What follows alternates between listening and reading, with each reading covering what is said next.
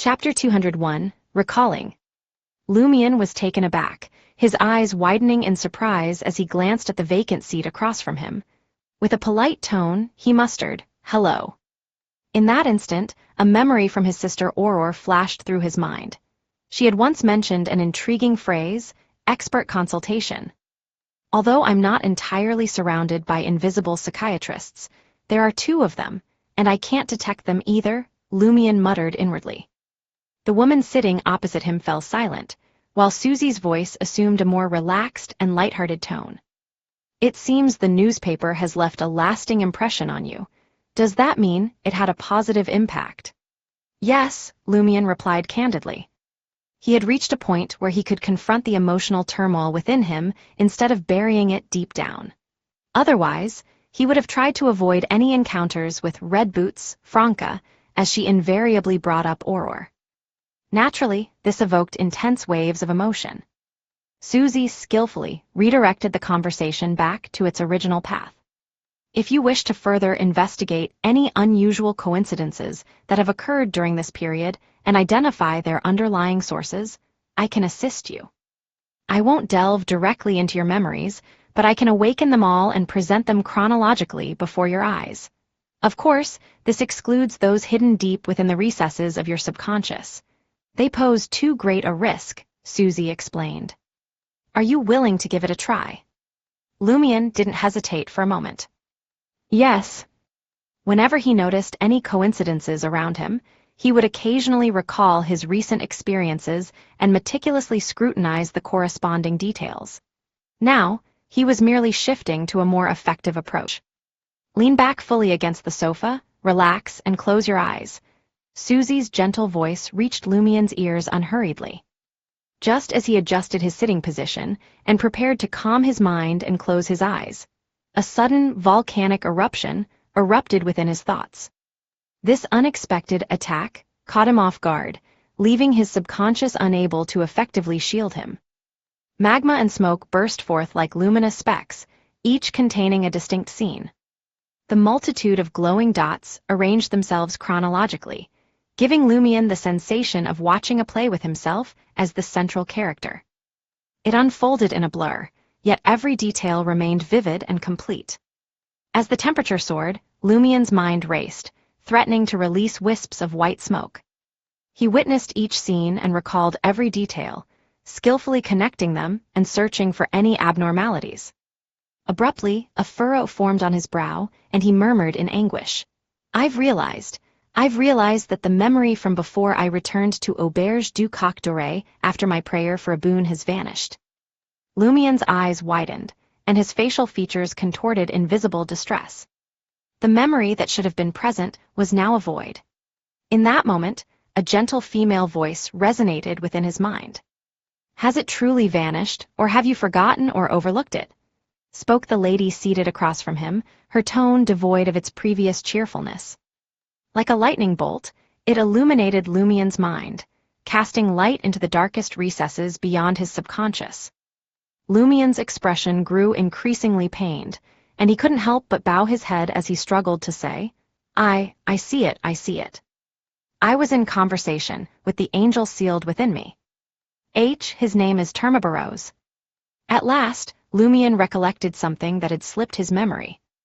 The corruption contained within his left chest was, in essence, an angel who believed in inevitability, Termabarose. Initially, he had intended to seek guidance from Madame Magician on how to harness the angel's powers and avert any potential negative consequences, but he had completely forgotten about it. "Is this the corruption sealed within your body?" Susie's reaction appeared unsurprised, her voice maintaining a calm demeanor. Lumion instinctively exhaled, his fingertips reaching his forehead, already dampened with cold sweat. He truthfully replied, "Yes, he attempted to entice me into aiding his escape from the seal, but I refused, and then I simply forgot. This is truly bizarre. Termabarose is undeniably sealed within my body and can't break free, yet I was unwittingly affected by him. That's to be expected. One mustn't underestimate any angel, even when sealed." Susie offered an explanation to allay Lumion's immediate apprehension. The unknown was always the most terrifying.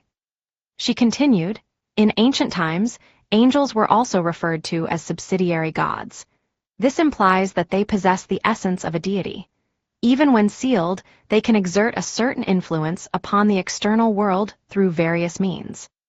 Did you, perhaps, believe that with the seal of the great entity, the corruption upon your chest was more akin to a boon? As long as you follow the correct procedures at the appropriate stages, you shouldn't encounter any issues apart from enduring greater pain and assuming a certain risk of losing control. Lumion fell into silence, recognizing that he had entertained similar thoughts of late. You must remember that in such matters, the potency of a curse is no less than that of a boon, if not stronger, warned Susie. I don't know how Termaburose has influenced you, but given his belief in inevitability, I suspect his primary aim is to induce a deviation in your destiny. However, you needn't worry excessively. He is, after all, sealed, and his capacity for influence is considerably limited. Moving forward, as long as you continuously assess your condition and consistently seek guidance on your actions, you can largely circumvent this predicament. All right, Lumion retrieved a pen and paper and hastily jotted down a memo. The note pertained to consulting Madame Magician regarding Termaburose. He feared succumbing to the angel's influence from the realm of inevitability and forgetting these pertinent matters once the treatment concluded. Lumion carefully stored away his pen and paper, releasing a slow exhale. Now that I've recollected the events involving Termaburose, I feel considerably more at ease. It appears that my spirituality had detected something. I can perceive an improvement in your mental state, affirmed Susie, echoing Lumion's sentiments. Taking advantage of the moment, Lumion posed a question. Ladies, do you believe that Susanna Matthijs has been fully eradicated by the official Beyonders? Or should I continue searching for clues at Theater de l'Ancien, cage pigeons to prevent her from launching another attack? Taking note of the time, Monsieur Ives, the landlord of Auberge du Coq d'Oreille, should soon find himself in dire straits. Susie offered a gentle smile as she replied, the spectator path isn't well versed in divination. Seated across from Lumion, the invisible lady smiled and added, Madame Magician is a divination expert. Did she not provide you with an answer, or perhaps her hidden message eluded your understanding? She didn't say anything. Lumion pondered for a moment, recalling Madame Magician's response regarding Susanna Matthijs. Suddenly, he froze. Madame Magician had continuously guided him on how to resolve the issue with Susanna Matthijs, subtly hinting that he should seek assistance from Mr. K. From a different perspective, she had never once considered the possibility that Susanna Matthijs had been entirely eliminated. In her view, this predicament would undoubtedly resurface. Isn't it too ambiguous, or does she assume it self-evident and fails to emphasize it? Lumion mumbled to himself, nodding in realization. I know the answer. As Lumion spoke, he made a connection based on the manner and demeanor exhibited by the psychiatrist seated opposite him when addressing Madame Magician.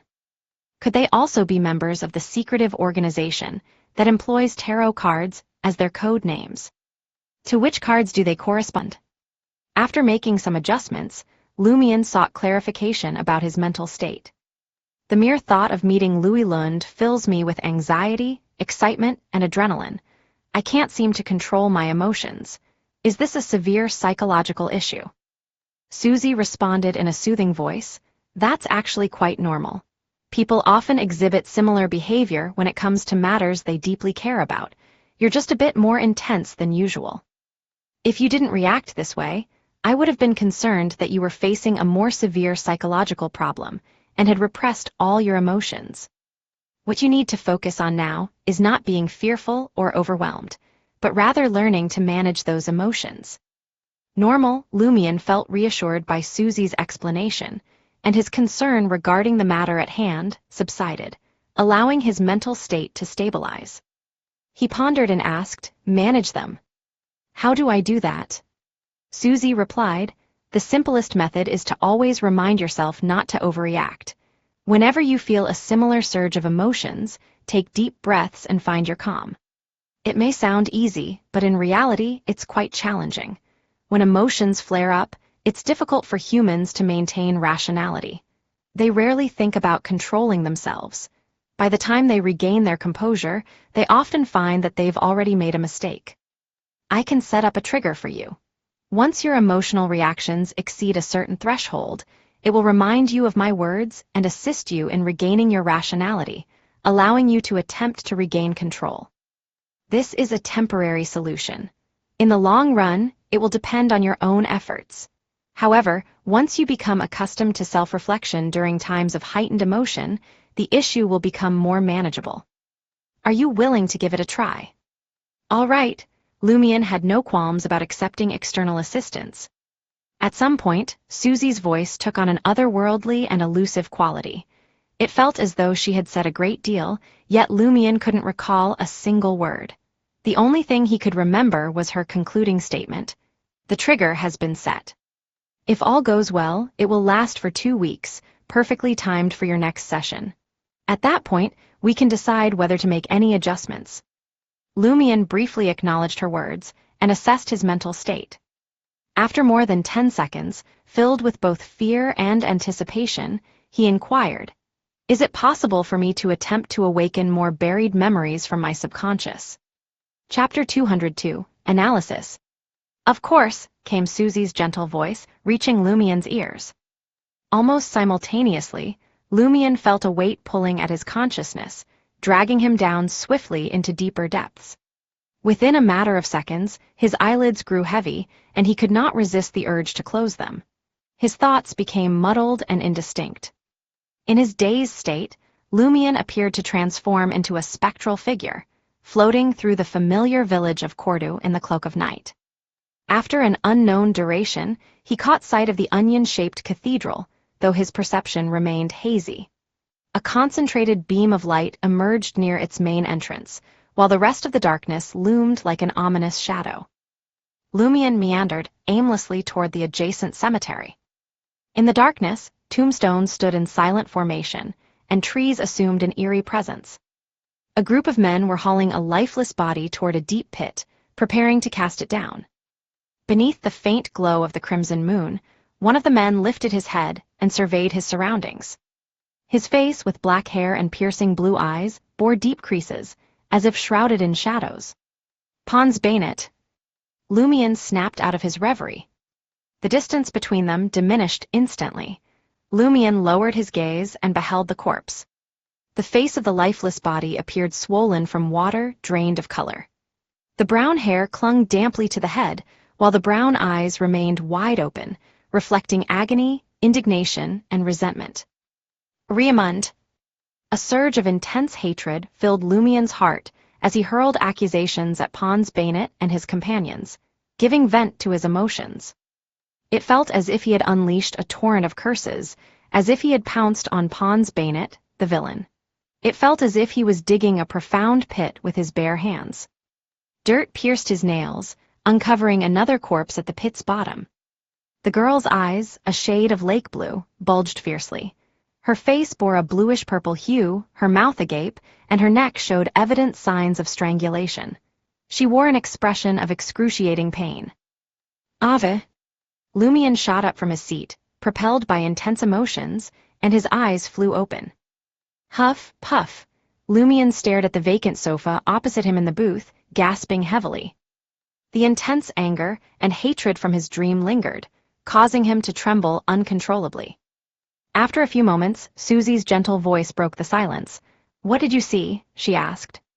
Lumion's face twisted slightly as he replied, his voice filled with pain. "I saw them. I saw Riamund and Ava's bodies. One of them drowned, and the other appeared to have been strangled to death. Pons Banet and his gang were burying their bodies in the cemetery next to the cathedral. I shouted at them, wanted to do something, and then I woke up." Susie listened attentively and spoke calmly. "This time, I didn't allow you to have a lucid dream. Instead, I let you experience certain subconscious scenes in the form of a dream. While it may not present the complete truth, it combines fragments of what actually happened. There might be overlaps in time or space, but the essential details remain intact. It provides us with a basis for interpretation." Lumion asked, his voice filled with anguish. So you're saying that I really witnessed Pons Bayonet and the others burying Riamund and Ava's bodies in the cemetery? I'm not entirely certain, Susie analyzed. What we can conclude so far is that Riamund was drowned by Pons Bayonet and his companions, and Ava was strangled to death by them. Their bodies were eventually buried somewhere in the cemetery, and you may or may not have been present at the scene. It's possible that you discovered it later and attempted to unearth their corpses as well as seek revenge on Pons Bayonet and his gang, but the outcome wasn't favorable. Otherwise, your recent dream would have reflected some of that content.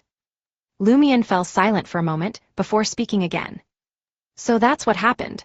I was wondering why Pons Bayonet and the others didn't kill me and toss me into the deep pit if I was truly there. Part of his anguish stemmed from a fear deep within him, a suspicion that he might have been in league with Pons and his gang. We cannot dismiss the possibility that you were present at the scene and witnessed the entire incident, but there are numerous explanations. It may not be as you imagine it to be. They spared your life because they needed a vessel with exceptional physical attributes. Susie understood Lumion's doubts and resistance. Her words aimed to soothe him gently. What I can affirm is that the anger, hatred, and desire for revenge you experienced in your dream were genuine. Those were your true emotions at that time. In other words, regardless of the circumstances, the deaths of Ava and Riamund have nothing to do with you. Upon hearing Susie's words, Lumion felt as if a weight had been lifted off his shoulders. He slumped against the sofa, his strength draining away. His mind was now much calmer than before, and he no longer needed to maintain a facade of bravery. In the blink of an eye, an invisible warm breeze swept through his body and mind, soothing him completely. Susie's encouraging voice filled the air, her smile evident. Compared to our last session, you're in a much better state now. You showed courage sooner than I anticipated, facing the doubts and questions you were reluctant to confront. In the realm of psychology, this is a crucial indication that you're breaking free from the puzzle. Only by directly confronting the problem can you find a resolution. All right, that concludes today's treatment. You're ready to face Louis Lund, Madame Pualis, and the others. In that very instant, the composed Lumion pondered the words of Madame Magician, recalling her earnest advice. There is yet another matter. I may be compelled to believe in another entity at some point, but ordinarily, I am forbidden to recollect his honorific name. Do you, either of you, possess a means to prevent such recollection? The cheerful female voice responded, her words carrying a gentle smile. That is quite simple. I shall provide you with a psychological trigger. When your spiritual intuition feels devoid of protection, your subconscious will replace the honorific name with that being to safeguard against its impact. While under protection, you may freely remember and speak his name in its entirety. Lumion's mind turned adrift briefly upon hearing the other person declare, "The psychological cue has been planted." "Thank you, madam, and thank you too, Madam Susie." Lumion nodded toward the empty space across from the booth. "You're welcome. See you in 2 weeks," the gentle female voice replied, and Susie added, "See you in 2 weeks." Lumion wasn't sure when they departed, but the area around Booth D grew still. Only the chirping of birds in the botanical garden, the clopping of hooves on the road, and the distant hum of machinery resonated. He lifted his cup, finishing the remainder of his Intis coffee in one gulp, adjusting his mental state. Seizing the moment, he replayed the entire treatment process in his mind, and an inexplicable feeling settled upon him. Madame Susie's last statement seemed somewhat peculiar. She said, "I can face Louis Lund, Madame Pualis, and the others now." Does that imply that the answers I might receive from Madame Pualis could shatter me? It's understandable, but what if my condition doesn't improve as expected? Will she advise me to give up the opportunity to meet Louis Lund? But what if Louis Lund emerged yesterday? Wouldn't it be a major problem if I hadn't had my follow-up? If that's the case, shouldn't Madame Susie have warned me against approaching Madame Pualis or confronting the Padre before the follow-up session? How can she be so certain that I won't encounter Louis Lund in the past 2 weeks, or that he'll elude capture if I do? Spectator. Lumion's senses snapped back to full alertness. He exited Booth D and hailed a public carriage back to Le Marché du Quartier du Gentleman. Lumion didn't rush to send a messenger to Auberge du Coq Doré or the safe house on Rue des Blouses Blanches to inform Madame Magician about Termiberos. Instead, he made his way straight to 126th Avenue du Marché to check if his subordinates, Anthony Reed or Franca, had discovered anything. With a dark brown wide-brimmed hat atop his head, Lumion strolled to a spot diagonally across from Black Scorpion Roger's house, roughly 20 meters away. He settled into a gap between two buildings, leaning against the wall. Several vagrants occupied the area. One of them shuffled closer to Lumion and whispered, "Nothing yet." Lumion nodded and directed his gaze toward the three-story building with a garden, keeping an eye on passers-by. As time ticked by, the sun descended on the horizon, casting a dwindling light. The lamplighters commenced their task, igniting the gas lamps one by one. At that moment, Lumion spotted a man clad in a grayish-blue worker's uniform.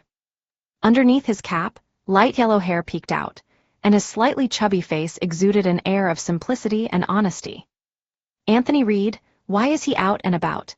Lumion recognized the information broker, perplexed by his actions. Resembling a worker finishing his shift, Anthony Reed hurried toward the end of Avenue du Marché. Lumion's pupils contracted when he realized that Anthony Reed wasn't merely passing by. He was approaching someone. The man sported a blue gown adorned with yellow buttons, a waxed hat, a white tie, and a red vest. He sat inside a rental carriage bearing a yellow plate, clearly a driver affiliated with the Empire Carriage Company. Carriage drivers from different companies donned distinct uniforms. The carriage driver tipped his hat, keeping his head lowered as if waiting for a customer. Lumion's heart stirred. He rose to his feet, taking a few steps in that direction. As Anthony Reed brushed past the carriage, he stumbled and collided with the horse pulling it. Startled, the horse attempted to raise its forelegs, but the carriage driver swiftly tugged on the reins, firmly restraining the animal. Yet, as the carriage driver lifted his head, his face was revealed. In his 40s, with black hair, Lumion couldn't discern his features clearly due to the distance. Nonetheless, a faint sense of familiarity washed over him. Lumion narrowed his eyes as he profusely apologized to Anthony Reed and left the carriage behind. A valet emerged from 126th Avenue du Marché. Approaching the carriage, the valet addressed the driver. "My master wishes to hire your carriage. Proceed inside and assist with moving some items." The carriage driver nodded, replying in a deep voice, "Okay." Following the valet, he entered the residence belonging to Black Scorpion Roger. Lumion, who had witnessed the entire sequence of events without catching their conversation, smirked. He was now utterly certain that the carriage driver was Louis Lund. "At long last, you've arrived." Chapter 203, Cooperation. Lumion retreated to the cluster of tramps, patiently awaiting the emergence of Louis Lund.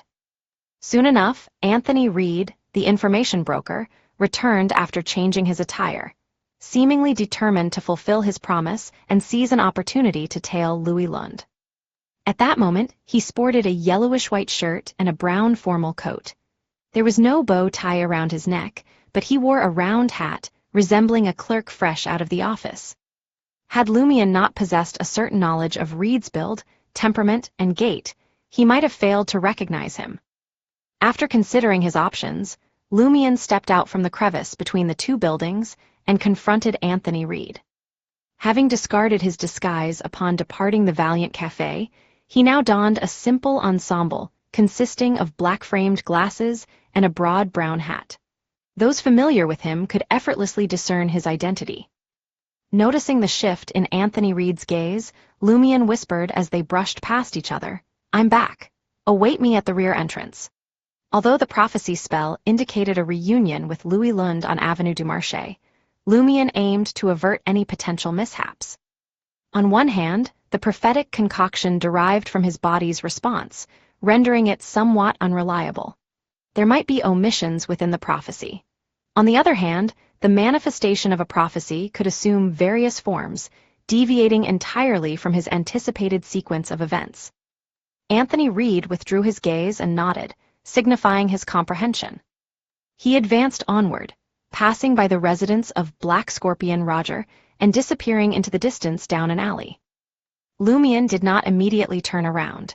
Beneath the glow of street lamps, he pressed onward. Just as he reached a dimly lit section, a figure emerged from the shadows beneath a dilapidated, iron-black street lamp in the alley ahead. The towering individual, garbed in a form-fitting black robe with a hood that nearly concealed the face, beckoned to Lumion. Franca, Lumion instantly formed a conjecture and hastened towards her. The conspicuously dressed character was indeed Red Boots Franca. This time, she had foregone her trademark red boots in favor of black ones. "Aren't you concerned about being discovered?" Lumion couldn't help but inquire. Waltrarians had a high tolerance for eccentric attire and even actively pursued fashion trends.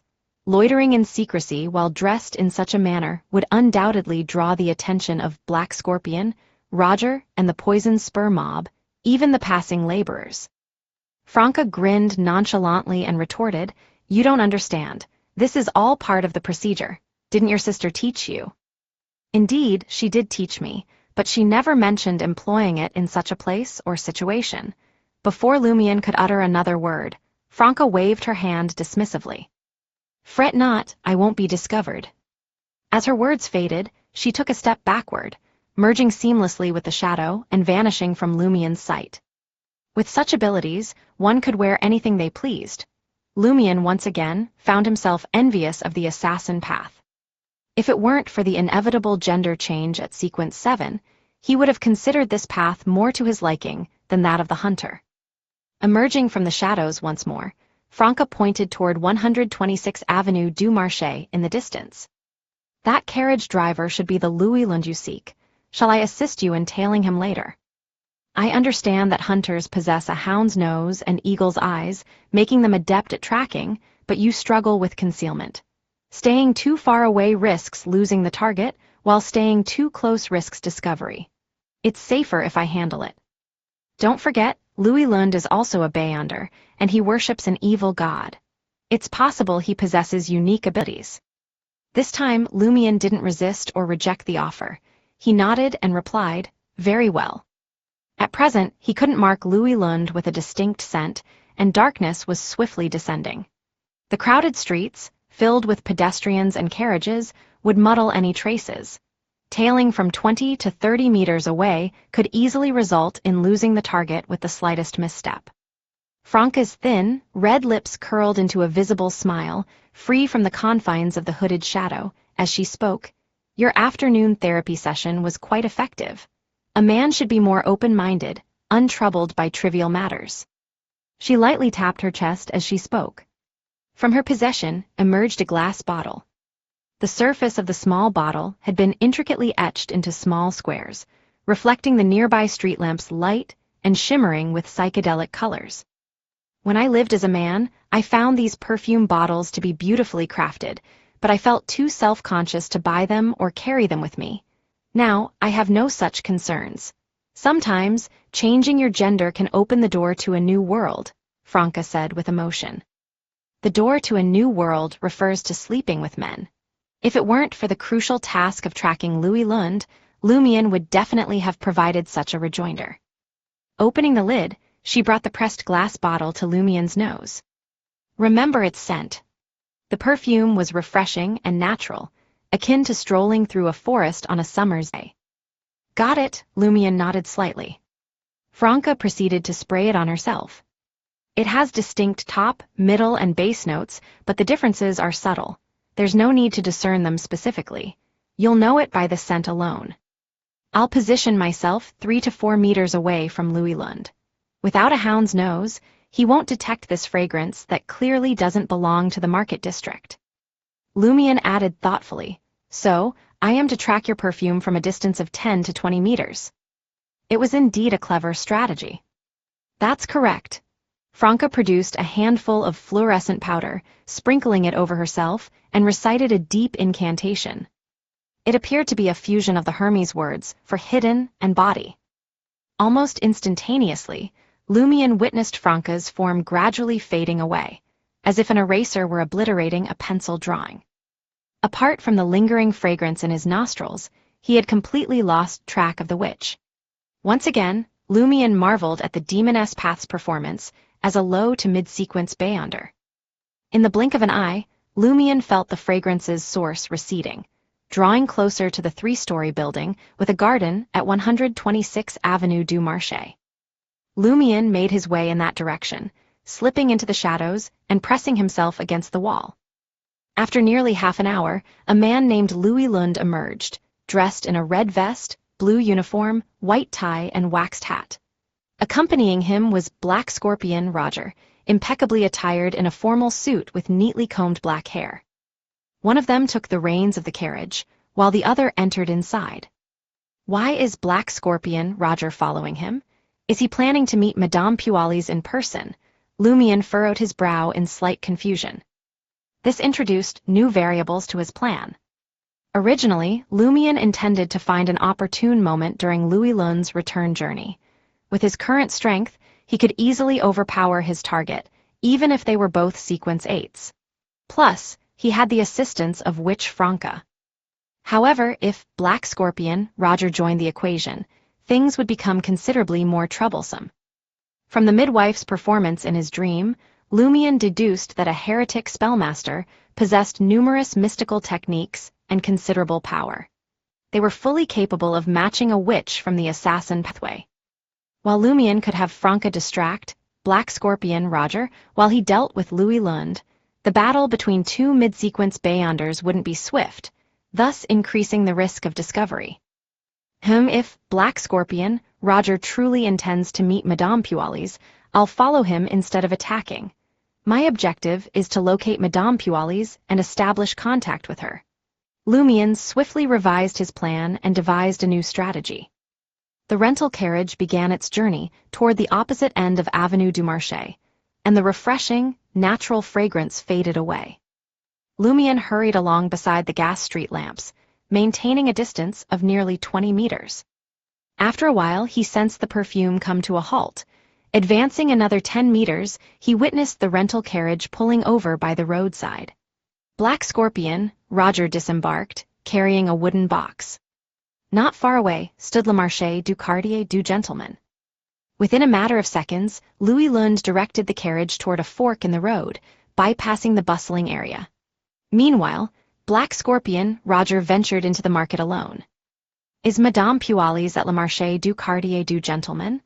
Or is Black Scorpion Roger merely escorting Louis Lund for a distance, concerned about potential targeting? Lumian speculated as he hastened forward. Regardless, capturing Louis Lund took precedence. Behind Le Marché du Quartier du Gentleman, there were only a few pedestrians. Under the pitch-black sky, occasionally, one could spot a lone figure. Several street lamps here were out of order, leaving the road engulfed in darkness. It was wide enough for several carriages to pass side by side. Lumian surveyed the surroundings, wasting no time. He removed his black-framed glasses and sprinted forward. Before long, he caught up with the slowly moving carriage. As Louis Lund sensed the anomaly, he pushed down on the carriage with his left hand and lunged toward the driver's seat. From this distance, Lumian could clearly see the black-haired, blue-eyed face. Though the other party had employed some disguise, Lumian was certain it was Louis Lund. Reacting swiftly, Louis Lund, without bothering to ascertain the assailant's identity or motives, seized the reins with his left hand and balled his right hand into a fist. Like a speeding cannonball, he launched an attack at Lumian, who was suspended in midair with no leverage to defend himself. In that very moment, Louis Lund caught sight of Lumian's unmasked face, his eyes widening in sheer shock. Undeterred, Lumian didn't evade the blow. Instead, he extended his right arm and caught hold of Louis Lund's fist. Just as the impending collision seemed inevitable, Lumian retracted his arm, lessening the force behind the strike. Then, with a swift motion, he intertwined Louis Lund's fists, wrists, and forearms as though he had boneless limbs.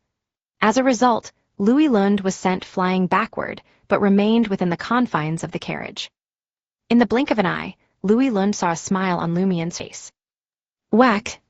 Franca materialized on the opposite side of the carriage driver's seat, her palm poised to strike Louis Lund's ear.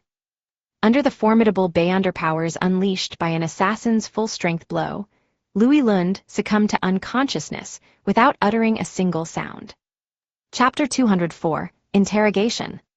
With a swift movement, Lumion used the force of Louis Lund's fall to gracefully land in the spot where the carriage driver had been stationed. Franca had already taken over from Louis Lund, expertly maneuvering the horse and bringing the carriage to a halt by the darkened roadside. Their coordination was flawless, even without prior communication.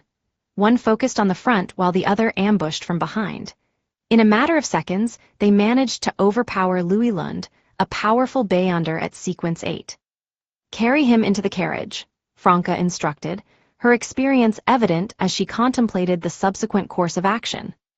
Lumion didn't object and lifted Louis Lund into the rented four-wheeled carriage. Franca followed suit, closing the carriage door behind her. Then, she removed her hood and black robe, seemingly preparing to change into more comfortable attire upon returning home. Halfway through her task, she caught Lumion's puzzled gaze and snapped out of her reverie. Awkwardly, she instructed, "Turn around." Lumion could deduce Franca's intentions and quickly obliged, diverting his gaze out the window to allow her the privacy she required. A rustling sound continued for over a minute behind him. "I'm done," Franca's clear voice reached his ears. The rental carriage wasn't particularly spacious. Lumion, standing at over 1.8 meters tall, hunched over slightly and turned back. Franca now wore a red vest, a white tie, and a blue gown adorned with a row of yellow buttons. Holding a waxed hat and a horsewhip, she presented an unusual blend of mismatched elements, an absurd and peculiar beauty, with her sharp nose, slightly flamboyant brown eyebrows, thin red lips, and vivid lake-colored eyes. "Quite swift, Miss Franca," Lumion praised, acknowledging her as the new driver for the Empire Carriage Company. "That's professionalism for you. If these buttons hadn't been so time-consuming, I could have been even faster," Franca muttered as she tucked her flaxen-colored hair beneath the waxed hat. With her disguise complete, she retrieved an eyebrow pencil and other items she carried and quickly applied some simple makeup. Her complexion darkened, and her eyebrows were made to appear untidy, successfully transforming her into an ordinary-looking man who wouldn't attract undue attention in the dimly lit streets illuminated by the crimson moon and street lamps. "I'll be the carriage driver. You interrogate him," Franca declared, opening the door and hopping out to assume Louis Lund's former seat. She took hold of the reins and guided the horse to turn slowly. Satisfied that the rental carriage was moving steadily, Lumion assisted Louis Lund to the opposite seat. Extracting a bottle of truth serum he had obtained from the unscrupulous Headsey, he compelled Louis to consume a third of it. As the drug began to take effect, Lumion resisted the urge to wake the unconscious Louis Lund with the ritual silver dagger. Instead, he gently prodded the area between the bridge of the nose and lips, tugged at a strand of his hair, and lightly tickled his nostrils with the strand. Gradually, Louis Lund stirred from his slumber. Throughout this process, Lumion maintained a friendly and non-threatening posture, refraining from dislocating his captive's joints or binding his hands and feet. "Achoo!" Louis Lund sneezed and abruptly awakened from his slumber. He glanced across at Lumion, who sat at ease with a smile playing on his lips. "You," Louis Lund exclaimed, a mix of shock and recollection flooding his mind. "Stay calm," Lumion reassured, his smile unwavering as he pressed his right palm down. "If I intended you harm, stray dogs would have already feasted upon you." Louis Lund's immediate impulse was to employ his powers and make a swift escape. Yet, as he recalled being attacked from behind, he cautiously peered out of the carriage window. The distant light merged with the surrounding shadows, amplifying the hushed whispers of wheels and hooves upon the road. Reluctant to gamble on mounting a counterattack, Louis Lund inquired in a low, grave voice, "What is it that you want?" From his vantage point, Lumion hadn't taken any measures to restrain him, confident in the belief that escape was futile. The other party may have been careless or vulnerable, presenting an opportunity for Louis Lund to exploit. But such an advantage would never manifest in a direct confrontation. And the aid accompanying Lumion could strike from the shadows undetected, a force to be reckoned with. Lumion smiled. "I merely seek to reunite with an old friend." Louis Lund, dressed only in a linen shirt and shorts, replied with a dark expression, "I won't succumb to your threats again. Madame is already aware of my past transgressions and has granted me forgiveness. So I really possessed incriminating information about you." Lumien's mind momentarily swirled with confusion. Recollections from his dream emerged, a revelation of Louis Lund engaging in an illicit affair with a woman from the village, clandestinely selling portions of the administrator's castle collection in a bid to blackmail him for knowledge of Madame Pualis's involvement with the Padre. In retrospect, those accounts might have been fallacious. If the Padre truly harbored desires for Madame Pualis, it made little sense for him to forsake belief in the evil god symbolizing bountiful harvests, or to forego birthing several children with her. Lumien suspected that his dream had crafted an R-rated adaptation of the concealed conflict between the two factions. After all, both the Padre and Madame Pualis had numerous lovers, making it easy for his subconscious to forge connections. Compared to the secrets housed within Madame Pualis's castle, Louis Lund's affair and the pilfering of collections appeared as innocuous as mundane meals thrice daily. There was no ground for him to be subjected to blackmail. Yet here stood Louis Lund, insisting that he had indeed erred and fallen victim to Lumien's coercion. "Is that so?" Lumien adopted his Cordu prankster king persona. "I merely assisted you in concealing your missteps. How can that be construed as a threat?" Louis Lund erupted in a bitter laugh, a mix of anger and disbelief. "You are the most shameless individual I have ever encountered. I am aware that you uncovered certain irregularities and sought to discern their origins, but you did indeed threaten me and extract information about Madame." "That's correct. In those days, I entertained the thought of betraying Madame and seeking the Padre's assistance. However, that was because I hadn't comprehended the greatness of Mother. I was still a follower of the false god, the eternal blazing sun. Now, my life stems from Mother, and my future belongs to Mother." "Ah, so that's how it is. I must thank this truth serum. You've spilled all that needed to be said, both the necessary and the unnecessary. I didn't have to rack my brain to gather information. In reality, I sensed something amiss in the village and embarked on a certain investigation." Lumien nodded, satisfied, and smiled. "When did you come to realize the greatness of Mother? Was it after you gave birth to that child?" Louis Lund looked utterly stunned, his reaction almost causing him to jolt upright and bang his head. "How did you know about me birthing a child? How could you possibly know?" So I wasn't involved in the Padre's raid on the administrator's castle. Otherwise, Louis Lund wouldn't be posing such a question.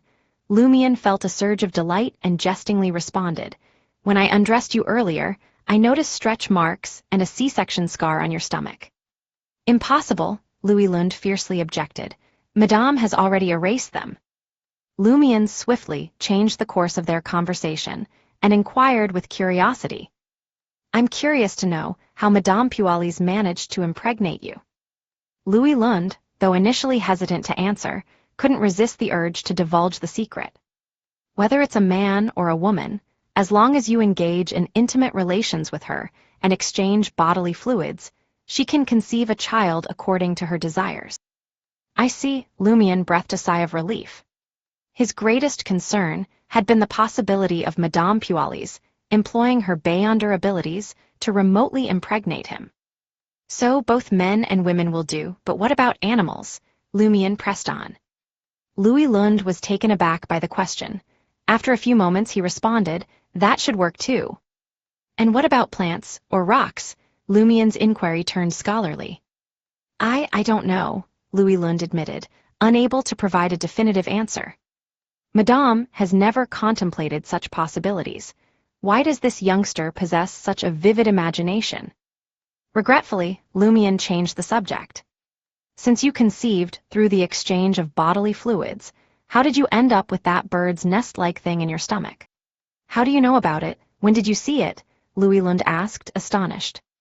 "I'll tell you later," Lumien swiftly lied, maintaining his composure without a flicker of hesitation. Louis Lund wore a perplexed expression as he muttered, his face clouded with confusion. "It came along with the conception of the child. It's like a fruit. The outer layer is the epidermis, and the fetus is the pulp. They were once joined together and only split open when ripe. Sounds quite magical. That bird's nest seems to possess great spiritual value. Can it be utilized in the realm of mysticism? Lumion deliberately rambled, skillfully diverting the conversation away from his true intentions. It serves as a key ingredient in a certain healing potion, Louis Lund continued, speaking without pause. It has various other uses as well, like enhancing the condition of human skin and providing power to spells. After he finished, Lumion let out a nonchalant sigh. Did your first child perish in the Padre's assault on the castle? Yes, he was still so young, Louis Lund lamented the loss of life. During that time, the Padre had many followers with him. We kept retreating, and a few gardeners and a heretic spellmaster lost their lives. If Madame hadn't returned in time, we wouldn't have escaped. Sigh, all those children were killed. How many people did the Padre bring? Lumion casually inquired, concealing his true concerns. Louis Lund recollected and replied, some were shepherds originally, like Pierre Niort Best, and the others. Some were the Padre's mistresses, such as Sybil Berry, Madonna Baynet, and Philippa Guillaume. The rest were Pons Baynet and his gang. We managed to kill a few of them, including the rather formidable Niort Best. In my dream, Niort Best was slain by the 3 sheep, so in reality, he died during the raid on the administrator's castle. And I wasn't among the individuals mentioned by Louis Lund. In other words, the battle scenes I witnessed were derived from a fragment of my soul. Thus, they are incomplete and unable to reveal the full picture, and all the participants. Lumion felt a sense of relief and smiled as he asked, where did Madame Pualis go? Chapter 205, Banshee.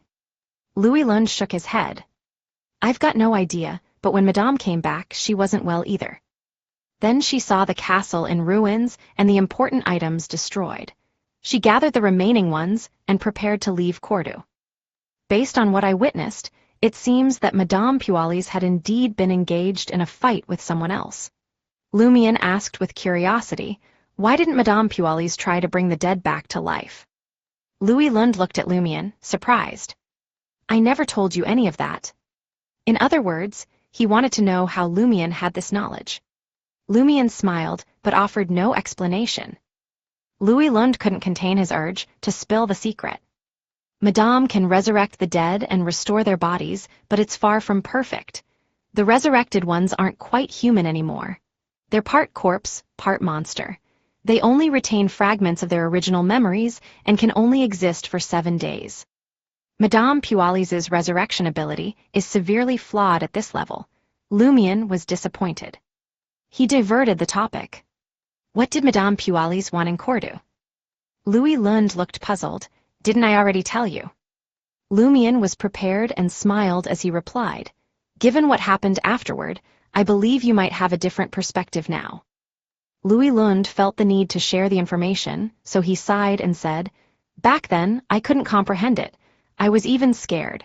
That's why I dropped hints to the Padre during Mass, hoping for assistance.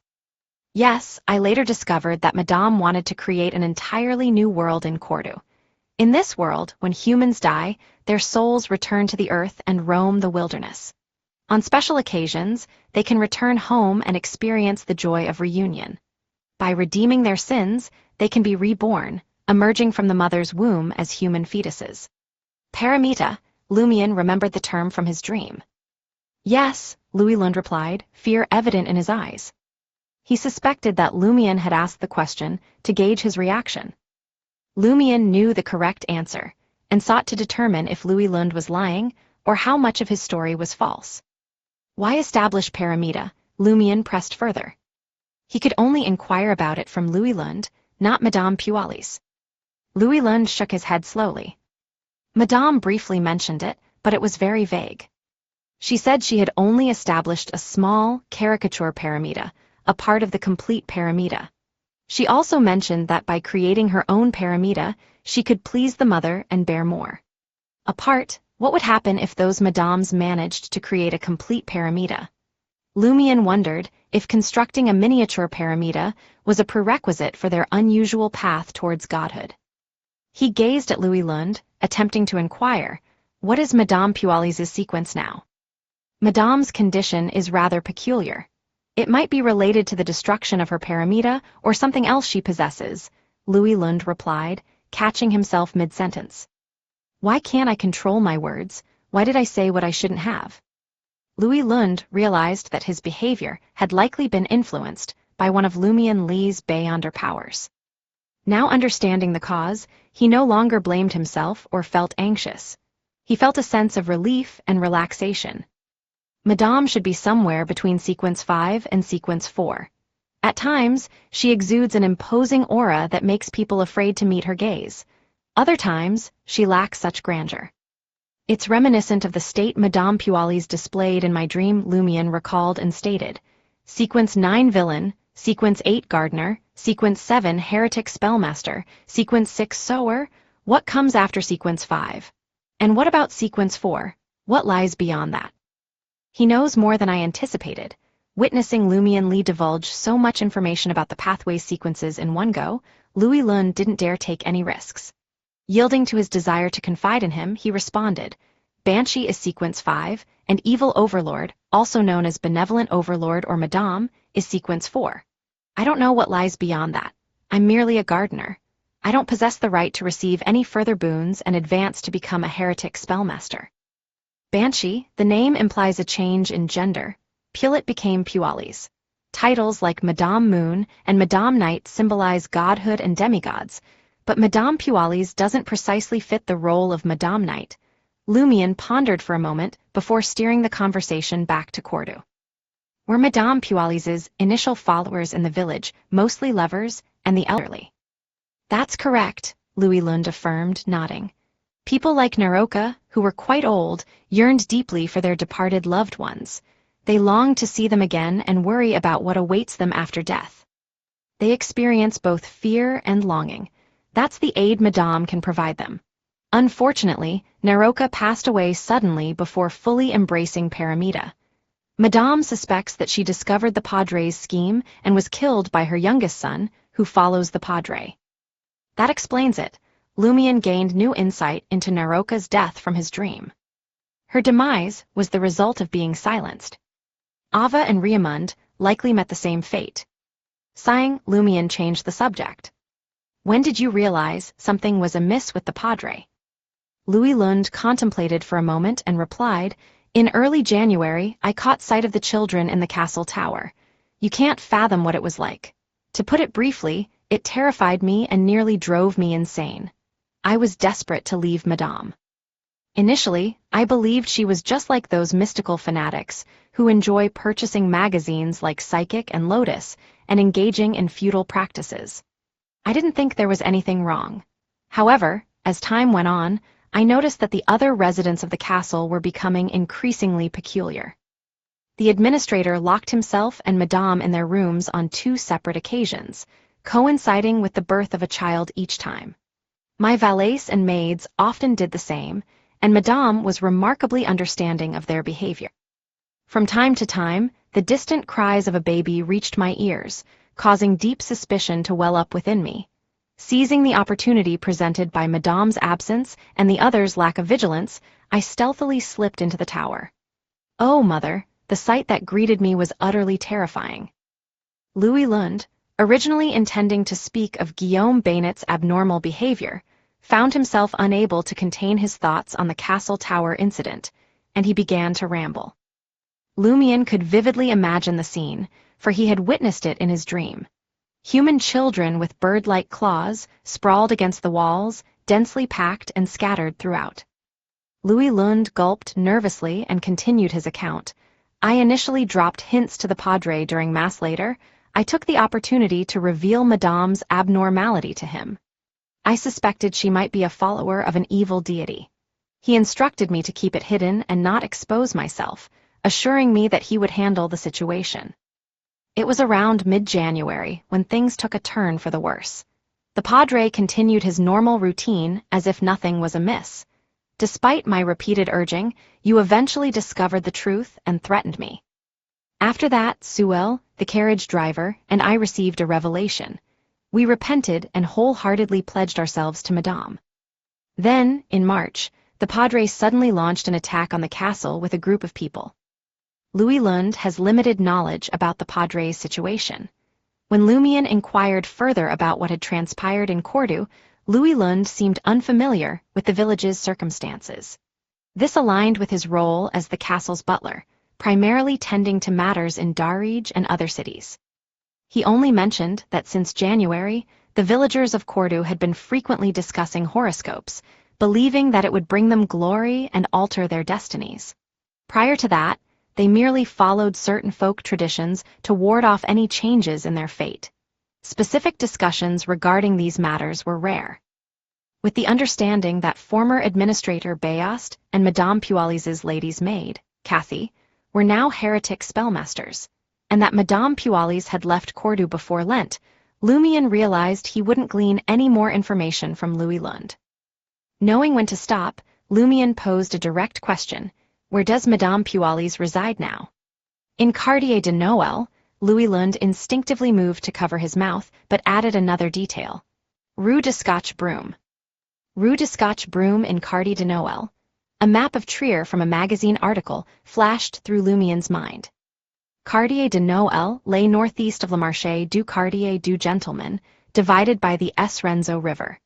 It was renowned for its numerous hospitals, including the Veterans Home and Wounded Soldiers Hospital. Additionally, being situated in the suburbs, it boasted a fair share of farmland. Lumian refrained from pressuring Louis Lund or intensifying his desire to extract more information. Instead, he smiled and said, I bear no ill intentions towards Madame. I merely wish to speak with her about the events in Cordu. I will allow you to depart. Please inform Madame Pualis that if she is willing to meet with me, she can choose the time and place.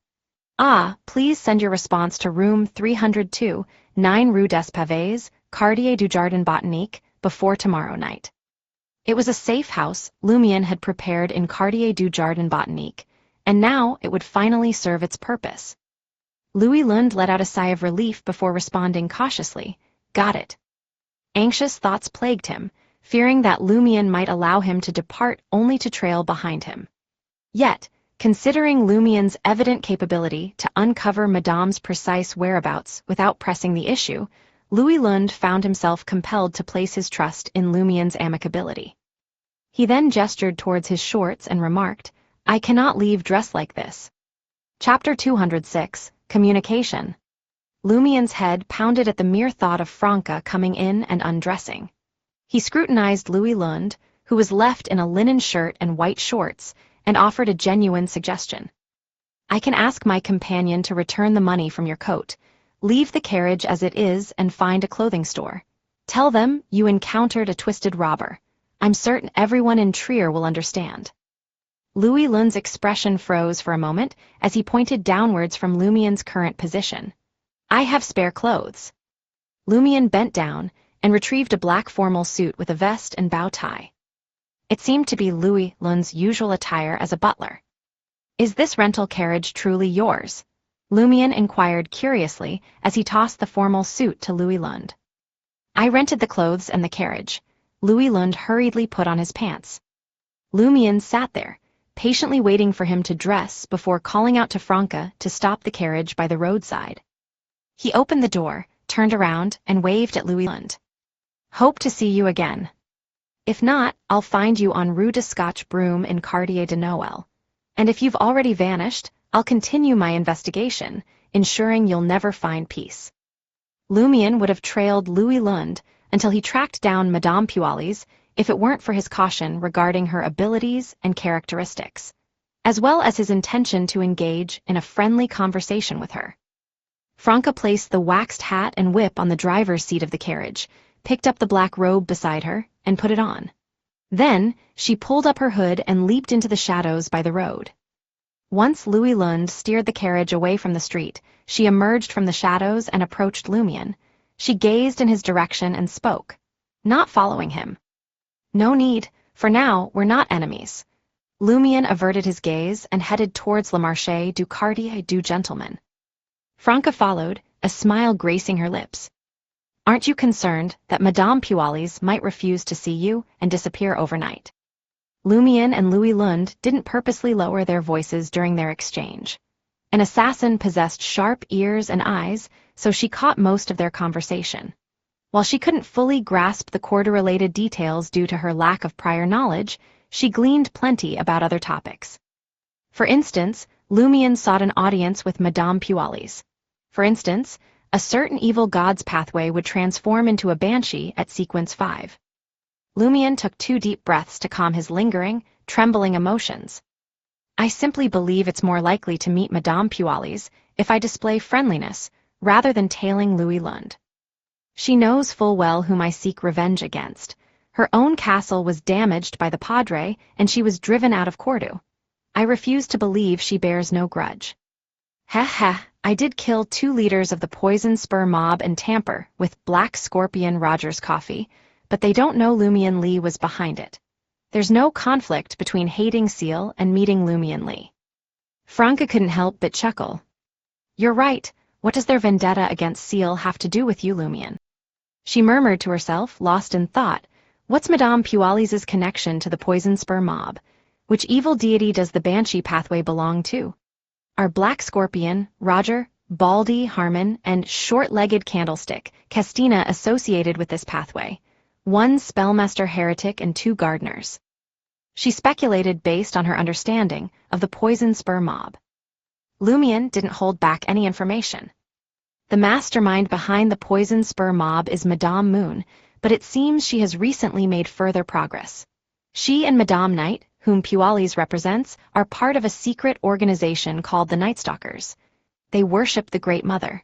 I don't know the precise name, nor do I dare to utter it. The concealed entity known as Inevitability could corrupt people merely by knowing about it. The Great Mother, even more sinister and fearsome than Inevitability, had her followers locked in a prolonged conflict against the blessed of Inevitability in Cordu. So, she was certainly capable of doing the same. Lumion suspected that if he were to learn the Great Mother's complete and honorific name, there was a high chance he would become pregnant on the spot. Franca found herself deeply intrigued. Indeed, it's best not to seek knowledge beyond one's boundaries. There was once a member of our research society who enjoyed delving into secrets and acquiring all kinds of mystical knowledge. Eventually, he vanished and was never seen again. Franca pragmatically shifted the topic to Black Scorpion, Roger, and the others, along with their respective abilities. Lumion provided detailed explanations. After all, he still had to rely on Madame Hidden Blade to combat the Poison Spur mob. When Lumion speculated that one of the abilities of a sower was to impregnate others, Franca felt a momentary envy and eagerly exclaimed, "If Gardner were to become pregnant, it would be quite interesting." Madame, your thoughts are perilous. I truly worry that you might embrace the mantra of life is short, why not give it a try? And end up choosing to believe in that Great Mother, praying for her to bestow upon you the power of a sower, Lumion mockingly warned. The combination of a demoness and a sower was too wicked. Trier would undoubtedly witness a large number of victims. Franca was taken aback. I've already consumed a potion and become a Beyonder. I can't accept any more boons, can I? You don't know? That's fortunate. Lumion sincerely replied, I don't believe so. Don't worry, I possess extensive knowledge of mysticism and understand that every evil deity harbors malicious intentions. Franca sighed softly, setting an example for herself. She glanced over at Le Marché du Quartier du Gentleman nearby and casually remarked, When I was waiting for Louis Lund earlier today, I witnessed an unlucky fellow. Unlucky fellow, Lumion's heart stirred as he recollected. Was he a slender man in his 50s with blonde hair and blue eyes? How did you know? Franca was taken aback. He was strolling along the street when a vase suddenly dropped from the balcony above and struck his head. He reacted swiftly, managing to dodge to the side of the road. However, he stumbled on the edge of the curb and lost his balance. At that very moment, a public carriage was about to collide with him. He's certainly no ordinary person. Despite the circumstances, he evaded it with a remarkably nimble move. And then, guess what? He collided with a gas street lamp pole, causing his nose to bleed. After recounting the humorous scene she had witnessed that afternoon, Franca turned her gaze to Lumion, awaiting his response to her inquiry. Lumion paused, contemplating her question. That individual should be Monsieur Ive, the landlord of Auberge du Coq d'Oreille. He is in cahoots with the pervert known as Hedsey, who attacked Jenna. I suspect he is a Beyonder. I had previously informed the Eternal Blazing Sun Church of the anomaly through intermediaries, but they found nothing amiss. Recently, I acquired a bad luck charm and seized an opportunity to use it on him. I intended for him to experience frequent misfortunes and thereby expose his abnormality. Unfortunately, his performance went unnoticed by official Beyonders. But given that tramp's luck, Monsieur Ive would likely suffer from misfortune for another 2 or 3 days. Franca's expression darkened as she stated, "Indeed, it's clear that he is a Beyonder." "So, it's the group that attacked Jenna. You should have informed me earlier. I could have found someone to help draw greater attention from the authorities to this fellow named Ive." Recalling the eradicated mirror people, Lumion focused on the depraved Hedsey, Monsieur Ive, Susanna Madeyes, and Theodore de Elanchon Caja pigeons. The abilities of their pathway are quite intriguing. Franca couldn't help but sigh. When I first delved into mysticism, everyone told me that there were only 22 divine pathways. However, in the past 2 to 3 years, peculiar sequences have occasionally emerged. Do evil gods fall outside the realm of divine pathways?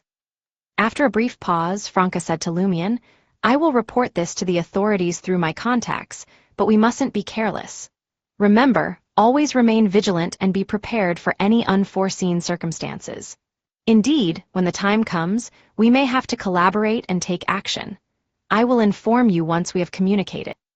"Not bad, now you know how to seek assistance from me. Don't fret, when I find myself in trouble I will come to you." "Okay," Lumion nodded gently. After bidding Franca farewell, Lumion made his way back to Auberge du Coq d'Oreille. He still remembered the issue with Termiboros. Once inside room 207, he retrieved the memo and read it carefully before composing a letter to Madame Magician. In the letter, he primarily addressed 2 concerns. Firstly, he detailed the temptation and subsequent influence of Termiboros upon receiving the alms monk boon. Secondly, he informed Madame Magician that he had sought assistance from the psychiatrist and could now avoid reciting the corresponding honorific name. Thanks to Monsieur Ive hiring a regular cleaning lady, the motel had become less infested with bedbugs. Lumion swiftly tidied up the surroundings, arranged the altar, and summoned the doll-like blonde messenger. The messenger surveyed the room and seemed satisfied with Lumion's decision to change the summoning location. Approximately 30 minutes later, she materialized in room 207 and placed the reply on the wooden table. Tilting her chin slightly, she addressed Lumion, "You should be grateful. I helped remind Madame Magician and ensured she read your letter promptly." "Thank you," Lumion replied reflexively, momentarily caught off guard. It was only after the messenger had departed that Lumion snapped out of his daze. He picked up the neatly folded square letter and unfolded it. "I am pleased to hear that your treatment is proving effective. I did not expect that entity to dispatch an angel. What a significant investment. In recent years, evil gods have indeed been infiltrating more frequently, but it remains challenging for higher-level powers to enter our world. The number of angels can be counted on one hand. 3 of them were destroyed in transit, causing only a small area of corruption. While one succeeded, an orthodox god intervened and rectified the situation. In other words, you are the only unfortunate individual in the entire world." Chapter 207, Organization. Lumion paid no mind to Madame Magician's usual playful jabs, and instead focused on her account of the evil god's infiltration. It aligned with the information shared by the late Hammer 8. For unrecognized evil gods hailing from other realms, providing godhood boons proved to be an arduous task. Numerous obstacles hindered their progress. They had to rely on covert followers to perform elaborate rituals on a grand scale, which often drew attention and resulted in swift annihilation before they could infiltrate. Madame Magician painstakingly detailed various examples, showcasing the immense difficulty angelic entities faced when descending into the mortal plane. In recent years, there had been only 5 instances, with 4 failures and 1 partial success. while gaining a measure of godhood without reaching angelic status seemed somewhat easier. Such cases were rare and generally unsuccessful. Though Madame Magician didn't explicitly mention it, Lumion suspected that the Great Mother, the Mother Tree of Desire, and the enigmatic Fog possessed extraordinary infiltration capabilities, surpassing other entities based on Hammer 8. It seemed likely that these three were responsible for most successful instances involving the acquisition of godhood powers. Does Madame Magician remain unaware, or does she deem it unnecessary for me to know at this stage? Lumion pondered momentarily, inclined to believe the latter. He continued, perusing Madame Magician's response. This actually bodes well. Dealing with an angel who serves a hidden entity is much simpler than confronting angelic powers derived from said hidden entity. The associated risks are also significantly reduced. Once you ascend to the rank of an angel and extract powers of equal magnitude from that fellow with the long name, thereby rendering him exceedingly vulnerable, you can implore my lord to undo the seal and set him free. Then, you can give him a thorough thrashing, and either transform him into a sealed artifact, or restore him to his original Beyonder characteristics. Naturally, this hinges upon him truly being an angelic entity and not a puppet blessed with a boon. Puppets are easier to handle. Once you extract a certain measure of his power, he will crumble. However, the remaining power bearing the mark of the hidden entity is what presents a greater challenge. You must maintain the seal and gradually absorb it until it reaches a level manageable by an angel. Doesn't it all seem to be progressing smoothly with a high likelihood of success? Ah, but the most vexing and formidable step lies in becoming an angel. In your present state, I lack confidence. Were it not for the uniqueness of the current era, 99% or more of the Beyonders would never come close to touching godhood. I believe your psychiatrist has already enlightened you on how to evade the negative effects of termiborose. No further elaboration is necessary. I simply wish to remind you that should you undertake any critical or perilous endeavors in the future, do write to me beforehand and apprise me of the situation. Why do I suggest you write before exploiting that lengthy named fellow? Because you might be clandestinely influenced and neglect the corresponding dangers, forgetting to notify me. As for Termiborose, he will not let you forget my warning, for it would mean you engaging in numerous hazardous exploits and facing a high risk of losing your life. That is clearly not what he desires or strives for. If you were to perish, the seal would be affected, but my lord would be alerted. In that event, I shall gather a team to reinforce the seal and eliminate him. With such a skilled angel of fate sealed within you, your future is destined to be quite exciting. Praise the Lord. You are akin to bait for the followers of evil gods, hunters, and demonesses. You shall embark on a multitude of experiences. If you find the time and inclination, do consider writing a lengthy letter to share with me. And now, with the assistance of the two psychiatrists, you can express your desire to alter your faith to Mr. K during a forthcoming gathering. Remember, before you set off to attend the event, offer prayers to my Lord for the angel's protection. Lumion read the note patiently, finding Madame Magician's words both abundant and yet empty. The most valuable part was her guidance on evading Termiborose's influence and the reminder to seek her opinion before utilizing the angel's power. Additionally, she provided a beautifully drawn blueprint that offered a chance to address the corruption within his body at the angelic level. Lumion burned the note by rubbing his spirituality. He then reached into his pockets, touching the hidden banknotes and coins, before leaving room 207 and making his way to room 305. Anthony Reed had already returned to his lodgings and sat by the bedside, dressed as a clerk. Observing Lumion unlatch the door and enter, he offered a simple explanation. I couldn't find the target at the back entrance of 126 Avenue du Marché. However, I recently discovered that he had already left through the main door, with you following him. Lumion produced 400 Verldor worth of banknotes and handed them over to Anthony Reed. At the same time, he nodded slightly and stated, "The commission is over." "It seems you've already encountered the target," Anthony Reed chuckled. Taking a moment to consider, he inquired, "Can I report the target's information to the authorities?" "Wait for a week," Lumian replied. He had initially planned to offer Anthony Reed more money to delay claiming the reward from the wanted poster. However, since he sought his opinion, Lumian took advantage of the situation by setting a time limit. He worried that any investigation or arrest related to Louis Lund might alert Madame Pualis, potentially jeopardizing their meeting. Anthony Reed did not object and let out a sigh. "You're more suited for the market district than I initially thought." He had never witnessed a wanted criminal rise to become a leader of a sizable mob so swiftly, without being detected by the authorities. "Competent individuals can thrive anywhere, just like you," Lumian advised Anthony Reed, casting a casual glance around room 305. His eyes fell upon a few folded papers on the wooden table near the window. They appeared thicker and smoother, larger than ordinary oil paintings. What could they be? Lumian focused his gaze for a moment, realizing that the folded papers had a faint bluish hue and a printed texture. Instantly, the pieces fell into place. The posters on the wall.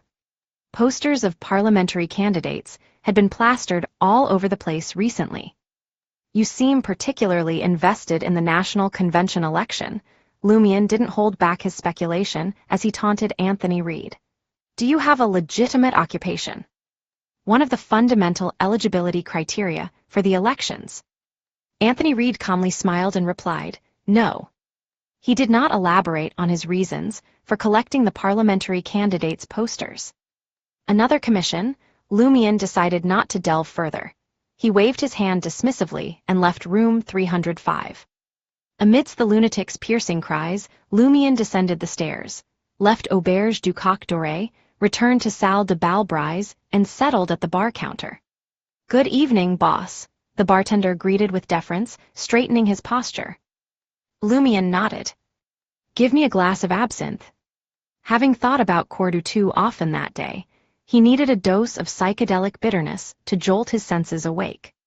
On the stage, Jenna performed with exaggerated flair, belting out flashy songs. Leaning against the bar counter, Lumian let his gaze wander as he absorbed every note. Now and then, he would take a sip of the dreamy green liquid, allowing its bitterness to awaken his nerves. Once he regained composure, he organized the recent matters he had to attend to.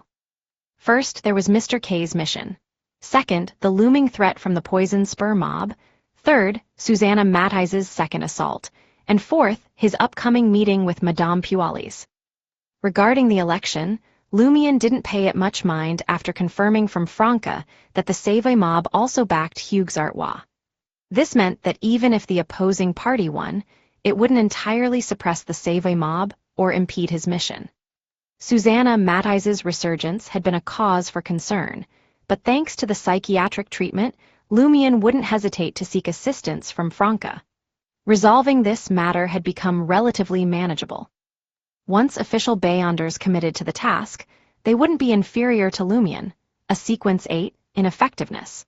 They would undoubtedly uncover Monsieur Ives' issues and the troubles at Théâtre de l'Ancien, cage up pigeons, purging Susanna Matthijs's evil spirit completely. This would be accomplished within the next few days. Lumian simply needed to remain vigilant. Mr. K's mission was rather complex, relying on Gardner Martin. Lumian, not being a spectator Beyonder, could only attempt to gain the target's approval through repeated efforts. There were no shortcuts for the time being, so rushing was unnecessary. Similarly, he had to await Madame Pualis's response. Lumian couldn't rush the matter even if he desired to. Upon analyzing the situation, Lumian concluded that he needed to prioritize dealing with the Poison Spur mob's threat. After the election, Black Scorpion Roger would receive an additional boon from Madame Moon, ascending to the rank of a sower. Baldy, Harmon, and short-legged Candlestick, Castina might even advance to the level of heretic spellmasters. At that point, Lumian, their primary target, would be defenseless against them.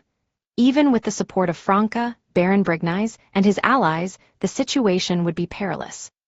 Should I join forces with Franca before the election concludes and infiltrate 126 Avenue du Marché under the cover of darkness to eliminate the remaining leaders of the Poison Spur mob? Even if Madame Moon sends reinforcements later, by the time they stabilize the situation, I would have earned the boss's trust and gained a chance to partially withdraw from the market district. The problem lies in facing a heretic spellmaster on their home turf. Even with Franca and me united, defeating him would be a daunting task, not to mention his potential allies. Perhaps an opportunity will arise to strike at Baldy, Harmon, and short-legged Candlestick Castina when they are outside. Lumion pondered as he spotted Charlie, attired as a waiter, approaching the bar counter with a tray. Nodding in greeting, Lumion instinctively honed in on Charlie's luck. In an instant, his grasp on the absinthe glass tightened, and his pupils dilated. He saw Charlie's luck stained with blood, a swirling blend of crimson and ebony that sent a shiver down his spine. This could only mean that Charlie was on the brink of a life-threatening catastrophe within the next 2 to 3 days, or perhaps even within the next 24 hours. Chapter 208, Countermeasure. Could Susanna Matthijs's attack be imminent? Lumion pondered this question, considering that Charlie had no known enemies and had recently worked as a waiter at Salle de Bal Brise. Though it was possible that Charlie had simply experienced a string of unfortunate accidents, Lumion wasn't willing to take any chances. As Charlie carefully placed the tray down and waited, he grew uneasy under Lumion's gaze. Recalling the other's mystical prophetic ability, Charlie leaned in and whispered, "Did you see something?" A smile spread across Lumion's face. "I foresee a romantic encounter in your future. You'll form a relationship that goes beyond friendship with a beautiful woman." "Is that true?" Charlie asked, surprised and delighted. "The woman's name is Susanna Matthijs," Lumion chuckled, suppressing his words. "You're quite gullible, aren't you? How can you believe that?" "I knew it," Charlie looked disappointed. The presence of the idiot instrument had already revealed to him Seal's knack for deception. Lumion's smile faded as he watched Charlie make his way to the edge of the dance floor, carrying a tray filled with glasses. Thoughts raced through Lumion's mind. Am I simply unlucky, or is my fate predetermined? The official Beyonders will soon keep a close watch on Monsieur Ives and the Theatre de l'Ancien cage à pigeons. They'll arrest all the cultists who believe in the Mother Tree of Desire and locate the evil spirit, Susanna Matthijs, to purge her completely. Yet, here I am, facing the possibility of Susanna Matthijs launching an attack on me and Charlie today. Damn it, Termabarose, that pig's son, he must be behind this. Based on my observations of luck, the problem will likely arise late tonight, or perhaps even at midnight the day after tomorrow. I can't solely rely on Susanna Matthijs coming to Charlie and me the day after tomorrow. I must prepare for the worst-case scenario. Gradually regaining composure, Lumion, influenced by Franca and Jenna's vulgarities, forced himself to remain calm and assess the situation. Simultaneously, he devised an initial plan of action. First, he would discreetly alert Charlie, assuming a hidden identity, and instruct him to seek refuge in the nearest eternal blazing sun cathedral for the next 3 days. Second, Lumion would go to Rue des Blouses Blanches and enlist Franca's aid. With Franca and Mr. K's finger acting as his protectors, Lumion believed he stood a strong chance of surviving Susanna Matthijs's initial onslaught. Furthermore, she would not have another opportunity in the future. Whether it was Franca's message to the official Beyonders through her secret channels or Charlie's presence at the cathedral seeking sanctuary, it would be enough to inform the eternal blazing sun church of Susanna Matthijs's reappearance.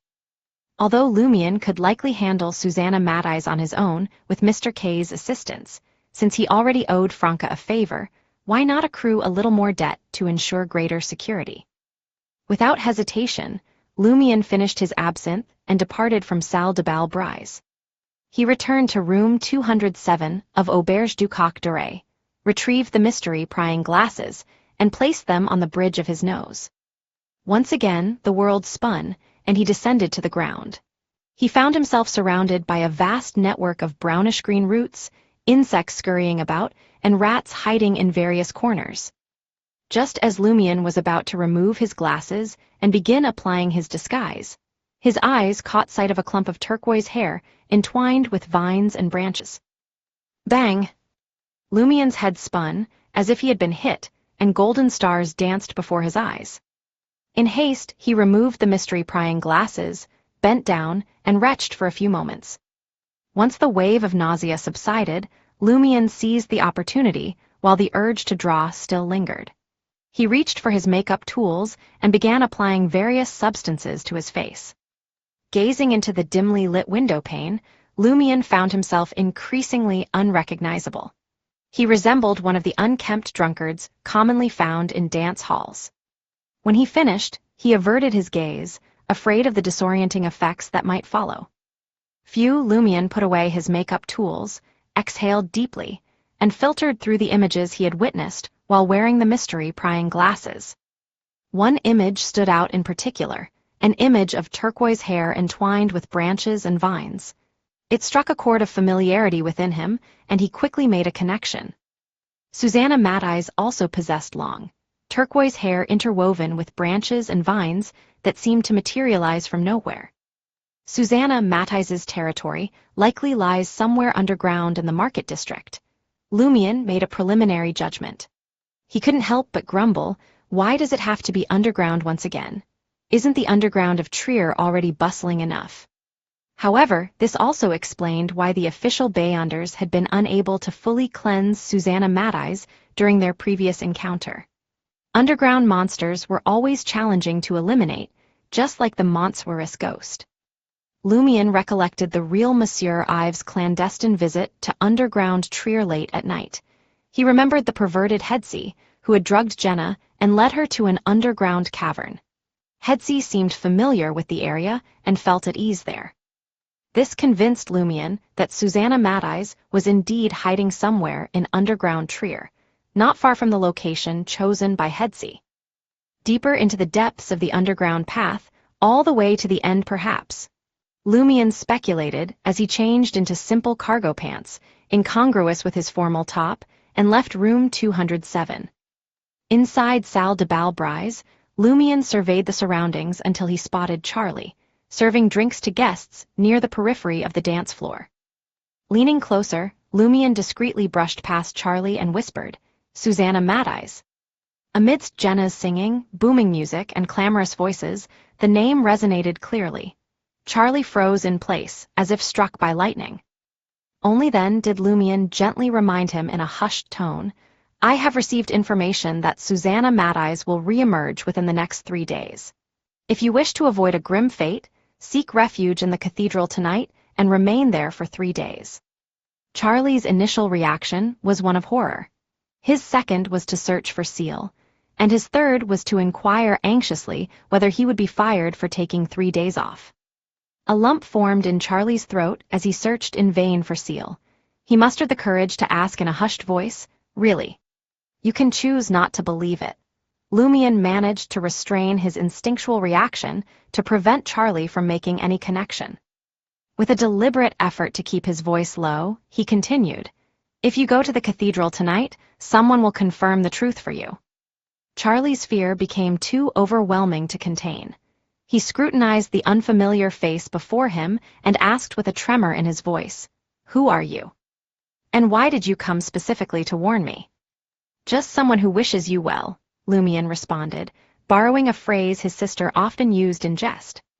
Without further explanation, he walked past Charlie, squeezing his way onto the dance floor and swiftly disappearing from view. Charlie felt as though he had been plunged into winter, his body shivering uncontrollably. During moments like this, memories of Susanna Matthijs's beauty, tenderness, and passion would occasionally flash through his dreams. But every time, those memories would be overshadowed by grotesque images of tree-like warts, blooming flowers, and slimy substances, extinguishing any desire within him. And now, that monster was making a comeback. "I should make my way to Église Saint-Trobert." Charlie took a few steps toward the exit with the tray in hand, then halted. He recalled that it was already late at night, and Avenue du Marché would undoubtedly have very few pedestrians at this hour.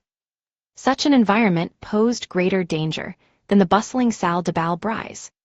Susanna Matthijs always invades my dreams, or it's in the dead of night when everyone is fast asleep. But here, in the dance hall, with so many eyes upon us, she surely won't dare to appear. Once Seal returns, I'll ask him to escort me to Église Saint-Trobert. Charlie withdrew his gaze from the door and decided to wait a little longer.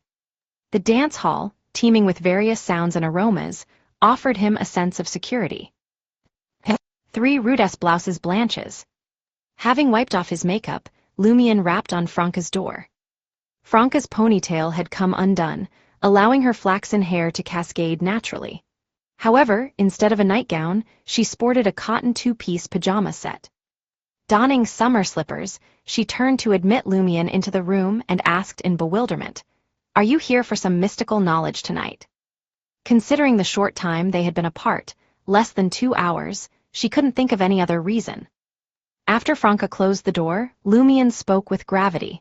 "Something's happening with Charlie. I suspect Susanna Mad-Eyes will make a reappearance within the next 2 days, possibly even tonight." So soon, Franca couldn't hide her surprise. She still hadn't relayed the issues with Susanna Mad-Eyes, Monsieur Ive, and Theatre de l'Ancien cage up pigeons to 7. Lumion nodded. "Although it's hard to accept, all signs point to my guess being correct." "What's your plan?" Franca wasted no time discussing the possibilities. Lumion shared his 2 courses of action with Franca, but refrained from mentioning Mr. K's finger. Franca regarded him with a smile. "You're remarkably composed. Didn't you tell me before that Susanna Mad-Eyes is suspected to be a Sequence 5 malevolent spirit? Even if we join forces, we might not be able to defeat her. Tisk, are you placing too much confidence in me, or perhaps too much confidence in yourself?" Lumion smiled. "Both. To have survived the calamity in Cordu, you're undoubtedly extraordinary." Franca sighed and glanced at the wall clock in the house. "If we can make it through the night, there shouldn't be any issues. I'll inform the authorities swiftly through my connections. Wait for me in the living room." She retreated into her master bedroom and busied herself with something. Lumion settled on the sofa and directed his gaze at the cuckoo wall clock beside him, silently ticking away the minutes. Nearly half an hour elapsed before Franca emerged from her room. She had changed into a black robe adorned with leather armor and a hood. "It's settled. They'll likely launch the operation tomorrow," she informed Lumion, then inquired, "Aren't you concerned that Charlie might encounter trouble on his way to Église Saint-Robert? Even ordinary people can stumble upon malevolent spirits along the roadside in the dead of night." Église Saint-Robert served as the primary cathedral of the Eternal Blazing Sun Church in Le Marché du Quartier du Gentleman, near the Suhit steam locomotive station. The attached cemetery had once occupied the space now occupied by Salle de Bal Brise. Lumion had already considered this. "I plan to discreetly follow him to the cathedral after Salle de Bal Brise closes. I'll accompany you." Franca furrowed her brow and scrutinized Lumion. "Won't Charlie be at risk in the dance hall? Some evil spirits pay no heed to the presence of others or their numbers." Given that Susanna Mad-Eyes' previous appearances hadn't affected anyone else, Lumion subconsciously believed that she would avoid crowded places. The dance hall was far more crowded than the motel. Jolted by Franca's reminder, he exclaimed in a deep voice, "Let's hurry back to the dance hall." Chapter 209, Bad Luck. Salle de Bal Brise. Lumion scanned the dim-lit dance hall, searching for Charlie, but to no avail. His heart sank. Hastily, he motioned for Louis and Sarkota to come closer. "What's the matter, boss?" Louis asked, his voice filled with anxiety. He assumed that Lumion was dissatisfied with the current state of affairs in the dance hall. Lumion's eyes wandered across the waiters, all dressed in vests and bow ties. He casually inquired, "Where's Charlie? I need to discuss something with him." Louis's eyes widened in shock. "Boss, didn't Charlie follow you out just now?" "Charlie followed me." Lumion's pupils contracted, as if he had been struck by a sudden burst of light. He asked in a deep voice, "When?" Louis pondered for a moment, confusion evident on his face as he looked at Lumion. "Less than 5 minutes ago." Lumion's gaze shifted to Sarkota, his taciturn and reliable subordinate, who also appeared puzzled. "5 minutes ago? I've been at Rue des Blouses Blanches for over half an hour. Moreover, the last time I left the dance hall, I was disguised as a drunkard. There's no way Charlie could have left with me." Lumion swiftly dismissed the possibility of Charlie leaving the dance hall with him unnoticed. The The situation was growing increasingly bizarre. Considering Charlie's black ill-fated luck, tinged with crimson red, the probability of him encountering danger was almost 100%. Suppressing the myriad of thoughts racing through his mind, Lumion said to Louis and Sarkota, "Perhaps someone is impersonating me, but I'm unsure why they would be searching for Charlie." "Impossible," Louis blurted out. A few minutes ago, he and Sarkota had greeted the boss. It couldn't have been a fake. Before Louis could finish his thought, Lumion shot him a cold glare. Immediately, Louis changed his tune and stammered, maybe it's a fake." Lumion didn't dwell on the question and inquired, "Did Charlie change his clothes when he left the ballroom?" According to the rules of salle de bal brise, every waiter, bartender, chef, and kitchen helper had 2 sets of uniforms. However, they were not allowed to take them outside of the dance hall.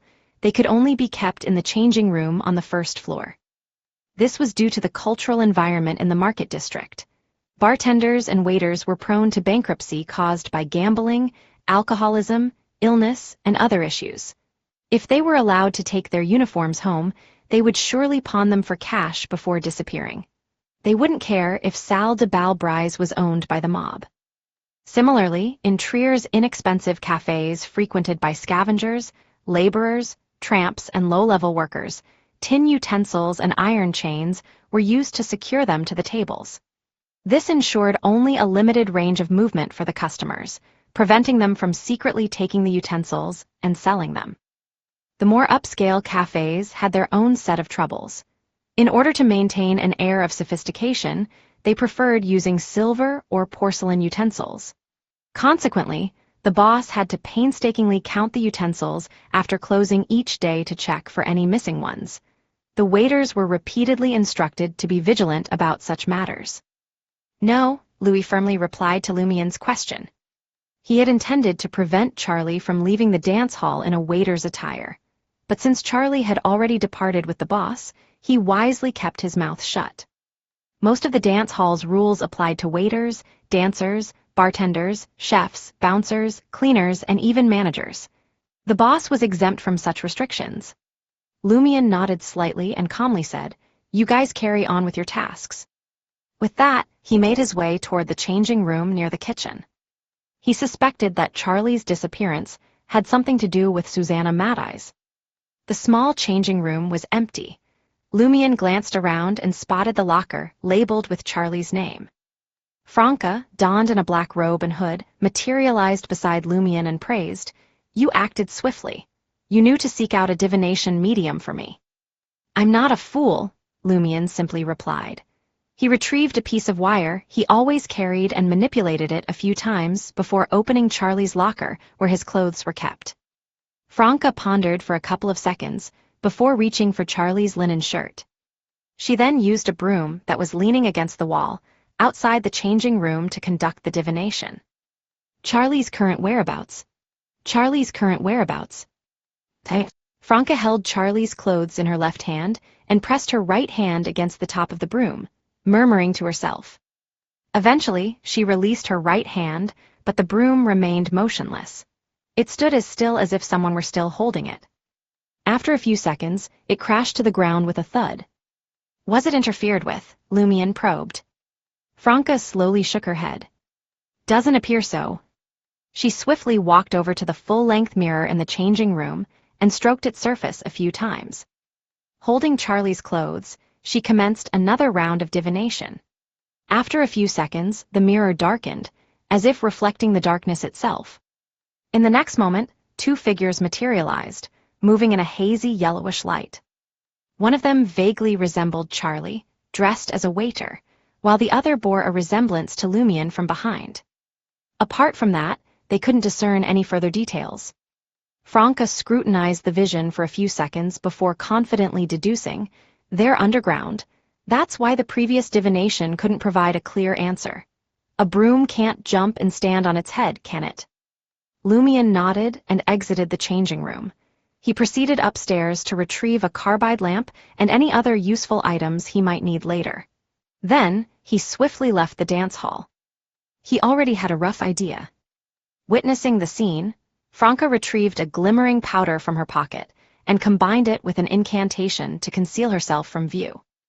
On Avenue du Marché, bathed in the eerie glow of the crimson moonlight and gas street lamps, Lumion hastened his pace, scouring the area for any trace or clue. His destination was the entrance to the underground, located in the middle of Avenue du Marché. Suddenly, amidst the encompassing darkness, Lumion abruptly halted.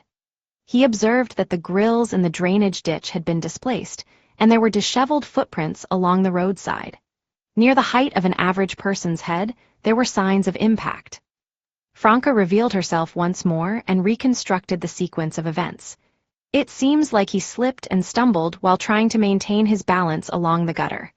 Eventually, he collided with a street lamp. There should have been blood, but it was cleaned up. Perplexed, she muttered to herself, "It bears a resemblance to the unlucky incident I witnessed earlier today." At that moment, Franca experienced a sudden realization. Could that unlucky imposter, Ive, be the one who took Charlie? Lumion had long harbored suspicions, but now he was even more convinced. If he can masquerade as Monsieur Ive, it follows that he can also assume my identity. This ability is quite remarkable. At that instant, all the pieces of the puzzle fell into place within Lumion's mind.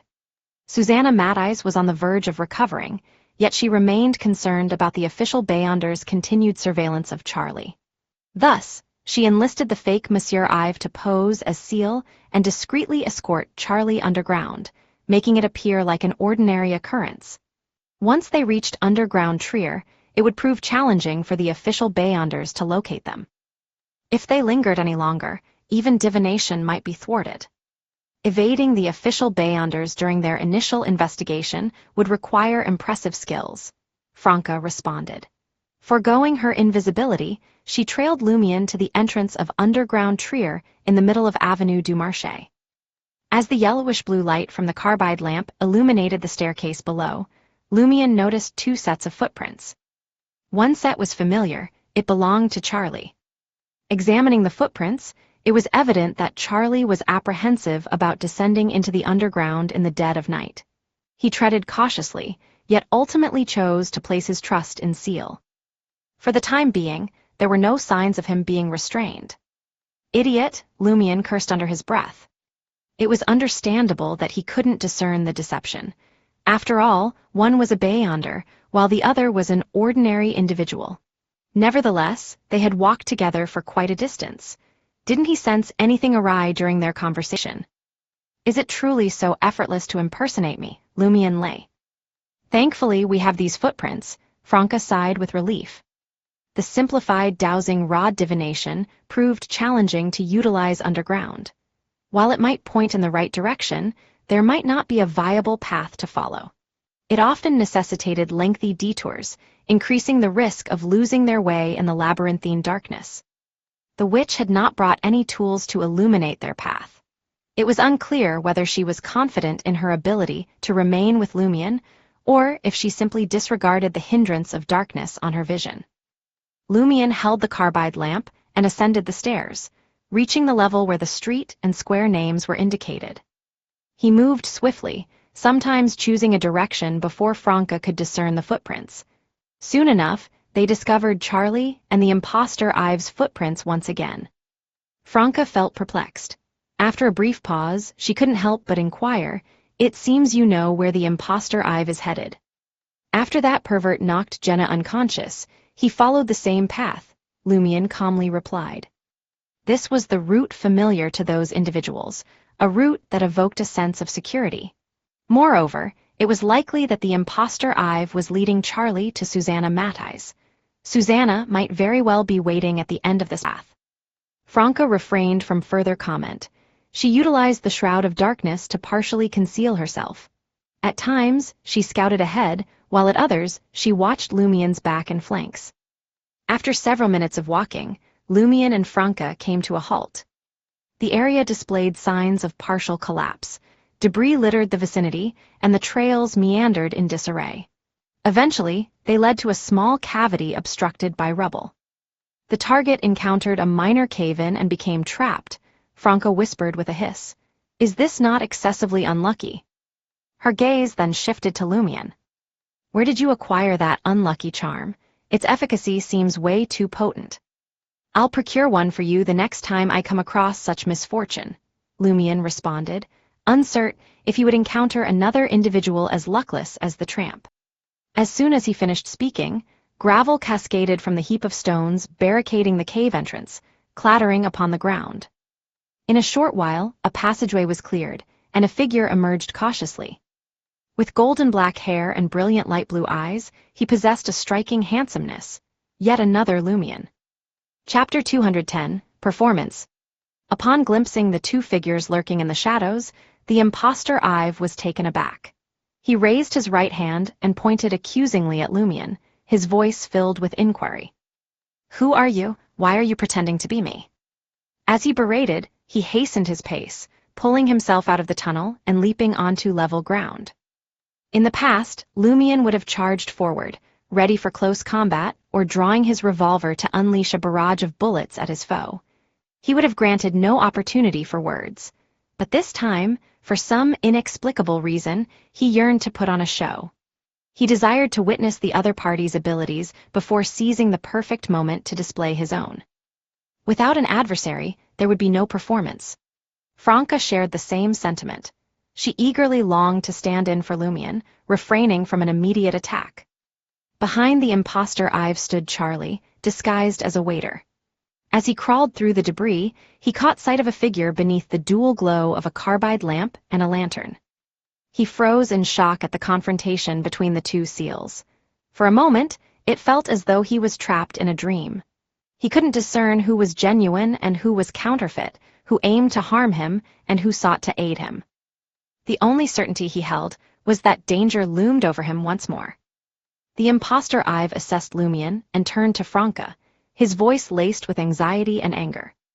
Wake up, you've been deceived by this impostor. When have I ever worn such attire? After Lumion warned Charlie, he wiped away his makeup but made no change to his clothing. He still sported an unusual combination of a simple formal top and cargo pants. In comparison, the impostor Ive's white shirt, black vest, brown pants, and laceless leather boots seemed more in line with his usual style. Franca couldn't resist putting on a performance. Is that so? Then enlighten me, what is my code name? The impostor Ive asked in exasperation and amusement. Madame Red Boots, have you forgot your moniker? Franca couldn't help but chuckle. She took a couple of steps backward, blending into the shadows at the periphery of the carbide lamp's illumination. The underground, where darkness held sway, was an ideal setting for demoness combat. As the fake Ive beheld the scene, a sense of unease swelled within his heart. He knew all too well that his attempt to masquerade as the genuine article had likely been exposed, leaving him unable to maintain his charade. Instantly, he altered his approach. Discarding the lantern, he lifted his gaze to meet Lumion's, his countenance growing frigidly cold. The corners of his mouth curled into a chilling smirk. I can't decide whether to pity or congratulate you for seeing through my guise, but this definitely isn't advantageous for you. With lantern in hand, the fake Ive's aura surged, transforming into a fearsome volcano teetering on the brink of eruption. Confronting him felt akin to facing the three-headed, six-armed sinister giant of Cordu. Save for the absence of mental torment and physical blows, Lumion's reactions mirrored those of his past encounters. Quivering, he lowered his head, unable to meet the other's gaze directly. However, his longing to perform and his unwavering resolve compelled him to raise his head, struggling to fix his gaze upon the fake Ive's face. Simultaneously, the darkness beyond the light seemed cloaked in an eerie green glow. Vines and branches sprouted from the abyss, entwining the ceiling and rocky walls. Franca, concealed within the shadows, succumbed to intimidation in the face of the fake Ive's aura, rendering her unable to maintain her abilities. Her form materialized less than 2 meters away from the impostor. Meanwhile, Charlie, still sprawled within the passageway, trembled even more violently. He buried his face in the gravel and earth, his mind blank. With a disdainful glance toward Lumion and Franca, the fake Ive spoke. You dare to pursue me, utterly ignorant? The only fortunate aspect is your considerable attractiveness. I find it hard to dispose of you outright. His words entered Lumion and Franca's ears, instilling them with fear, compelling them to turn and flee. This sensation prompted Lumion to realize something profound. A demigod. The fake Ive was a demigod, possessing godhood. Gritting his teeth and summoning his courage, Lumion delved into his pocket, hopeful that Mr. K's finger could serve as a temporary deterrent, buying him and Franca an opportunity to escape the underground trier. So what if you're a demigod? I've encountered demigods before. Fear won't break my spirit or halt my resistance. Just as Lumion's right palm was poised to make contact with Mr. K's finger, and Franca was on the verge of fleeing, unable to contain herself, a cracking noise resounded from above. A rock the size of a fist descended, mirroring the former descent of its brethren, hurtling toward the fake Ive, who had been arrogantly observing Lumion and Franca's reactions. Caught off guard, the imposter Ive managed only to lower his head, barely evading the projectile.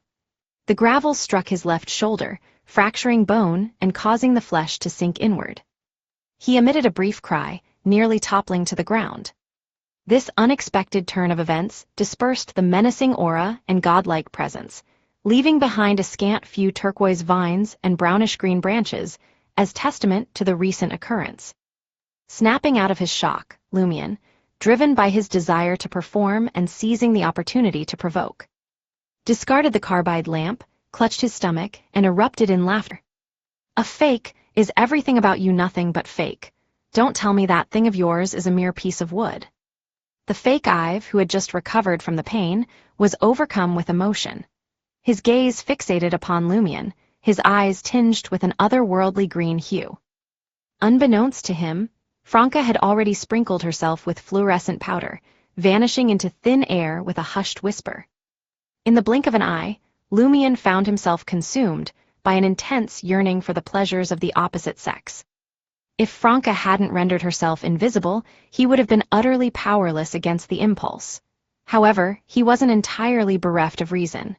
It was just that his actions had become burdensome, both physically and mentally. Struggling, Lumion extracted the revolver from its holster, endeavoring to take aim at the fake Ive. In his current state, he inexplicably found the other's visage profoundly alluring. Bang! Lumion squeezed the trigger, but his shot missed the imposter Ive. Fury ignited within the fake Ive's eyes. With agile grace, he closed in on his target, his hand rising to deliver a resounding slap across Lumion's face. Instantly, his appearance underwent a subtle alteration, as if he possessed limited control over his image. He softened Lumion's masculine features, lending them a touch of femininity. Lumion gasped for breath, his fingers squeezing the trigger once more. A tumultuous surge of desire threatened to consume him. He yearned to embrace the female rendition of the fake Ive and indulge in unspeakable acts. Amidst the maelstrom of his intense emotions, he instinctively recalled the words of the psychiatrist, Madame Susie, and promptly began taking deep, steadying breaths. Bang! Lumion found a measure of tranquility, successfully discharging another shot from the revolver. The fake Ive hadn't anticipated the unwavering fortitude of his adversary, who managed to retain his sanity. Narrowly evading the bullet that grazed his arm, rending his garments and scorching his flesh, he couldn't suppress a pained grunt. In that moment, Lumion, warily mindful of the opponent's abilities, ceased his pretense, seizing the opportunity to grip the ritual silver dagger and plunge it into his own ribs, refraining from extracting it. The pain jolted his senses, quelling much of his desire. Likewise, the fake Ive shook off the lingering effects of provocation, regaining a measure of clarity. He understood that the current circumstances were ill-suited for an extended confrontation. Swiftly producing a golden coin, he hurled it toward the crevice obstructed by debris. Lumion, overcome by an uncontrollable avarice, lunged toward the gleaming coin with the ritual silver dagger, eager to claim it as his own. Seizing the opportunity, the fake Ive sprinted deeper into the underground, displaying swiftness surpassing that of ordinary mortals. Suddenly, his feet skidded, and a slick swoosh echoed through the air. Unbeknownst to him, the path had been encased in a layer of frost. Struggling to regain his footing, the fake Ive endeavored to restore his balance. However, in that very moment, a towering figure clad in a black robe and hood materialized behind him. With a swift motion, Franca extended her right hand, revealing a hidden blade enveloped in black flames.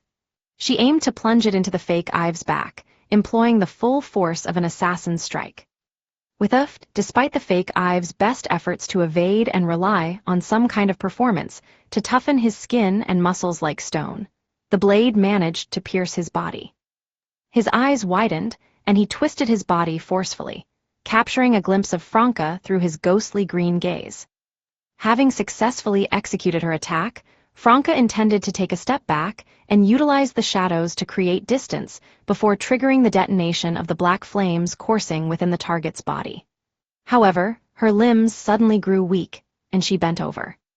She clenched her legs together, a watery light flickering in her eyes resembling a serene lake. Having anticipated the deep connection between the fake Ive she was tailing and the deviant Headsey, Franca was prepared for the current circumstances. Without hesitation, she reached into her concealed pocket, aiming to retrieve the smelling salts she had acquired earlier. Bangs, bang, bang. Lumion, having secured the golden coin, discharged 3 shots at the severely wounded fake Ive. Desperately attempting to evade, the fake Ive's precarious footing on the icy surface undermined his ability to maintain even basic balance. Eventually, he plummeted to the ground with a resounding thud, one of the bullets piercing his abdomen. With a chance to catch her breath, Franca inhaled the scent of the salts, the invigorating aroma jolting her senses awake. Suppressing her desires, she clenched her left hand. Black flames erupted from the fake Ive's body, devouring his soul and eliciting a mournful cry. Lumion aimed once more and pulled the trigger.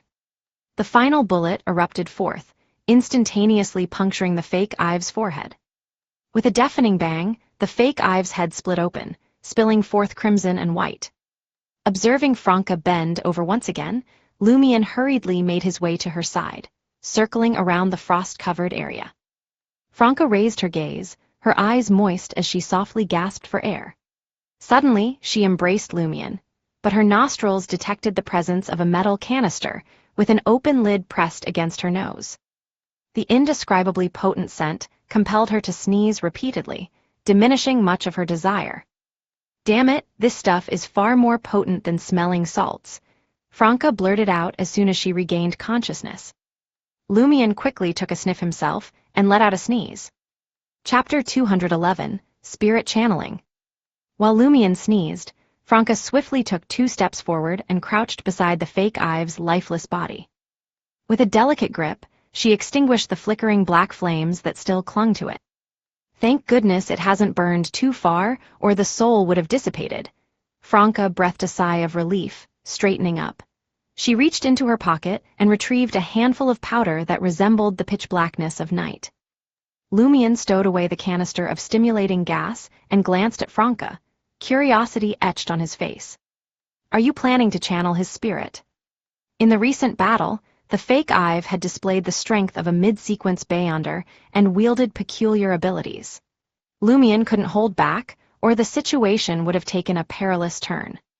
Franca nodded subtly, responding, Indeed, channeling a spirit now will yield significant results. And which entity do you intend to invoke? Lumion asked casually. Franca chuckled before answering, None. I've merged the principles of magic mirror divination and devised a spirit summoning spell. While it may not rival the most professional methods, it suffices. Moreover, it won't attract the attention of deities from the corresponding domain.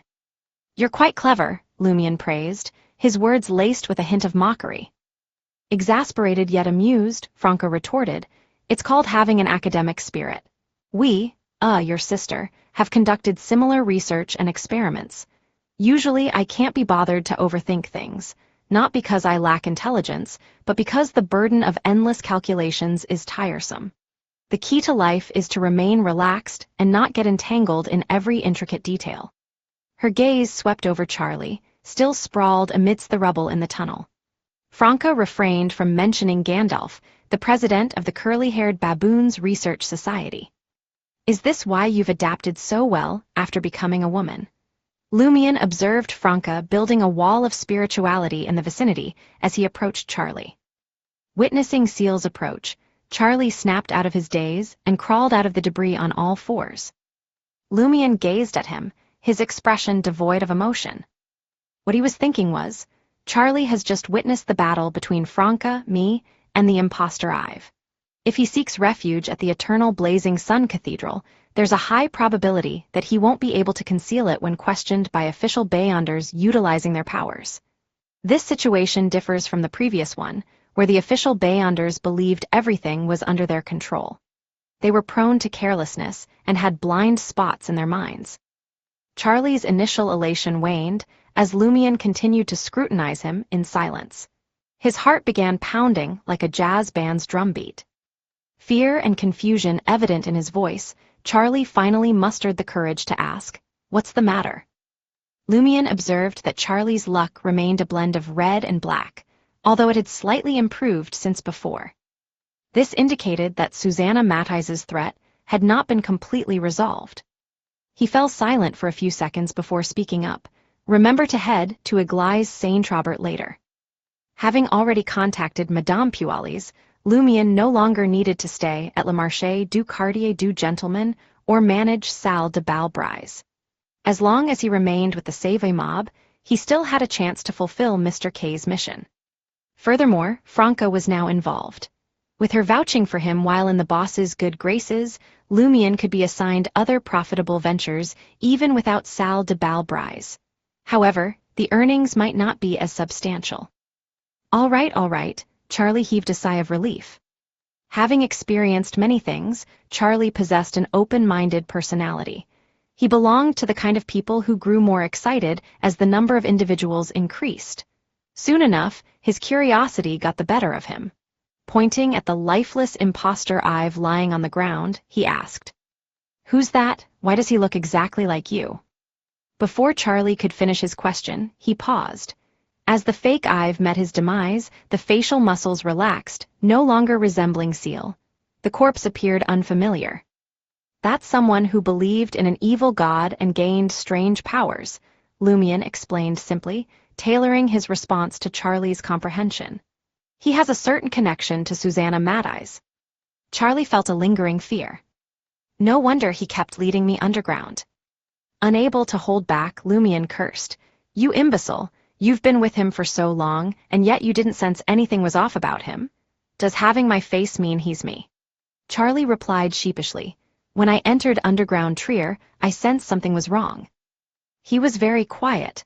He only mentioned taking me underground to completely resolve the Susanna Matthijs problem. He's not like you, always cracking jokes and teasing. "I thought it was because the situation was urgent, and you weren't in the mood." Lumion sighed and shifted his gaze to Franca, realizing that Charlie, being an ordinary person, couldn't see through the Beyonder disguise that could fool even official Beyonders, no matter how astute he was. The witch had finished preparing for her own spirit channeling spell. Standing before the fake Ive's lifeless body, she held 2 white candles and chanted a series of incantations in Hermes. Due to the wall of spirituality, Lumion could only catch fragments of the chant.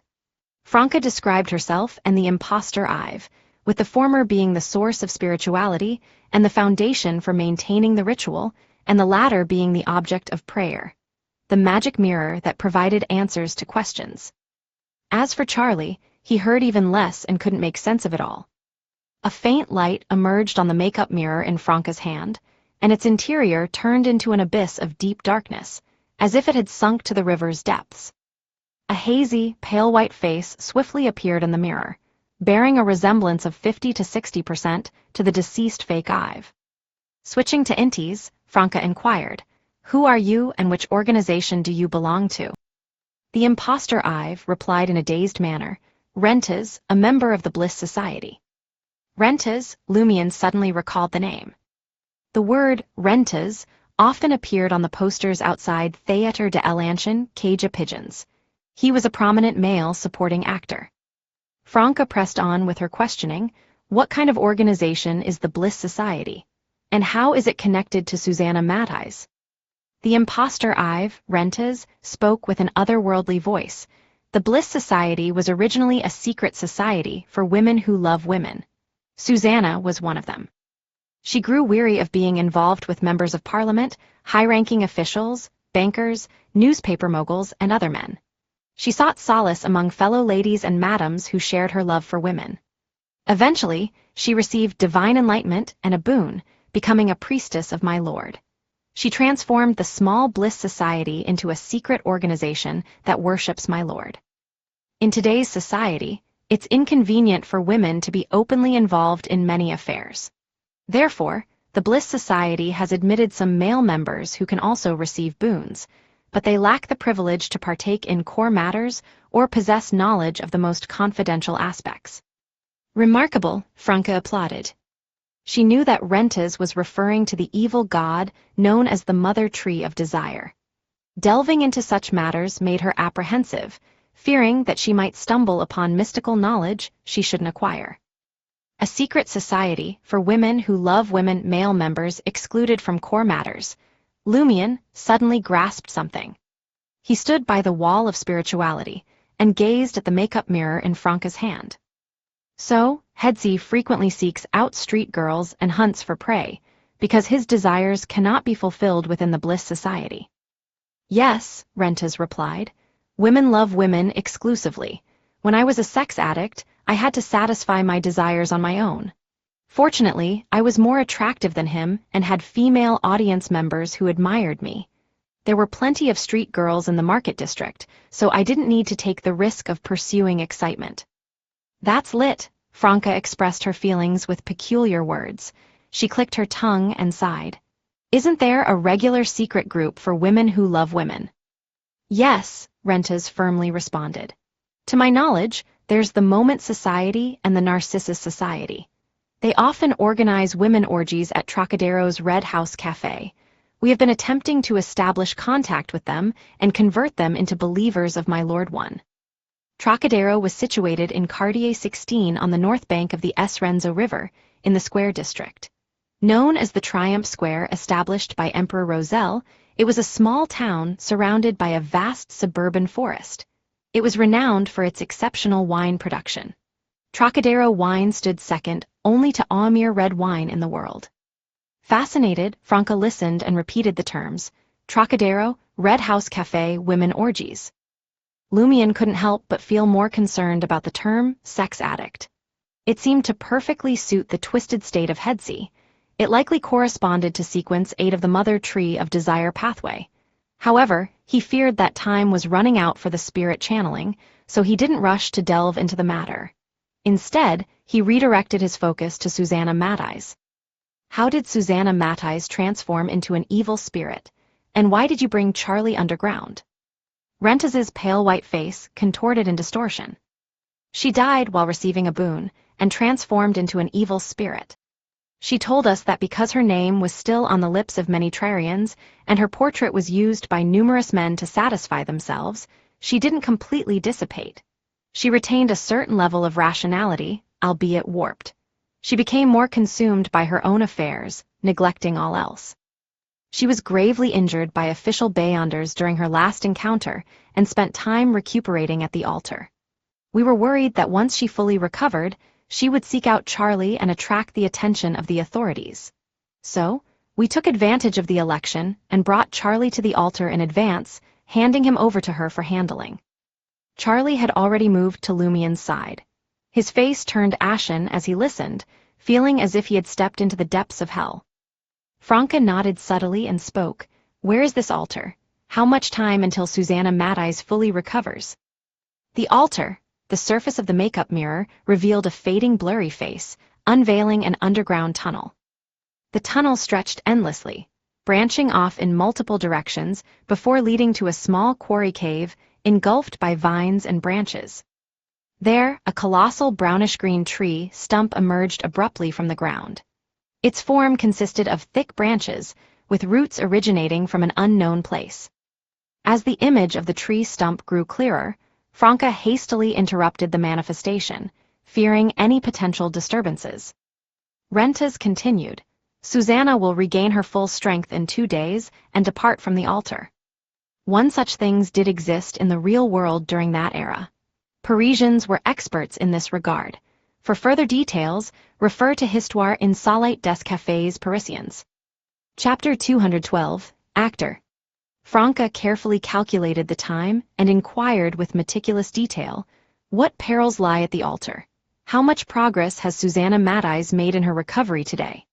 Upon hearing Franca's question, Lumian made a rough conjecture about her thoughts. If it was possible, they could seize the opportunity to destroy the altar and eliminate Susanna Matthijs, who was now weakened, once and for all. Before departing from Salle de Bal Brise to track down the impostor Ive, Lumian had contemplated a similar issue. Since Rentes had taken Charlie underground, he believed their destination was Susanna Matthijs's hiding place. Consequently, when he retrieved the carbide lamp, he also retrieved a few bundles of detonators from the safe, hoping to utilize the unique environment to blast those intruders to their demise. Rentes's hazy, pale face took on a hint of sanctity. The altar is the altar. Only the light of my lord exists. There is no danger. Lumian muttered to himself, standing by the wall of spirituality, by stating it that way, it only heightens the danger. Rentes continued, I do not know the exact condition of Susanna. All I know is that 2 weeks ago we could not see her, but she would occasionally make sounds. Last week she could communicate with us normally, and we could perceive her when we activated our spirit visions. Today, she remains the same as before, but she appears extremely feeble. Based on Rentes's account, Lumian made a preliminary estimation. Susanna, who was originally a fallen tree spirit equivalent to Sequence 5, is now nearing Sequence 6. If Susanna had not been hiding at the Mother Tree of Desire's altar, Lumian would have considered it worth the risk. Franca pondered for a moment and spoke. Do you typically offer prayers at the altar and receive boons? Yes, Rentes replied with a nostalgic tone. Susanna is our priestess. She enables us to experience the Lord's love for the world and unveils everyone's true desires, allowing us to truly understand ourselves. Upon hearing this, Franca decided to forgo further inquiries and seek the truth in the details. Is the altar usually protected? Susanna is always there. Rentes's blurred, pale face swayed gently in the mirror. Franca gazed at the makeup mirror in her hand and queried, was the altar under anyone's protection during the 2 weeks that Susanna was severely injured? Rentes's spirit responded truthfully, no. Franca couldn't help but turn her head and glance at Lumian. She realized that he too appeared disappointed and regretful.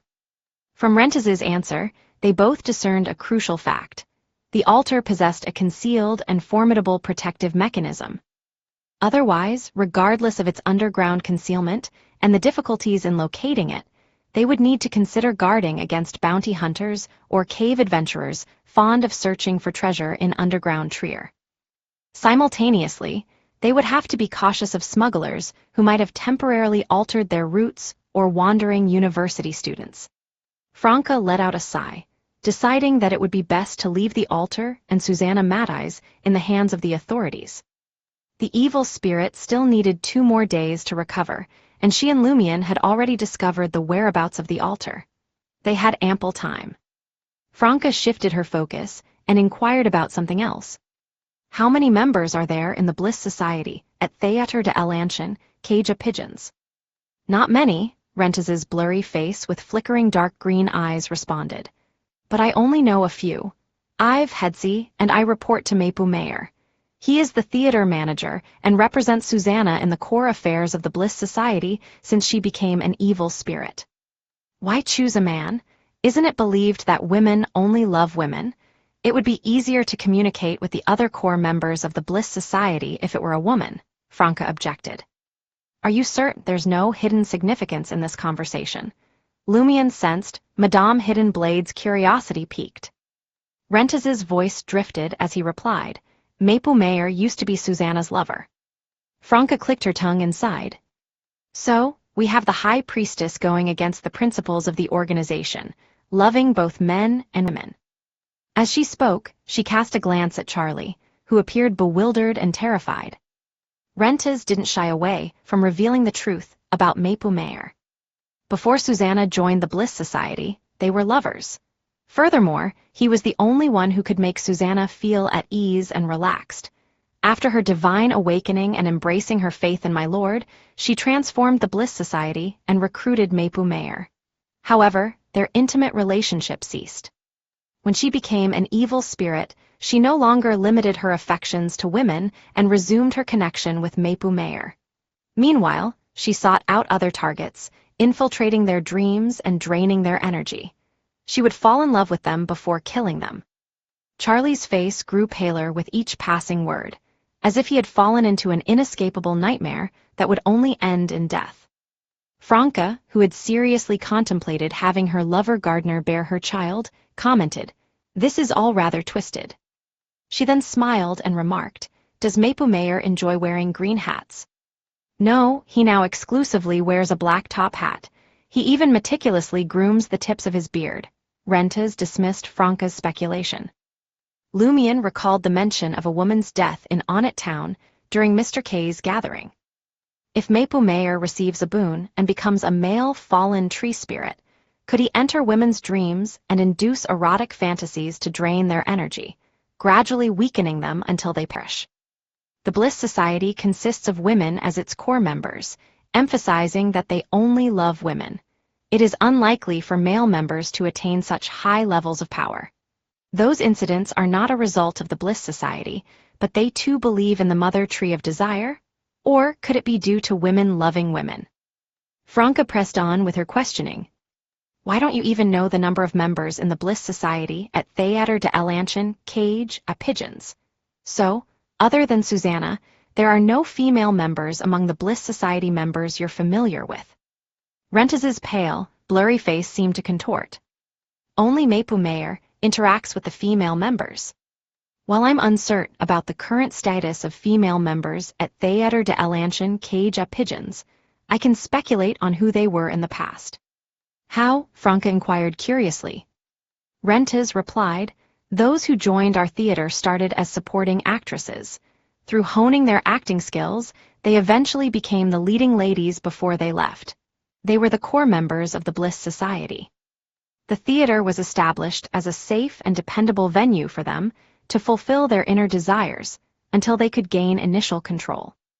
"Why must they act?" Lumion recalled Rentes's various performances. Rentes struggled for a moment before explaining, "We were blessed with a boon equivalent to a sequence 7 called Actor. This gift enables us to evoke a deep yearning for attention and a desire to perform in our targets. It also awakens our own hidden desire to showcase ourselves and perform. Before we fully master the power of this boon, we cannot restrain this impulse. Therefore, we require a proper stage to satiate our desires without arousing suspicion." Every applause from the audience is a validation for us. A peculiar sequence. Instead of immediately attacking Rentes, I confronted him. I failed to utilize the ritual silver dagger in time to suppress my explosive desires because unknowingly, my own desire to perform was awakened. Lumion came to a realization. Franca clapped her hands, exclaiming, "That explains it. No wonder I was so immersed in acting today." She smiled and inquired, "Does your ability to disguise, as Ive and Seal, also come from Actor?" Rentes's face nodded slightly. "We can manipulate our muscles, skin, and bones to a certain extent. We possess all the necessary skills for disguise, including makeup techniques and prop production. Moreover, actors have the talent for imitation. They can convincingly portray anything. If they act as an ordinary person, their astral projection will appear ordinary as well. If they portray a soldier, they'll display remarkable combat and marksmanship. What if they act as a woman? What about acting as a Beyonder?" Franca and Lumion raised their questions. Finally, the two of them understood how the fake Ive could deceive official Beyonders, and why the theater performers at Theater de Alanchen, Cage, a Pigeons excelled in their craft. Working with real actors every day, it was no wonder their acting skills were top-notch. Rentes's spirit spoke in a dazed manner. To portray a woman, you need to prepare props in advance, such as fake breasts and long hair. When acting as other Beyonders, if I have observed them beforehand, I can replicate their corresponding abilities, but they won't have tangible effects. They are more like illusions. However, If I were given the opportunity to closely observe and learn from a Beyonder over several months, I could perform similar but significantly weakened abilities. Impressive indeed, Lumion sighed, then asked in a deep voice, "Who were you impersonating when you emanated that powerful aura?" None other than Susanna, as she connects with the altar's aura while conducting the boon ritual. Rentes revealed a trace of piety and reverence. Franca and Lumion exchanged glances, grateful that they had abandoned the idea of heading to the altar to eliminate future troubles. Based on Rentes's response, it appeared that when Susanna merged with the altar, she could exhibit power at a demigod level. "Do actors possess any other abilities?" Franca inquired. Rentes shook his head. "No, however, Mapu Mayer once cautioned me against becoming too engrossed in my roles while acting." Lumion seized the opportunity to ask, "What are the names of the other sequences corresponding to actor?" Rentes's voice took on a sinister tone. "Sequence 9 Scrooge, Sequence 8 Sex Addict, Sequence 6 Recipient, and Sequence 5 Baby Cupid. Beyond that I am unaware." Quite fitting, Lumion, who was acquainted with the abilities of Scrooge and Sex Addict, questioned further, "What does recipient entail?" "It involves craving success and recognition from high society or the public," Rentes explained. Curiosity piqued, Franca asked, "It seems that you actors aren't able to fully control your corresponding desires at every sequence. At Sequence 5, won't your desires explode upon encountering anything?" In truth, as they progress through the sequences, individuals can gradually gain control over their corresponding desires, Rentes clarified. For actors, their primary desire is acting. Their desires for wealth and the opposite sex are only slightly stronger than usual. They won't appear pathological or completely uncontrollable as a result. Lumion found himself perplexed. "Then why were you so miserly when you portrayed Monsieur Ive?" "He chose to pick up a gold coin of unknown origin." Rentes responded naturally, "Because the real Ive is like that. I must stay true to the role." Chapter 213, Correct Interpretation. Upon hearing Rentes's response, Lumion found himself torn between laughter and rejoicing, grateful that he had achieved a satisfactory outcome through a mistaken train of thought. Originally, Lumion believed that Beyonders, like the impostor Ive, who worshipped the mother tree of desire, would struggle to control their insatiable hunger and carnal desires. That's why he decided to use a gold coin to carry the vagrant's bad luck. To his surprise, the followers of the evil god were primarily influenced by their specific desires at different stages. Once they mastered the power or received a new boon, they could break free and progress to the next state. While their desires remained potent, they were no longer uncontrollable. In simpler terms, if Rentes hadn't been portraying Monsieur Ive and didn't feel the need to exhibit stinginess, there was a high probability that he wouldn't have picked up the ill-fated gold coin and would have approached the situation with greater caution. Of course, if Rentes hadn't been attuned to changes in fate and failed to detect the issue with the gold coin, he would likely have claimed it for himself once he realized its owner was long gone and wouldn't return. After all, he possessed a touch more greed than the average person, and as the saying goes, finders keepers in the hearts of a certain percentage of ordinary individuals. Lumion now grasped the full meaning behind Rentes's words. Indeed, one mustn't become lost in the role when acting. However, Rentes was in the midst of acting, so scrutinizing the details was not a concern for him. Otherwise, it would have been easy for others to discover his true identity as the impostor Ive. Franca sensed that the spirit channeling was coming to an end and hurriedly asked, "Who are the suspected core members of the Bliss Society?" Rentes's pale, indistinct face twitched. "Even if I were to tell you, you wouldn't find them. They joined Theater de Elanchen, cage up pigeons after receiving boons and becoming actresses. They adopted false names and concealed their true faces. Once their acting skills reached maturity and they gained control over their corresponding desires, they would reclaim their real identities upon leaving the theater. If you wish to uncover their assumed identities, gather a list of all the female leads in Theater de Elanchen Cage at Pigeon's plays from the past 2 years. Look for those who performed most frequently." At the mention of the female lead at Theater de Alanchen, Cage Up Pigeons, Lumien's mind recalled a name. Could Charlotte Calvino be one of the core members of the Bliss Society? She played the lead in the play Forest Fairy. The costumes in the promotional stills evoked memories of Susanna Madeyes. Rentez's face grew increasingly elusive, and his voice became more ethereal. I don't know. She rose through the ranks as an apprentice actress and only recently started taking the lead roles in the past few months. She's not an outsider, but Mayer might promote her to a member of the Bliss Society. Franca was about to inquire about Mayer's corresponding stages and abilities when Rentez's spirit, consumed by black flames, could no longer hold on and dissipated upon the surface of the makeup mirror. With a tinge of regret, Franca concluded the ritual and dismissed the wall of spirituality. As she squatted beside Rentez's lifeless body, rummaging through his pockets, she let out a sigh and remarked, I didn't manage to get to Mayer. Forget it, I'll leave it to the authorities to handle it. Lumien paused, pondering her question. I've heard from a playwright that Mayer is highly ambitious.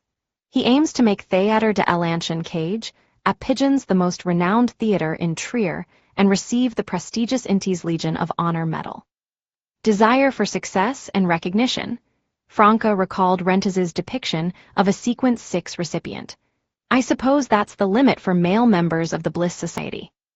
Likely so, Lumien struggled to provide a precise answer. Franca had already collected a stack of items. 2 metal canisters, a leather wallet, a peculiar dough that conformed to facial contours, thin skin-like pieces, eyebrow pencils, and various makeup tools. Give it a sniff. Franca tossed the 2 metal canisters to Lumien. Lumien distinguished them for a moment before responding.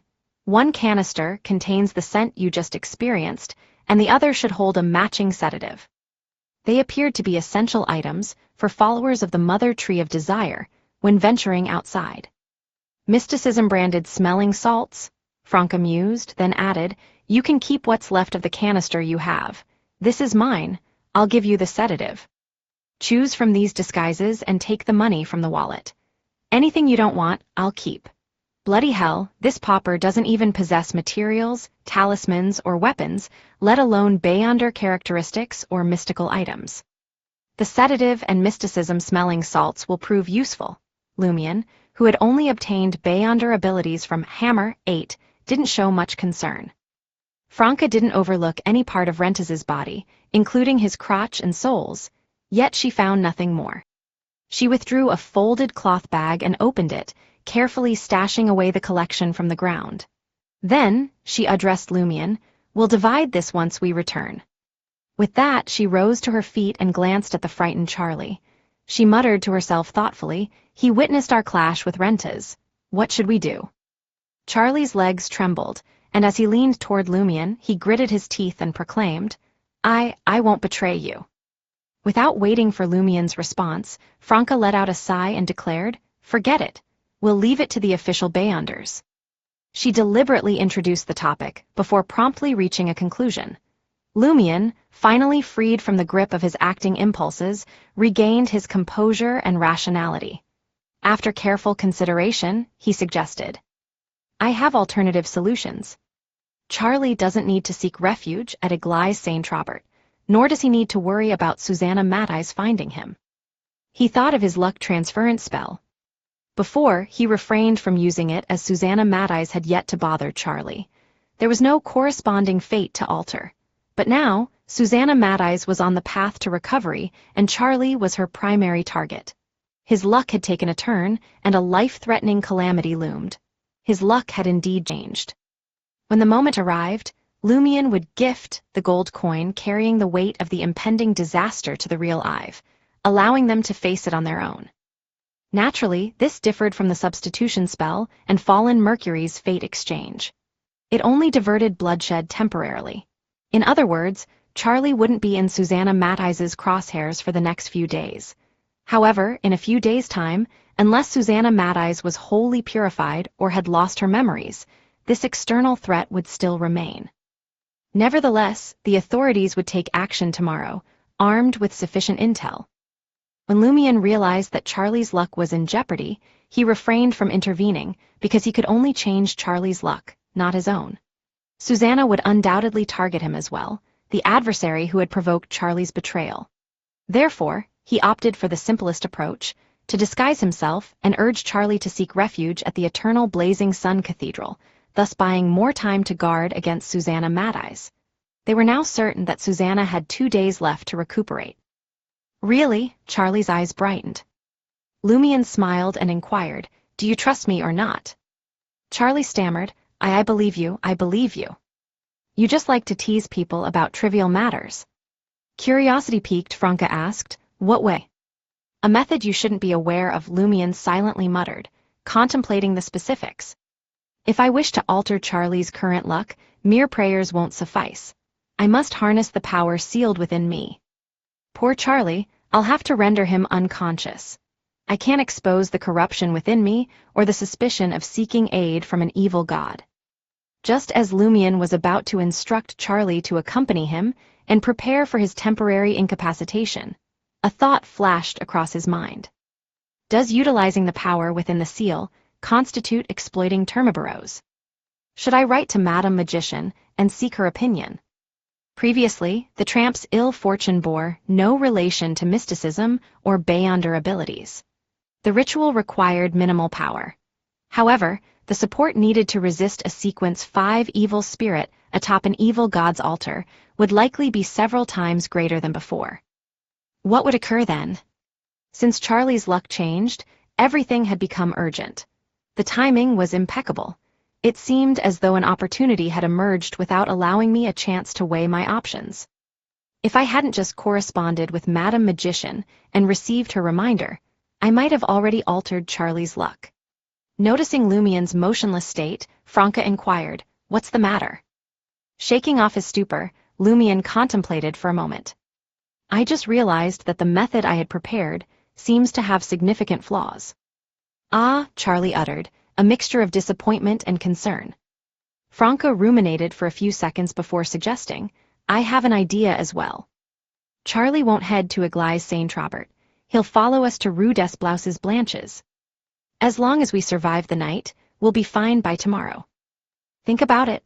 Our original plan was to confront Susanna Mad-Eyes, and she still has 2 days remaining at the altar.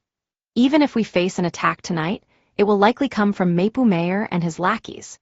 Even if he recruits other core members of the Bliss Society, as long as they are inferior to Susanna Mad-Eyes at the altar, we stand a good chance of holding out until dawn. If things don't go as planned, we can create a commotion and attract the attention of official Beyonders. We can escape from the market district amidst the chaos. This is the worst-case scenario. However, if Charlie goes to Église Saint-Robert, we must consider moving immediately. We could also become targets." Lumion pondered for a few moments and found the idea quite feasible. He nodded and stated, "I have no objections." His gaze then fell upon Charlie, who eagerly replied, "I don't have any issues either." Charlie held considerable confidence in Seal and Franca. Lumion refocused his attention and observed Charlie's luck. To his surprise, Charlie's impending disaster had noticeably weakened and showed signs of improvement. What? Charlie's true misfortune lies in participating in the luck transference ritual? Did his fate change when I abandoned that notion? Although a bloody calamity still awaits, it appears less severe, bloody Termiboros. Lumion comprehended the situation in an instant and couldn't help but inwardly curse. Chapter 214, Encounter. After cursing Termiboros, Lumion caught sight of Franca securing the cloth bag with war spoils and fastening it to her person. A thought struck him, triggering a recollection of one of Scrooge's abilities, and he reminded her, "Aren't you worried those Scrooges will track us down using lost possessions?" He had previously informed Franca about the Théâtre de l'Ancien cage à pigeons, mentioning that the sinister cult possessed a peculiar knack for detecting the whereabouts of their lost belongings. In contrast to the perverted Headsey, Rentas carried out his orders dutifully. If anything happened to him, he might possess something from Maple Mayor to determine his location and the saboteur's whereabouts. Franca scoffed dismissively. That ability surely has its limitations in terms of time and range. By the time the folks at Theater de Alanchen Cage at Pigeons realize Rentas is missing, it will prove exceedingly arduous for them to track us down. Besides, with Charlie here, they could find us if they truly desired. Whether we take these items or not, Charlie is akin to Susanna Mattise's lost possession, no, her lost lover. Charlie stood dazed, bewildered by the conversation between Seal and Red Boots. It wasn't until Franca mentioned his name that he grasped his situation somewhat. Sporting a bitter expression, he retorted, "We're not lovers." Franca consoled Charlie, though her sincerity remained questionable. Can't be helped. She's convinced of it on her own accord, and she's strong enough. Persuaded by Franca's argument, Lumion ceased dwelling on Scrooge's abilities. He pulled out the ritual silver dagger and promptly tended to his wound. Bending down, he scooped up Rentas's lifeless body and carried it to the debris-blocked hole, shoving it into the passage the actor had previously dug. Charlie watched in horror, marveling at Seal's skills as a ruthless mob leader who had struck fear into the poison spur mob. His attention then shifted to Rentas's attire, shirt, vest, pants, and boots. They seem relatively new. If they are stripped and pawned, I reckon they can fetch at least 2 Veraldor. Charlie's mouth gapped, but he refrained from voicing his thoughts. Franca nodded approvingly. Good job, cleaning up the scene and stalling the enemy's detection. I worry that Mayer will exercise caution.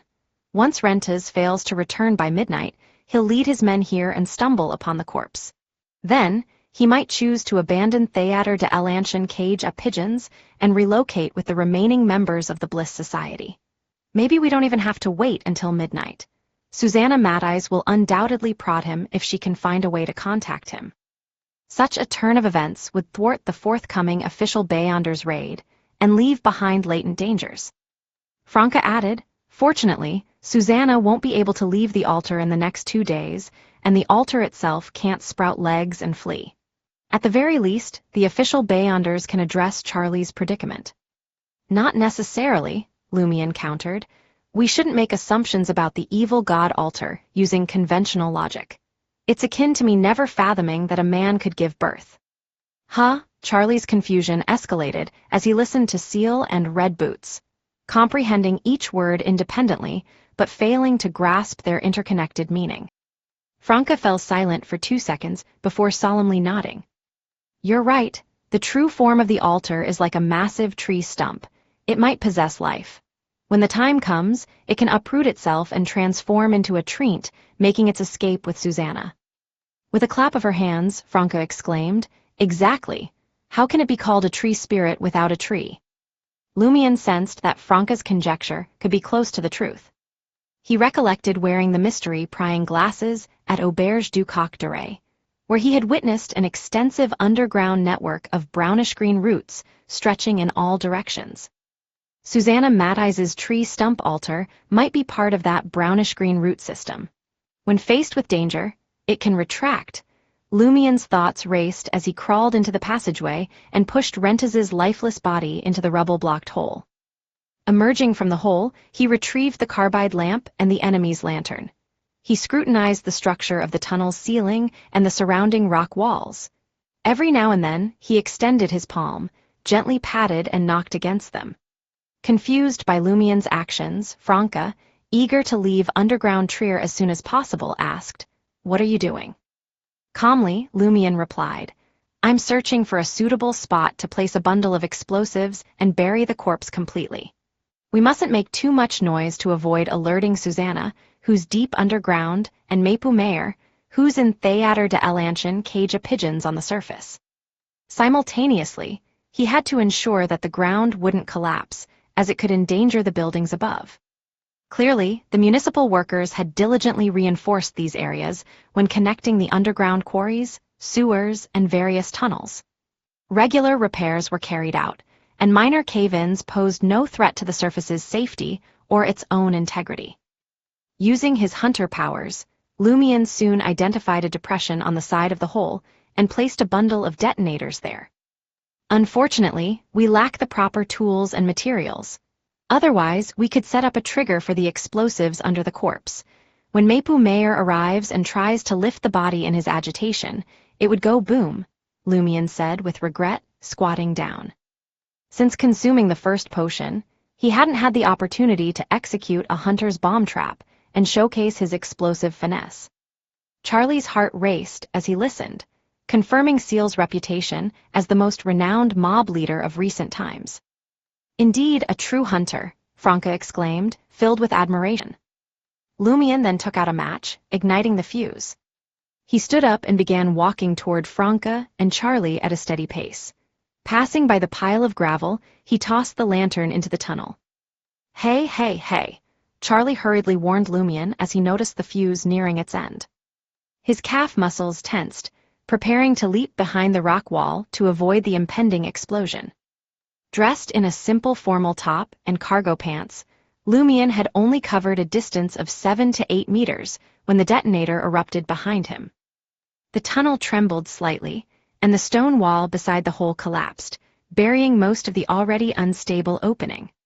Flames ignited, and gravel scattered, but they didn't reach Lumian's back. They only affected the area 2 to 3 meters away from him and in a different direction within the tunnel. Lumian didn't turn around or evade. He approached Franca, who wore a smile, and Charlie, who stood there dumbfounded. Franca gave him a thumbs up and clicked her tongue. Let's go. With that, she swiftly turned and headed towards the exit of underground Trier, the same path they had used to enter. Black flames silently flickered behind her, igniting the blood on the ground, filling the air with its scent, and engulfing the remnants of red and white. Charlie's eyes widened, as if he had stepped into a surreal dream.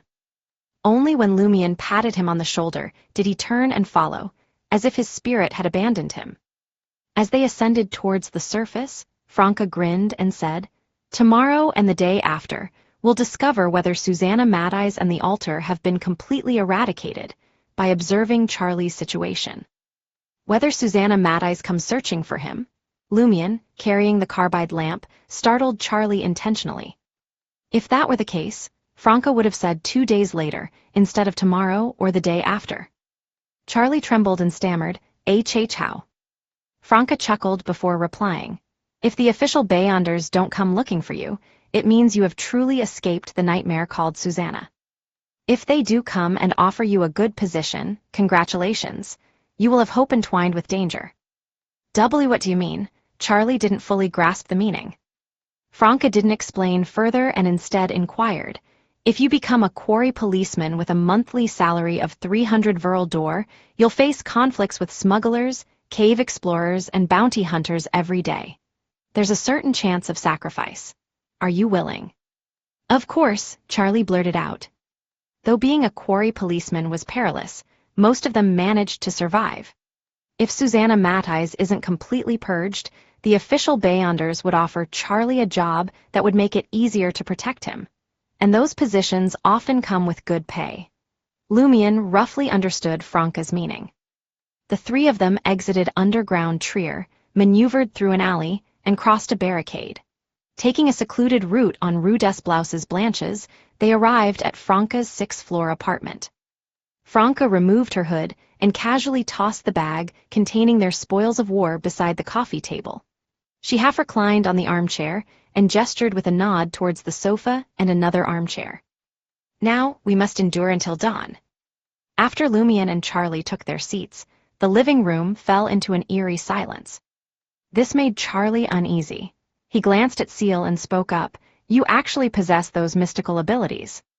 If not, how could I have slain Margit and 8, becoming the guardian of Salle de Balbrise and Auberge du Coq d'Oreille? Lumian chuckled. That's true. Charlie pondered for a moment and found this explanation more acceptable. As the trio engaged in conversation, the needle of the cuckoo wall clock gradually approached midnight. Outside the window, the darkness remained undisturbed. At that moment, faint footsteps resonated from outside the door, approaching swiftly from below.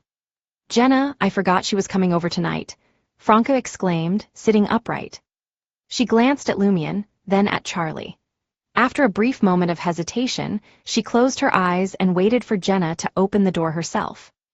With a click, Jenna, dressed in a white blouse and a fluffy beige skirt, used the spare key to enter the apartment.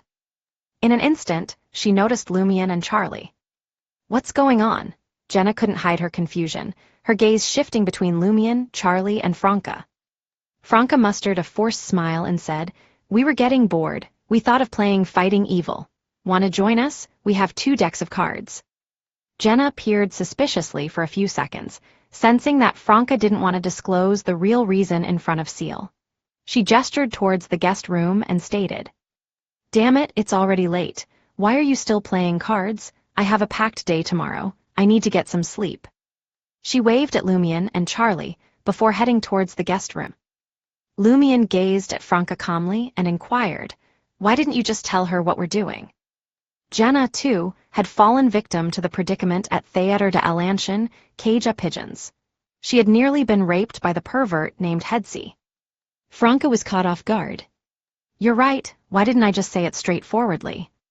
There was no need to conceal it.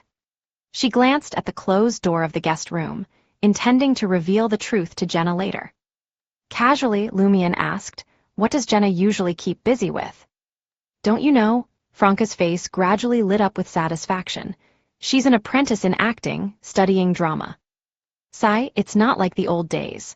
I heard in the previous era, apprentices could learn for free as long as they signed a long-term contract. They even received food and accommodation. Nowadays, not only do they have to pay tuition fees, but they also have to cover all expenses themselves." As Franca spoke, she noticed Lumion's expression turning grave. Lumion furrowed his brow and inquired, "At which theater is she doing her apprenticeship?" "I never asked," Franca murmured, making the connection. In that instant, Jenna emerged from the guest room, carrying a stack of items as she made her way towards the restroom. "What theater are you apprenticing at?" Franca stood up and inquired. Jenna responded with confusion, "Why do you ask? You've never been curious before." Observing Lumion and Charlie's focused gaze, she couldn't help but curse. "Why the F***ck are you staring at me? Dog***T, what does my theater have to do with you?" Realizing Franca and Lumion's seriousness, she hesitated for a moment before muttering, "Damn it, there's no need for me to hide anything. It's the Theater de Alantian Cage a Pigeons." Chapter 215, Jenna's Worry. As soon as Jenna revealed where she studied acting, a hush fell over the living room. Franca and Lumion exchanged inexplicable glances, causing Jenna to feel a pang of uncertainty. Charlie, the waiter, couldn't conceal his startled expression, and the fear that gripped him was evident in his shrinking demeanor and fearful eyes. "What's wrong? Is there a problem?" Jenna asked, her confidence wavering. Lumion seized the moment and tossed a louis d'or at Jenna's feet, his eyes intently following her every move, even the slightest flicker in her gaze. "Damn it, what's the meaning of this?" Jenna looked down at the louis d'or, her confusion turning into anger as she confronted Lumion. Lumion's expression returned to normal, and he turned his head, grinning at Franca. "Not a Scrooge."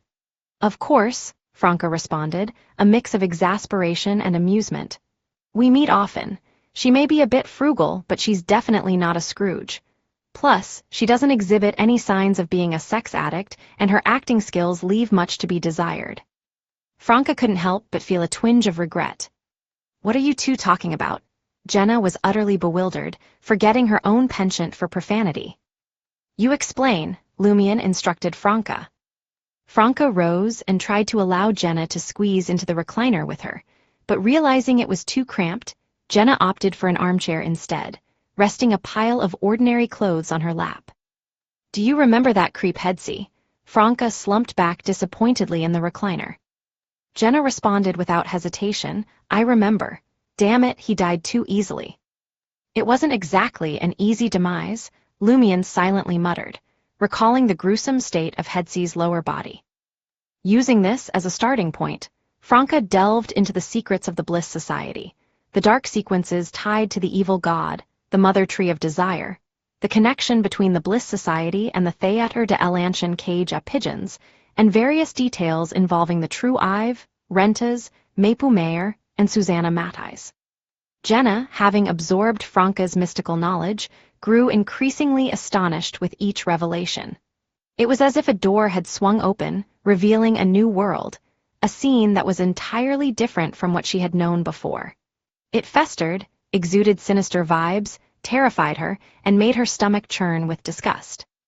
After Franca finished her account, she blurted out, "Did that creep target me at the Theater de l'Ancien Cage of Pigeons?"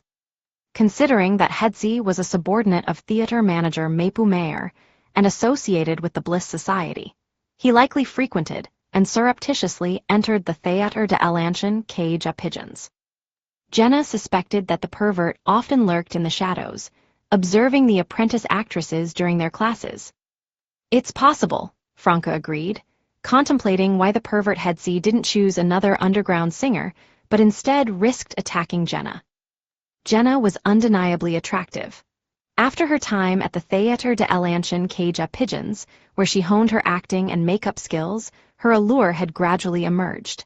However, she wasn't a fully fledged witch yet, nor was she overwhelmingly captivating. In the bustling marketplace, there was no shortage of underground singers who were more alluring and could ignite the desires of men of lower standing.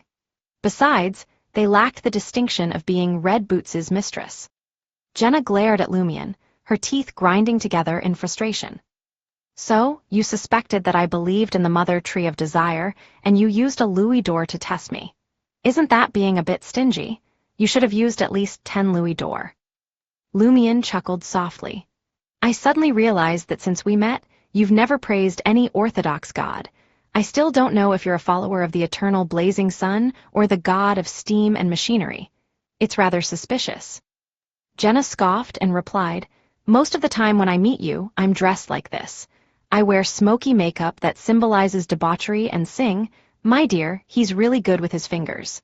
If I were to praise the sun in this state, I believe God would incinerate me."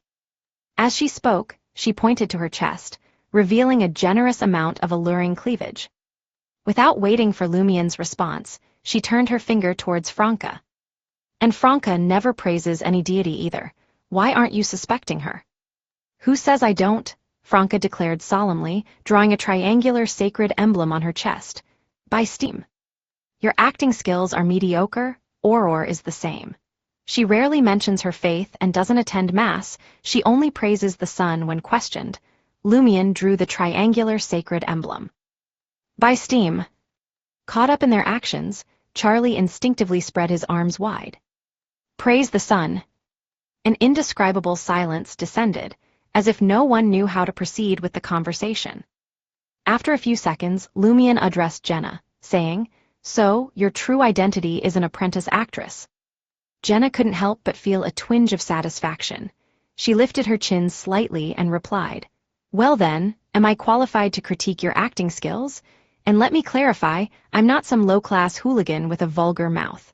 I'm merely playing the role of an underground songstress." "How did I do? Was it convincingly authentic? Can you find any faults?" "No wonder I occasionally find you rather refined," Lumion mocked, concurring with Jenna's statement.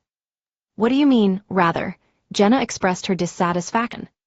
Charlie's gaze darted between their faces, eventually landing on Franca, who sat in the recliner.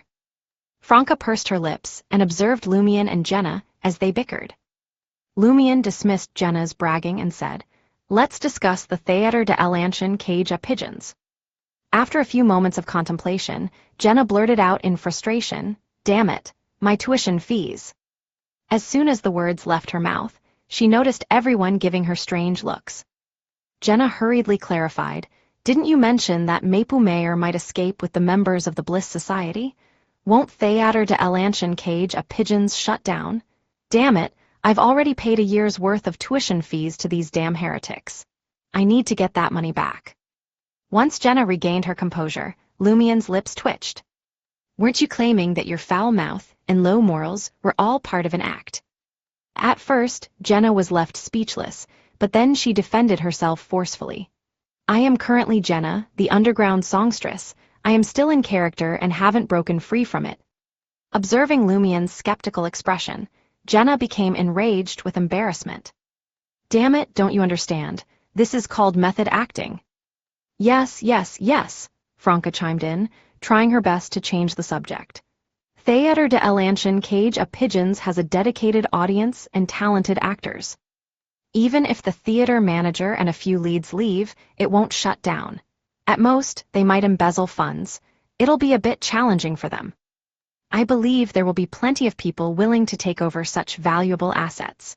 Oh, by the way, who owns Theater de Elanchen Cage of Pigeons? Jenna recollected and replied, Mayer himself. Ah, I see, Lumion glanced at Franca. If Mayer truly intends to escape, we could acquire Theater de Elanchen Cage of Pigeons at a low price. There are numerous dancers and singers under Brignice's control who don't want to sell themselves. We can give them an opportunity to earn a living at the theater. They will face fierce competition, Franca contemplated. If we succeed, it could indeed be a viable path. The challenge lies in convincing Brignice, we can spin him a tale and sell him a promise. Let him know that no matter how much he squeezes a singer who moonlights as a street girl, he can only make a pittance. On the other hand, a renowned theater actress under the influence of our Savoy mob will bring far greater returns. Charlie's gaze shifted between Lumion and Franca before settling on Jenna, who sat in an armchair. After discussing with Lumion, Franca assured Jenna, Don't worry, your tuition fees won't be in vain. Jenna, who had been listening intently to their conversation, let out a sigh of relief and muttered, The tuition fees for Theater de Elanchen Cage of Pigeons aren't cheap at all. Franca redirected the conversation back to its original course. What's your impression of the people from Theater de Elanchen Cage of Pigeons? Who do you find suspicious? Jenna contemplated for a moment before responding, Mayer enjoys watching our acting classes. His gaze can be a bit lecherous, but he has never harassed anyone. That's something many men do, isn't it? Yes, some apprentices might have a private relationship with him. After all, he's the theater's owner and manager. Rentes possesses remarkable acting skills. He is the most professional and exceptional among all the acting instructors. The characters he portrays in plays seem to come alive, each one distinct from the others. At this point, Jenna's tone revealed a touch of envy, as if she desired to possess the abilities of an actor. However, thoughts of Hedsey's perversity and Susanna Mattise's current predicament filled her with fear, preventing her from indulging in such fantasies. I haven't really interacted with the Ive you mentioned. Perhaps he only appears in certain genres. I'm not well acquainted with Charlotte. By the time I joined Theater de Elanchen Cage of Pigeons, she had already taken on lead roles, but she was my role model. Her acting skills are slightly inferior to Rentes's. I'm uncertain if she's an actor. Damn it, it's hard to say. Jenna struggled to restrain herself for a long while, before finally cursing. The other acting instructors are probably not actors. Their acting abilities pale in comparison to Rentes's. They often praise me for my talent in acting. While I may not match Rentes or the previous female leads of Theater de Elanchen Cage of Pigeons, I can hold my own against Charlotte when she was still an apprentice. Jenna suddenly fell silent. What's the matter? Franca inquired, concerned. Charlie's gaze shifted from Franca and Jenna to Seal, who sat beside him. Jenna furrowed her brow and said, Tomorrow, the official Beyonders will conduct a thorough investigation of Theater de Elanchen Cage of Pigeons. What should I do? She was a wild Beyonder, an assassin. Abandon Theater de Elanchen Cage of Pigeons and find another theater, Lumion suggested. Money was the least of her concerns. Jenna pressed her lips together, her expression filled with dejection. But I used my true identity at Theater de Elanchen Cage of Pigeons. What about my mother and brother? Chapter 216, Acting Guidance. Lumion wasn't sure if Jenna's bounty would have consequences for her family, so he turned to Franca, hoping she could use her connections to persuade the official Beyonders to overlook a mere apprentice actress. Franca didn't hide her dilemma. Helping to hide something was not an issue for someone like Seven, but if they expected him to meticulously cover for someone during the operation, two conditions had to be met. First, he had to be involved in the operation and responsible for investigating the apprentice actresses. Second, he needed some information about Jenna to determine whom he should assist. Franca didn't believe that Seven happened to be in the market district by chance. At best, he could pass on information. The chances of him being directly in charge of the operations were highly unlikely. I can try, but I can't make any promises, Franca replied, looking at Jenna with concern, trying to offer some comfort without making any definite commitments. Jenna acknowledged her words briefly, feeling a bit relieved, but she still struggled to come up with another solution. Lumion pondered for a moment and said teasingly, "You're just an apprentice actress. Why are you so anxious? Even if the official Beyonders investigate everyone in Theater de l'Ancien Cage à Pigeons, they won't waste much effort on you. Think about it. You've only been in the market district for a short time, and you haven't even become an apprentice actress yet. You don't even have a chance to play a minor supporting role. How could you be a female member of the Bliss Society?" "That's right," Franca interjected. "You spend most of your time singing in bars and dance halls rather than interacting with the cult of Theater de l'Ancien Cage à Pigeons. You're in the least suspicious group. If you tell the investigators the truth, you might not have to undergo any further tests of your Beyonder powers."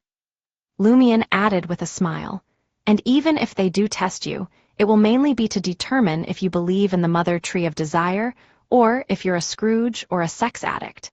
And you definitely don't fall into any of those categories.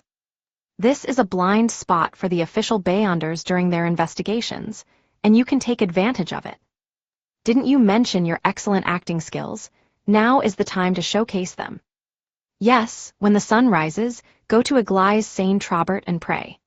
Get an accessory that reveals your identity as a believer of the eternal blazing sun, and wear it. When you enter Theater de l'Ancien Cage à Pigeons, whether or not the official Beyonders arrive, praise the sun frequently. Evil God believers rarely engage in such actions. It will effectively set you apart from them. If the official Beyonders notice these details, there's a good chance they'll consider you trustworthy." Jenna's eyes sparkled as she listened. "That's right. A devout apprentice actress who believes in the eternal blazing sun and has only recently joined Theater de l'Ancien Cage à Pigeons won't switch to an evil god so easily.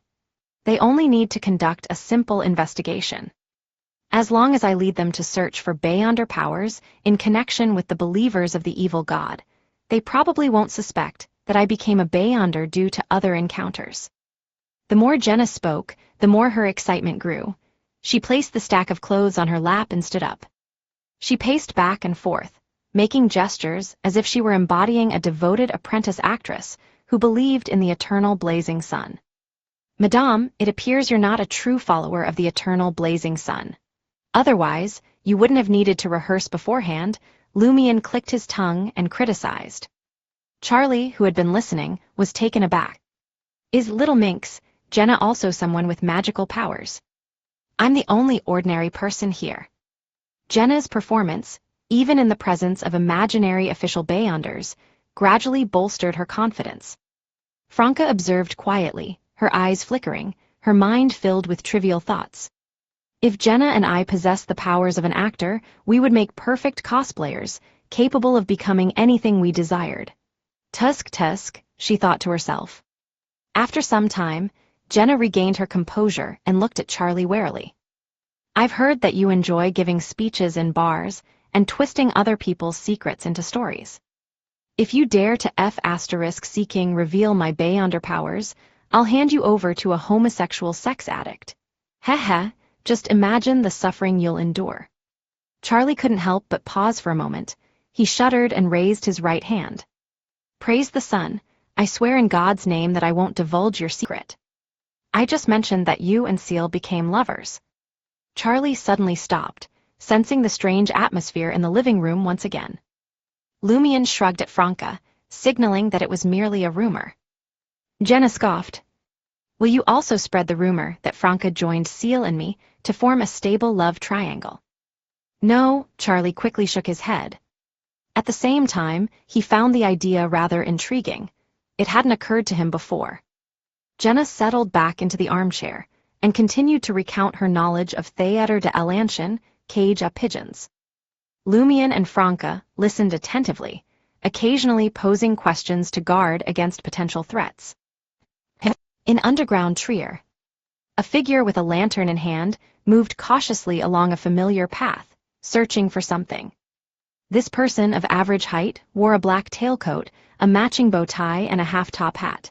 His face had a square shape, with short and thick eyebrows. The lines on his face were etched deep, and he sported a well-groomed brownish-yellow beard, carefully waxed at the tips.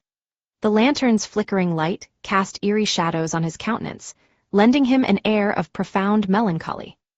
After walking for some time, the man halted, his gaze directed towards a section of the tunnel that had suffered a slight cave-in. His dark brown eyes narrowed, focusing intently for a moment, before he suddenly dropped to all fours, his nose twitching. The scent of gunpowder and blood. The man rose solemnly to his feet and approached the collapsed area.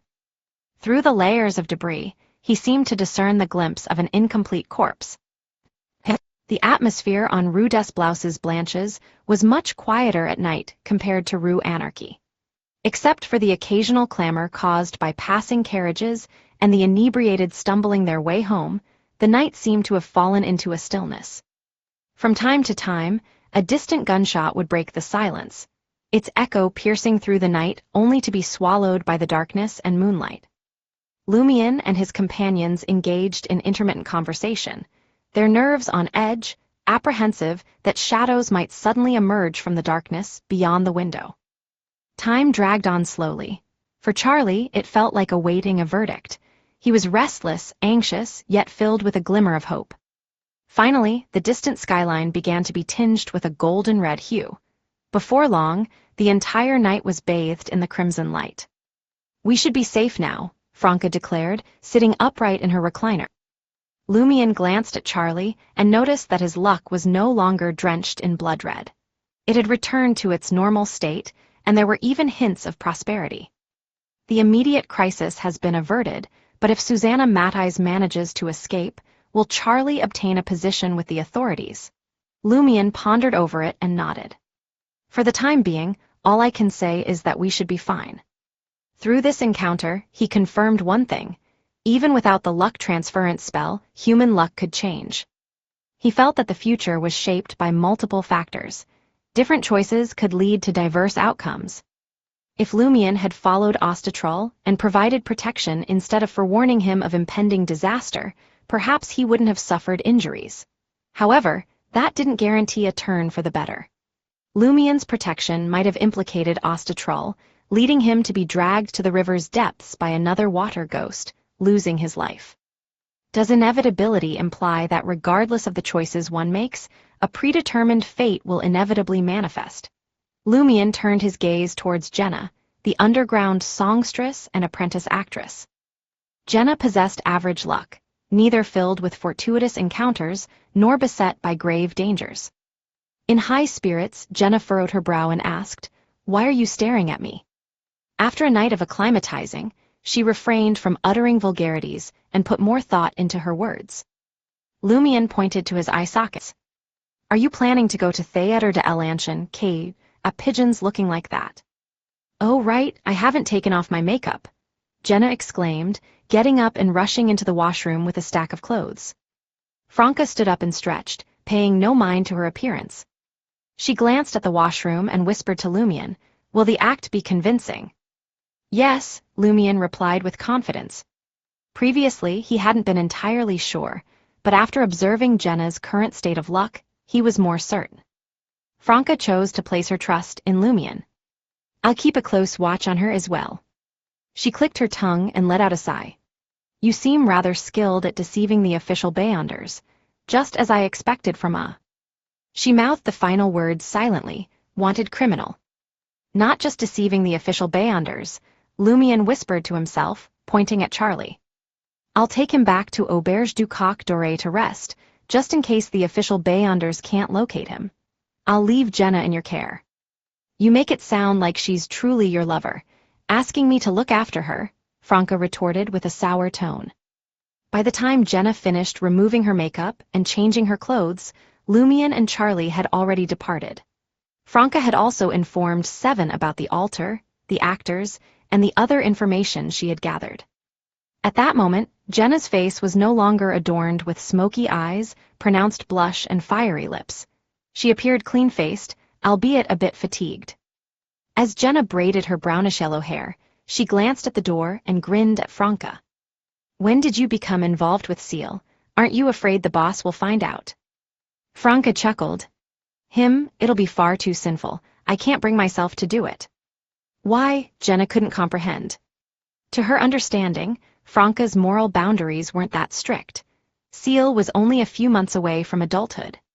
Franca pondered her words and responded, "After getting to know him better, I discovered that he's the younger brother of one of my relatives." "So you're related by blood," Jenna nodded in understanding. However, her attention quickly shifted. After securing her braids, she pointed towards the door. "I'm going to Église Saint-Robert to offer my prayers. I'll follow you discreetly to ensure nothing untoward happens." Franca retrieved some fluorescent powder and, with an incantation, blended it in to conceal herself. "When will I become a witch?" Jenna averted her gaze enviously, opened the door, and stepped outside. Chapter 217, Notarization. Église Saint-Robert stood proudly near the Suhit steam locomotive station, serving as the Bishop Cathedral of the Eternal Blazing Sun Church in Le Marché du Quartier du Gentleman. Its distinctive onion-shaped dome was painted in shimmering gold, representing the radiant sun. Below it stood a white building with gilded edges and a monumental sun's sacred emblem. Adjacent to the cathedral was a bell tower, crowned by a roof fashioned from a gleaming golden sphere. Observing Jenna entering the cathedral amidst the morning prayer congregation, Franca opted to wait in close proximity. Uncertain whether the Eternal Blazing Sun Cathedral possessed any peculiar enchantments that could render her invisibility ineffective, she remained cautious, unwilling to take any unnecessary risks. Église Saint-Robert, much like other cathedrals belonging to the Eternal Blazing Sun Church, boasted a resplendent golden base and was adorned with gilded accents throughout. The ornate structure, adorned with vibrant stained glass windows and a vast mural depicting a saint in vivid hues of blue, green, and red, exuded an atmosphere of profound sanctity and grandeur. Every worshipper who entered its hallowed halls couldn't help but bow their heads in reverence, enveloped by the sacred ambience. Jenna made her way to the front of the altar and settled into the second row of seats. Closing her eyes, she inclined her head forward and crossed her arms, placing them reverently upon her chest. Having been baptized and frequented the Eternal Blazing Sun Cathedral since her youth, Jenna was intimately familiar with this customary ritual, even though she could hardly be considered devout. She swiftly cleared her mind of any distracting thoughts, focusing her entire being on the act of prayer. Time seemed to stand still as the bishop delivered his sermon. After nearly 15 minutes, Jenna opened her eyes and quietly rose to her feet. She proceeded towards a long table positioned along the side of the main hall. This table spanned an impressive length of 20 to 30 meters, adorned with slender white candles flickering within golden lamps. Devotees seeking to express their gratitude or admiration for a saint or angel could purchase a candle from the clergyman stationed beside the table, lighting it and placing it within an unoccupied lamp. Jenna fixed her gaze upon the softly swaying flames for a few fleeting moments before redirecting her attention towards the clergyman dressed in a white robe interwoven with threads of gold. Her eyes caught sight of a man engaging in the purchase of candles. He appeared to be in his late 20s, his blonde hair immaculately styled and subtly enhanced with cosmetics. His eyes resembled the vivid azure of a tranquil lake, albeit relatively small in size. Adorned in a white shirt, a yellow vest, and a slim blue tweed coat adorned with 2 golden buttons, he bore a resemblance to the slightly distinguished gentleman of Trier, with discernible traces of makeup enhancing his features. As the man approached an unoccupied lamp with his acquired candle, Jenna moved closer to the clergyman in the resplendent white robe interwoven with golden threads, extending her arms in a welcoming gesture. "Praise the sun! Praise the sun!" the clergyman warmly replied, his smile radiating genuine warmth. Jenna hesitated briefly for a couple of seconds before uttering, "I seek a blessed necklace." Comparing it to the purchase of candles, this act was more devout. But naturally, it came with a higher price tag. The clergyman's smile widened. "Sister, how about this one?" He produced a necklace, adorned with a gold sunbird pendant from among the unsold white candles. 2 rose-red rubies were nestled within the eyes of the sunbird. In the Eternal Blazing Sun Church, just as brother was used to address men of the faith, female believers were affectionately called sisters. Some nuns even formed an alliance known as the Nine Sisters Association, working hand in hand with the Brotherhood Minor. Jenna couldn't help but sense that this particular necklace must be quite expensive. She could almost hear her wallet crying in protest. After careful consideration, she ultimately settled on a relatively simple amulet featuring a small sun's sacred emblem. It set her back 30 viral d'or, causing her to wince at the cost.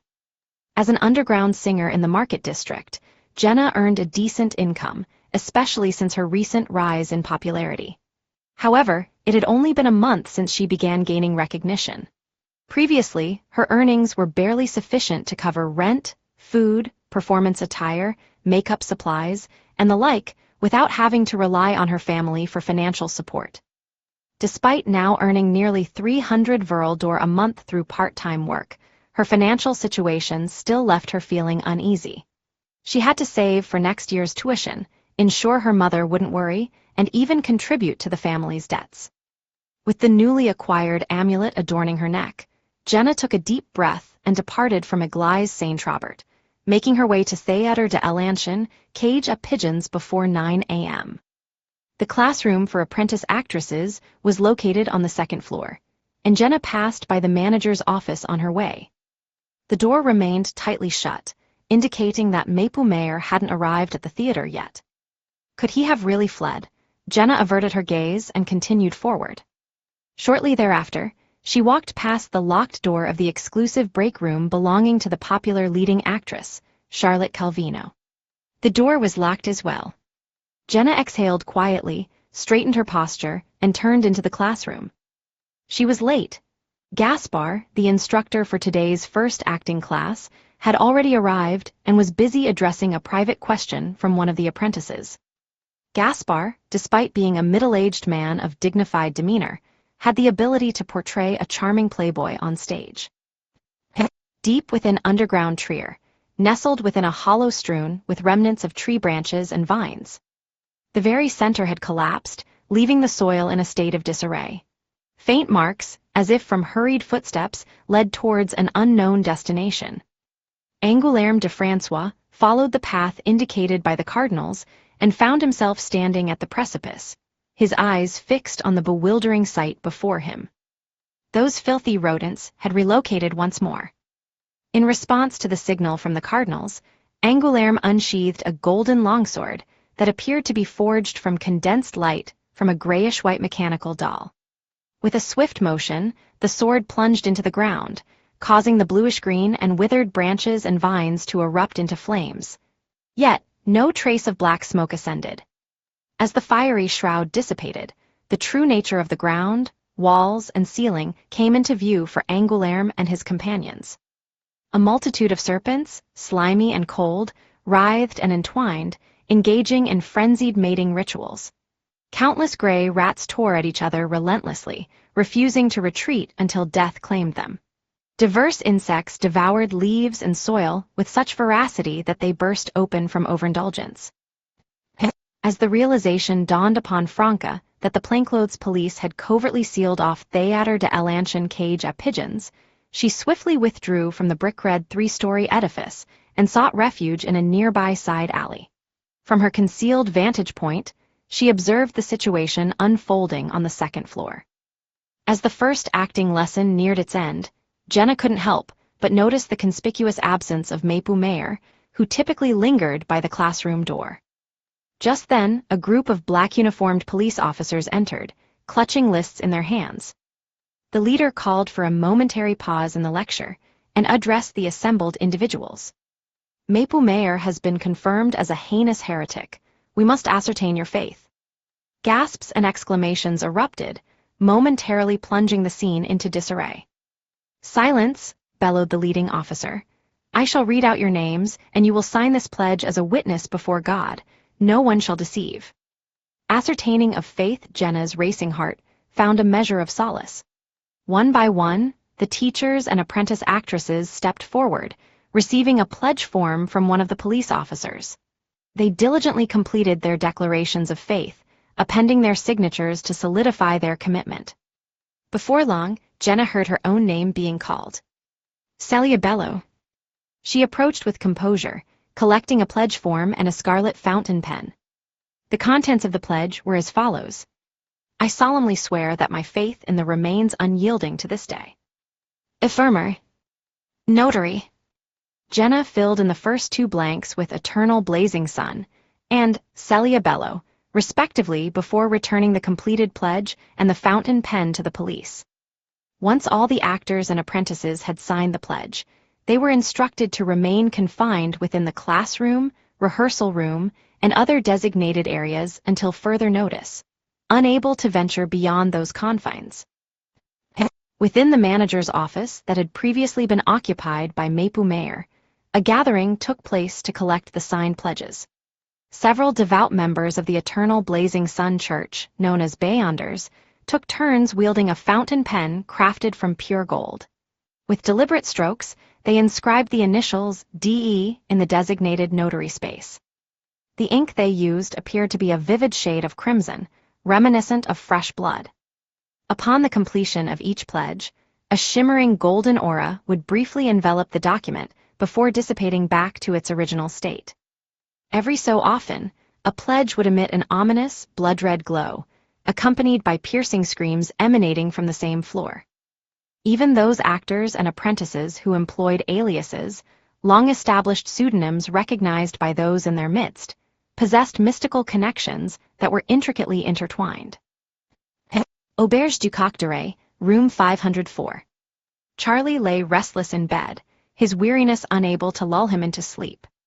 All of a sudden, a knock echoed through the room. Who's there? Charlie called out startled, as he sat up in bed, resembling a startled bird. Angoulême de François. The voice from beyond the door was deep, yet carried a compelling warmth. Charlie's mind immediately conjured the image of the monsieur who had interrogated him about Madame Alice's demise. Hastily, he rose from his bed and swung the door open. Standing before him were Angoulême, with his blonde hair, golden brows and beard, and Imre, whose brown skin and full lips bore the traces of southern continent heritage. What brings you here, Monsieur François? Charlie inquired cautiously. Simultaneously, a thought flashed across his mind. Could these be the official Bayonders, whom Seal and Red Boots mentioned? Angoulême did not immediately respond. He stepped into Charlie's room, gesturing for Imre to shut the wooden door behind them. Casting a sweeping glance around, he finally spoke. I bring bad news. Susanna Madeyes is not entirely deceased. She may appear before you at any time in the future. Charlie couldn't conceal his disappointment, pain, confusion, and fear. What should I do? Angoulême nodded gently. But there is good news as well. We intend to offer you a clerical position within our ranks.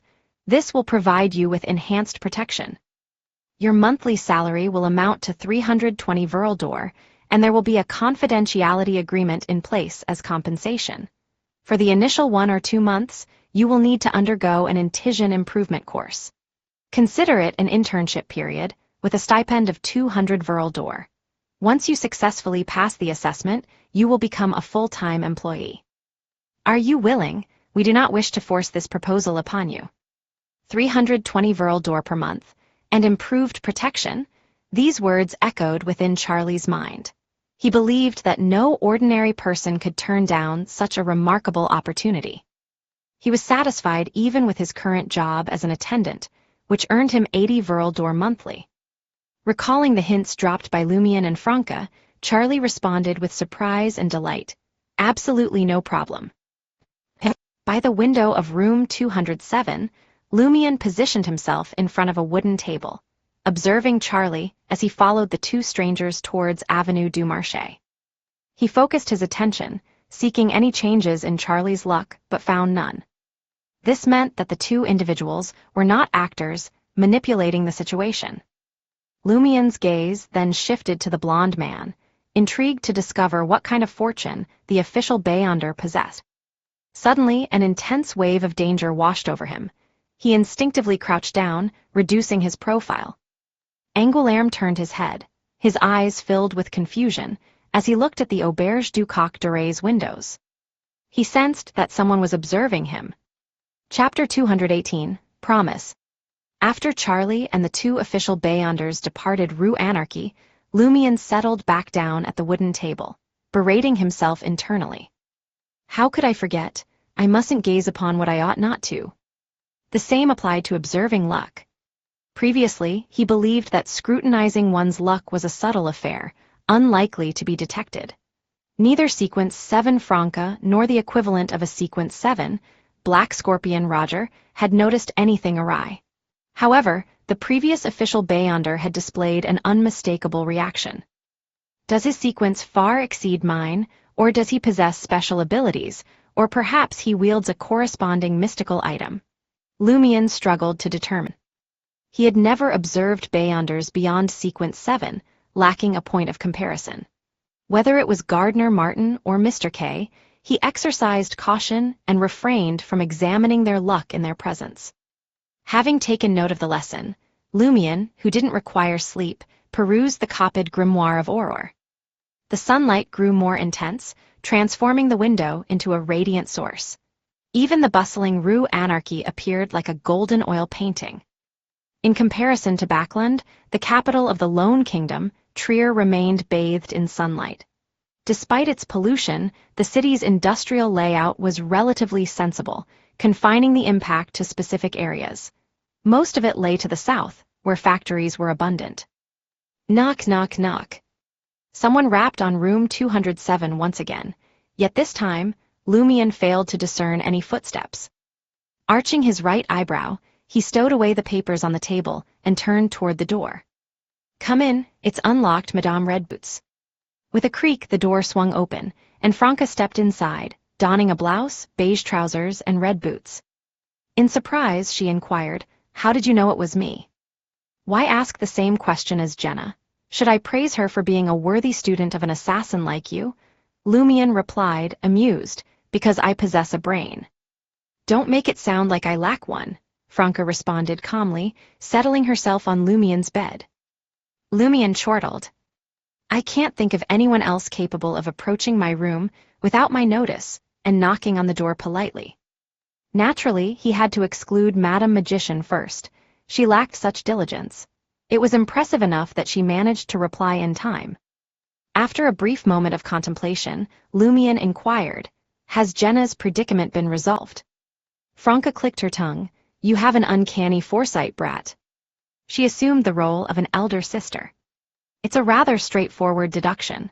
Lumian displayed a disdainful expression for explanation. If Jenna is still in danger, how could you, Hidden Blade, find the composure to seek me out? Franca laughed dryly.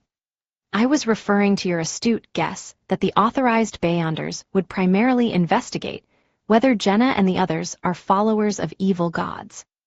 After all, I'm closer to an evil god than any evil god believer here.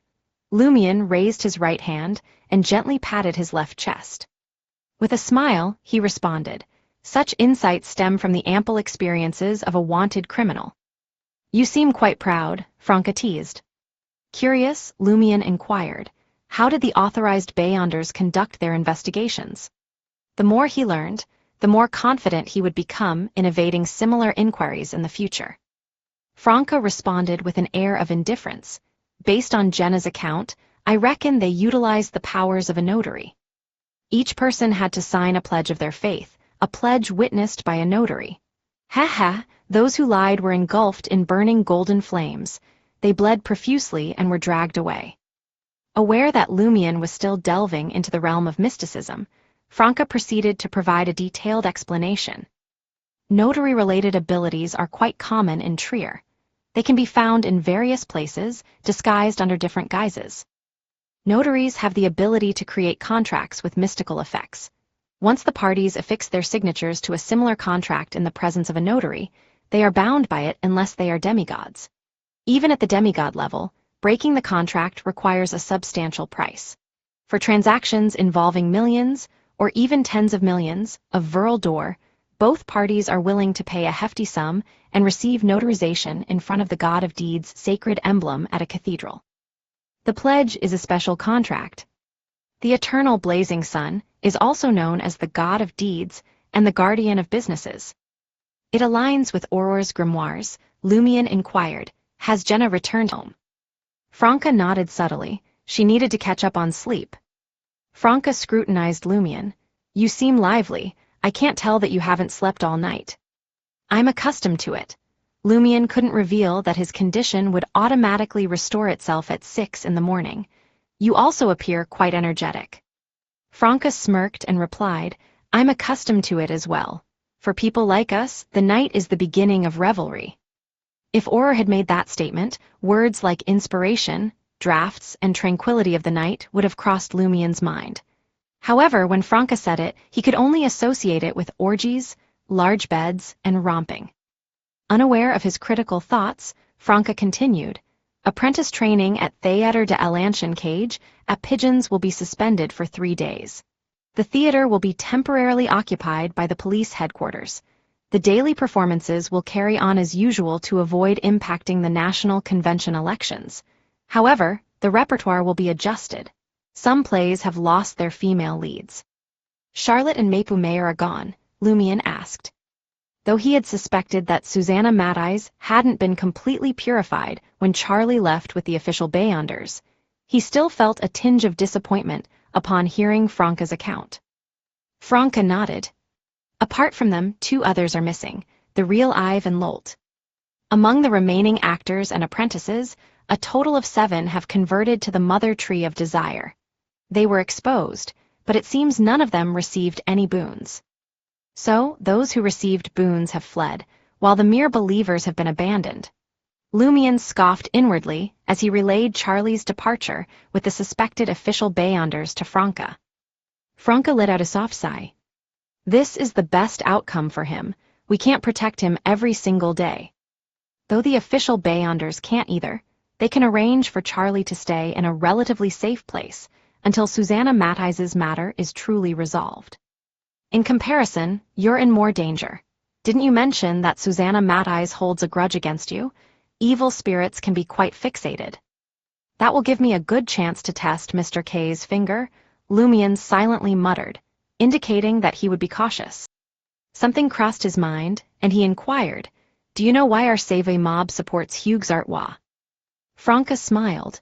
If I had that figured out, I wouldn't be part of the Save mob anymore. Is that her primary reason for joining the Save mob? Lumion pondered.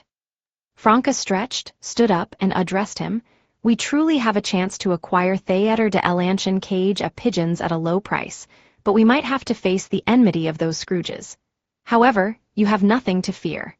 Yes, I'll go to Rue des Fontaines to discuss with Gardner and resolve my problem while there. What problem? Lumion was puzzled. Franca responded with a smile. Even though the desires Rentas evoked were suppressed by the mysticism-smelling salts, my body still feels a bit restless. When I recall that sensation, I feel somewhat empty, longing for fulfillment and release. Since you can't help me, I have no choice but to find my true lover. Why aren't you affected at all? There were indeed residual effects, but I was fine after 6 in the morning. Lumion pursed his lips and replied, My willpower is stronger than yours. Franca sneered, walked towards the door, and exited room 207. Lumion watched her leave, deep in thought. Has Franca become the boss's mistress, or has the boss become Franca's lover? Is Franca responsible for satisfying the boss, or is the boss responsible for satisfying Franca? Just before noon, Charlie returned to Auberge du Coq d'Oreille. He packed his meager belongings into his suitcase and descended the stairs with it. Spotting Lumion on the 2nd floor, he glanced around and lowered his voice. I have a new job and need to move elsewhere. After some time, I should be able to return to the basement bar for a drink. Lumion smirked once again. Sounds good. If Susanna Matthijs's issue could truly be resolved, Charlie's fate would change. Charlie also seemed pleased. He pondered for a moment and stated, There are many things I can't tell you, but when the time comes, I'll try to drop hints for you. In the Inquisition beneath Église Saint-Robert, he had come across Seal's wanted poster and recognized his friend, yet he didn't inform Deacon Francois. What does that mean? Why does Charlie suddenly feel he can be useful? Does his new job have a close connection to the official Beyonders, allowing him to gather valuable information? Lumion swiftly formed a hypothesis. With a mischievous grin, he remarked, First, Focus on staying alive before contemplating anything else. I might leave the market district in a few weeks. The implication of his words was, do your job well and don't even think about leaking information. Don't attempt it unless your life is truly at stake. Whether Charlie understood or not, Lumion wasn't entirely certain. After all, this guy wasn't very smart. After spending the afternoon at Salle de Balbrise, Lumion changed into a grayish-blue worker's uniform and donned a dark blue cap. He hailed a public carriage to take him to Rue des Pavés in Quartier du Jardin Botanique. As per his arrangement with Louis Lund, Lumion anticipated a response from Madame Pualis regarding their meeting before the night fell. Upon reaching the lobby of apartment 9, Lumion opened the letterbox in room 302, only to find a collection of flyers inside. The letter hasn't arrived. Lumion suppressed his anxiety and decided to wait across from apartment 9. Just as he exited the lobby and descended the stairs to the roadside, he noticed a brown four-wheeled carriage approaching from a distance. It came to a halt right in front of him. The carriage driver had jet-black hair and piercing blue eyes. He sported dark red attire, yellow trousers, a polished hat, and a white cravat. It was Louis Lund. In the next instant, the carriage door swung open noiselessly, revealing the figure of a woman seated within. Chapter 219, Probing. Lumion's eyes locked with Louis Lund, who occupied the driver's seat of the carriage, and received a confirmation nod. Drawing a deep breath, Lumion strode toward the four-wheeled carriage, crouched down, and entered it. He grasped the gravity of the situation. Madame Pualis, cautious and aware, refrained from responding through letters. Instead, she concealed herself near 9 Rue des Pavés, anticipating Lumion's arrival for the reply.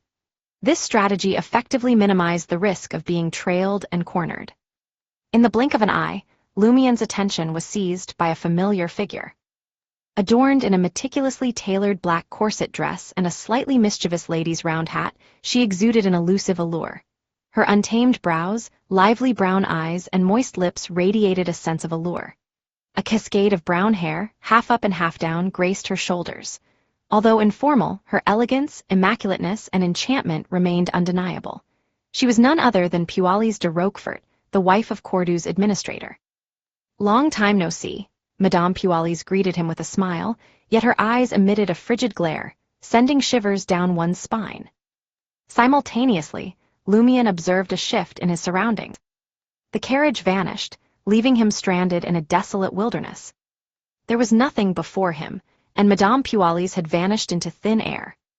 Just as Lumion marveled at this bewildering turn of events, a colossal, irregular shadow emerged on the ground. Instinctively, he raised his gaze, met by a reflection of brown feathers. Each plume rivaled the size of his head, assembling into a pair of wings that seemed to obscure the heavens.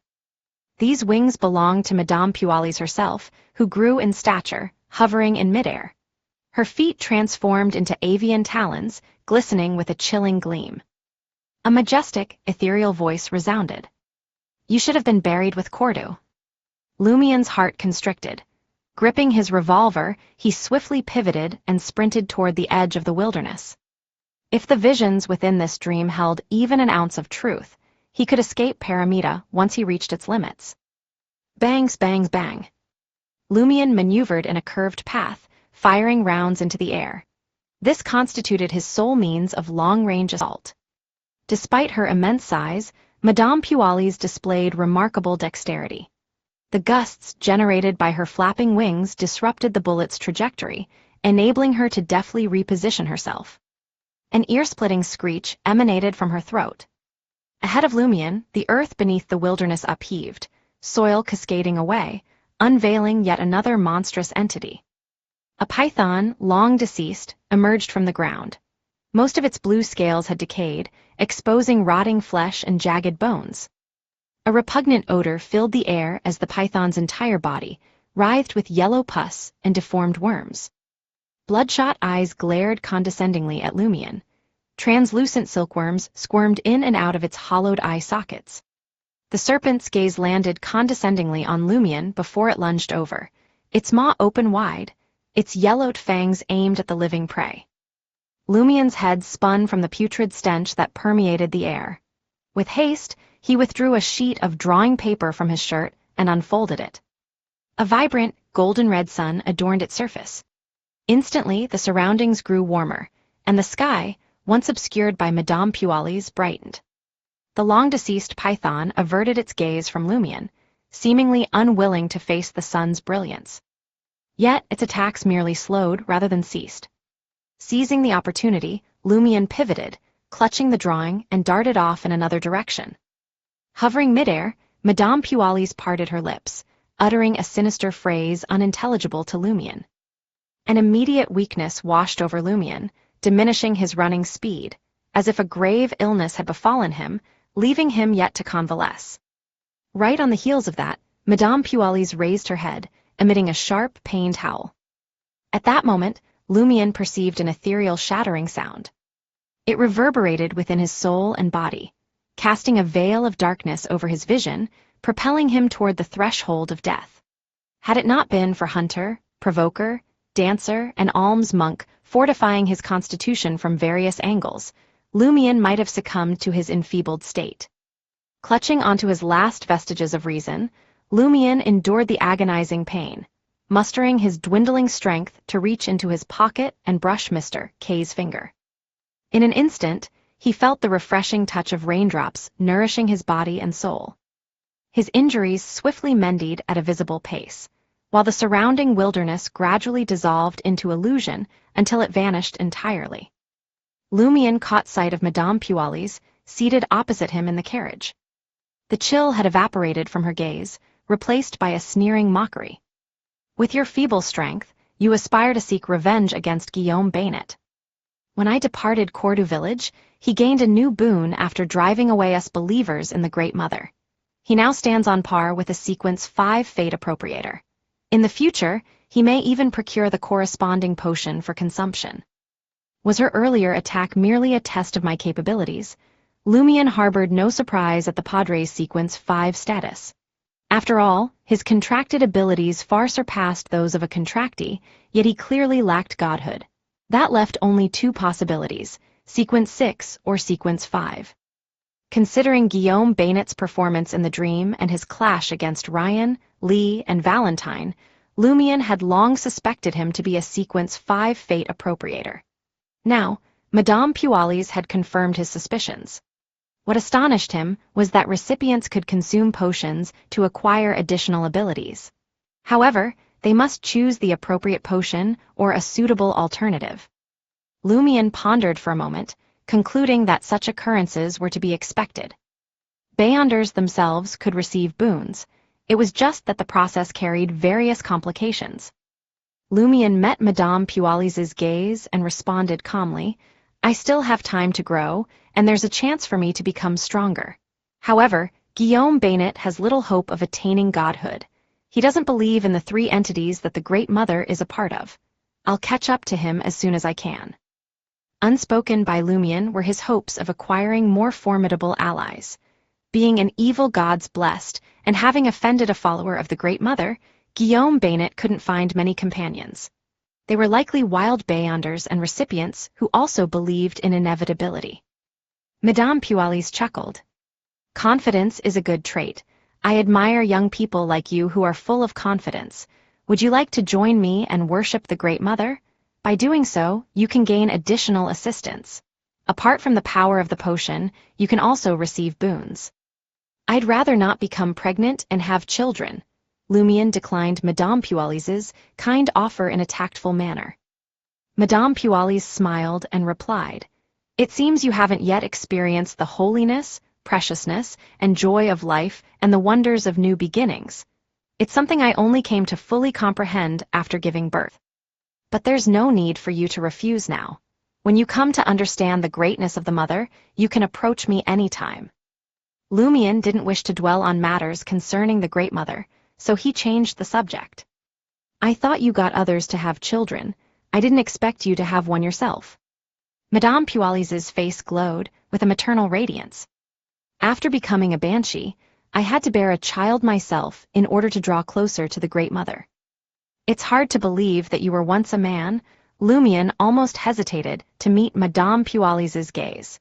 He swiftly redirected the conversation with a casual question. "Did your child perish in the castle?" "Yes," Madame Pualis sighed. "His father killed him with his own hands. Regrettably, he was unaware that the child was his." "Who?" Lumian blurted out. Madame Pualis smiled. "Guillaume Bainet. Didn't you witness our affair? He didn't notice, but I knew you were hiding behind the altar. I even considered inviting you to join us. I assumed your affair was merely symbolic. Some of it was real." Lumian was taken aback as several images flickered in his mind. Madame Pualis and the Padre entangled in their nakedness. Madame Pualis praising the Padre's audacity, forthrightness, and masculinity. The Padre having Saint Sith put up with the transgression. Noticing Lumian's change in expression, Madame Pualis smiled and continued. "After arriving in Cordoue and familiarizing myself with the surroundings, the first thing I did was seduce Guillaume Bainet. He held true authority as a clergyman and was the only means for Cordoue to connect with the eternal blazing sun church. If I could bring him down and make him a believer of the Great Mother, combined with Bayast's identity, I could have truly established Cordoue as my territory without arousing suspicion from the outside world. Coincidentally, I also needed a child, so I decided to put him to the test. Within a week, I secured his bloodline as a contingency plan. However, around July or August of last year, his attitude suddenly changed, and he lost interest in the Great Mother. Unfortunately, I didn't even have the opportunity to let him bear a child for me to experience the wonders of life." "Last July or August," Lumian repeated. "Every year, shepherds return to the mountains during May and June." "Yes, I remember it vividly," Madame Pualis chuckled. "Later, that fool Louis Lund even attempted to seek his assistance." Lumian furrowed his brow and asked, "Why did the Padre's attitude change all of a sudden?" "I'm not entirely sure. All I know is that during that time, some villagers were spreading distorted ideas about horoscopes, and they were reported to Guillaume Bainet. After interrogating those individuals, Guillaume Bainet's demeanor gradually shifted." Madame Pualis's eyes seemed to reflect the sunlight dancing on a lake's surface. "Who were they?" Lumian pressed. Madame Pualis smiled in response. "Nasily and the others, people you are familiar with." Lumian fell silent for a few seconds before speaking again. "Where were you? And what were you doing when the Padre and the others attacked the castle?" Pualis let out a brisk laugh. "So, you finally ask. You should have already guessed the answer, right?" She gazed at Lumian with a pained and twisted smile. "Auror attacked me." Chapter 220, Nightmare. "Auror attacked me." The words echoed in Lumian's ears, crashing through his mind like a burst dam. A surge of memories flooded in, washing away the hidden horrors buried beneath the surface. They were ghastly, painful, and pierced his very bones. One by one, scenes played out before Lumian's eyes. Guillaume Bainet, the Padre, encircled by a horde of undead figures in the wilderness. Madame Pualis soaring through the air with her wings spread wide. And there, in her eyes, Lumian caught a glimpse of a familiar blonde figure. It was Auror. Lumian's gaze shifted to the castle's third-floor walls, covered in translucent faces of bluish-white hue. He witnessed Louis Lund giving birth, Sybil Berry being reborn within the body of a lady's maid, Guillaume Bainet, Pierre Berry, Pons Bainet, and a group of believers of Inevitability engaged in a fierce battle against the midwife, Administrator Bayast, and their companions. All of this unfolded within Lumian's own visions, emanating from a small bubble floating in the air. "White paper! White paper!" Lumian's face contorted in agony as he staggered backward. Bluish-purple veins, densely packed, protruded from his body, each representing a blood vessel. Meanwhile, the words of psychiatrist Susie flashed through his mind. "Always remind yourself not to overreact. Whenever you feel a similar surge of emotions, take deep breaths and find your calm." Lumian gasped heavily, feeling as though the world around him had turned into a vacuum.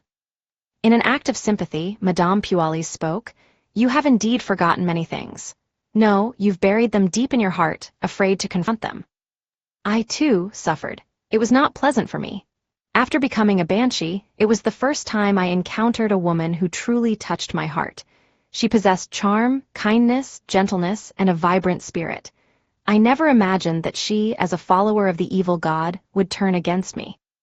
Even then, she was already a fate appropriator, favored by Inevitability more than Guillaume Bainet. Lumion couldn't help but bring his hands to his head, as if it might explode from the intense pressure within. Taking deep breaths, he recalled Aurore, who brushed off his concerns about the village's peculiarities. He remembered her cautioning him against laying eyes on forbidden things. He thought of Aurore, who would often sit on the roof at night, gazing at the vastness of the cosmos. The dream of the diaphanous lizard crawling out of Aurore's mouth resurfaced in his mind. He remembered how Nazali and the others, the initiators of the horoscope heresy, had close ties to Aurore. Amidst these recollections, Lumion also recalled his failure to avenge Riamund and Ava's deaths, discovering himself captured by Pons Bainet instead. He endured torment before finally being set free. He recalled Aurore, who had cut the liver blue and assembled a plea for help together with him. He remembered Aurore explaining the mystical knowledge she possessed. And above all, he remembered Aurore pushing him off the altar during the ritual, her eyes flickering with a newfound liveliness. Huff, huff, Lumion gasped heavily, as if still trapped in the clutches of a never-ending nightmare. A soft sigh escaped Madame Pualis's lips. I should have noticed her strangeness sooner. Although we didn't often cross paths, I always sensed something peculiar about her. The way she would gaze up at the night sky, speaking cryptic words about her hometown. In the realm of mysticism, the cosmos can be a treacherous place, especially for Beyonders. Later on, I wished for her to embrace the Great Mother's teachings, but alas, it was too late. Lumion's trembling lips struggled to form the question. When did she start behaving strangely? He had a vivid recollection of Aurore's habit of stargazing and reminiscing about her homeland, but there had been no signs of trouble in the early years. Granted, Lumion acknowledged that Aurore had been fixated on the cosmos more frequently over the past year, but he couldn't pinpoint the exact moment when it all began. Madame Pualis shook her head, suppressing her emotions, and spoke with a hint of amusement. That's a question you must answer for yourself. You spend every day with her, whereas I do not. Sometimes I envy you deeply. Yet, at other times, I believe you have your own merits. Why should we be bound by the rules of a conventional society, denying ourselves the freedom and joys of life? Lumion seemed lost in his own thoughts, barely registering Madame Pualis's words. He continued to hunch over, pressing his head against the carriage floor. Muttering to himself, he questioned, Who led her to embrace inevitability? Perhaps only she knows the answer. Unfortunately, Madame Pualis sighed once more. Lumion fell into silence, taking deep breaths to steady himself. Once, twice, thrice, time seemed to blur as he wrestled with his thoughts. Finally, he straightened his posture, lowered his hands, and turned his gaze towards Madame Pualis. Have you ever encountered an elf-like creature, resembling a lizard in the village? No, Madame Pualis shook her head. The diaphanous lizard from my dream was merely a symbol. Did it represent the influence of inevitability, or did it actually exist, concealed deep within reality? Lumion pondered incessantly, as if this were the only way to prevent the razor-sharp blades from piercing his shattered heart. He posed a new question. Have you ever come across the legend of the warlock, the one about 9 bulls being the only ones capable of pulling the coffin? No, Madame Pualis replied once more, shaking her head. Lumion continued to inquire, one question after another. Eventually, he lost track of what he was asking and whether Madame Pualis had even responded. In his mind, her face became hazy, as though she were standing dozens or hundreds of meters away. At some undetermined point, the 4-wheeled carriage came to a halt. Lumion found himself back on the roadside, moving forward without purpose or destination. Clang, clang, clang. The cathedral bell tolled, signaling midnight. Suddenly, Lumion snapped out of his daze, realizing he had returned to the Auberge du Coq d'Oreille. Almost instinctively, he ascended the steps and prepared to push open the door. But after a few seconds of shock, he retreated back onto the street, wandering towards the end of Rue Anarchy like a lost soul. He walked until he reached Avenue du Marché. The sky, perpetually gloomy throughout the night, now became shrouded in thick, dark clouds. There was no crimson moon or stars to be seen. Finally, Lumion arrived at the entrance of Salle de Balbrise, where a cacophony of voices and the rhythmic beat of drums emanated, creating an unusually vibrant atmosphere. Feeling overwhelmed by the environment, he abruptly spun around, staggering to the side of the road. Finding a spot in the shadow, far away from the nearest gas street lamp, he sat on the ground. Pitter-patter. As time ticked by, raindrops began to fall, landing on the ground, his head, and before him. The raindrops grew stronger, creating a steady patter. Lumion remained motionless, as if he had transformed into a statue, allowing the rain to soak his hair, face, and clothes. Suddenly, a shadow appeared above him, and the raindrops vanished. Confused, Lumion looked up and saw a dark blue umbrella, its metal frame supporting the fabric, held by Jenna. He averted his gaze, staring blankly at the middle of the road where mist had started to rise. He made no effort to stop Jenna, nor acknowledged her presence. Jenna, wearing heavy smoky makeup and a sequined, low-cut red dress, draped a lightly colored shawl with sizable holes over her shoulders to conceal some of her skin. She observed Lumion for a few seconds, refraining from asking any questions. Standing beside him, she held the umbrella aloft. The heavy rain persisted for an entire hour before gradually subsiding. Only scattered droplets now dripped from the buildings on either side and the street lamps. Lumion rose slowly, as if he had lost something. Jenna folded her umbrella and muttered, her voice barely audible. The rain will cease eventually, just as darkness always gives way. The sun is destined to rise, and its light will surely illuminate the earth. Lumion remained silent for a moment, his gaze fixed on the darkened road ahead. How would you feel when you discover that someone you trust isn't who you thought they were? Jenna didn't respond directly. Instead, she countered with a question of her own, do you still trust him? Lumion pursed his lips, his answer unwavering, yes. If you still trust him, then find out why he did it, Jenna advised, her tone calm. Lumion's hands trembled slightly as he took a series of deep breaths. Eventually, his body returned to normal and he turned to face Jenna. Why are you here? Jenna's reply carried both frustration and amusement. Damn it, this is just outside Salle de Balbrise. I didn't need to go to the theater tonight, so I came here to sing and make some cash. When I stepped out, I spotted you sitting by the roadside, completely drenched. Lumion averted his gaze and began walking forward, his expression devoid of emotion. He splashed through puddles, striding toward Rue des Blanches. Where are you going? Jenna asked, a hint of concern in her voice. Lumion responded without looking back, to find out the reason. He recalled Aurore's words when she pushed him away from the altar. My grimoires. Considering the current circumstances, Lumion suspected that his sister was trying to convey that he could uncover clues about the source of the abnormality within her grimoires. Jenna followed Lumion, holding the umbrella, and probed, do you think you can find the reason in just one night? Perhaps it will take a long time, Lumion impatiently replied. Jenna muttered under her breath, then why are you in such a hurry? Rest and clear your mind. It might help you uncover the reason more quickly. Lumion contemplated his limited understanding of the grimoire's contents and his lack of mystical knowledge. He fell into silence. Once again he turned to Jenna. Is Franca at home? Why do you ask? Jenna appeared perplexed. She probably won't return to Rue des Blanches today. She mentioned wanting to spend a pleasant evening with Gardener Martin. Lumion exhaled and redirected his steps toward Rue Anarchy. Chapter 221, Venting. Jenna's gaze fixated on Lumion's retreating figure as she inquired, where are you off to? Getting some shut-eye, Lumion replied without glancing back. Pursing her lips, Jenna pondered for a brief moment before deciding to follow him. She wanted to ascertain his final destination and see if he truly intended to return to the Auberge du Coq Doré to sleep.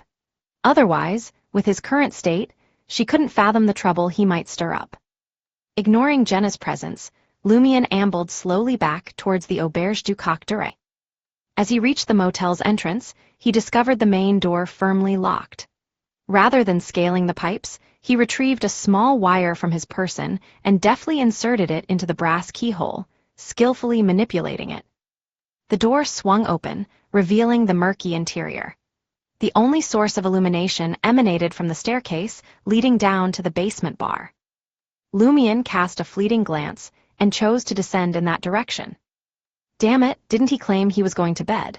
Jenna cursed inwardly and let out a resigned sigh.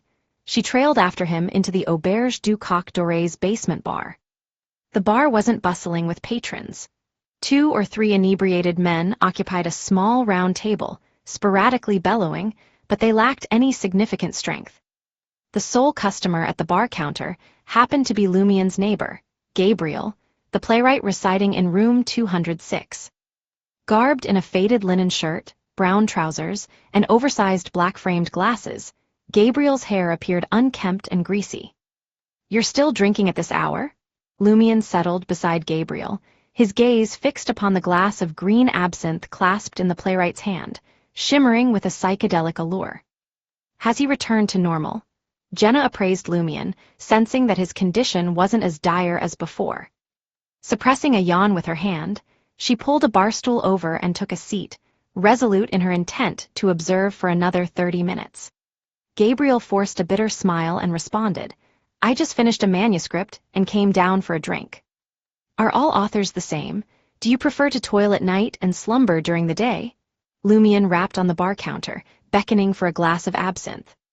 Pausing for a moment, Gabriel replied, "Many authors are like that.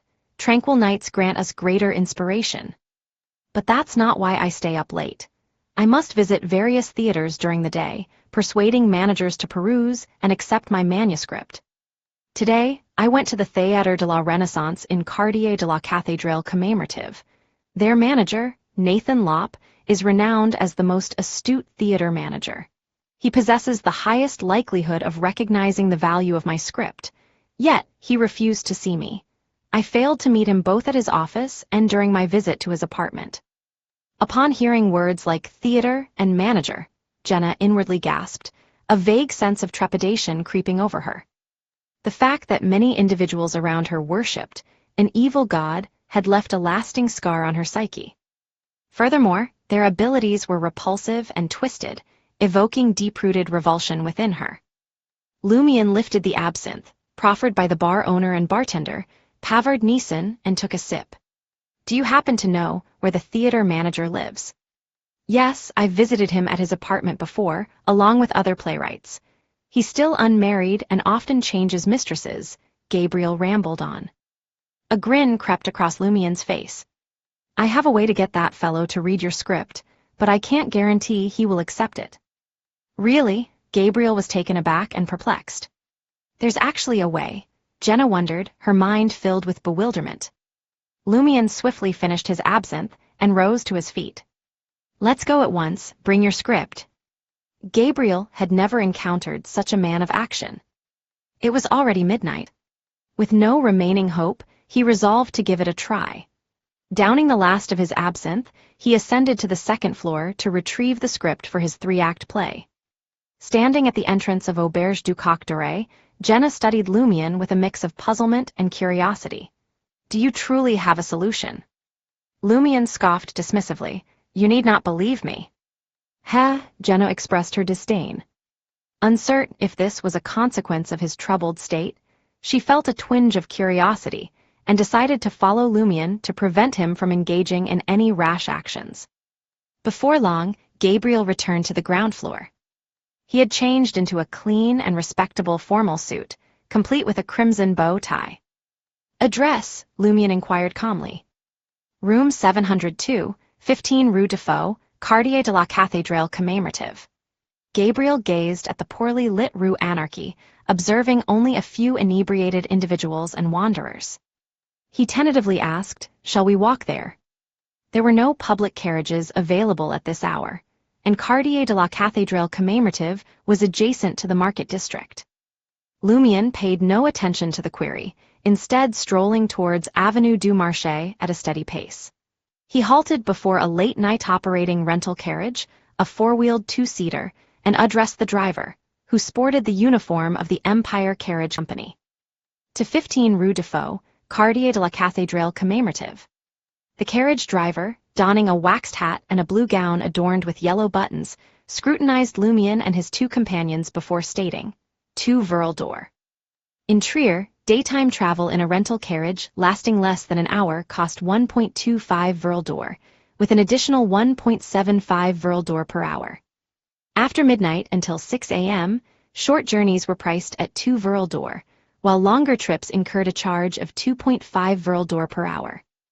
Lumion remained silent, producing 2 silver coins worth 1 Verl d'Or each and tossing them to the carriage driver. Showing no courtesy, he boarded the carriage and took a seat. This left Gabriel in a predicament, unsure whether he should act chivalrously and jostle with Seal or allow the singer, Jenna, to make her own choice. Eventually, realizing she hadn't been invited, Jenna grumbled and settled herself beside Lumion, striving to secure some personal space. The rental carriage set off, embarking on its journey towards Quartier de la Cathédrale commémorative. During the ride, Lumion maintained an unsettling silence, leaving Gabriel hesitant to inquire about his solution. The atmosphere inside the carriage grew somewhat uncomfortable. Having grown accustomed to Lumion's peculiar state that night, Jenna cleared her mind and focused on her own thoughts. After an indeterminate period, the rental carriage came to a halt at 15 Rue de Faux. Lumion wasted no time and headed straight for the apartment building. Upon entering the lobby, he was intercepted by a vigilant guard. "Which floor and room are you residing in?" the dutiful guard inquired. "If you're not a resident here, you need." Before the guard could finish his sentence, a chilling object was pressed against his temple. Lumion had swiftly produced a revolver from under his armpit and pressed the barrel firmly against the guard's forehead. What do you think you're doing?" the guard, who appeared to be almost 50, stammered. Gabriel stood frozen, his mind filled with doubt regarding Seal's supposed solution. Amused and eager to witness the unfolding events, Jenna observed Lumion silently guide the guard to a secluded corner of the lobby. Using the rope and various items he had with him, he proceeded to bind the guard's hands and feet, effectively rendering him immobile. A gag was placed over the guard's mouth to ensure his silence. With the task completed, Lumion shut the apartment door behind him and secured the lock before ascending the staircase. As if awakening from a dream, Gabriel hastened after him, his voice filled with anxiety. "Is that really okay?" "What do you think?" Lumion replied with a grin. Gabriel faltered, lost for words. He hesitated, contemplating whether he should abandon his pursuit of having Nathan Lopp, the manager of Théâtre de la Renaissance, read his script. If I were to express my doubts and return now, would Seal become furious and resort to violence? After all, he is a mob leader, Gabriel gaped, incapable of uttering anything that might dissuade Lumion. Soon, the trio reached the top floor and stopped outside room 702. Gabriel, poised to knock, witnessed Lumion deftly employ the short wire to open the vermilion wooden door. Gabriel couldn't make sense of Lumion's intentions in the slightest. Observing this, Jenna swiftly removed her light-colored shawl and draped it over her face, exposing only her forehead and eyes. She harbored suspicions that Seal was about to cause trouble. To avoid being implicated by him, it was prudent to conceal her identity. At the very least, she couldn't allow anyone to remember her appearance. Lumion stepped into the living room, awash with the glow of the crimson moonlight. Producing a bandage, he wrapped it around his face, leaving only his eyes and nostrils visible. Though Gabriel failed to comprehend why Jenna and Seal were veiling their faces, he instinctively found a cloth and covered the lower portion of his own face. Enveloped in a white bandage, Lumion surveyed the surroundings before proceeding towards the master bedroom. He turned the handle and gently pushed open the door. The living room was bathed in the luminosity of the crimson moon, illuminating the figures reclining in the bed. There lay a man and a woman. The man boasted disheveled black hair, appearing to be in his early 40s. His countenance was gaunt, with a prominent nose bridge. The woman possessed curly blonde hair, seemingly in her 20s. Her complexion was flawless, and her features were strikingly beautiful. Beneath the velvet blanket, they appeared to be unclothed. "He's the theater manager." Lumion didn't restrain his voice at all. Gabriel felt as though he were trapped in a surreal reverie. "Yes, that's him." Lumion advanced swiftly towards the grand bed. The manager of Theatre de la Renaissance, Nathan Lopp, stirred from his slumber upon hearing the commotion. Before he could open his eyes, Lumion grasped his shoulder and hoisted him upright. Nathan Lopp jolted awake, his eyes confronted with the sight of a head swathed in white bandages. His heart seemed to skip a beat, rendering him speechless and devoid of protest. In the next instant, a revolver was pressed against his temple. Nathan Lopp sealed his lips shut and was propelled into the living room. As he passed by Jenna, Lumion cast a sidelong glance towards the bed and whispered, "Keep an eye on that woman." Jenna found herself bewildered by the unfolding events, yet it did nothing to quell her exhilaration. Without hesitation, she lowered herself into a crouch, drew her own revolver, and trained it upon the recently awakened blonde. With a touch of cold detachment, she issued a stern warning, "I don't want to hear a word." The blonde wrapped her arms tightly around the blanket, trembling on the bed. Lumion settled Nathan Lopp into a recliner, securing his hands and feet to the sofa and floor using garments. Perplexed, Gabriel came over. Suddenly, a thought struck him. Are we here to rob Nathan Lopp, or are we here to present him with my script? Jenna escorted the blonde, clad in a nightgown, to the living room. Lumion, who had illuminated the crystal chandelier, took a few steps back. He retrieved his revolver and seated himself on the divan opposite the recliner. Nathan Lopp appeared freshly awakened and uttered anxiously, "How much do you want?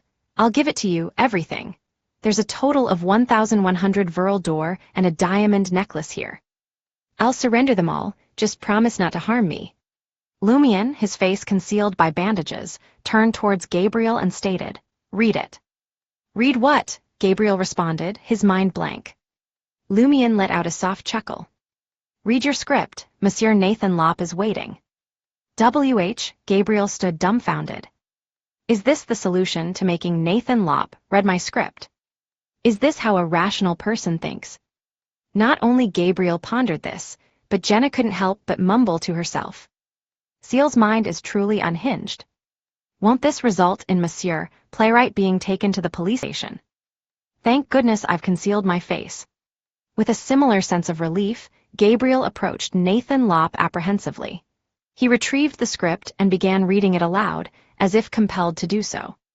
Nathan Lopp listened in bewilderment, questioning whether he was trapped in a ludicrous dream. Halfway through his slumber, a masked intruder invaded his abode, binding him to a chair merely to subject him to a script recital. As he listened attentively, Nathan Lopp's professional instincts kicked in, drawing him further into the script. After the main dialogue of the first scene concluded, Nathan Lopp interrupted Gabriel. "Who wrote this?" "Me," Gabriel replied subconsciously. Nathan Lopp's voice resonated deeply as he stated, "Bring it to my office tomorrow at 10 a.m. We'll sign the contract." All right. Gabriel's emotions swirled with surprise, happiness, and fear. "Will I find the police waiting for me at Theatre de la Renaissance tomorrow?" Lumion chuckled, rising from his seat and making his way to the door with his revolver. Jenna and Gabriel followed closely behind, allowing the blonde woman to free Nathan Lopp from his restraints. As they descended the stairs, Jenna flashed a smile at Gabriel and inquired, "Monsieur Playwright, your script is exceptional. Your words are captivating. What is its title?"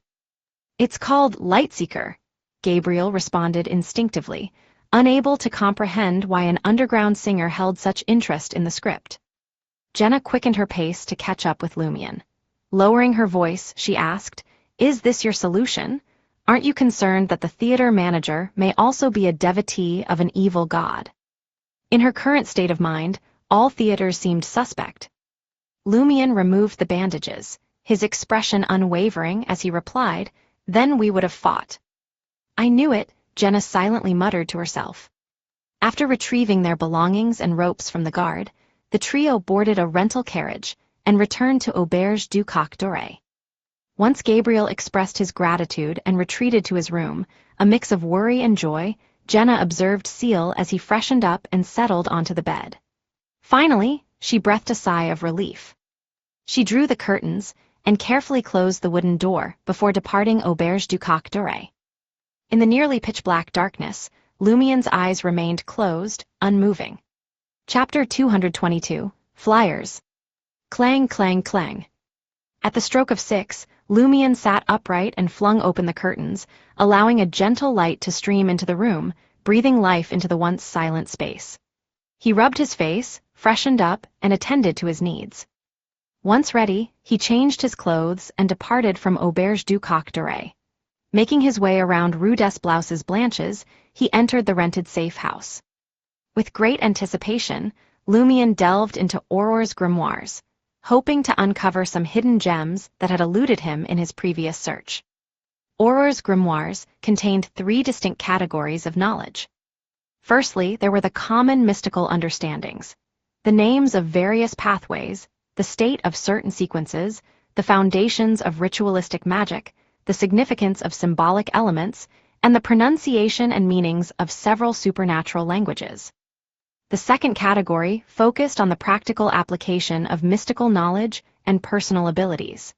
It demanded deep contemplation, as it contained numerous recorded or purchased spells, as well as defenses against curses.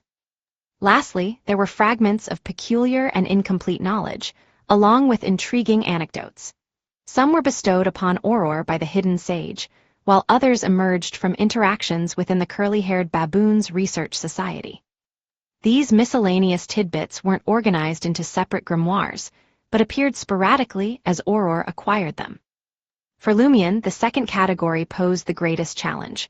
Warlock spells like illumination, weed removal, exorcism, soul summoning, lightning, wind creation, and force field hand proved to be perplexing. After all, he lacked the fundamental understanding of mysticism and the support of Beyonder powers required to cast spells. On the other hand, Lumien had made significant progress in comprehending, learning, and mastering ritualistic magic since becoming an alms monk. Lumien also noticed that his sister had omitted certain basic rules, such as the law of Beyonder characteristics conservation, from her grimoires. However, this was to be expected. Such laws were scarce and easily remembered. They were ingrained in the mind and required no additional recording. After an extensive morning of reading, Lumien found no signs of suspicion. Instead, he accumulated a myriad of questions that demanded consultation with others. He let out a slow exhale, carefully folded the pages containing his inquiries, and tucked them into his pocket before departing the safe house.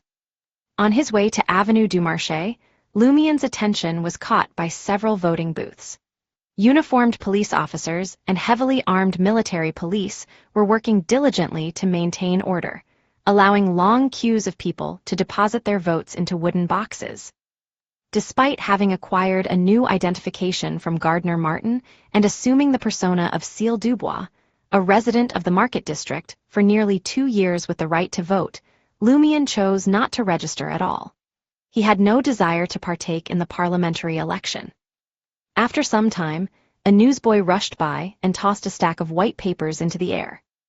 Lumien observed as many pedestrians eagerly collected the floating papers and began reading them with great seriousness. He bent down and retrieved a copy lying at his feet. The white paper featured several lines of text in the Intis script, printed in a simple and easily comprehensible syntax. Hugues Artois is a traitor. In the war against the Lone Kingdom several years ago, he deserted his troops and fled. Countless fathers, brothers, husbands, and sons never returned. He is participating in the parliamentary election with clandestine support from the Lone Kingdom. Lumien couldn't contain his surprise upon reading the accusations. He vividly remembered Hugo Artois' campaign posters emphasizing his military service. He had only retired from the army upon reaching the rank of major and ventured into politics, starting as an assistant secretary at the National Convention. Could this be a desperate move from a candidate facing unsatisfactory early poll results? As Lumien pondered over the situation, a group of men, suspected to be mobsters, approached and forcibly confiscated the flyers from the pedestrians, resorting to physical violence and vulgar insults. Curiously, the nearby police officers seemed oblivious to the scene unfolding before them. Lumien raised his gaze and recognized one of the men. They were members of the Poison Spur mob, The very individuals who had previously followed Margit and Wilson to Auberge du Coq d'Oreille. You dare read something like that, you wretch? You leper, hand me the thing in your hand. Son of a bitch, do you want me to rough you up? The Poison Spur mob members closed in on Lumian. Just as they were about to snatch the flyer from his hand, their eyes fell upon his short blonde hair with dark roots. A mischievous grin crept across Lumian's face. Seal, the Poison Spur mob members instinctively turned around, their intent to flee evident. Lumian swiftly lifted his foot and delivered a forceful kick to one of the mobster's rear, causing him to lose his balance and tumble to the ground. What's the matter? Can't recognize your pay? Lumian taunted, watching the disoriented Poison Spur mob members scramble away in a disheveled state. He had no inclination to pursue them any further. Lumian tossed aside the flyer he held and strolled back to Salle de Bal Brise. Immediately upon entering, Louis approached with Sarkota by his side. Boss, Charlie quit his job as a waiter last night and only asked for a week's worth of salary. I'm aware, Lumian responded calmly. Louis recalled how the boss had taken Charlie away the previous night, returning without him. Shortly afterward, Charlie tendered his resignation and left. This sequence of events left Louis with a lingering suspicion that something secretive was at play, but he didn't dare inquire further. Lumian cast a brief glance at Louis and casually inquired as he made his way towards the cafe on the second floor. How old are you? 27, Louis answered, puzzled as to why the boss seemed interested in this particular detail. Without much hesitation, Lumian continued, Are you married? Do you have any children? Not yet, Louis replied with an awkward smile. I plan to get married when I'm more mature. Though he had managed to escape the life of a low-ranking mobster and now served as the leader's bodyguard, eliminating the constant fear of being beaten to death on the streets, Louis recognized the inherent dangers that still lurked.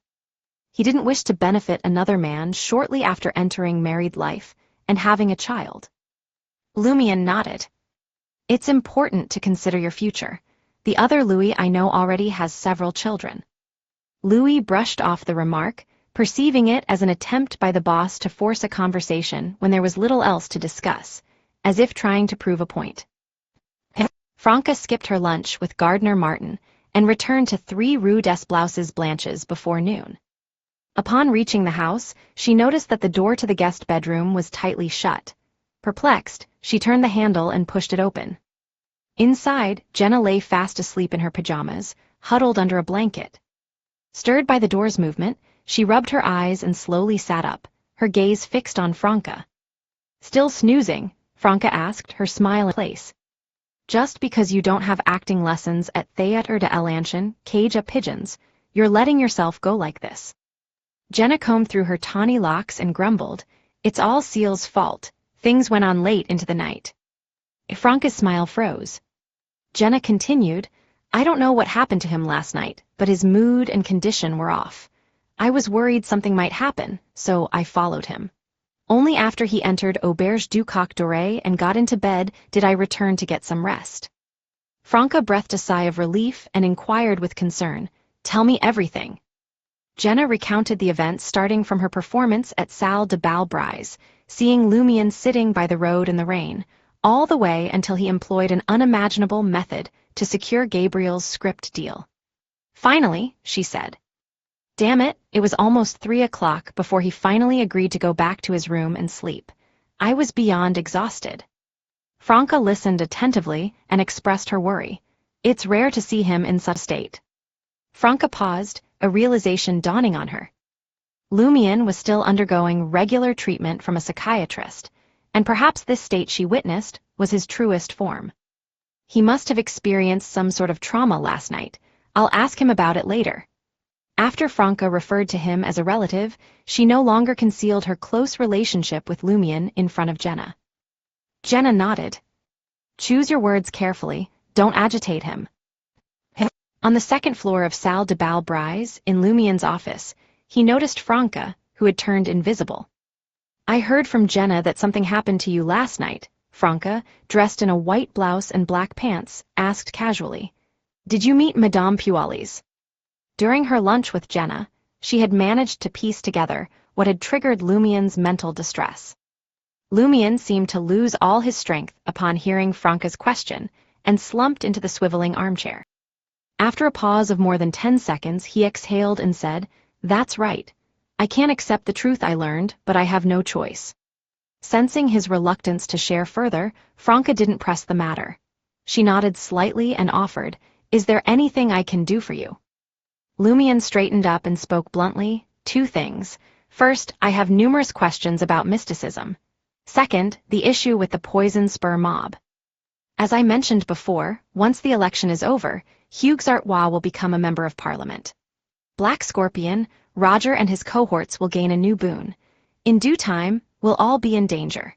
Should we launch a raid on 126 Avenue du Marché at night to eliminate any hidden threats before the election results are announced?"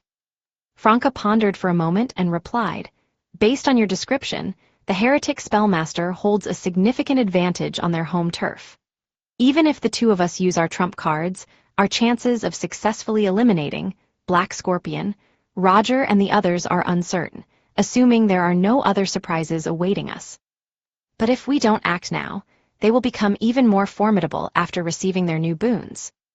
She hesitated, unsure of the best course of action. At 126 Avenue du Marché, within the 3-story building with a garden. Black Scorpion, Roger gazed at his subordinate, who had infiltrated the Market District's Parliamentary Election Commission, and asked eagerly, "What's the situation?" The subordinate replied with excitement, "Monsieur Hugues-Artois is leading by a wide margin." A smile crept across Black Scorpion Roger's face.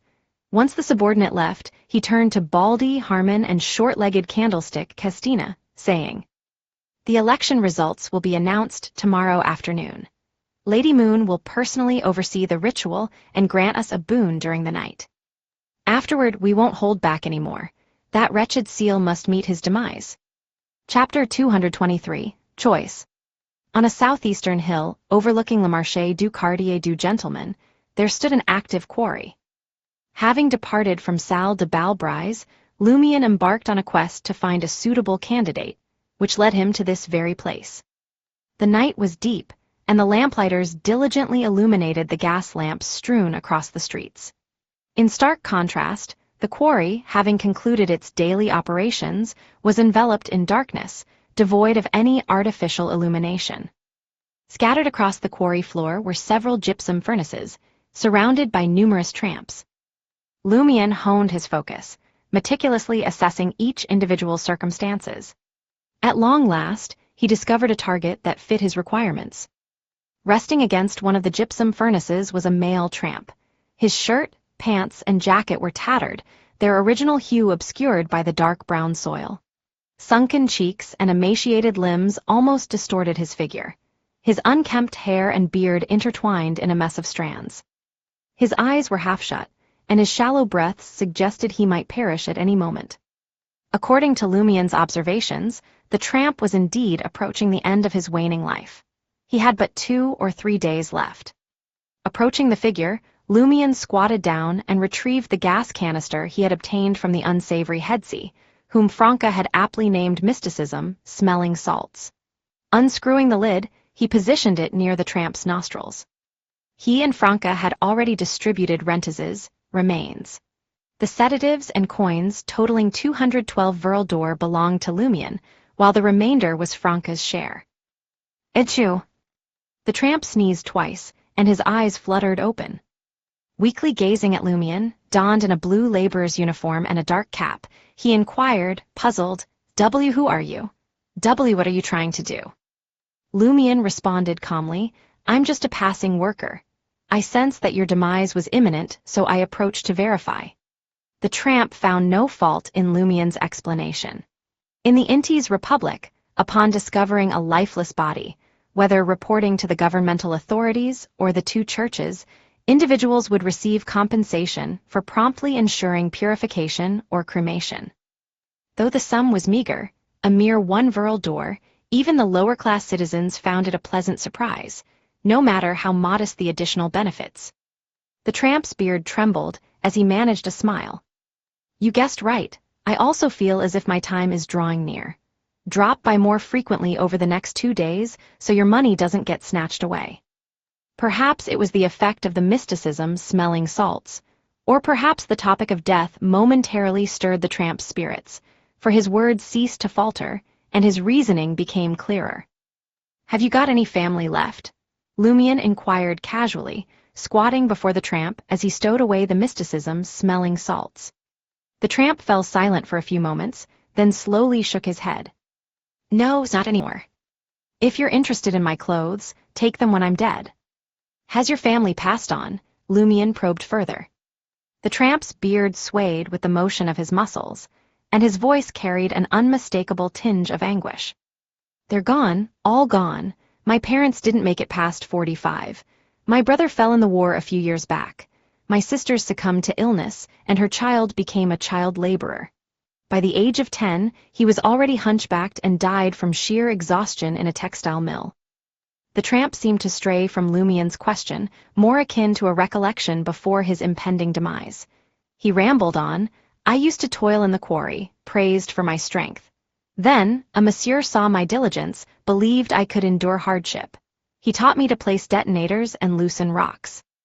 My pay rose, and life took a turn for the better. I had a wife, tough as nails just like me, and 3 precious children, but only one survived. My little angel, my daughter. When the food prices sparked protests, my body suddenly gave way, and I fell grievously ill. My wife and daughter spent everything, amassed debts. Eventually, they nursed me back to health, but I lost my job in the process. We were hounded by loan sharks day in and day out. Those men took away my little angel. My wife and I searched desperately. A few weeks later, we found her lifeless body. She couldn't endure their torment and chose to end it all. My wife wanted to turn to the police, but they beat her to death and dumped her somewhere. I was battered and left unconscious, but I survived. I've made it till today." Lumian listened in silence, his voice deep when he finally spoke. "Any wishes?" The tramp laughed out loud. "Wishes? My greatest wish is to pass away, shortly after catching that illness." Lumian fell silent for a moment before continuing, "No thirst for revenge." The tramp's eyes glazed over as he replied, "Those loan sharks were killed by other mobs. New loan sharks have taken their place." He recollected Lumian's initial question and spoke in a voice that seemed to drift from another realm. "When my time comes, I think I'd like to have another meatloaf. I remember those years, every weekend, my wife would buy the meat herself, add flax seeds and vinegar, turn it into a sauce, and stuff it between flatbread. My daughter adored it, and I loved it too." Lumian nodded, rising to his feet and making his way down the hill, toward the streets below. After approximately 45 minutes, he returned to the gypsum furnace, carrying a Rouen meatloaf that filled the air with its enticing aroma. The tramp seemed on the verge of fainting once more. Lumian employed the mysticism, smelling salts once again, to rouse him from his stupor. The tramp sneezed a few times, his gaze fixed blankly on the Rouen meatloaf. He quickly took bites, his beard becoming coated with a thin layer of oil. Having consumed half of it, he gasped for breath and inquired with a smile, "What's your game, lad?" "I'll be stabbing you later. It might just bring about your demise tonight," Lumian stated plainly. The tramp chuckled weakly and queried, "Aren't you afraid of the police?" "I fear not death. I should have perished long ago." "Did you know that every winter I sleep inside this gypsum furnace? Even after a day's work, it retains a soothing warmth that lasts until nearly daybreak. However, the lingering fumes within are poisonous and could claim me in my sweet slumber. So far, it hasn't happened to me." Lumian chuckled. "I reckon the police aren't too bothered about how a tramp meets his end, so long as it's not a blatant murder." Without further ado, the tramp devoured the remaining Rouen meatloaf and let out a belch. After a pause of over 10 seconds, he adjusted his position and spoke, "You may proceed." Lumian drew his blade, fallen Mercury, adorned with sinister patterns, and thrust it into the tramp's hand. Blood trickled forth, staining the tip of the blade crimson. Simultaneously, Lumian once again beheld the illusory river of Mercury. His purpose in seeking a near-death tramp was to exchange for a more practical fate. This was not to say that encountering the fate of the Monsoiress ghost wasn't formidable. Quite the contrary, it could lead to certain death or even the demise of an entire family for many humans. Furthermore, it clung tenaciously. However, the issue lay in the time it took to take effect. The exchange of fates could often be completed within minutes, whereas the monstrous ghost's assault on its target occurred at random intervals. It might strike in 10 to 20 minutes, or it might wait for 3 to 4 months. In other words, the fate of encountering the monstrous ghost was ill-suited for a surprise attack or a battle. Furthermore, having learned from the experience and lessons of Margit's death, Lumien's target, Black Scorpion Roger, would undoubtedly be wary of such matters. If stabbed by fallen Mercury and not instantly dispatched, there was a high likelihood that he would seek aid from Madame Moon. Lumien was uncertain if the lady possessing true godhood could fend off the monstrous ghost. If she could, his operation would be an utter failure. Considering these factors, he intended to preemptively alter the fate of encountering the monstrous ghost and choose a destiny more conducive to surprise attacks and assassinations. He desired Black Scorpion Roger to perish on the spot, without a chance to seek any assistance. As these thoughts raced through Lumien's mind, a series of images appeared before him. He saw the tramp, asleep inside the gypsum furnace, the tramp who had been viciously beaten and left unconscious, the tramp who had recently fainted, the tramp who had crumbled in front of his daughter's lifeless body, the tramp who had shared homemade meatloaf with his wife and daughter, the tramp who meticulously prepared and set up explosives. Lumien knew he couldn't choose the tramp's destined fate of perishing in 2 or 3 days. It was an overwhelming burden, beyond what fallen Mercury could bear. Even the luck transference spell couldn't transfer such a dire fate. The only solution Lumien could think of was to employ the substitution spell and find a death row inmate to take the tramp's place. He would assume the inmate's identity for a period of time, gaining the acceptance of those around him. Then, he would perform the ritual and swap the tramp's impending death with that of the inmate. However, this process would take 2 to 3 weeks, if not longer, to prepare. Time was not on his side. Drawing on his vast experience, Lumien made a quick decision and chose the fate of the tramp who had recently collapsed due to his failing body. It departed from the Mercury River and condensed into a droplet that seeped into the blade of fallen Mercury. Simultaneously, the fate of encountering the monstrous ghost shifted entirely to the tramp. Lumien retracted the wicked, pewter-black dagger. It remained clean and free from bloodstains, and the wound on the tramp's hand was shallow, as though it would soon leave a scar. "That's it?" the tramp asked in puzzlement. He had been prepared to meet his end, then and there. "Yes." Lumien stood up and departed from the hill. Late that night, inside the gypsum furnace, the tramp convulsed suddenly and succumbed to suffocation. Across from 126 Avenue du Marché. Returning here, Lumien nestled in a shadowy corner, shielded from the glow of the gas street lamps, his eyes fixated on the target building. Beside him, Franca emerged from the darkness, dressed in a black robe and hood. "How did it go?" Lumien asked, entirely unsurprised. Chapter 224, Disguise. Franca cast her gaze upon 126 Avenue du Marché and remarked, "Whether it's Black Scorpion, Roger, Baldy, Harmon, or short-legged candlestick Castina, none of them have shown themselves." "Extremely cautious," Lumien objectively commented. Franca let out a scoff. "If I were in their shoes, I'd be cautious too. If I manage to make it through tonight, I can turn the tables and emerge victorious. How foolish would it be for me to reveal myself? Even if someone were to abduct Gardner and maim him at the doorstep, I wouldn't budge." "This example isn't convincing," Lumien asked. "What if it's Jenna who's bound instead of Gardner?" Franca fell silent. Noticing the provoker potion taking effect, Lumien, nearing the completion of his digestion, chose not to press further. Instead, he inquired, "What else have you observed?" Neither Lumien nor Franca had devised a specific plan for the assault on Black Scorpion, Roger, and the others. They possessed only a handful of vague ideas and were currently engaged in preliminary investigations and preparations. Franca pondered for a few seconds before revealing, "A member of the Poison Spur mob frequents the election commission and this vicinity. It's as if he's providing Black Scorpion, Roger with real-time updates on the polls.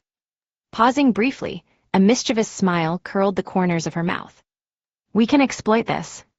Simultaneously, Lumion mirrored her grin. Isn't it like stumbling upon a soft pillow just when you're sleepy? Indeed, delving into politics is a treacherous affair. Franca turned her head, amusement twinkling in her eyes as she glanced at Lumion. Your sister must have imparted many hometown sayings to you. How do you plan on operating this thing? Lumion fell silent for a moment before speaking again.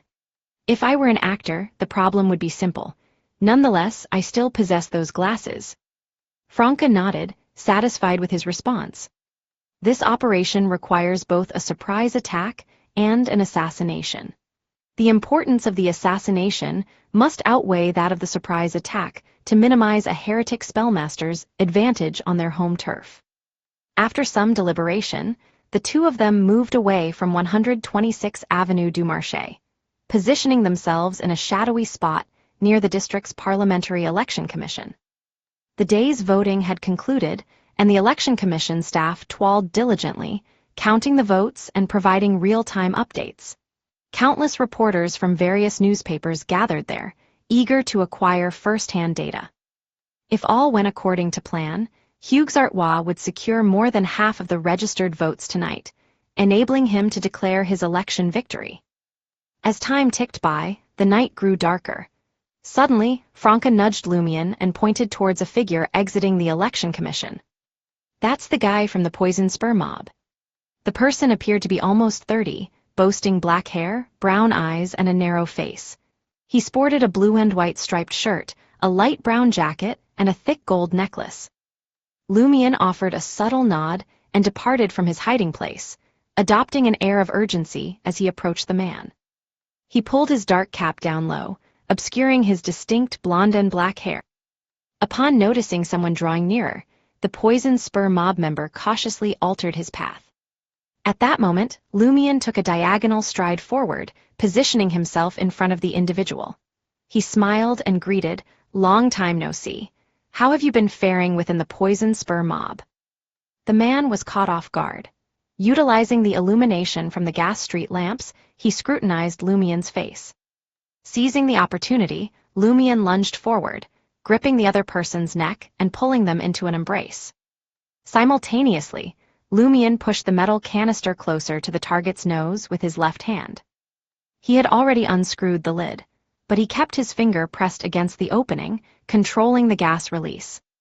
The Poison Spur mob member struggled desperately, but Lumion's palm covered his mouth and nose, silencing any outcry. His punches and kicks were easily deflected, either his neck was constricted or his back was pinned down by an elbow. His head remained ensconced in the other person's grasp, nestled against their chest.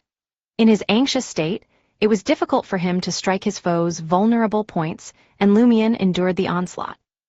After a few seconds, the man's resistance began to wane. Passers-by cast fleeting glances at him before walking away without detecting anything amiss. Within moments, the man in Lumion's arms lost consciousness. Supporting his intoxicated companion, Lumion sealed the bottle once more with his finger.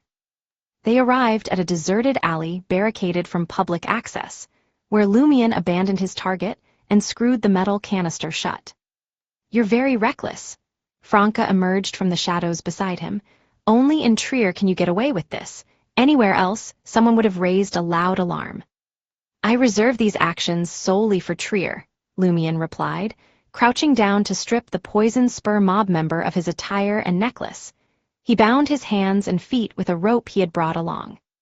Having completed the task, Lumion administered some truth serum to his captive, before reviving him with the mysticism, smelling salts. 3 consecutive sneezes followed. The Poison Spur mob member opened his eyes and exclaimed in horror, "Who are you? What do you want?" Lumion removed his cap and crouched in front of the target, wearing a smile. He asked, "Can't you recognize me?" Under the crimson moonlight, the Poison Spur mob member glimpsed the golden black hair and a vaguely familiar face. His teeth chattered. "Cecile, I have something to ask you. If you refuse to answer or choose to deceive me, you know the consequences," Lumion said with a smile. His cold, merciless, and unhinged reputation preceded him within the poison spur mob. The man was so terrified that his heart seemed ready to leap out of his throat. I'll talk. Unfazed, Lumion inquired, "Where were you planning to go just now?" "To the boss's place to report the election's polling situation. Monsieur Hugues Artois has secured nearly half the votes. He's just a little shy." Not only did the man answer Lumion's question, but he also provided additional information. Lumion nodded contentedly and proceeded to inquire about the specific details the poison spur mob member had previously relayed to Black Scorpion Roger.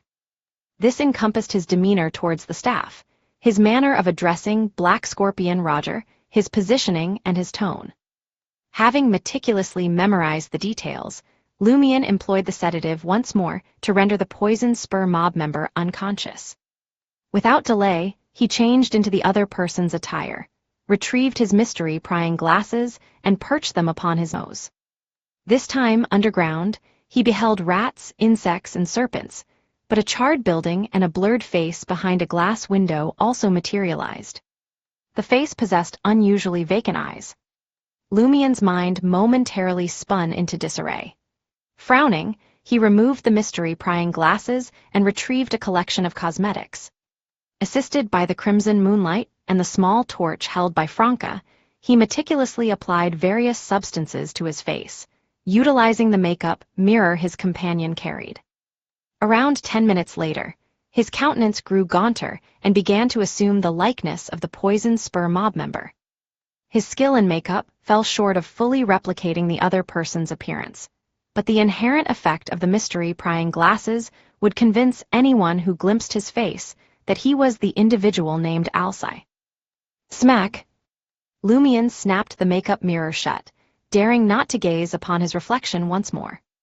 As Franca stowed away her belongings, she had Lumion turn his back to her.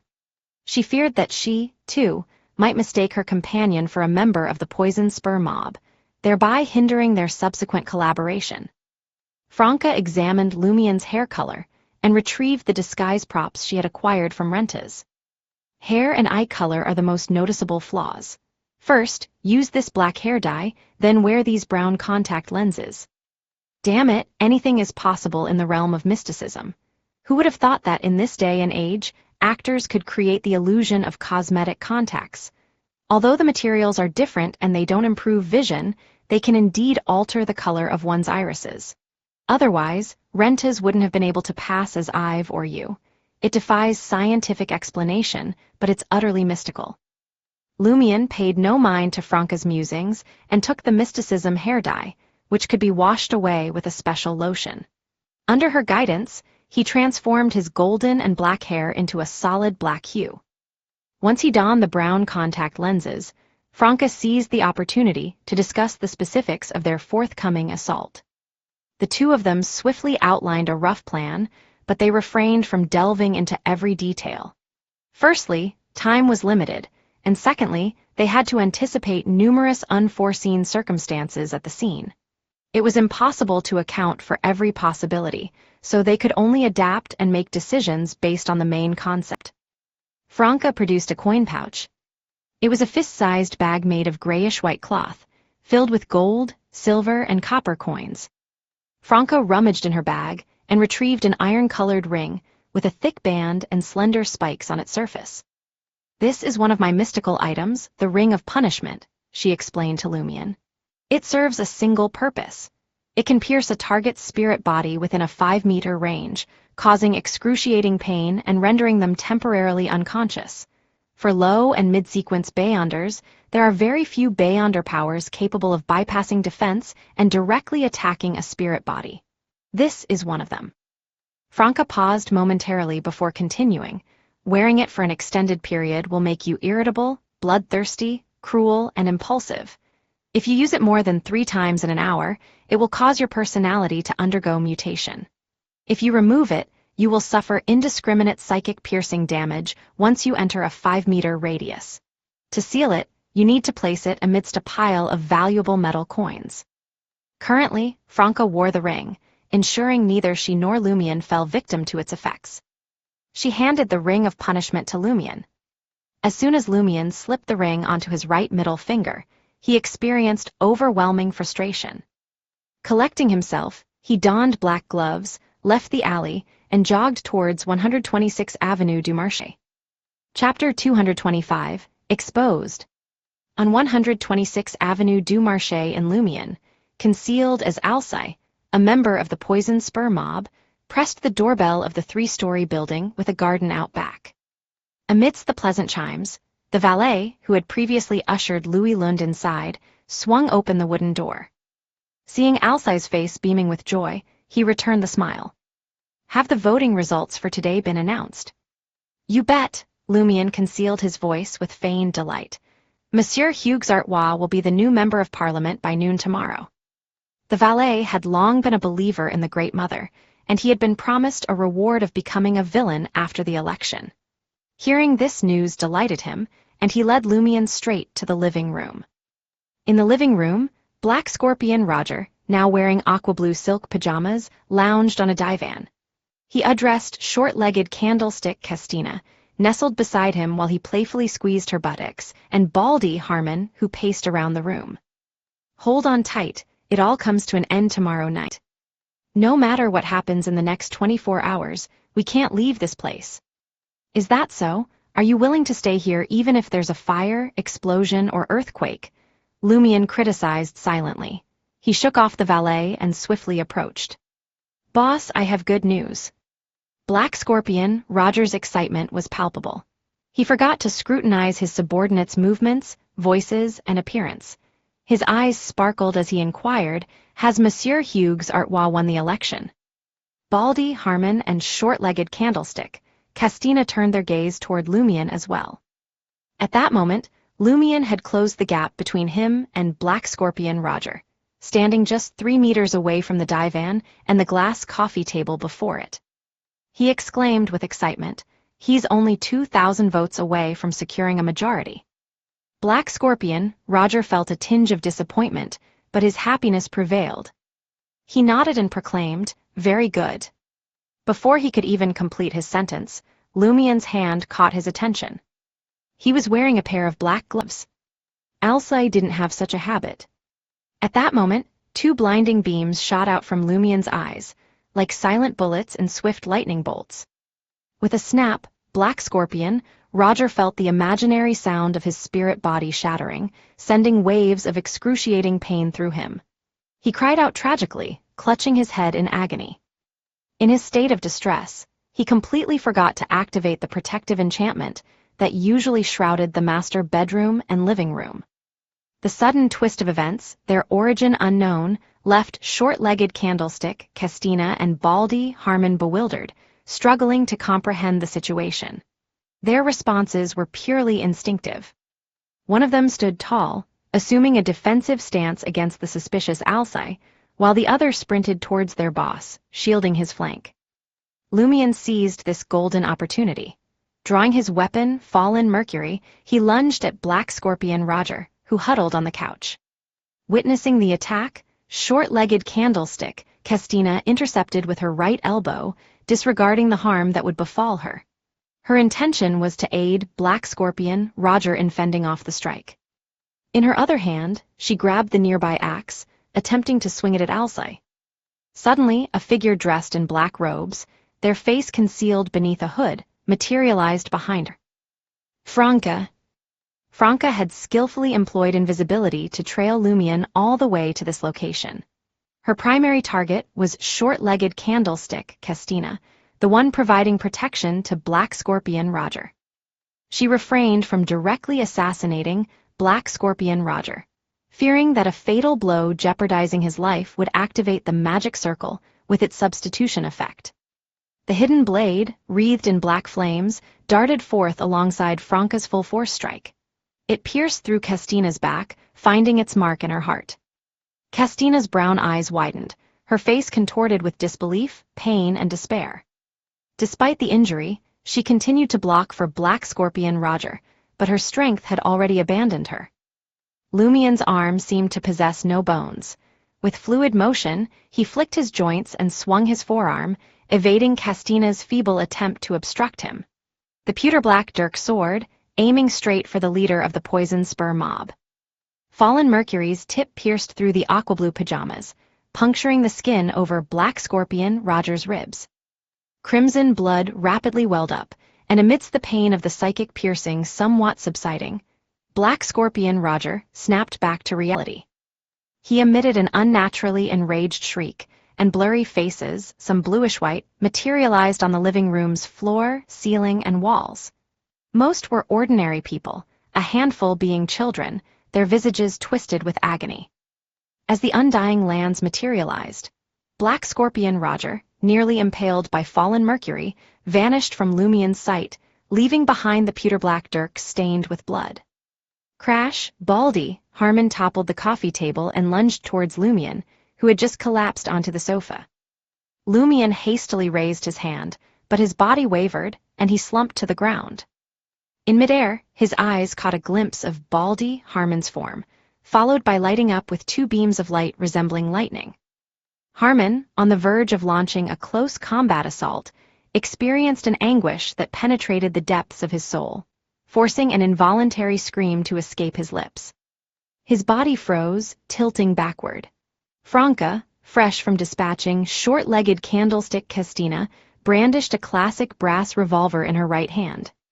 She aimed it at Harmon's bald head and swiftly pulled the trigger. With a resounding bang, an obsidian bullet pierced Harmon's gleaming scalp, causing it to explode like a watermelon. A spray of red and white erupted in all directions. Black Scorpion Roger, having just manifested from the visage of an undead on the adjacent wall, witnessed the scene and emitted an unusually resentful and outraged howl. Alongside this outcry, his eyes darkened, as though a fervent life burned within. The blood that drenched the living room and the two lifeless bodies churned, surging towards Baldy, Harmon, and short-legged Candlestick, Castina as if infused with a life force. The two victims adorned a crimson shroud, rising unsteadily to their feet. The blood upon fallen Mercury ignited, casting forth a radiant glow akin to the warmth of spring's sun. Black Scorpion, Roger vividly recalled Margit's demise, prompting his initial response to rid the evil dirk of the blood it bore and retaliate against the assailant, averting an inexplicable demise in battle.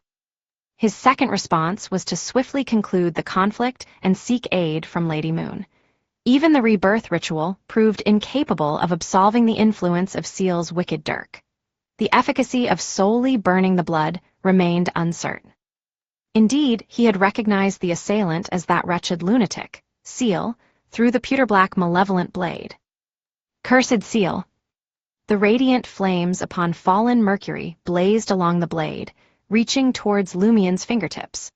Without hesitation, Lumien cast aside the malevolent pewter-black dirk, letting it fall upon the ground amidst the contorted visages. At this point, fallen Mercury was no longer required. The pewter-black dirk, which facilitated the exchange of destinies, merely utilized blood as a conduit. It did not depend on it. Once the fate officially entered the exchange process, the presence of blood would no longer influence subsequent developments. As Lumien retrieved fallen Mercury, the exchange of fates commenced. He made no deliberate choices, allowing fallen Mercury to exercise its own discretion. Lumien braced his left hand against the pallid, indistinct faces strewn upon the ground. With the resilience bestowed by the alms monk, he rebounded onto the divan amidst the bone-chilling cold and rigidity. No longer did the horrifying countenances of the undead pervade this space.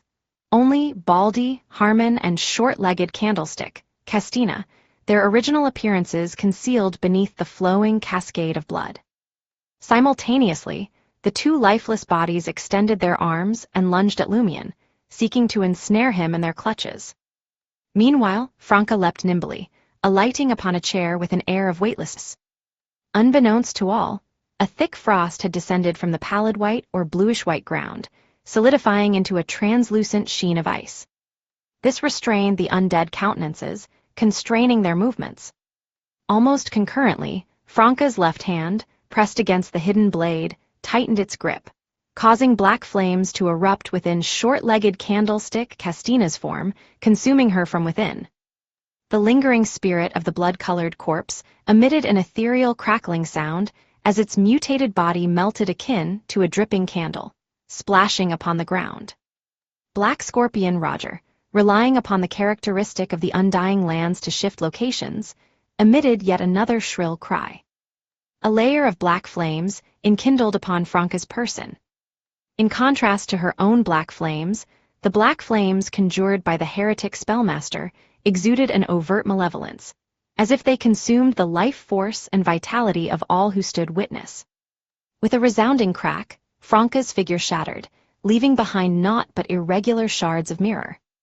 Upon the icy veneer upon the ground, the witch's form swiftly coalesced and leaped forth.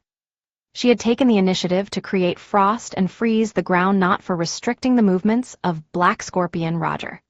Firstly, she sought to diminish the influence of the deceased spirits, and secondly, she aimed to gather ample materials for the mirror substitution. Bangs, bangs, bang.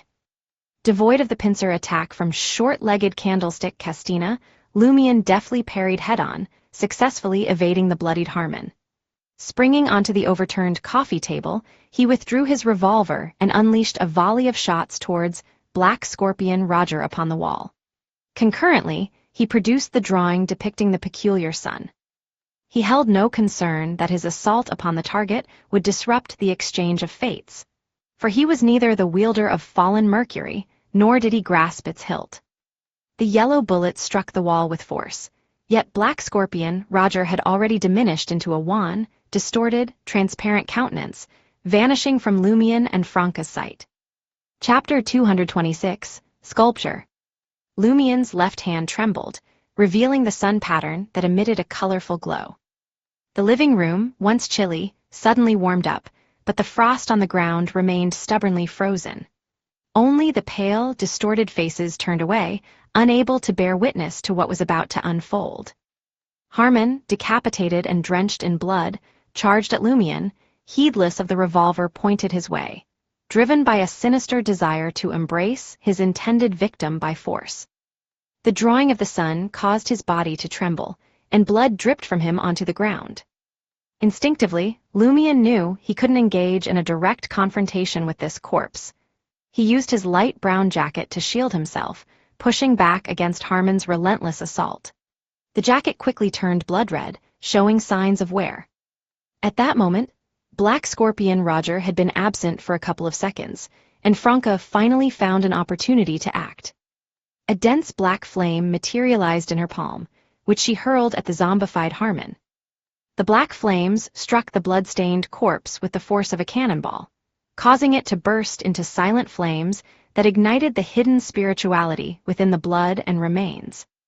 Harmon began to melt, much like Castina, resembling a candle tossed in a blazing fire. Just then, Black Scorpion Roger emerged from a corner, his face pale, cradling a sculpture of equal height in his arms. The sculpture portrayed a woman with gentle features, her long dress intricately detailed and lifelike. After exerting great effort to place the sculpture on the ground, Roger melded with the writhing, distorted faces around him, evading Lumion's shots and Franca's black flames with impeccable timing. In the next instant, he reappeared beneath the ceiling chandelier, cursing rapidly. "You're dead meat. I'll turn you into fertilizer. Son of a bitch, daring to intrude upon my undying lands. I'll take every last one of your lives. I want you to have 20 children." Black Scorpion Roger constantly changed positions as he spat out these words. He swiftly moved and leaped, skillfully dodging Lumion's unfolded drawing and Franca's array of witchcraft spells, primarily comprised of black flames and frost. Each word, seemingly stemming from Intision, pierced Lumion and Franca's minds like an arrow. They felt dizzy, and their blood resonated with the onslaught. In the corner, the female sculpture activated, its surface blazing with brilliant flames. Lumion's head throbbed as if struck by an ethereal hammer. Bright red blood streamed uncontrollably from his nostrils. Almost simultaneously, Franca, perched on the sofa, clenched her left hand, conjuring black flames that ignited from Lumion's nose. She left Roger no opportunity to counteract. Franca herself endured similar injuries. She suspected that Black Scorpion Roger was employing a curse-like incantation. Moreover, the female sculpture's augmentation had greatly fortified his physical and spiritual presence. Franca couldn't endure more than a few uttered words. As Black Scorpion, Roger had left the sculpture unprotected. Franca believed that a direct attack might result in even more dreadful consequences, likely taking the form of a curse. Suppressing her boiling blood, dizziness, and bodily pain, she raised her brass revolver and fired at Black Scorpion Roger, seizing the chance to leap towards the sculpture. The iron-black bullet shattered a contorted face, leaving marks on the wall, but it failed to harm Roger. Once Franca landed, she swiftly circled around the sculpture. She didn't squeeze the trigger of her brass revolver again, nor did she thrust with her blade. While evading the slender figures summoned by Black Scorpion Roger, she encased the sculpture in layers of frost. Meanwhile, Lumion, who had been the focal point of Roger's attention, found himself in imminent peril. A piercing cry resounded as illusory black flames kindled upon Lumion's body. It drained his life force with alarming speed, causing his physical strength to wane. Without hesitation, Lumion discarded the peculiar sun drawing and lunged towards the sofa, reaching into his pocket with his left hand. Beside the overturned coffee table, Black Scorpion Roger emerged from the icy seal, brandishing a pitch-black, malevolent scythe that stood half the height of a man. He cleaved through the furniture before him, rending it in two. Lumion alighted on the sofa, his left hand withdrawing from his pocket, clutching a slender and slightly pale finger. In the face of Roger's scythe, Lumion, already weakened, barely managed to evade the strike by shifting his body. Simultaneously, he tossed the severed finger into the air. It was Mr. K's finger. Amidst the sound of tearing leather and fabric, the divan was sundered by the wicked scythe. The pale white finger expanded and detonated like a bomb. It metamorphosed into a shower of flesh and blood droplets that cascaded onto Lumion, extinguishing the fading black flames. The flesh absorbed the surrounding blood and dissolved corpses, swiftly coalescing and draping Lumion in a cloak of blood-red hue. The profound weakness that had plagued Lumion dissipated. He sprang up, launching a counteroffensive against Black Scorpion Roger. Witnessing this, Roger avoided a direct confrontation. He retreated into the fractured ice and merged with one of the distorted faces. Franca, who had already encased the sculpture in frost, suddenly felt an intense chill. The restless spirits in the living room seemed incensed. They surged from all directions, extending their arms and gaping mouths, enveloping Franca. With a resounding crack, yet another mirror shattered. Franca's form materialized on the other side of the ice. She raised her hand, causing black flames to surge around the sculpture, setting ablaze the indistinct souls and blood-hued shadows. Black Scorpion, Roger peered out from a nearby wall and unleashed another curse. Damn bitch. As he weakened his targets, he swiftly shifted positions with the aid of the tormented faces. Sometimes, he targeted Lumion, and other times, he assailed Franca. He relied on the power of the Undying Lands and the sculpture to single-handedly suppress the two foes. At intervals, vile black flames ignited over Lumion's form, sapping his life force and diminishing his strength. Yet, each time, they were counteracted by the robe forged from flesh and blood. Franca evaded the combined assaults of Evil Word, Blood Spirit, Weak Black Flame, and Life-Burning time and again, employing the technique of mirror substitution. Time slipped away swiftly.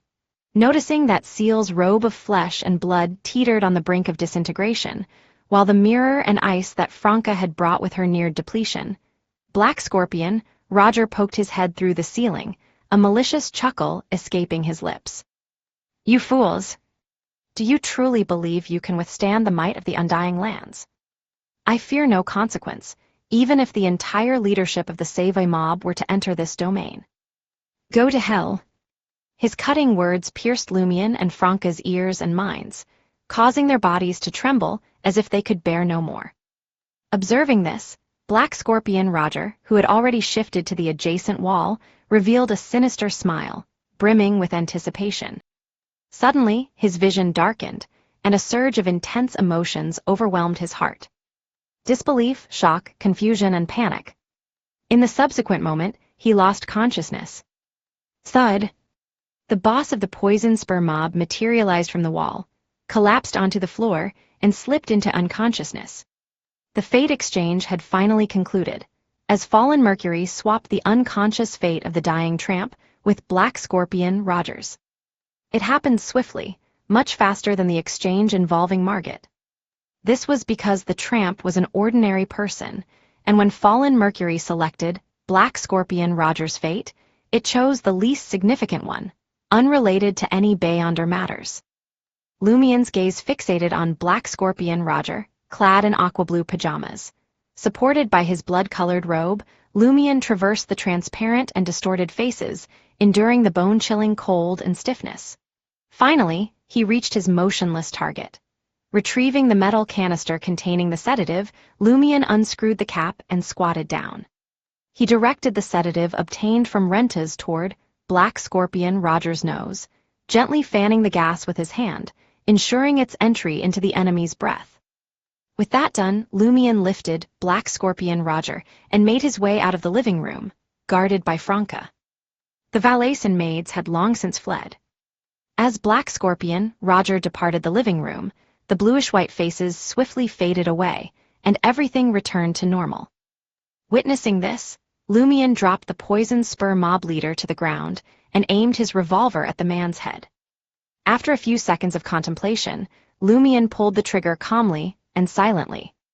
2 shots rang out, transforming Black Scorpion Roger's head into a burst watermelon, splattering blood in every direction. He met his demise while in a coma. Franca glanced at Lumien, still aiming at Black Scorpion Roger, and asked calmly, "How is it, have you vented all your frustrations?" If it weren't for Franca's desire to assist Lumien, she would have considered reporting Black Scorpion, Roger, and his associates for their belief in the Great Mother. Lumien fell silent for a moment, his lips curling into a smile. "No. It merely resolved one hidden danger." Franca let out a soft sigh. "In my homeland, we say that to cure a heart's ailment, the remedy must come from within. But if you don't do it right, no matter how much you try, it's futile. Well, I'll quickly communicate with the spirit, and let's strive to depart this place within 3 minutes. Hurry and seize the spoils." "All right," Lumien responded, as the remaining blood-stained garments on his body disintegrated, staining the ground red. "That's it," Lumien couldn't help but furrow his brow. It wasn't that Mr. K's finger lacked strength. On the contrary, without it, Lumien would have been too feeble to resist and would have required Franca's aid. However, its performance fell short if made to face the formidable evil spirit, Susanna Madeyes. Lumien couldn't help but feel disappointed and perplexed. As these thoughts raced through his mind, he headed toward the living room, scanning his surroundings for valuable items. Suddenly, he noticed a figure cloaked in a large hood and black robe, standing quietly on the staircase. "Mr. K." Lumien's pupils dilated, but in an instant, Mr. K vanished into the shadows. Chapter 227, Agent. Did the finger serve as a signal? How did Mr. K manage to arrive so swiftly, or was he perhaps observing me from nearby? Lumien felt a surge of tension, his weariness from the battle fading considerably. This revelation granted him a fresh understanding of Mr. K's power, fueling his fear. Lumien averted his gaze and retrieved Fallen Mercury. Its blade tarnished by the scorching and decay. He couldn't help but wonder if it would endure until the year's end. After securing Fallen Mercury, Lumien proceeded to examine the 2 corpses that had mostly disintegrated under the deluge of blood. The victims displayed clear signs of petrification, rendering them motionless on the ground, and their ghastly appearance would haunt anyone who laid eyes on them for years to come. The clothing and personal effects of the deceased suffered extensive corrosion, including Harmon's poisoned dirk and Castina's cherished axe. Among the few items that remained relatively unscathed were several specially crafted canisters with an iron hue, emitting a flickering metallic sheen. Although they bore noticeable signs of corrosion on their surfaces, the liquid contents remained unaffected. Lumien scrutinized the canisters and discerned 4 distinct types, distinguished by etched patterns: a tree, a bear-like face, a spring fountain, and a scorpion. Harmon and Castina had each carried one, leaving a total of 8 canisters. Gathering them up, Lumion approached the peculiar scythe recently wielded by Black Scorpion Roger. It exuded an ominous aura, its pitch-black blade sharp and menacing. It wasn't as compact as a wheat harvesting scythe, nor as colossal as a giant weapon. It lacked the capacity to shock onlookers and measured only half the height of an average person. The moment Lumion's black-gloved hand touched the scythe, he sensed an ethereal spike extending from it, piercing into his flesh and gradually siphoning his life force. It felt chilling and merciless. Swiftly retracting his hand, Lumion realized that his life was no longer ebbing away slowly. Is it a mystical artifact or a Beyonder weapon akin to fallen mercury? How can I remove it safely? Lumion delved into deep contemplation. Just then, Franca finished her preparations and commenced spirit channeling. Lumion returned to Black Scorpion Roger's corpse, carrying the 8 canisters, and communicated with Franca through the wall of spirituality, saying, "Inquire about the purpose of these objects and how to transport the scythe." Franca nodded and directed her gaze toward Roger's face, which materialized on the mirrored surface. "What effects do these canisters on Harmon and Castina have? How can I identify them?" Roger, his face pale and bewildered, replied, "The tree-patterned one is Bark Agent. It toughens your skin and muscles, rendering them as resilient as trees. The bare-faced pattern is Berserk Agent. It grants you extraordinary strength when unleashed. The Spring Fountain pattern represents Healing Agent. It mends most external wounds, alleviates severe injuries, and eliminates minor ailments. The Scorpion pattern is Scorpion Poison. It is primarily used on weapons and induces arrhythmia and respiratory paralysis, ultimately leading to death." "Quite useful indeed," Franca silently praised. Her hidden blade would greatly benefit from a canister of Scorpion Poison. Franca persisted with her questioning. "How do you usually transport that scythe?" "In my study, there's a large wooden box. Put it inside quickly and you can take it away," replied Roger, his face pale and devoid of emotion. Franca pressed further. "Is the scythe a mystical object or a Beyonder weapon? What are its abilities?" "It's called Harvest Sacrifice. It's a weapon infused with a blessed aura and possesses the quality of sharpness. Once it inflicts a wound on the target, and that wound becomes tainted with the corresponding blood, it can continuously drain the life force of the other party." Roger described the scythe in a dazed manner. Seizing the opportunity, Franca redirected the conversation to more crucial matters. "Have you encountered Madame Moon? How do you maintain contact with her?" Roger's pale face contorted with pain. "I met Madame Moon in the wilderness. Well, now she's Lady Moon. She sat in a peculiar carriage pulled by 2 demons, wearing a veil that made her appear holy and maternal to me. Usually, she seeks me out and commands me to venture into the wilderness abruptly. She gave me a green seed to place inside the statue's abdominal cavity. If I face danger, I can use it to urgently contact her. But there's no need for the seed now. By reciting her full honorific name, I can elicit her response." "She can respond to an honorific name? That's quite advanced." Franca refrained from inquiring about Lady Moon's honorific name, fearing that the other party might detect her intention. Although she could already surmise the answer, she asked out of curiosity, "Why didn't you seek Lady Moon's assistance earlier?" Roger replied, his gaze vacant, "I can win." "You clung to your delusion until the very end, didn't you?" Franca clicked her tongue and remarked, "Why are you supporting Hughes Artois?" "Lady Moon instructed us to aid in his election," Roger replied with a blank expression. "She claimed that Hughes Artois is an open-minded individual." "Open-minded? What does that mean?" Franca struggled to comprehend this assessment. As Franca channeled Black Scorpion Roger, Lumion didn't linger by her side. Instead, he ventured into the study, assuming Alcai's appearance, and began sifting through valuable items. Armed with a short wire, he attempted to unlock the safe door, but his efforts proved futile. Within the study, he discovered a suitable wooden box for housing the sinister scythe. Carrying it, he descended the stairs to the open-door basement. The area appeared tidy, except for a stone platform suspected of holding the statue, devoid of any other objects. Employing his keen observation skills as a hunter, Lumion scoured the vicinity and uncovered a concealed door. With a grating sound, he pushed open the secret passage and revealed a corridor beyond. On either side of the corridor stood prison cells enclosed by iron bars. Dozens, if not hundreds, of people were crammed inside. Most appeared destitute, but among them were well-dressed gentlemen, ladies, and seemingly lost children. In that moment, nearly a third of the captives lay lifeless on the floor, their skin shriveled and lacking vitality. They resembled skeletons more than human beings. They no longer drew breath, and they had lost control of their bodily functions. The stench permeated the private prison.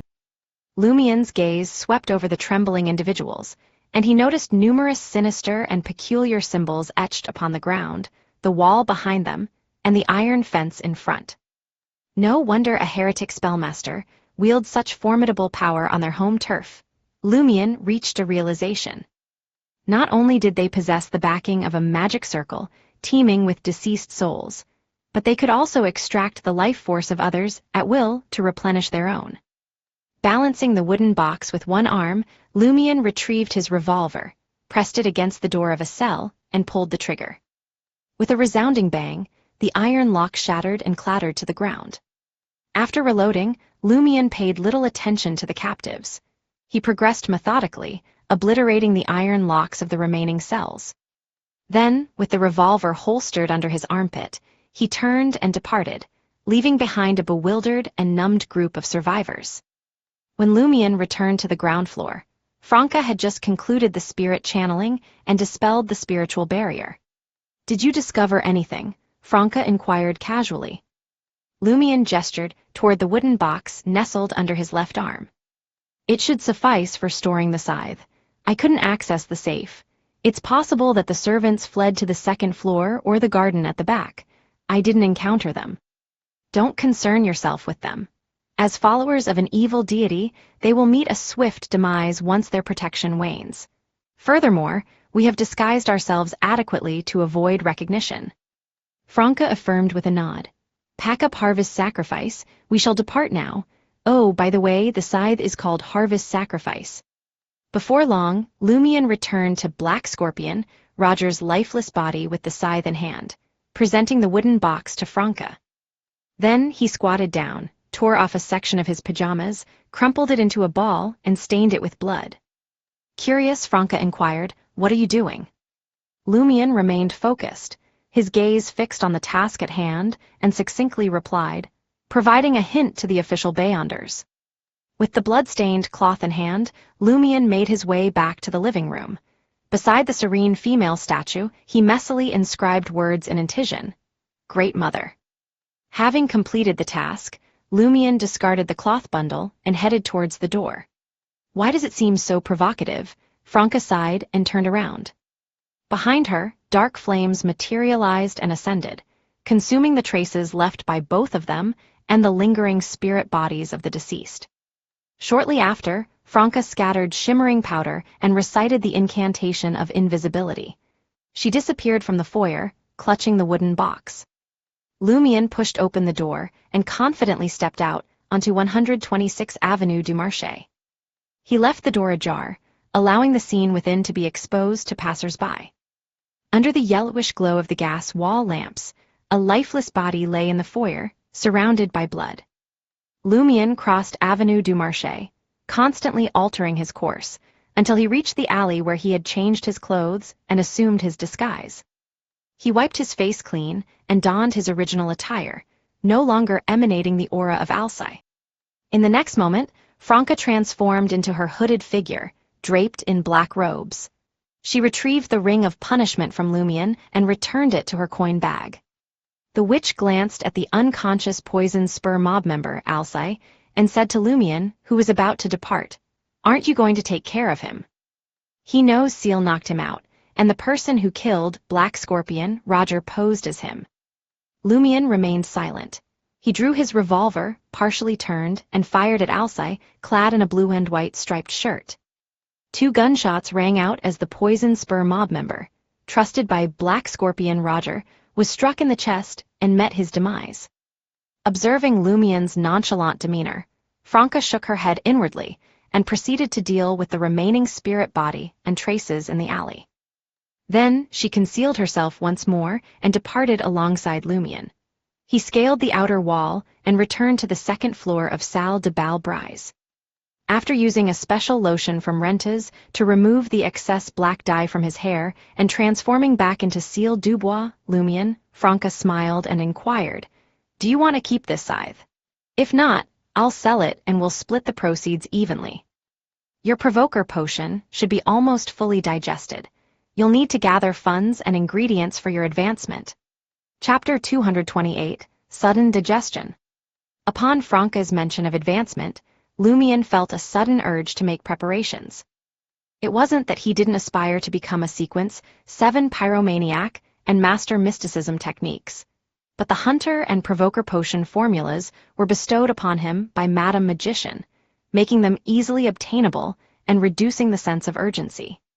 His plan was to wait until the provoker potion had fully digested before writing a letter to Madame Magician, inquiring about the price for obtaining everything necessary for his advancement.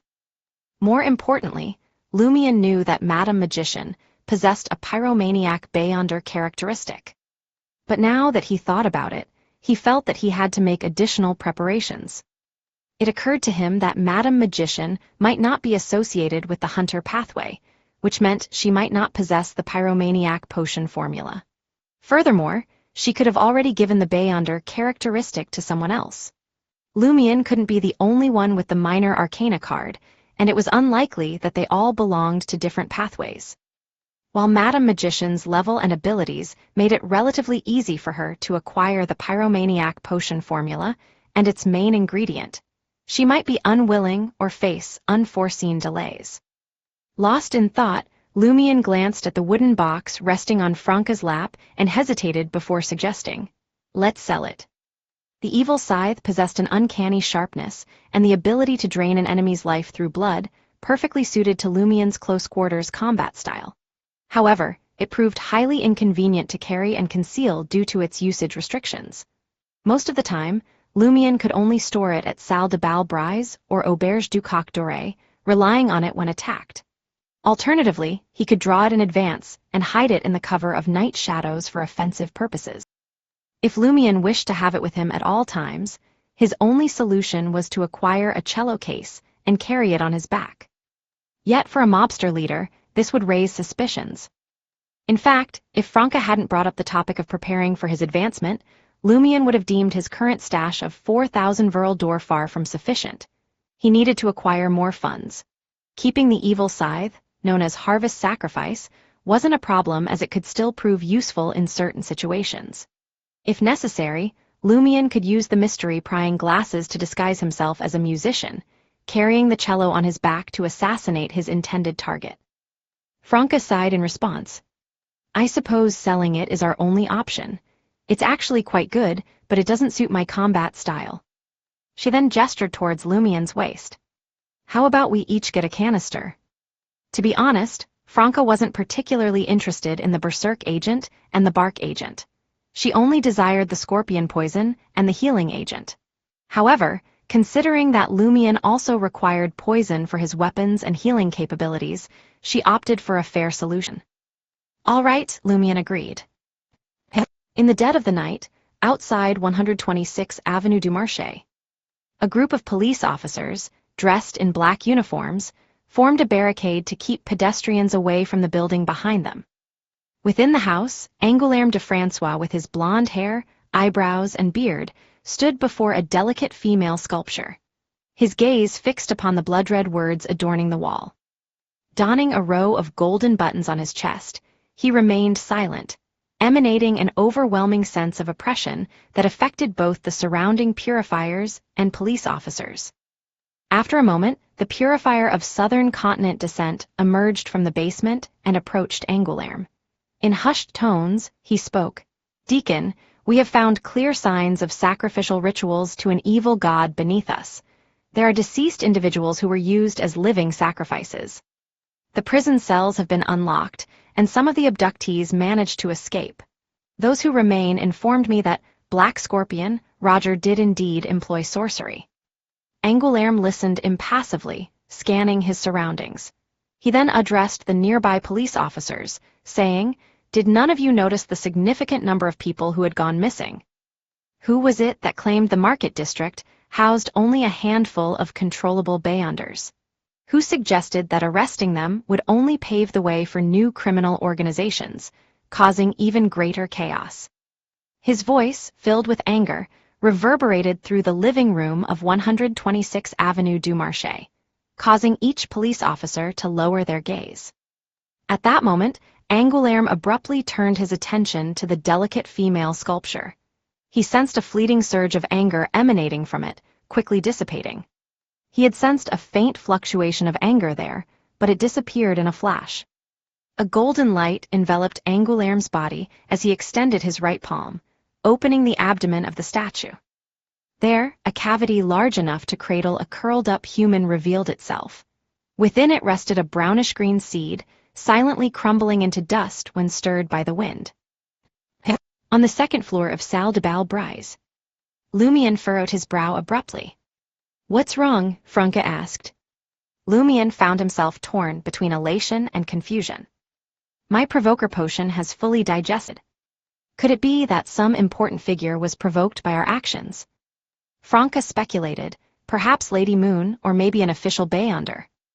"All possibilities," Lumion conceded. If he couldn't unravel the mystery, there was no use dwelling on it. After all, it was a positive development. This meant that he could now advance to become a Sequence 7 Pyromaniac. This realization struck him with a newfound understanding.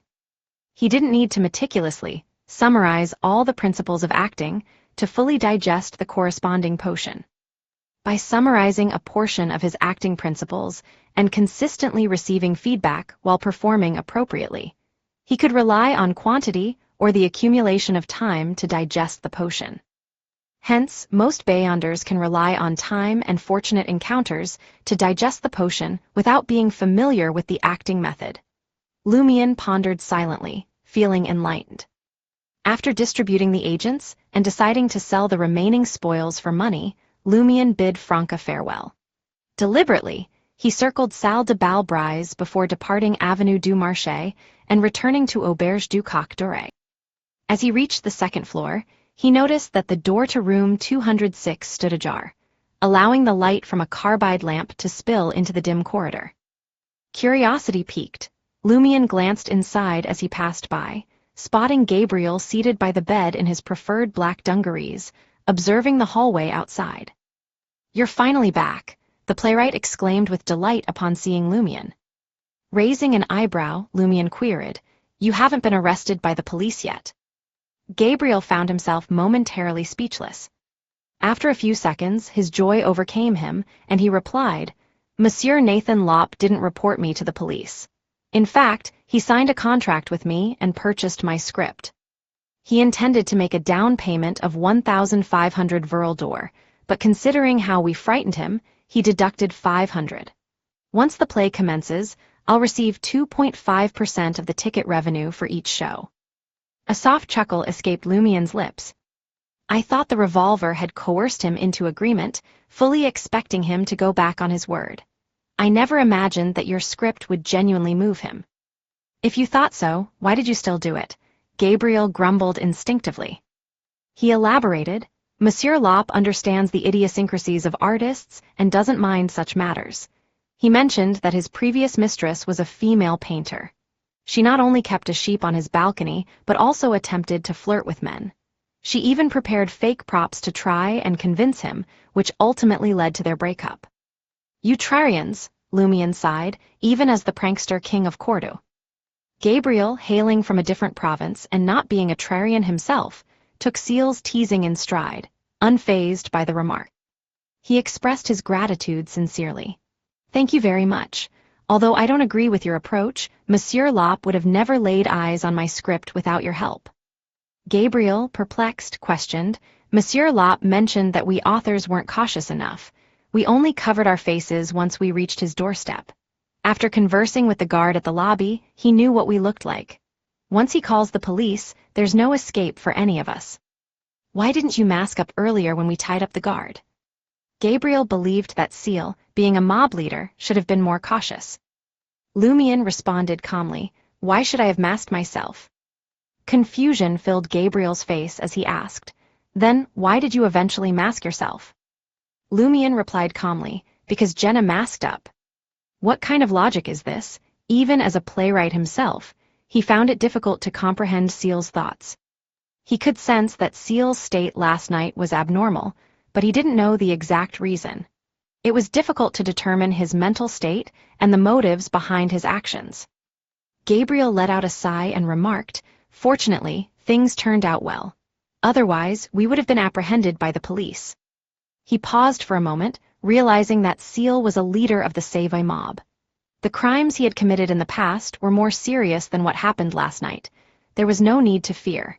Even if the police came looking for him, he could hide for a day or two, and the matter would pass. No one would pursue him for such a trivial case.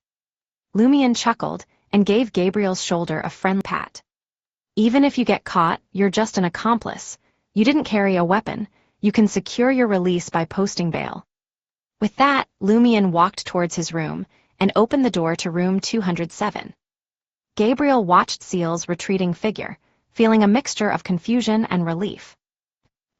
In room 207, Lumion carefully examined fallen mercury. He felt that if the dirk wasn't repaired, it could last a maximum of 3 months. Perhaps I should consult Franca. She might know a few individuals skilled in the mending of mystical artifacts and Beyonder weapons. Lumion half-closed his eyes and established a connection with fallen mercury, seeking communication. After a while, he discerned the swapped fate that had taken place. The destiny of Black Scorpion, Roger gulping down alcohol. Lumion carefully stored fallen mercury, stood up, and exited the room, making his way to the 3rd floor. Approaching the door of room 310, he overheard the lunatic's frantic cries, still filled with fear. I'm dying." Lumion pulled out the short wire, unlocking the door. He then beheld the lunatic crouched on the moonlit floor, clutching his head and trembling uncontrollably. Leaning against the door frame, Lumion couldn't help but let out a chuckle. "You're rather fortunate. The Montsoris ghost hasn't come to claim your life just yet. I wonder if it's preoccupied or slacking off." Chapter 229, Equivalent Exchange. The lunatic still wore a grimy linen shirt and yellow trousers, as if changing clothes was not part of his plan. Upon hearing Lumion's words, he looked up, revealing a face obscured by a black beard. It seemed as though he had forgotten Lumion entirely. His blue eyes were empty, clouded over. I'm dying." He clutched his shoulder, which was hidden beneath his unruly black hair, and let out another terrified scream. Lumion approached, his left hand gloved in black, and drew out fallen mercury. With a swift motion, he plunged it into the lunatic's shoulder. The filthy linen shirt tore open, revealing a shallow wound that still oozed blood. The lunatic stood frozen, as if the long-awaited judgment had finally arrived. After a few seconds, he collapsed to the ground, placing his hands on the floor as he scrambled away from Lumion. In his terror he cried out, "Don't kill me, don't kill me." The tenants in the neighboring rooms heard the commotion, but none of them bothered to investigate. The lunatic often ranted about his impending demise and pleaded not to be killed. The sinister pewter-black dagger had already left the lunatic's shoulder, and Lumion continued to gaze at the shimmering river of mercury, lost in thought. He witnessed the blissful first half of the lunatic's life and the tragic deaths of his family, one by one. It was as though Lumion could relate to the sensation of a complete mental breakdown caused by an overwhelming blow. At times, Lumion yearned to break down like the lunatic, to abandon all reason and act on primal instincts until his own demise. However, there was still a glimmer of hope, a minuscule, almost unrealistic hope, and he was not ready to relinquish it. He desired to pursue it. Thus, he often acted impulsively and displayed self-destructive tendencies, yet he was always restrained by the rationality that stemmed from that flicker of hope. He never truly disregarded the consequences, existing in a state of profound contradiction. Knowing precisely which fate he wished to exchange and its approximate date, Lumion swiftly located the lunatic's destiny of encountering the Montsoris ghost in the underground market district. With the tip of the blade, he pried it loose, transforming it into a droplet of liquid mercury. The drinking fate originally belonging to Black Scorpion, Roger flowed into the lunatic's body. Ignoring the lunatic's terrified pleas, Lumion squatted before him. He wiped the blade of fallen mercury clean with his clothes and assisted in staunching the bleeding. Then, Lumion pulled up the only chair and took a seat, patiently awaiting the completion of the fate exchange. I'm dying. Don't kill me, don't kill me. As the lunatic shrieked, time ticked by. Finally, fallen mercury quivered gently. The lunatic's voice abruptly ceased. He rose to his feet, his gaze clearing as he muttered to himself, I need a drink. I need a drink. Lumion smiled and stood up. The drinks are on you. Consider it a reward for helping you escape the monstrous ghost. Naturally, the true reward was the fate of encountering the monstrous ghost. With careful planning and an unguarded target, it served as an excellent tool for assassination.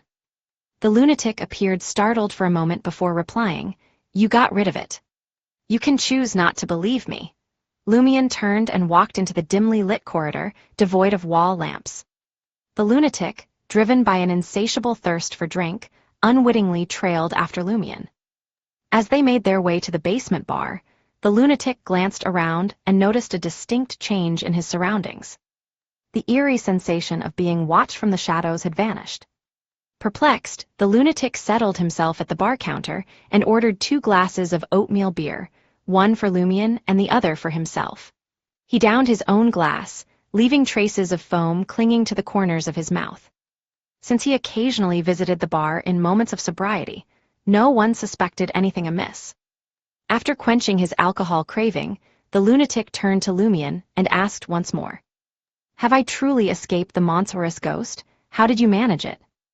I've slain the monstrous ghost, but I can't be certain if it will resurrect, Lumion replied solemnly. However, if those who previously encountered it are still among the living, they shall be free from its torment. Remember, I mentioned encountering the monstrous ghost myself. Look at me, I'm alive and well. Really? The lunatic found it hard to believe that this handsome young man had defeated the monstrous ghost. Not even the church had succeeded. Lumion smiled. I lied. I merely discovered an incantation that prevents the monstrous ghost from plaguing me, but I require the blood of someone haunted as a conduit. A glimmer of understanding flickered in the lunatic's eyes. No wonder you stabbed me. Blushing with embarrassment, he admitted, I may not be able to compensate you at present. My savings are meager, and I must find new employment. Lumion interrupted, What shall I call you? Just Flaming will do, the lunatic replied before inquiring, And you? Seal, Lumion downed his oatmeal beer. By the time his glass contained only a thin film of liquid, Flaming had become quite tipsy. He grasped Lumion's arm and babbled on. Did you know, I used to be a university lecturer. Simultaneously, I was entrusted with the safety of some students. Many of those students were audacious and reckless, daring to engage in any endeavor and shout slogans of freedom when challenged. They even held proms in the catacombs, burning the bones of nameless corpses to warm their asses. They believed in nothing and feared nothing. Of course, I was much the same in those days. Flame recounted tales from the first half of his life, his tone shifting between pride, happiness, admonishment of the present ills, and wistful reminiscence. Might you have entered the underground trier to dissuade certain students from taking risks? Lumion asked casually, taking a sip of his beer. Flame shook his head. No, my expertise lies in minerals. The subterranean rock formations of Trier are uniquely fascinating for study. Together with the medical school, we even established a museum of mineralogy and pathology in the catacombs. I had been leaving the museum, making my way toward the underground market district with the intention of heading home when I encountered the monstrous ghost. My Sandrine, my bastion. Flame clutched his head, his voice filled with an agonizing pain. Lumion quickly changed the subject. So, the subterranean rock formations in Trier are quite unique.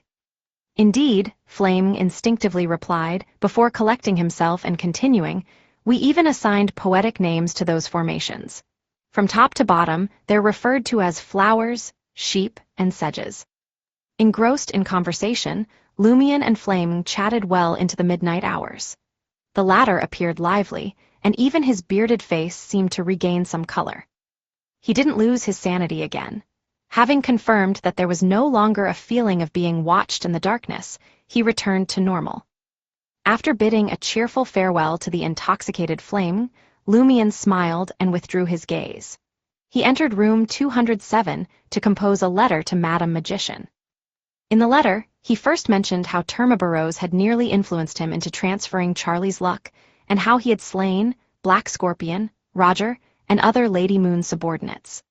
Lumion then revealed that the Provoker potion had been completely digested due to the latter. He inquired whether Madame Magician possessed the Pyromaniac potion formula and the associated Beyonder characteristic, as well as the price he needed to pay for them. Not long after Lumion had tidied up the room and summoned a puppet messenger to deliver the letter, he received a reply from Madame Magician. "Good job. You've already recognized the potential influence and threat that long-named fellow poses to you. Stay vigilant. Based on your description, this Lady Moon should be a sequence 3. Being able to truly provoke such a demigod will undoubtedly hasten your digestion of the potion. If I recall correctly, you are attending Mr. K's gathering tomorrow night and will inform him that you can worship that being. This means you will truly become one of them, completing the initial phase of the mission I assigned you. As a reward, I will provide you with the Pyromaniac potion formula free of charge. I still possess the Pyromaniac Beyonder characteristic, but remember, the principle of equivalent exchange must be upheld.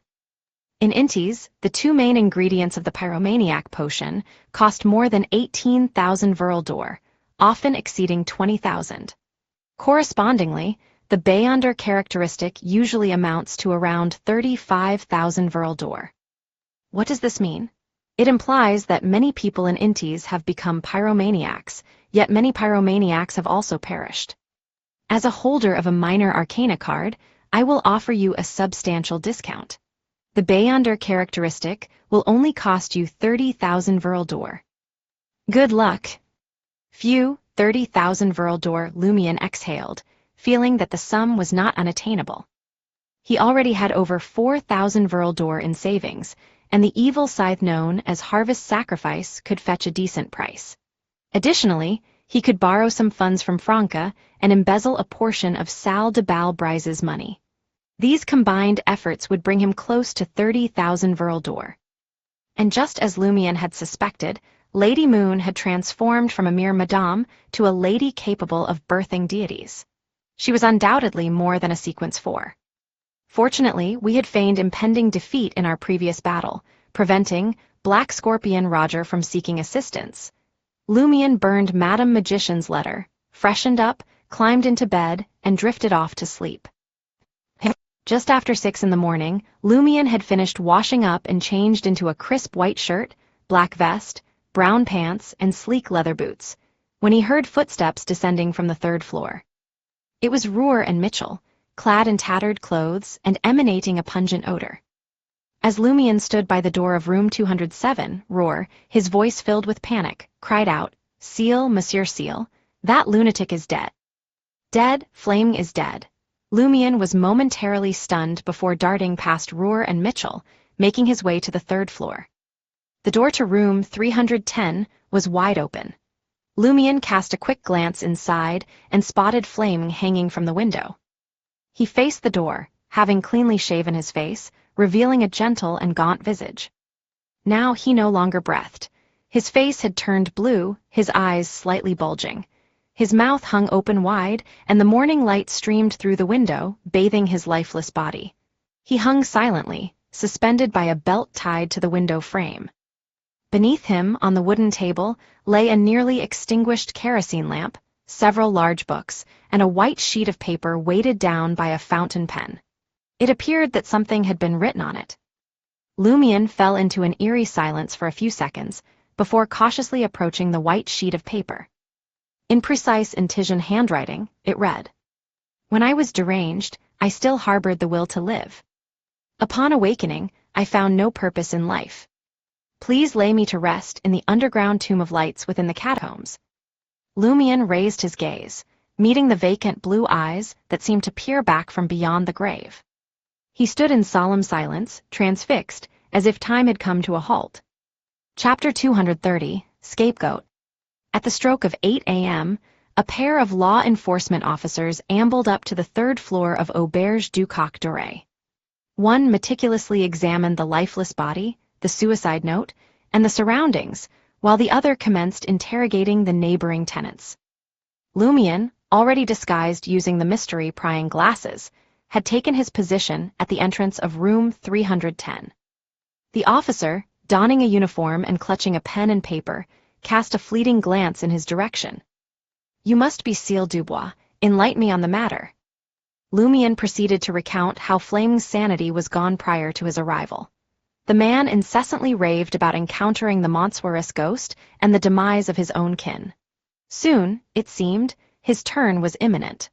Lumian continued, revealing how Flame had abruptly regained consciousness the previous night and indulged in a bout of heavy drinking. "What about the wound on his shoulder?" interjected the officer attending to the deceased in the room. "Before he regained consciousness last night, he inflicted the injury upon himself. I was the one who bound it up," Lumian responded with composure. After interrogating the other tenants and the proprietor of the basement bar, the two officers cautiously deduced that the deceased had long been plagued by mental instability. He possessed a motive for suicide and displayed corresponding behavioral tendencies. As they maneuvered Flame's body into the mortuary bag, they addressed Lumian, saying, "We shall transport him to the catacombs, but it's a rather intricate procedure. It entails ascertaining the precise cause of death, summoning a clergyman for purification rites, finding a suitable heir for his estate, and liaising with the catacomb administrators. This will take roughly a week or two." Lumian fell silent momentarily before resuming, "I've shared a few drinks with him. Remember to inform me when you lay him to rest." Affirming their agreement, the two officers departed Auberge du Coq d'Oreille, taking Flame's body and the belongings from the room along with them. Lumian removed his disguise and returned to room 207. Seated in a chair, his back to the window casting sunlight, he faced the dimly lit corridor, grappling with a swirl of emotions. Flame's suicide had presented Lumian with an alternative fate. Lumian had aided Flame in evading the monstrous ghost, not driven by a desire for personal gain or reward. It was simply because he saw a reflection of his own predicament in the man who had lost his family. One had succumbed completely, descending into lunacy, while the other persevered, clinging to a glimmer of hope and desperately struggling to maintain his grasp on reason. But in the end, Flame, no longer tormented by the monstrous ghost and driven to madness by fear, had opted to terminate his own existence. In the corridor, Elodie, her tresses concealed beneath a blonde wig and her eyes accentuated with eyeshadow, alongside the other cleaning lady, had already commenced their bustling day. They worked ceaselessly, mopping the floors and battling bedbugs without respite. Lumian observed silently, his gaze appearing distant and unfocused. After the passage of nearly 15 minutes, light yet hurried footfalls reverberated along the staircase, eventually reaching room 207. Jenna's silhouette came into Lumian's view. Today, she donned a more understated attire compared to her usual flamboyance. Her blouse clung slightly, complementing the gentle brown shade of her top and a fluffy, beige, short skirt. She sported knee-high black boots, and her makeup exuded both decadence and allure.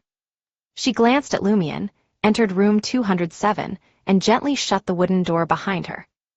Lumian snapped out of his reverie and observed her silently, refraining from questioning her intentions.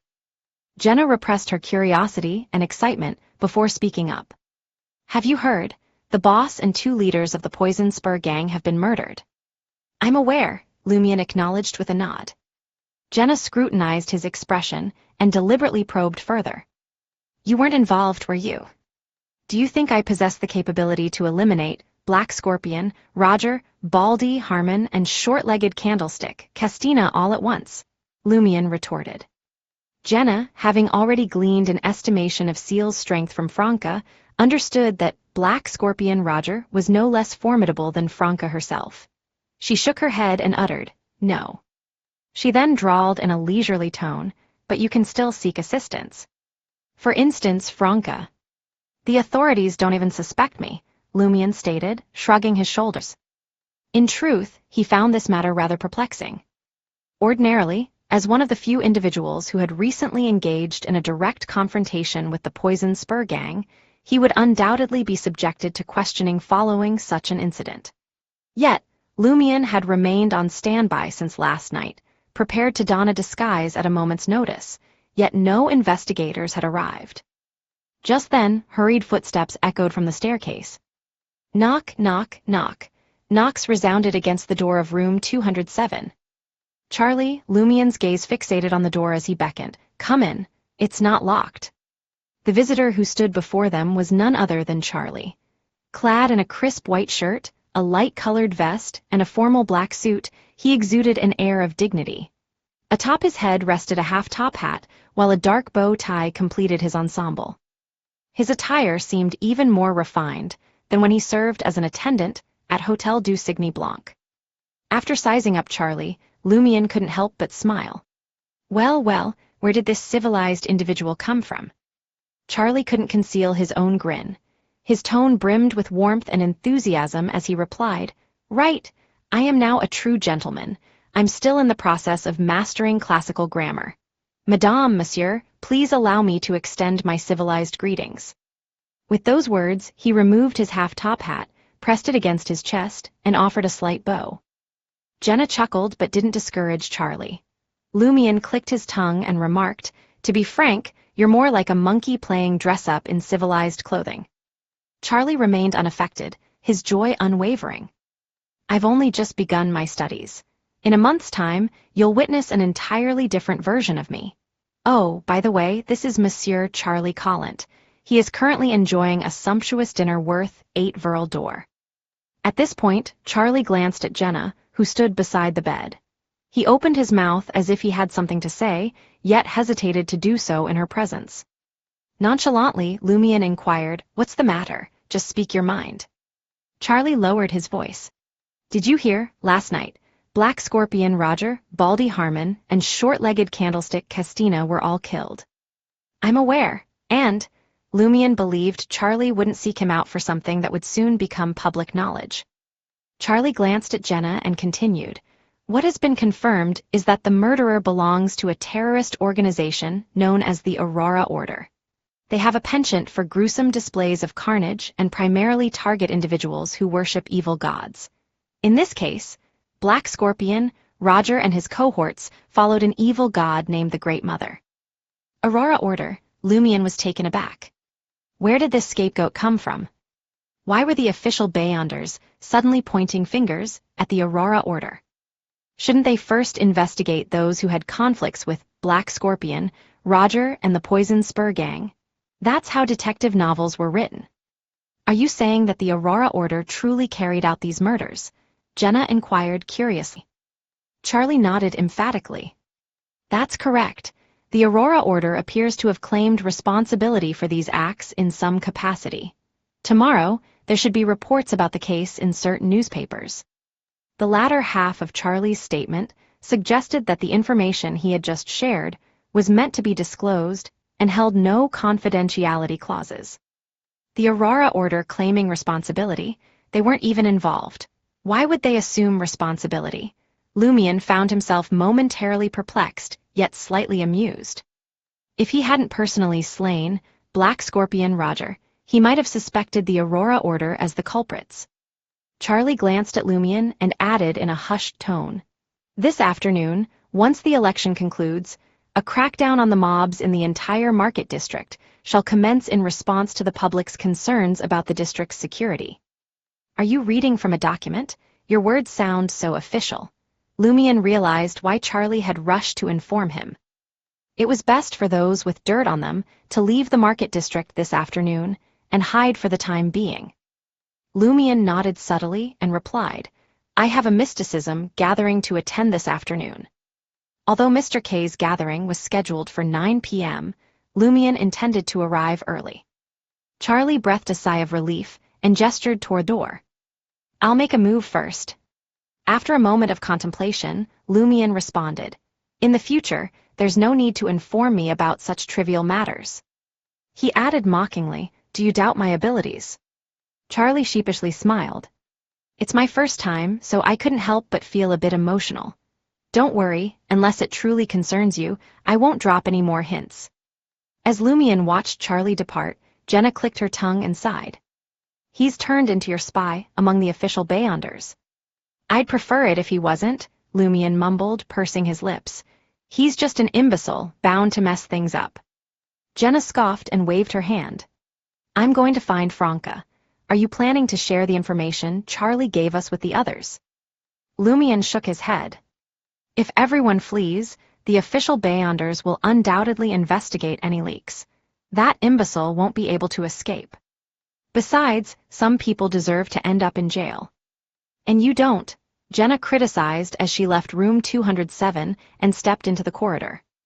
At that moment, the two cleaning ladies had already reached the staircase. Jenna hurried over, her gaze sweeping across the cleaning lady named Elodie, who wore a blonde wig. Suddenly, Jenna's expression froze, and she swiftly turned around, heading back to room 207.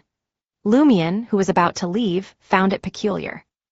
Elodie, a woman of almost 50 years with a blonde wig and eyeshadow, also noticed Jenna. She stared at the apprentice actress's retreating figure for a few seconds, before calling out in confusion and concern, Celia. Jenna's body went rigid.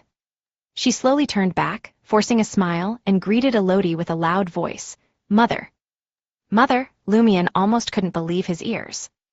Then he recalled Elodie mentioning that she used to be a theater actress, and now enjoyed watching performances at the Théâtre de l'Ancien Cage à Pigeons. Her husband had passed away a few years ago in a factory accident, leaving behind two nearly adult children who helped support the family. Jenna, on the other hand, was an apprentice actress at the same theater.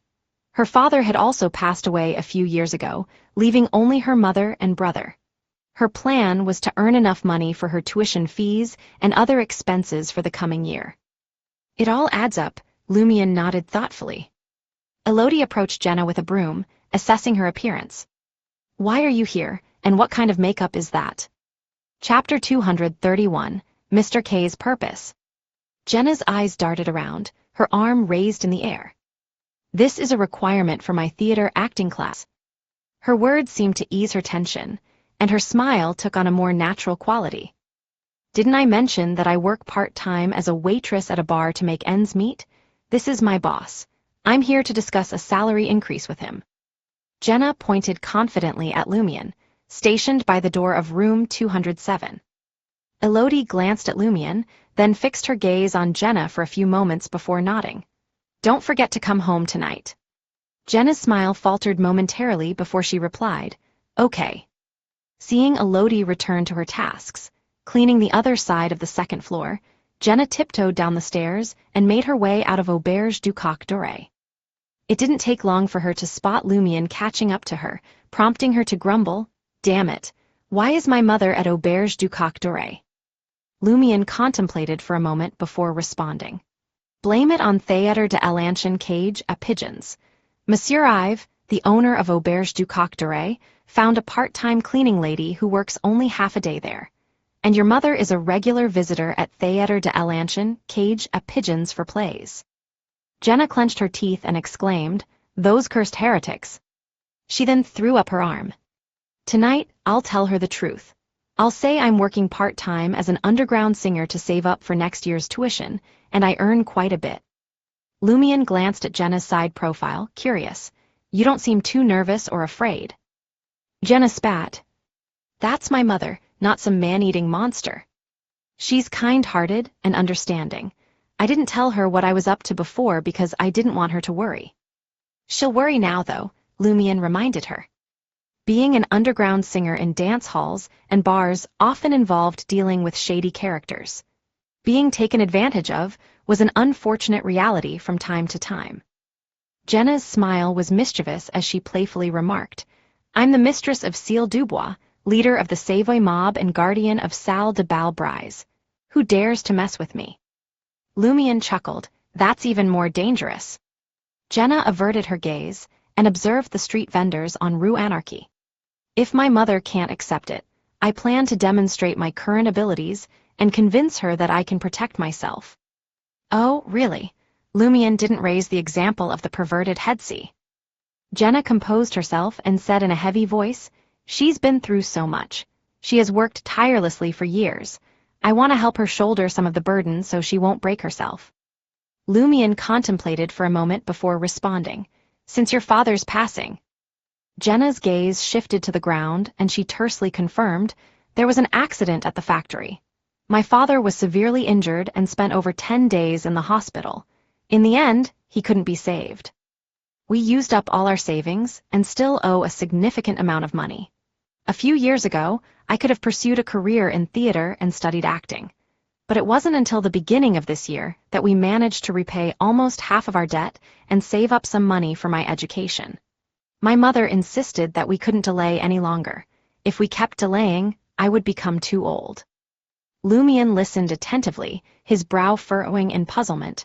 "No compensation for the factory accident." "Yes, but that scoundrel hasn't compensated us yet." Jenna clenched her teeth. "He keeps appealing, and the courts always take their time. F***seeking, damn it, is he trying to drag it out until we're all dead?" Lumion fell silent briefly before changing the subject. "Was your mother truly a theater actress?" "That's correct." Jenna's expression softened gradually. "She had great acting skills and was beautiful, but most theater managers, sponsors, and owners were men. They would prey on actresses in the theater like lions patrolling their territory. Those who refused to submit to them wouldn't get good roles. It's infuriating. Everyone thinks it's normal, even the police and the courts. My mother has a gentle nature, but she's fiercely stubborn. She could only land supporting roles and was even fired once. When the theater she worked at went bankrupt, she lost the chance to return to the stage temporarily. She had to take on odd jobs as a motel maid and laundry worker. That's when she met my father. They got together and became husband and wife in the presence of God. Praise the Son. At that time, my father was working hard to become a skilled laborer. My mother took on various jobs and saved money while searching for an opportunity to return to the theater. Those were the days she cherished the most. Later, my brother and I were born. Mom and Dad became busier, struggling to make ends meet and give us a chance to pursue an education. When we became self-sufficient, my mother was already old and couldn't return to the stage. She placed her hopes on me. She wanted to see me become an exceptional actress, even if it meant playing supporting roles. My father wished for my brother to become a skilled laborer. These words had been bottled up inside Jenna's heart for a long time, and only now did she find the opportunity to express them. Lumion patiently waited for Jenna to finish before posing a question.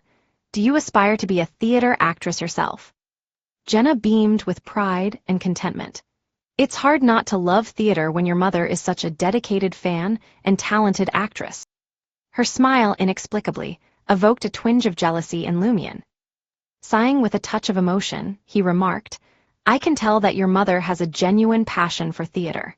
Even as a cleaning lady, she adorns herself with makeup and wears exquisite wigs." Jenna lightly nodded and shared, "She says it makes her feel youthful, as if she's back on the stage. In her eyes, she remains a true theater actress, and her other jobs are merely part-time endeavors. She's always been like this. She takes me to witness the sunrise, reminding me that darkness will always give way to light. And she tells me that even in the darkest times, I must find a way to kindle my own inner light. Only then can I patiently await the sunrise." Jenna's yearning for the future grew palpable. "If I continue as an underground singer for another year, I'll save enough for next year's tuition and make significant progress in repaying our debts.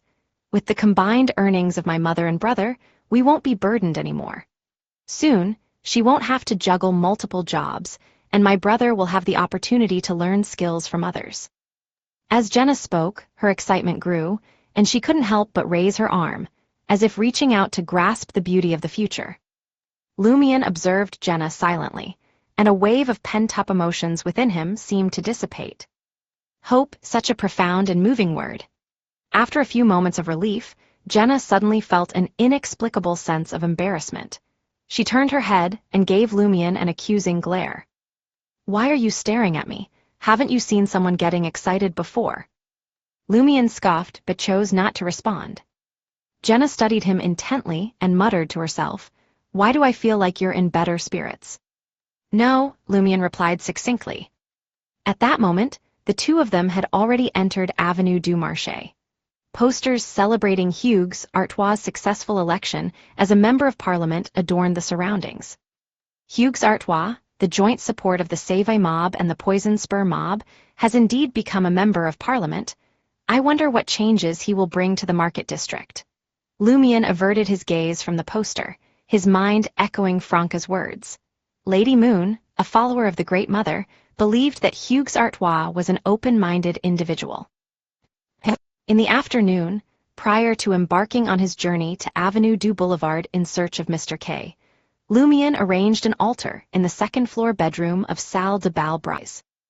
With the wall of spirituality in place, Lumion proceeded to light 3 candles in the order from deity to mankind, left to right. After carefully dripping essential oils and extracts, he took a couple of steps back, enveloped in a misty atmosphere, and intoned in a deep voice, "The fool that doesn't belong to this era, the mysterious ruler above the gray fog, the king of yellow and black who wields good luck." A faint gray fog arose, accompanied by an unsettling aura. Suppressing the sluggishness of his thoughts and the tingling sensation beneath his skin, Lumion fixed his gaze upon the bluish-black flame of the candle. Following the instructions of Madame Magician, he recited the subsequent incantation in the ancient language of Hermes. I implore your protection." After a series of gestures, Lumion caught sight of the divine angel, seemingly materialized from pure light. Simultaneously, he faintly heard a dreamy sigh. A sigh originating from an infinite height. Descending from above in resplendent and ethereal form, the angel extended its arms to embrace Lumion. Wings of radiant light enveloped him. When Lumion regained consciousness, everything had returned to its usual state. As evening descended upon 19 Rue Scheer, Avenue du Boulevard, Lumion once again found himself in the basement, face to face with Mr. K. Clad in his customary voluminous hood and black robe, Mr. K sat silently upon a chair with a crimson backrest. Meeting Lumion's gaze, Mr. K nodded gently and spoke in a low, raspy voice. "I am highly pleased with your adeptness in action. What's more, unknowingly, your actions align with the teachings of my lord, countering those blessed of evil beings." Pausing momentarily, Mr. K inquired, "Have you given it sufficient thought?" "Yes, I have," Lumion replied, lowering his head. "You have revealed to me the magnificence of the Lord." "Ha ha!" Mr. K burst into a maniacal laughter, as if his sanity had slipped away. After a few seconds, he regained composure and disregarded the attendants, ensuring they stayed put. He continued, "My lord's honorific name is the Lord that created everything, the omnipotent and omniscient God, the Lord who reigns behind the curtain of shadows, the ruler of the mind world, and the degenerated nature of all living things. Choose any 3 and entreat him in Hermes." The mere description by Mr. K caused Lumion's garments, skin, flesh, and bones to dissolve completely, leaving behind an unnerving sensation of pure consciousness and self-awareness. Involuntarily trembling, Lumion instinctively recited, "The Lord that created everything, the omnipotent and omniscient God, the Lord who reigns behind the curtain of shadows." Lumion's mind was too overwhelmed to deliberate, and he unconsciously selected the first 3 phrases. Almost instantly, his surroundings darkened, as if enshrouded by a heavy curtain. Beyond the illusory and profound shadowed veil, a pair of eyes fixated upon Lumion, penetrating his consciousness and nearly rendering him unconscious. After an indeterminate period, Lumion regained his faculties, his body drenched in cold sweat. Rising from his seat, Mr. K's deep voice seemed laced with a smile. "Henceforth, you are our brother, truly one of us. We're a secret organization that believes in the true creator. We go by the name of the Aurora Order." "Aurora Order?" Lumion was taken aback. "Isn't this the terrorist organization that took the blame for me?"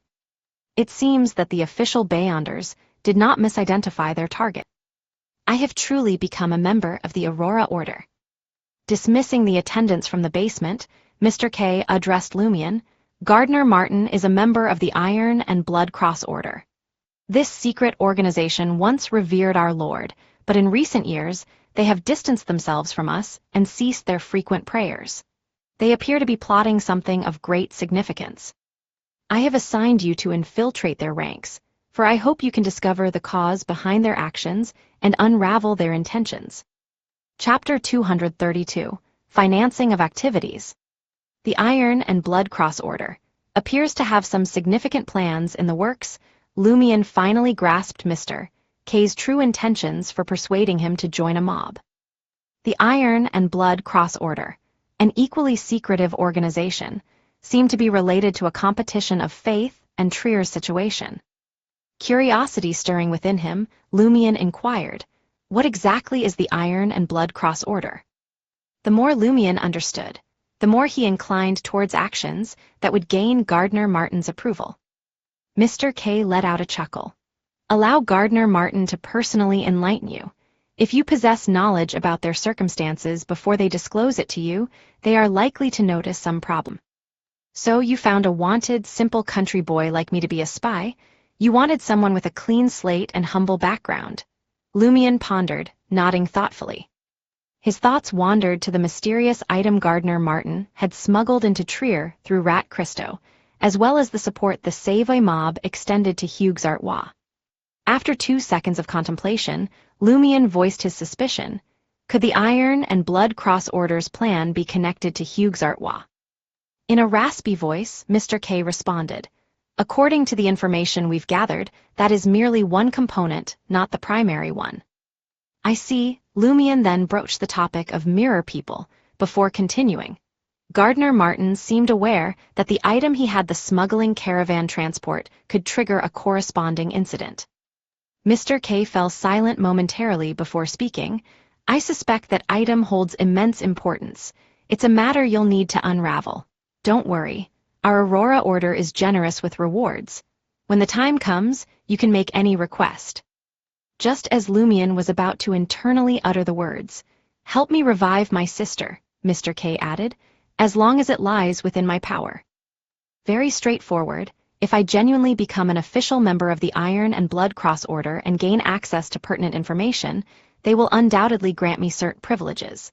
And in turn, I can seek rewards from the Aurora Order. Yes, this is akin to further fulfilling Madame Magician's mission. She won't reject me, the bearer of a minor arcana card. Such treatment is rare, to receive 3 rewards for a single task. As Lumion silently sighed, he assumed it wouldn't matter if he faced rejection. "I now require some financing for my future endeavors." The purpose of these funds was to enhance Lumion's personal strength and establish a solid foundation for completing the mission. Mr. K nodded. "No problem. I will provide you with 10,000 Viral Door later. This is one of the perks of officially joining our Aurora Order and participating in a high-risk mission." In Intis, perk was a commonly used term coined by Emperor Roselle. Very generous. At that moment, he found himself wondering if he should seek out more secret organizations like this one, just to enjoy additional membership perks. Rising from his seat, Mr. K extended his hands and began to circle Lumion slowly. As he walked, he spoke in a solemn tone, "My Lord is the great being who created this world, the father of all living creatures. We all originate from him, carrying the divine essence he bestowed upon us. Divinity exists within every living being, and no one is inherently more noble than another. We distinguish our status based on our proximity to our Lord and our ability to embrace his teachings. It is through our shared divinity that we can consume potions, face trials, and accumulate more divine power. Ultimately, we can become angels in service to my Lord." Is he preaching? Lumion couldn't help but feel that there were similarities between Mr. K's words and Madame Magician's story of the original creator, the oldest one, fragmenting and manifesting different Beyonder characteristics. They seemed to share a common essence. This led him to suspect that the true creator of the Aurora Order corresponded to the oldest one. After nearly 15 minutes, Mr. K concluded his preaching and traced a cross on his chest, starting from the top and moving to the bottom, left, and right. "Praise be to you, the creator of all things. Praise be to you, who carries the burdens of the world's sins." Lumion followed suit, offering his own words of praise. Mr. K then proceeded to introduce the Aurora Order. We currently have a total of 7 saints and 22 oracles, each designated by alphabetical code names, scattered across various locations. There are still 21 individuals as powerful as Mr. K. The saints are sequence 4 and sequence 3 demigods with godhood, and there are a total of 7 in the Aurora Order. Lumion was taken aback by this revelation. The Aurora Order was far more formidable than he had anticipated. As for whether there were any figures on the level of angels, Mr. K did not mention it, leaving Lumion to wonder. Concluding the introduction, Mr. K took hold of his right index finger with his left hand and tore it off. He then tossed it to Lumion, the finger dripping with blood. Use it in times of dire need. Lumion caught the finger, its blood already congealing, and imagined the phantom pain he had experienced before. Although he was unafraid of pain or injuries in battle, and could stab himself without hesitation when necessary, he couldn't simply pluck out a finger without reason, as Mr. K had done. In a matter of moments, a new finger sprouted from Mr. K's hand, its skin fair and unblemished. With the gathering scheduled for 9 p.m., Lumion secured the 10,000 Verl door and made his way to Psychic's old journal library, a lavish off-white 6-story building located at 19 Rue Shear. He stayed there until 6 p.m. Then, he leisurely found a nearby restaurant and spent 2 Verl door on an inexpensive set meal. The meal included an ordinary bottle of red wine, a bowl of soup, 3 dishes, a dessert, and an unlimited supply of bread. Lumion made his selections from the provided menu, opting for a beef chowder, braised rabbit meat, and a serving of roasted cauliflower. As the gathering commenced, Lumion, already in possession of the scorpion poison, sold the aquatic monster's blood, poisonous scales, and other items he had no use for, fetching him 100 Verl door. Thus far, he had amassed a total of 14,710 Verl door and 24 kopit in cash, mostly courtesy of Mr. K. This filled him with confidence that he could gather the remaining 30,000 Verl door within a short span of time. If he borrowed a bit here and pocketed a bit there, combined with the spoils of war, wouldn't he have enough? Shortly before 11 p.m., Lumion returned to Le Marché du Quartier du Gentleman. Rohr and Mitchell, residents of the 3rd floor who made a living selling photos of street maîtresse, d'atelier near the Suhit steam locomotive station, were hauling a bulging flaxen-colored cloth bag up the stairs. Lumion cast a curious glance at the white-haired duo and asked, slightly puzzled, so late. He knew that Rohr and Mitchell also worked as part-time scavengers, having encountered them on a few occasions before. However, he recalled that their work typically ended by 9. Rohr, clad in tattered clothing with a slight hunch to his back, mustered a smile and replied with a touch of joy, "Tonight, the Member of Parliament's office hosted a celebratory feast and discarded a lot of valuable rubbish. We waited until the bags could no longer hold before returning." The Market District's Member of Parliament's office was celebrating Hugues Artois' election. Lumion nodded subtly and walked past the elderly couple, making his way to room 207. Before igniting the carbide lamp, he noticed a square-folded white paper on the table, illuminated by the faint crimson moonlight streaming through the window. Observing the neatly folded paper, Lumion suspected it to be a letter from Madame Magician. The Pyromaniac potion formula. Did she have the messenger leave the Pyromaniac potion formula here before my arrival? Is she so confident in my ability to become an official member of the Aurora Order, or does she have something else to inform me about? These thoughts raced through Lumion's mind as he ignited the carbide lamp, picked up the white paper, and carefully unfolded it. Your next mission is to complete the task assigned by Mr. K. Do you understand what I mean? Pyromaniac potion formula. Main ingredient, fire salamander gland, magma elf core. Supplementary ingredients, 50 milliliters of fire salamander blood, 10 grams of magma pyroxene powder, 10 grams of red crown balsam powder, 10 drops of sun star extract. Usage, what do you think? She actually wrote down the main ingredient. Does this mean I'll need the accompanying parts for the potion? Is Madame Magician also interested in uncovering the Iron and Blood Cross Order's current situation? How did she know that today would be the day Mr. K would assign me this task? Or does she simply disregard Mr. K's intentions? Does she only hope that I can gain more of Mr. K's trust and gradually become a core member of the Aurora Order? Lumion leaned towards the first possibility, but he couldn't dismiss the latter. For now, he had no choice but to follow her instructions. Having attended 2 mysticism gatherings, Lumion had developed a certain understanding of the potion formula's value. He knew that the Pyromaniac potion formula in his possession was worth at least 30,000 Verl d'Or. If he were to sell it, he could exchange it for the Pyromaniac Beyonder characteristic. Of course, this idea was fleeting. Without Madame Magician's explicit agreement, he didn't dare entertain it. Wouldn't it be equivalent to trading Madame Magician's potion formula for her Pyromaniac Beyonder characteristic? Instead, Lumion found a more feasible plan, inspired by a popular trade scheme in Intis, which was also known as commercial paradise or financial empire. The plan required a down payment of 10,000 Verl d'Or, with the remaining 20,000 to be paid in installments over a year, along with a 10 to 15% interest. After careful consideration, Lumion, sensing a high likelihood of Madame Magician possessing godhood, dismissed the idea. He had already gathered almost half of the required funds. There was no need to risk offending a demigod by negotiating installments. Even if Harvest Sacrifice didn't yield a satisfactory price or Franca had little savings due to her extravagant lifestyle, Salle de Bal Brise still had a substantial amount of cash in its safe. As the protector of the dance hall, what harm would there be in embezzling a small sum? Chapter 233, Advance Payment. Realizing the lateness of the hour, Lumion planned on delving into Auror's grimoire until midnight. He resolved to seek out Franca the next morning and inquire about the sale of Harvest Sacrifice.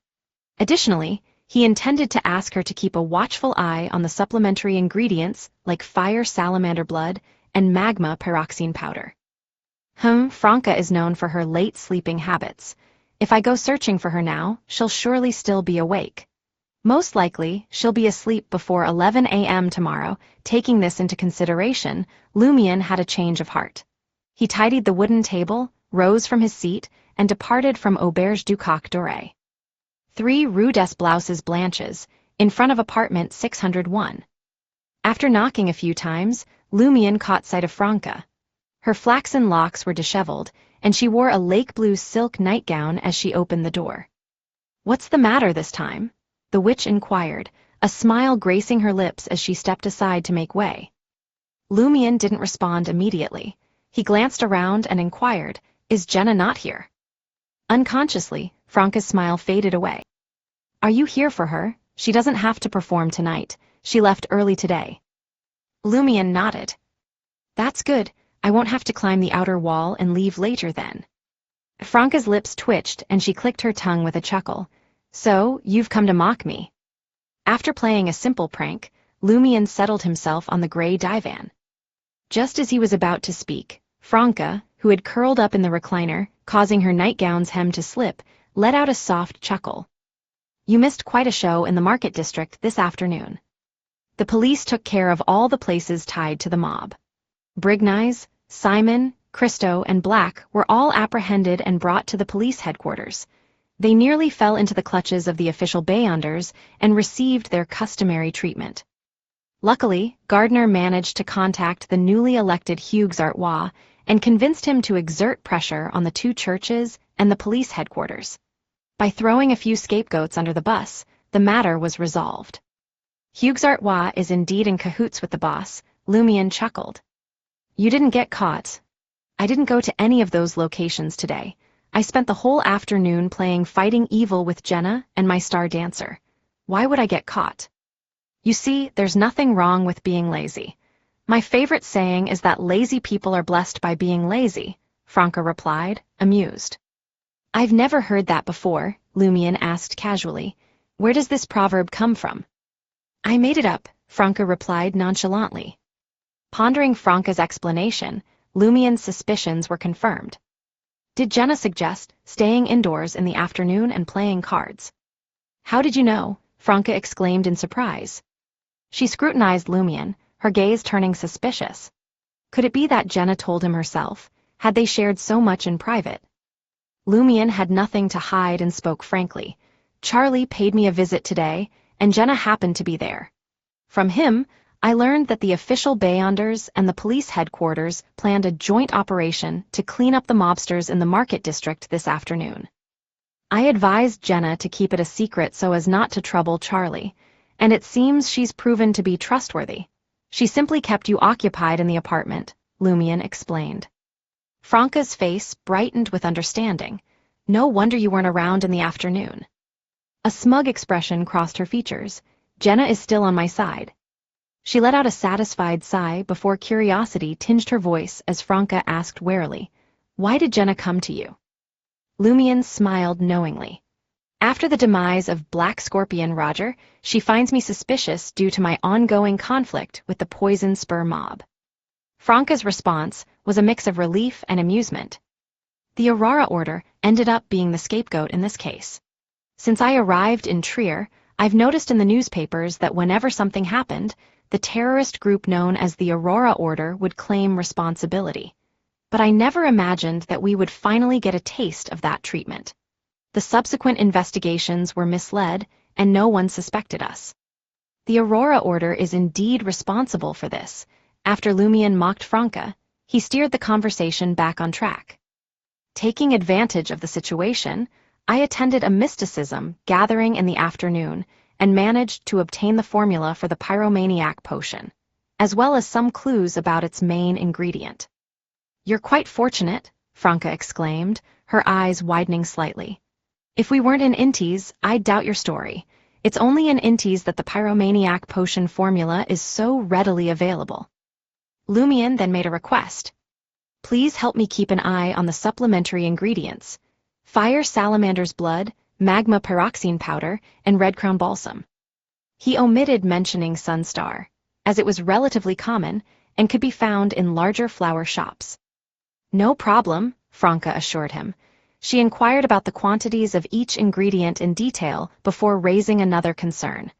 "Do you have enough money? I mean, enough to purchase the main ingredient for the potion?" From her perspective, Lumion had likely spent all his savings on the Pyromaniac potion formula. Lumion seized the opportunity to respond. "Actually, I was just about to ask if Harvest Sacrifice had been sold." "How can it be sold so soon? It's only been a day. I haven't even had the chance to attend any mysticism gatherings," Franca replied, pausing before offering a solution. "If you urgently need money, I can lend you some. After all, I don't have any immediate need for the next potion." "There's no rush," Lumion replied after considering the matter. He still needed to gather all the supplementary ingredients. Franca estimated, "Based on my experience, Harvest Sacrifice won't fetch a high price due to its inevitable side effects. You can expect it to sell for around 10,000 to 12,000 Veraldor. When you need the money, I can directly provide you with 6,000 Veraldor, considering it a buyout of Harvest Sacrifice. Additionally, I can lend you 20,000 to 30,000 Veraldor, but you must return it within 3 months." "All right," Lumion agreed without hesitation. He then produced Fallen Mercury and said to Franca, "I need to find someone who can repair Beyonder weapons."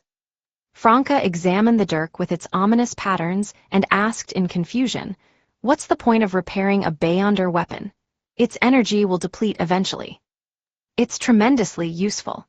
I want to utilize it for as long as possible," Lumion admitted, though he naturally refrained from mentioning that he had a means to replenish Fallen Mercury's energy. Of course, he had to wait until he reached Sequence 6 and could withstand the corruption. Otherwise, Termiboros would undoubtedly seize the opportunity to cause trouble. "That's true," Franca recalled Fallen Mercury's impressive performance in the battle against Black Scorpion Roger. "I'll help you inquire, but no artisan would likely accept the task of repairing a suspected corrupted Beyonder weapon. They fear the potential adverse effects it could have on them." Artisan, a Beyonder skilled in repairing mystical items and Beyonder weapons. After exchanging a few more words with Franca, Lumion left room 601 and returned to Avenue du Marché, entering Salle de Bal Brise. Despite it almost being midnight, the place was still bustling. Lumian made his way to the finance office on the second-floor corridor. As he unlocked the safe, he asked about the accountant and the cashier on the night shift. "How much cash do we have at the moment?" The accountant, a refined, bespectacled woman in her 30s, replied with a hint of apprehension. "Approximately 28,000 Verl d'or and some change." Lumian had already opened the safe door by then, revealing stacks of banknotes and shimmering golden coins. After a quick calculation, he calmly requested, "Give me 12,000 Verl d'or." "Huh?" both the accountant and the cashier exclaimed fearfully. While Monsieur Seal was the protector of Salle de Bal Brise, taking away such a substantial amount of cash in one go was unthinkable. The accountant exchanged a glance with the young cashier, silently indicating her to find the dance hall manager, Renee, in the adjacent office. Dressed in formal attire, Gardner Martin's designated representative glanced at the open safe and inquired, "Monsieur Seal, why do you need to withdraw 12,000 Verl d'or?" "Personal expenses," Lumian replied calmly. Renee pondered for a few seconds before responding, "No problem." In the first 2 years, Baron Brignies would take between 40,000 and 50,000 Verl d'or from the dance hall annually. During the transition, he even withdrew 15,000 Verl d'or, which would have counted as part of the first half of the year. And it's not even the second half yet. Monsieur Seal, consider this 12,000 Verl d'or in advance. Sure, Lumian didn't concern himself with the details. He simply wanted the 12,000 Verl d'or. After securing the cash in a cloth bag, Lumian let out a silent sigh of relief. He had nearly gathered the required 30,000 Verl d'or to purchase the Pyromaniac Bayonder characteristic. Now, all he had to do was await news of the supplementary ingredients. Currently, he possessed a total of 26,710 Verl d'or. With an additional 6,000 from the harvest sacrifice, he would have enough. As Lumian, laden with a significant amount of cash, left Salle de Bal Brise, a sense of unease suddenly washed over him. He wasn't afraid of being robbed. Rather, he worried that a conflict might damage the money bag or tear the banknotes. "I must find a safe place for it. I can't keep carrying it like this." Lumian strolled along Avenue du Marché, contemplating transferring the funds to the safe house. Before long, his eyes caught sight of the brightly illuminated office belonging to the Market District's Member of Parliament. It stood as a classic 4-story building, boasting a khaki-colored facade with statues adorning the top 2 floors, a sunbird and giant gears. The celebration banquet is still underway. Lumian shook his head disapprovingly. Pausing for a moment, he settled in the shadows across the street, observing the departing guests from the banquet hall. Hugues Artois, who enjoyed the combined support of the Save mob and the Poison Spur mob, not to mention Lady Moon's praise, was undoubtedly a man of influence. Some of the guests he had invited could very well be problematic individuals connected to the schemes of the Iron and Blood Cross Order. As time went by, an increasing number of guests emerged from the Member of Parliament's office. Lumian found no one who aroused suspicion. He could only confirm that most of them belonged to the upper echelons of society. They were elegantly attired, and their faces had graced the pages of various newspapers. Suddenly, a familiar figure caught his eye. It was Gardner Martin, an amiable man with chubby cheeks, a few silver strands of hair at his temples, and brownish-red eyes. Gardner Martin, the boss of the Save mob. Dressed in a tailcoat and a dark bow tie, Gardner seemed to sense something. He abruptly turned his head, fixing his gaze on the shadowy spot where Lumian sat. Lumian's heart skipped a beat. His thoughts raced, and he swiftly made up his mind. Rising to his feet, he approached Gardner Martin. Gardner Martin regarded him with a penetrating stare, revealing no trace of emotion. "Good evening, boss," Lumian greeted as he drew nearer. Gardner Martin asked nonchalantly, "What brings you here?" Lumian replied candidly, "I left Salle de Bal Brise and noticed that the Member of Parliament's office banquet was still ongoing. I thought I'd check which guests Monsieur Hugues Artois had invited, so as to avoid offending the wrong people in the future." Gardner Martin nodded subtly and spoke calmly. "That's a commendable habit."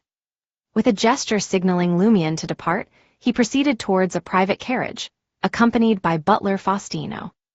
Lumien's heart stirred as he followed suit, taking the initiative to speak. "Boss, I took an advance of 12,000 Verl d'Or from the dance hall today." Chapter 234, Sincerity. Gardner Martin's brows lifted in surprise as he cast a curious glance at Lumien, taking a moment to ponder the situation. "Let's converse inside the carriage." Upon hearing this, butler Faustino took the initiative to settle himself in the front of the carriage, right beside the driver. Silently, Lumien trailed behind Gardner Martin and entered the carriage, taking a seat opposite him. As the carriage slowly set in motion, Gardner Martin fixed his gaze upon Lumien and spoke up. "Why did you advance such a hefty sum of cash?" Lumien responded with candor. "Given the opportunity to enhance my strength, I aspire to become a Sequence 7 Pyromaniac." Gardner Martin hadn't anticipated Lumien's straightforwardness. After a brief pause, he smiled and inquired, "Is 12,000 Verl d'Or sufficient?" Lumien didn't bat an eye as he replied, "In addition to the 18,000 Verl d'Or you provided last time and my previous savings." Gardner Martin nodded slowly. "Did you come across anyone selling the main ingredient for the Pyromaniac potion elsewhere? And do you possess the formula for the potion?" "Yes," Lumien confessed without reservation. Gardner Martin chuckled. "You've divulged all of this to me. Shouldn't these matters be kept secret?" Lumien displayed an unusual sincerity as he responded, "I feel prepared to consume the Pyromaniac potion.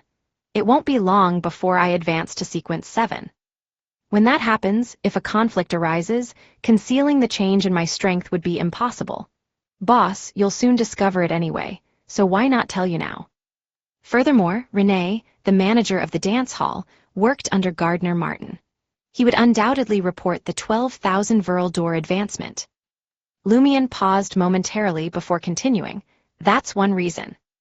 Another reason is that I've lived on the streets, endured rural life, and faced persecution. Now, I adhere to a single principle: I treat those who treat me well." He wasn't attempting to flaunt his loyalty. According to Jenna, such exaggerated loyalty would seem untrustworthy, especially when he had only met Gardner Martin once. His main goal was to convey his allegiance. Similarly, Gardner Martin would definitely comprehend the underlying purpose behind Lumien's frankness. It was a display of his astuteness. Gardner Martin lifted his head and burst into laughter. "Very good. Brignize, Christo, and the others have their own secrets. They assume I'm oblivious. The fact that you can accurately grasp your situation, your future progress, and my stance indicates that you're more astute than them. Most times, sincerity proves to be the most effective approach." Sincerity. Lumien seized the opportunity to express himself with an extraordinary sincerity. "Boss, I have leads on the main ingredient, but I'm unsure where to acquire the supplementary ingredients. Could you keep an eye out for fire salamander's blood, magma pyroxene powder, and red crown balsam?" From Lumien's perspective, Gardner Martin, suspected to be a Sequence 6 or perhaps even a Sequence 5 Beyonder of the Hunter pathway, would have an easier time finding the supplementary ingredients for the Pyromaniac potion compared to Franca.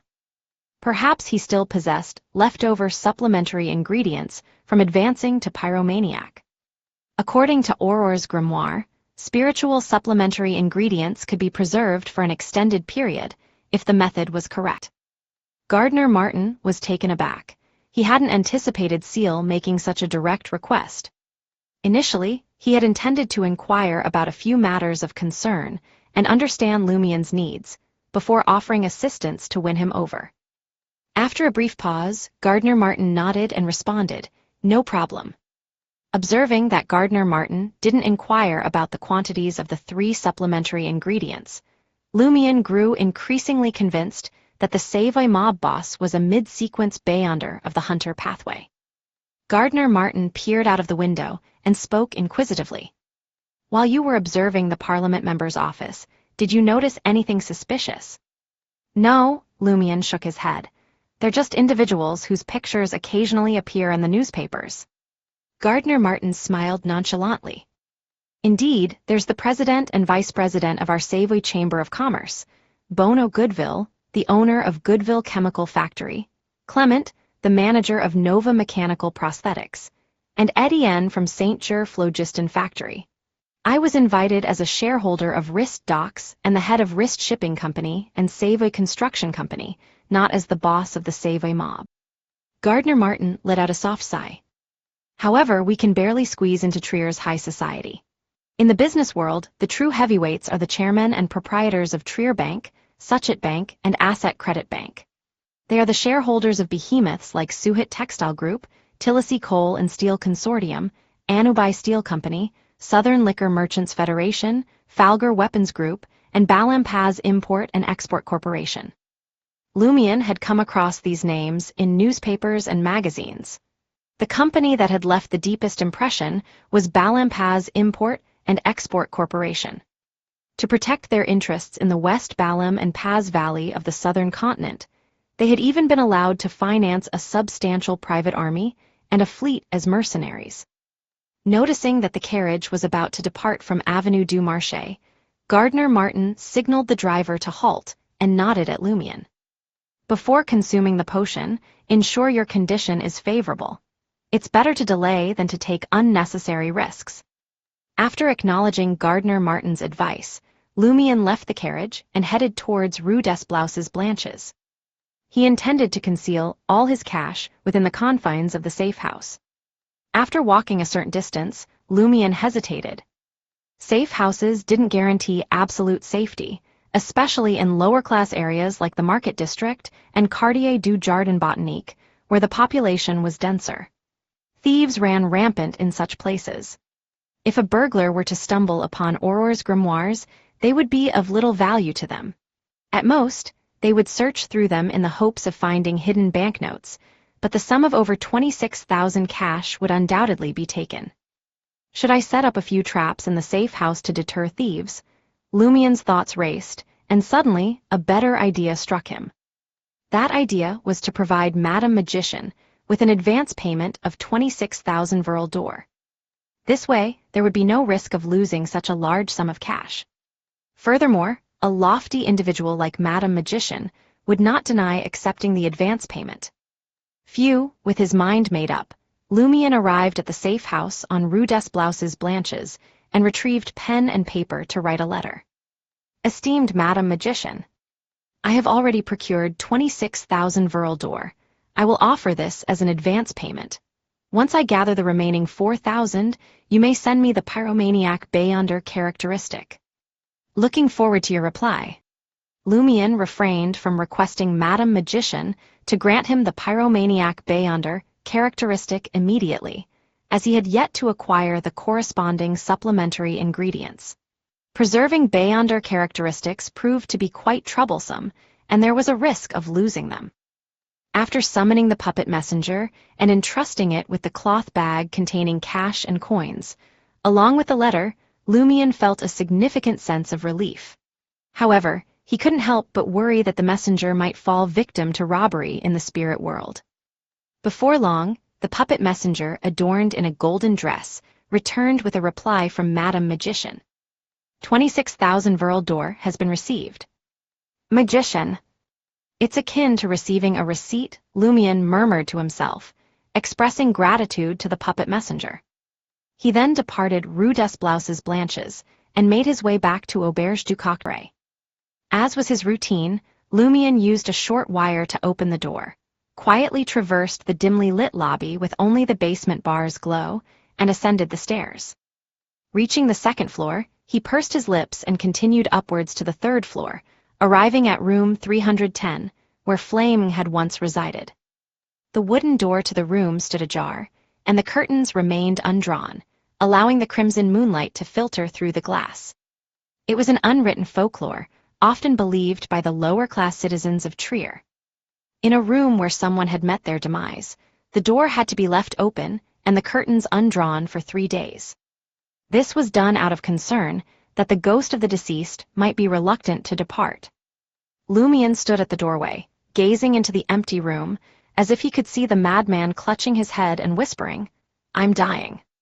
After a while, he silently averted his gaze and proceeded towards the stairs.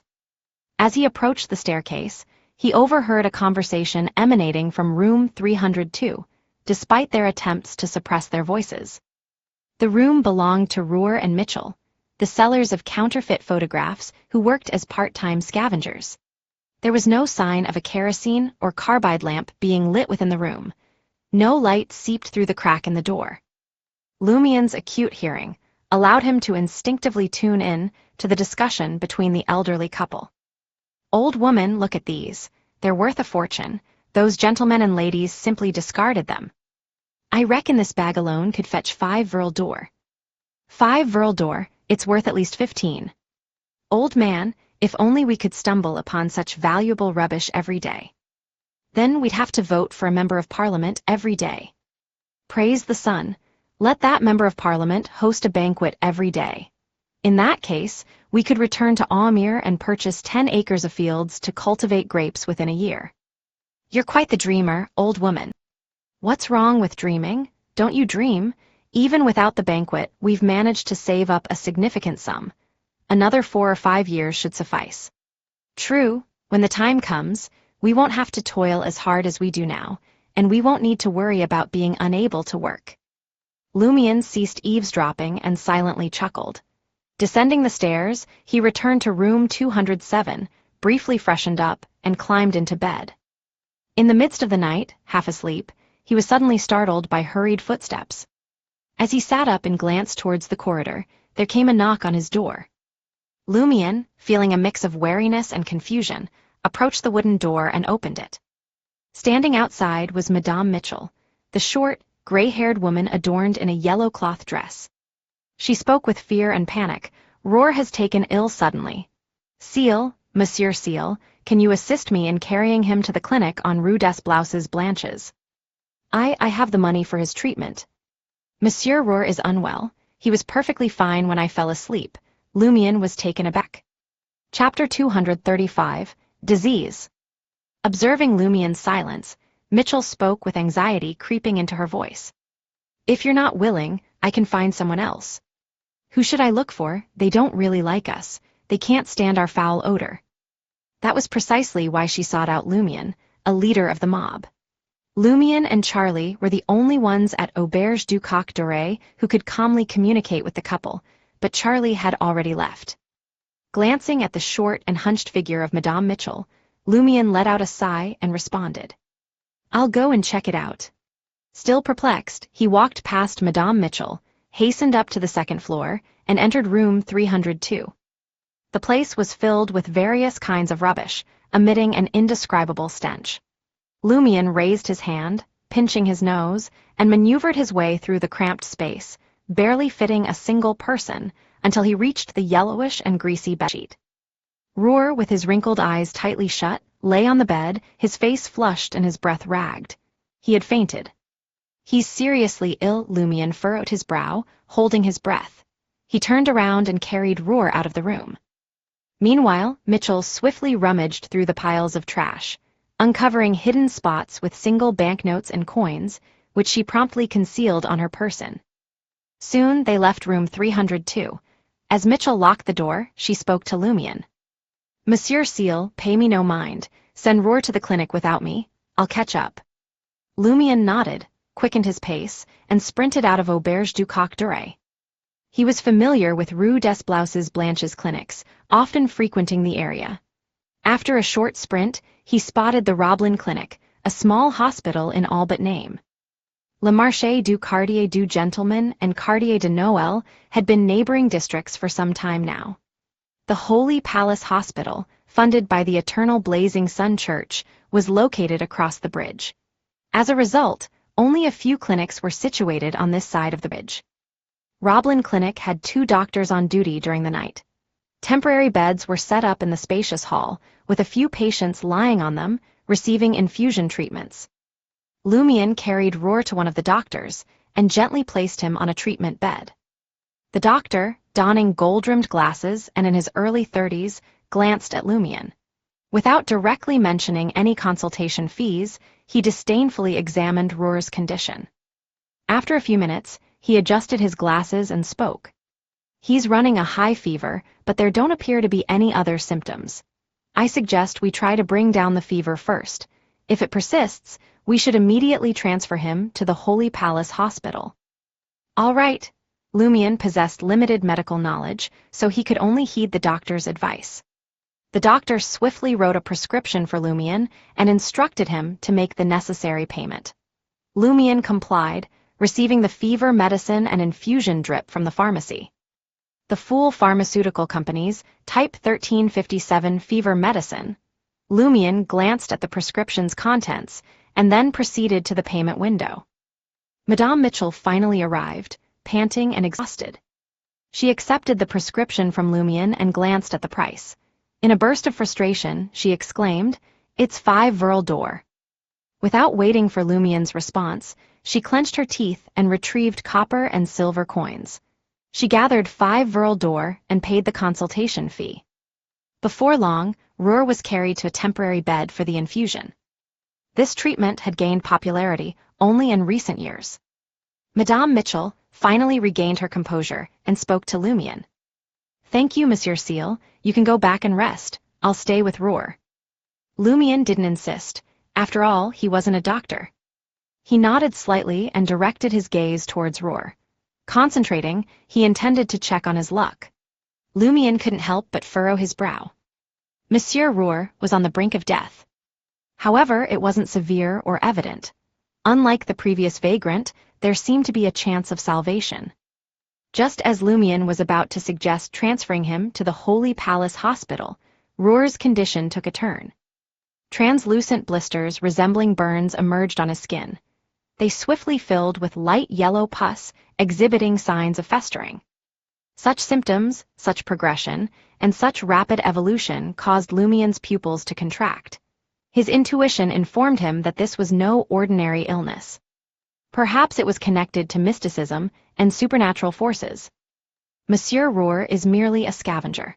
Why is he affected by supernatural powers? Lumion raised his head and pointed at the unconscious Roar. He addressed Madame Mitchell. "You're believers of the eternal blazing sun, correct? Take him to the Église Saint-Robert and give it a try." He sensed that the Holy Palace Hospital might not be equipped to treat an illness involving supernatural powers. It would be better to visit the Eternal Blazing Sun Cathedral and determine if purification could eliminate the effects. Madame Mitchell noticed her husband's peculiar transformation and pleaded with a sobbing tone, "No, transfer him to the Holy Palace Hospital. Transfer him to the Holy Palace Hospital." To Madame Mitchell's understanding, seeking blessings at the cathedral was akin to giving up on treatment and preparing for the solace of a deathbed. Lumion refrained from persuading her, realizing that it was the dead of night and Église Saint-Robert had long closed its doors. Moreover, Roar and Mitchell were nothing more than a couple of scavengers, so the chances of the cathedral opening for them were slim. Additionally, Église Saint-Robert was quite far away. Roar's condition was rapidly deteriorating, and he might not survive the journey, let alone live long enough to rouse the cathedral's caretakers to unlock the door. Lumion observed Roar, whose blisters had burst and were now oozing pus. After a brief moment of silence, he spoke to Madame Mitchell. "Find a doctor and transfer him to the Holy Palace Hospital immediately." All right. Mitchell snapped out of her daze and hurriedly approached the doctor who had attended to Roar. Once she vacated the temporary bed, Lumion positioned himself to block the view of the other patients.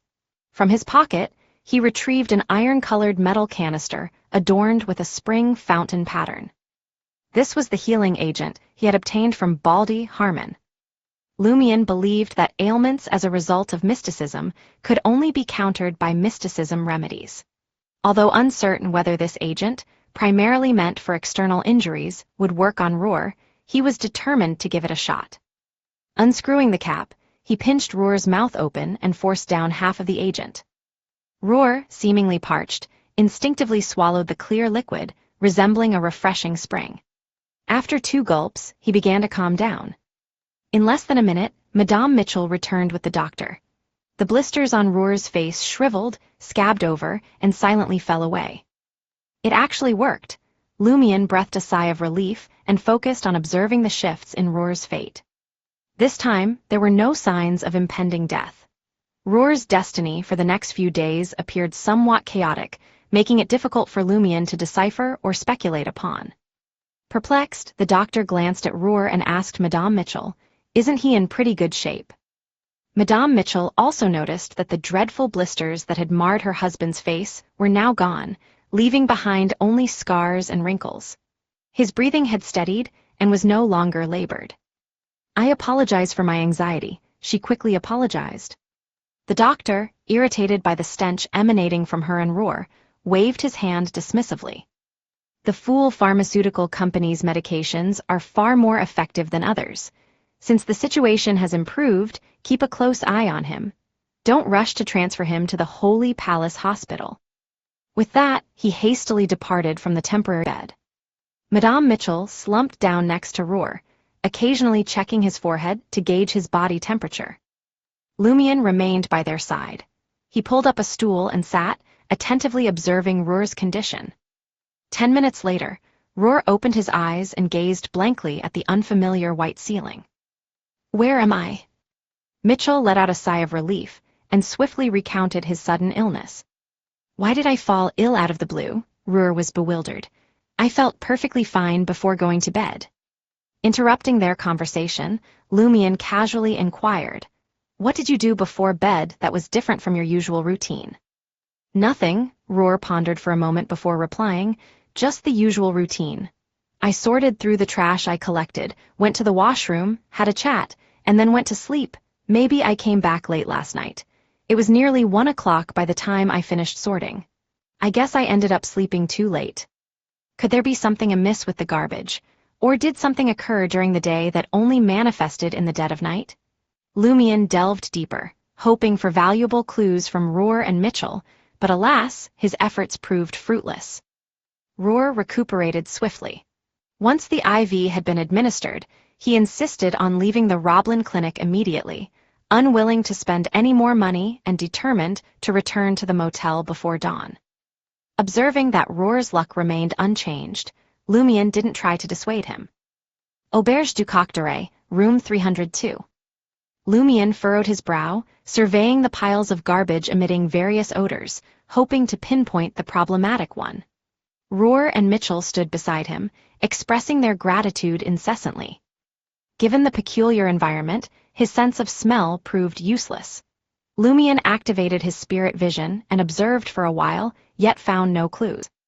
He could only say to Roar and Mitchell, "We can't rule out the possibility that there might be something contaminated in this trash that caused your illness.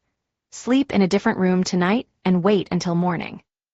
Lumion intended to seek the assistance of Franca, a skilled witch in divination, once she awoke, in order to identify the source of the problem. Before Roar could respond, Mitchell, terrified by her husband's sudden illness and brush with death, spoke up. "All right, thank you, Monsieur Seal." 2 vacant rooms were available on the 3rd floor. Lumion arranged for Roar and Mitchell to rest in room 307. It was already past 4 in the morning. Lumion returned to room 207 and lay on the bed, contemplating the reason behind the strange occurrence.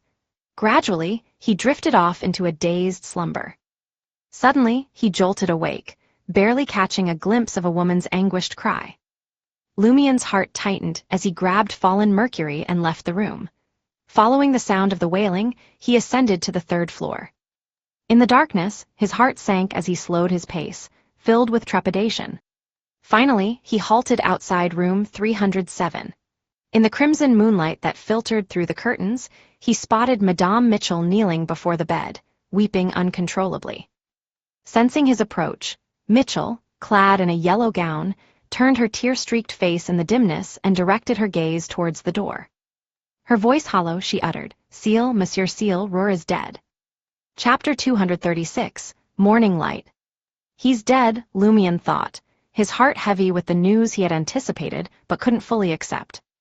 Leaving the clinic, Roar had appeared to have recovered, escaping the clutches of death. How could he have died so suddenly? With a heavy heart, Lumion stepped into room 307, fixing his gaze upon the bed. There lay Roar, his body plagued by festering wounds that oozed a faint yellow pus. His complexion was pale and sickly, and he lay completely still. Roar's eyes were wide open, and there was evidence of vomit around his mouth. After a few moments of silently studying Roar's dazed, pained eyes, Lumian spoke in a deep voice. When did he pass away? Mitchell, her white hair now devoid of its usual luster, slowly shook her head and replied, I was exhausted and fell asleep. When I awoke, he was already gone. Did he return to room 302 before bedtime? Lumian inquired, pressing for details. No, he only went to the washroom near room 302. I followed him. Mitchell's voice carried a deep timbre, but it gave Lumian an otherworldly sensation, as though a part of her soul had left her body. They had all visited the washroom. One fell victim to the strange ailment, while the other remained unscathed. Lumian furrowed his brow, determined to investigate the washroom. If nothing seems amiss there, the likelihood of Madame Mitchell being abnormal becomes increasingly probable. As Lumian departed from room 307, heading toward the designated washroom, Mitchell remained kneeling by the bed, quietly weeping, unaware of the other's movements. The third-floor restroom was no longer as filthy as before, thanks to the regular cleaning ladies. Although some stains and trash were unavoidable after a day's use, it was still passable for civilized individuals. Lumian glanced around, taking in the sight of the toilet bowl and sink illuminated by the moon's crimson glow streaming through the window. He noticed the rusty tap and mirror, reflecting his own image.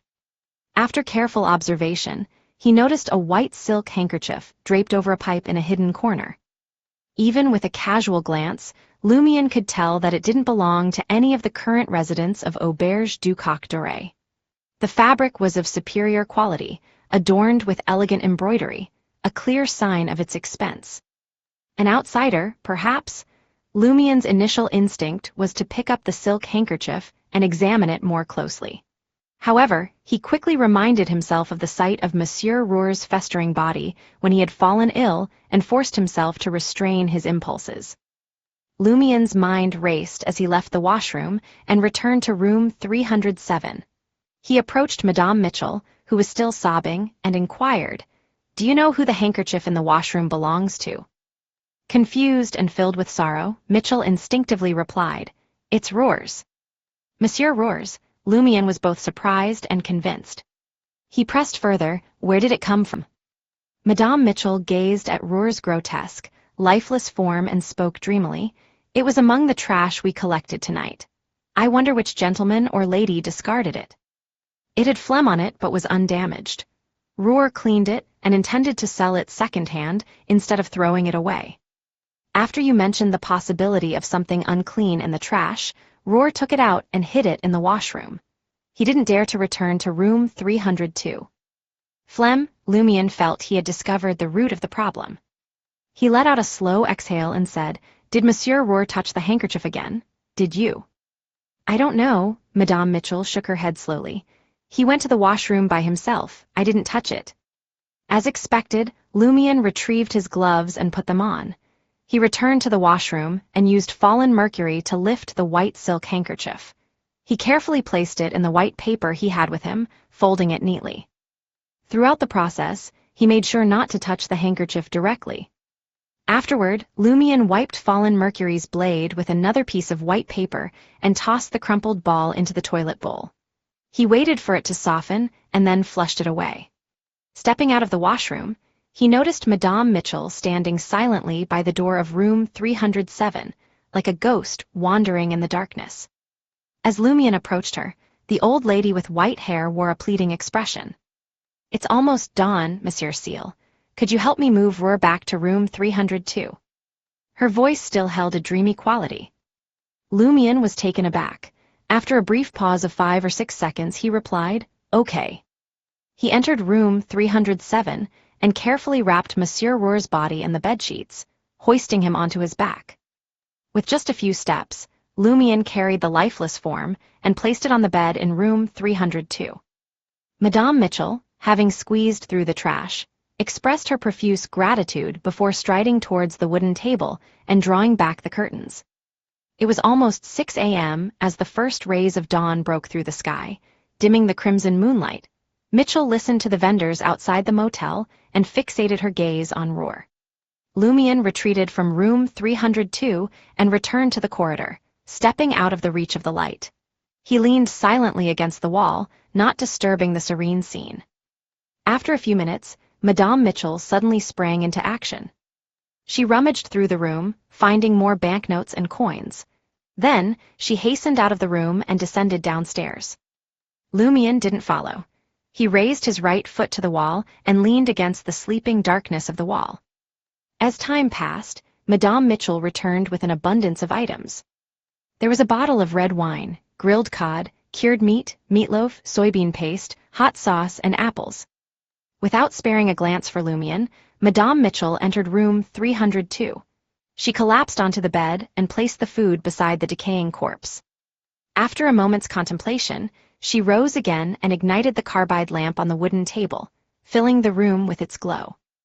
Madame Mitchell once again lowered herself to the floor, picked up the meatloaf, and brought it to Ruhr's mouth.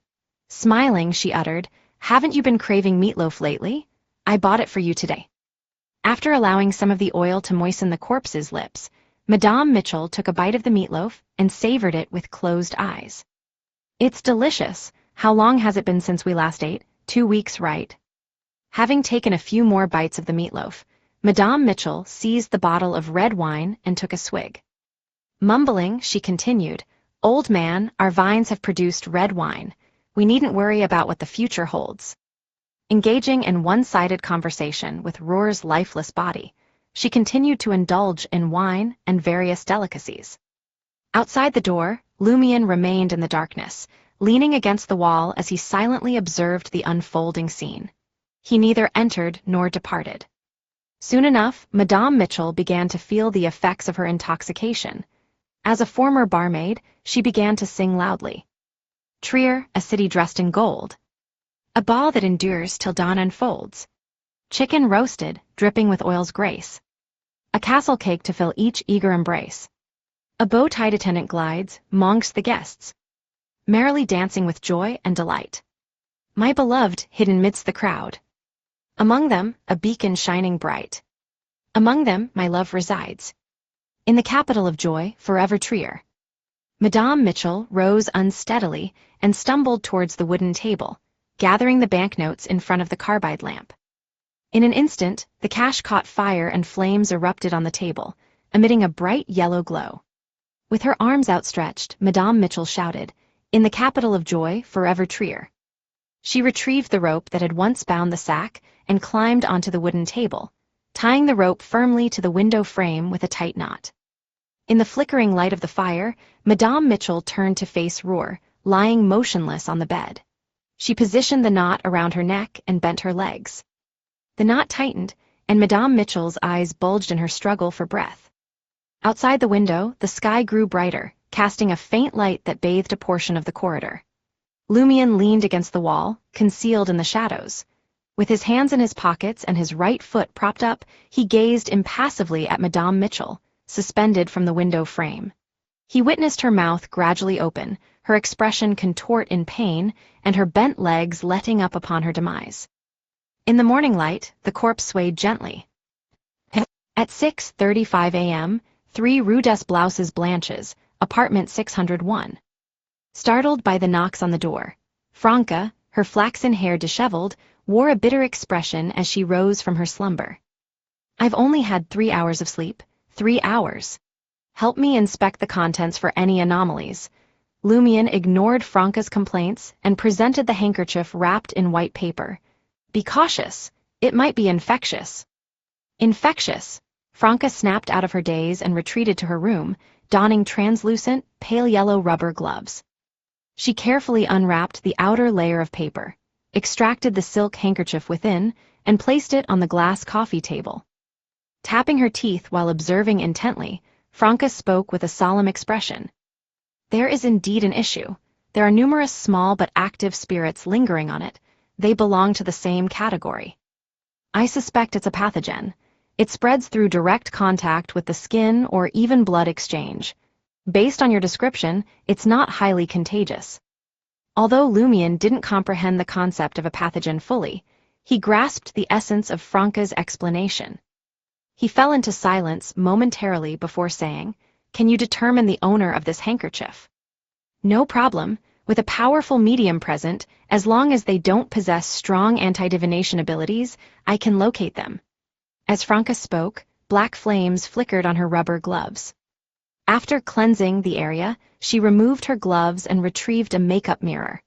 Hovering her left palm over the handkerchief, she stroked the mirror with her right hand. Reciting a series of incantations in a hushed tone, her eyes darkened. She repeated the divination statement. The owner of this handkerchief. The owner of this handkerchief. After several repetitions, the mirror emitted an aqueous glow, reflecting a figure in the darkness. It was a slender young man with a pale complexion and an unhealthy appearance. His curly dark yellow hair framed his face, and his brown eyes conveyed an unmasked indifference. Clad in a black tailcoat, he clutched a white silk handkerchief. He coughed twice and expectorated into the fabric. Lumian strained to capture the person's features, feeling a sense of familiarity wash over him. It was as if he had encountered this individual somewhere before. After a brief recollection, it dawned on him. This was a member of Hugues Artois' campaign team, the one who stood behind the red-haired woman. Chapter 237, Concealment. So, do you know him? Franca glanced at Lumian, seeking his insight. Lumian shifted his gaze away from the mirror, its reflection gradually fading, and spoke with a deep voice. He's one of Hugues Artois' men. I spotted him during the campaign. Franca furrowed her brow, closing her makeup mirror and inquiring, what happened? Lumian recounted the encounter between Rohr and Mitchell, concluding, there's something suspicious about this man. Franca sighed, remarking, they're already in such dire straits as scavengers, and yet they still have to face such a situation. She scoffed, adding, considering Lady Moon's endorsement of Hugues Artois as an open-minded individual, it wouldn't surprise me if he surrounds himself with peculiar characters. Pausing to look at Lumian, Franca continued, Hugues Artois is now a member of Parliament. He'll have both visible and covert protection. If we make a move against him or his associates, we'll easily be tracked down. The consequences would be severe. Let's entrust this matter to the official Beyonders for further investigation. I can't guarantee much else. At the very least, the Inquisition's purifiers and members of the machinery hivemind won't turn a blind eye to such affairs. They will find a way to uncover the truth and assess the situation, Franca suggested. Lumian nodded slowly and inquired, then which sequence or pathway could it be? Can phlegm transmit such a deadly disease? As he made his way from Auberge du Coq d'Oreille to Rue des Blouses Blanches, Lumian diligently recalled the 22 paths of the divine detailed in Auror's grimoires, but found no match for the current circumstances. Franca pondered deeply and said, my understanding of the 22 paths of the divine is similar to your sister's, but I have a more comprehensive knowledge of certain aspects. I can only think of one pathway that fits the criteria, but it's of a higher level and exclusive to women. It doesn't align with the target's situation. Considering we've encountered the Great Mother and the blessed of the Mother Tree of Desire, could our target be someone blessed by another evil deity? If it truly involves the faith of an evil god, the Beyonders from both churches will undoubtedly intensify their efforts. Yes, Rohr's death is peculiar indeed. As long as the investigating police aren't blind, they'll swiftly report it to their superiors, who will assign someone capable to handle the case. Lumian acknowledged her words briefly, his expression softening. After bidding farewell to Franca, he made his way back to Auberge du Coq d'Oreille. As he walked past the reception desk, Madame Fels rose to her feet, a mix of fear and flattery evident in her voice as she greeted, Good morning, Monsieur Seal. A few days ago, the police had informed her that Monsieur Ives was believed to be involved in a cult and had become a wanted criminal. They had requested her to use the rental income to cover expenses and ensure the motel's smooth operation during this period. Additionally, they wanted her to keep a record of the accounts. Once the elections were over, they would settle the matter of Auberge du Coq d'Oreille's ownership promptly. Madame Fels felt uneasy, fearing that the new boss would dismiss her. Subconsciously, she tried to win Seal's favor, hoping that a leader of the Savoy mob would stand up for her when the time came. Whoever took control of Auberge du Coq Doré would not want to offend the corresponding mob unless they had influential connections. "Good morning," Lumian replied simply. He walked along the wall, covered in newspapers and pink paper to conceal stains, cracks, and bedbugs, making his way up to the third floor. He had locked the door to room 302 before the other tenants on the third floor had awakened, so as of yet, no one had discovered the lifeless bodies of Roer and Mitchell. Madame Mitchell's singing before she took her own life had failed to disturb the neighbors. To those residing on Rue Anarchy, various noises during the night were commonplace. Singing, gunshots, brawls, shouting, and sporting activities were nothing worth paying attention to. Lumian returned the silk handkerchief to its hidden spot in the washroom before pausing in front of room 302. Extending his left hand clad in a black glove, he turned the handle and opened the creaking wooden door. Madame Mitchell's lifeless form hung silently in the room. The aroma of food mingled with the surrounding stench of garbage, filling the space as the light grew brighter. Lumian gazed at the scene for over 10 seconds before slowly turning away, preparing to leave. It was nearly 8 o'clock when the two police officers arrived at Auberge du Coq Doré. They spotted Lumian, who had disguised himself using the mystery prying glasses. "Why is there another death?" grumbled the officer who had previously interrogated Lumian. His face was rugged, lacking in handsome features, and bore the marks of age. Lumian responded calmly, "One died of illness. I'm no doctor, unable to save him." "And the other one?" The officer pressed for more information. Lumian replied honestly, "She took her own life after the blow." The older-looking policeman furrowed his brow and entered room 302, accompanied by his partner. The first sight that greeted them was Madame Mitchell's lifeless body hanging from the window frame. The officer instinctively covered his nose. The place was far too filthy and foul-smelling. Next, his gaze fell upon Roer's decaying corpse, observing the putrefying flesh and spilled blood. "Son of a bitch, you call this an illness?" He couldn't help but turn to Lumian, his eyes filled with shock and fear. Lumian briefly recounted the events of the previous night, omitting the fact that Roer's condition had worsened while he was at Roblin Clinic and had been revived by half a bottle of healing agent. Lumian attributed the credit to the Fool Pharmaceuticals' fever-reducing medicine. He also mentioned his suspicion that the Roers had encountered an infectious source within the pile of garbage they had collected the previous night, causing them to sleep in room 307. Lumian brought up Madame Mitchell's mention of a silk handkerchief in the washroom as well. The more the two officers listened, the quieter they became, their expressions slightly off. After Lumian finished speaking, they hurried to the washroom to confirm the presence of the silk handkerchief. The older-looking officer glanced at Seal outside and whispered to his partner, "Another mysticism incident. Stay here and guard the scene. I'll report the situation." The other officer nodded. "No problem," Lumian observed as they divided the tasks, patiently awaiting the arrival of the official Beyonders.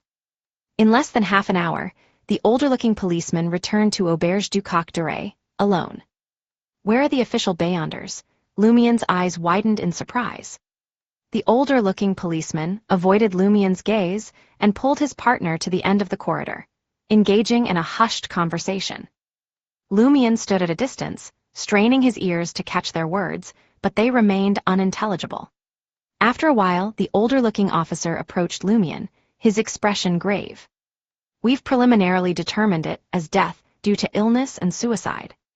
No further investigation. Lumian's eyebrows twitched in disbelief. The officer repeated what he had said when they had taken Flame's body away. He donned gloves, carefully placed the silk handkerchief into a cloth bag, and secured it tightly. Lumian silently observed as they removed the corpses, wrapped Roer's body, and placed him in a body bag. Numerous thoughts raced through his mind.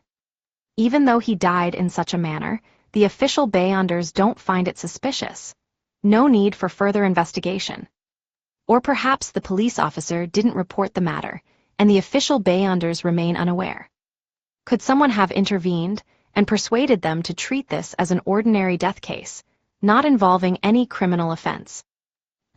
With these thoughts swirling in his mind, Lumian quietly followed the officer, carrying the two bodies to the carriage. From a distance, he trailed them, detecting the lingering odor emanating from Rohr's and Mitchell's bodies. He tracked them all the way to the entrance of the police headquarters in the Market District.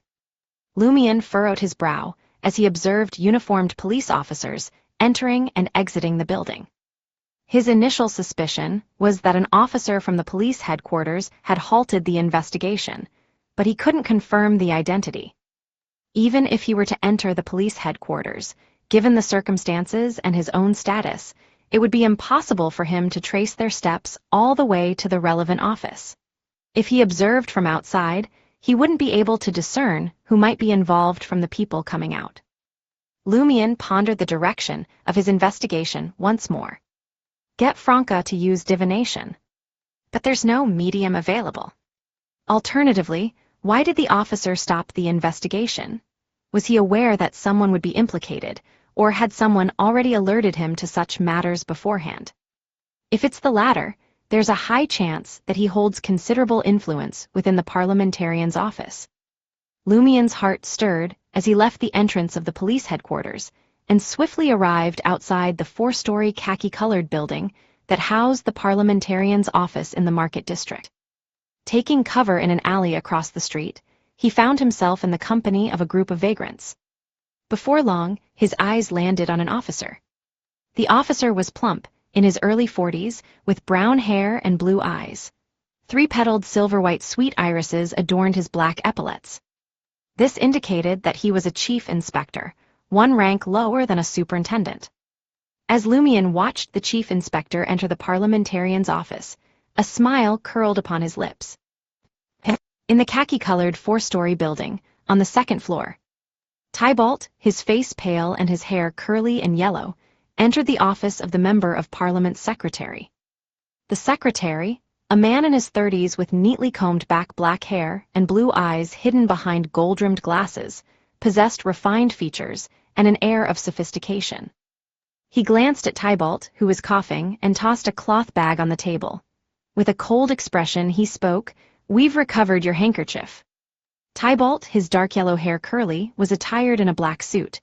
He smiled and replied, "That was quick." "You bastard," the Member of Parliament's secretary cursed. "Do you not realize that your phlegm can spread diseases to others? Aren't you afraid of attracting the attention of the two churches?" Tybalt's brown eyes remained indifferent as he nonchalantly remarked, "At most, 2 or 3 commoners might die.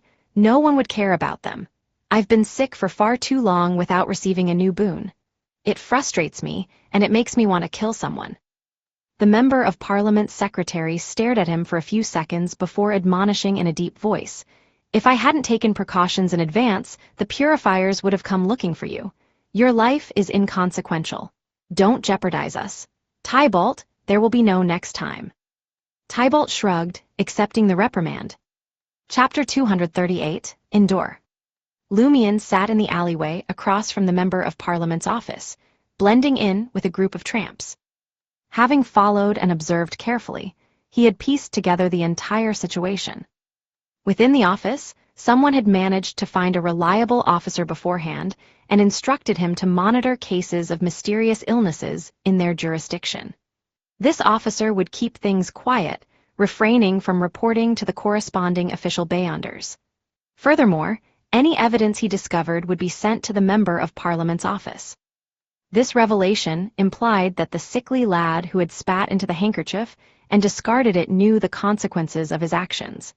As long as he kept his mouth shut, the Member of Parliament would never seek assistance from the police headquarters. Lumian's gaze fixated on the khaki-colored 4-story building. His hands unconsciously balled into fists, yet he restrained himself from taking any drastic measures.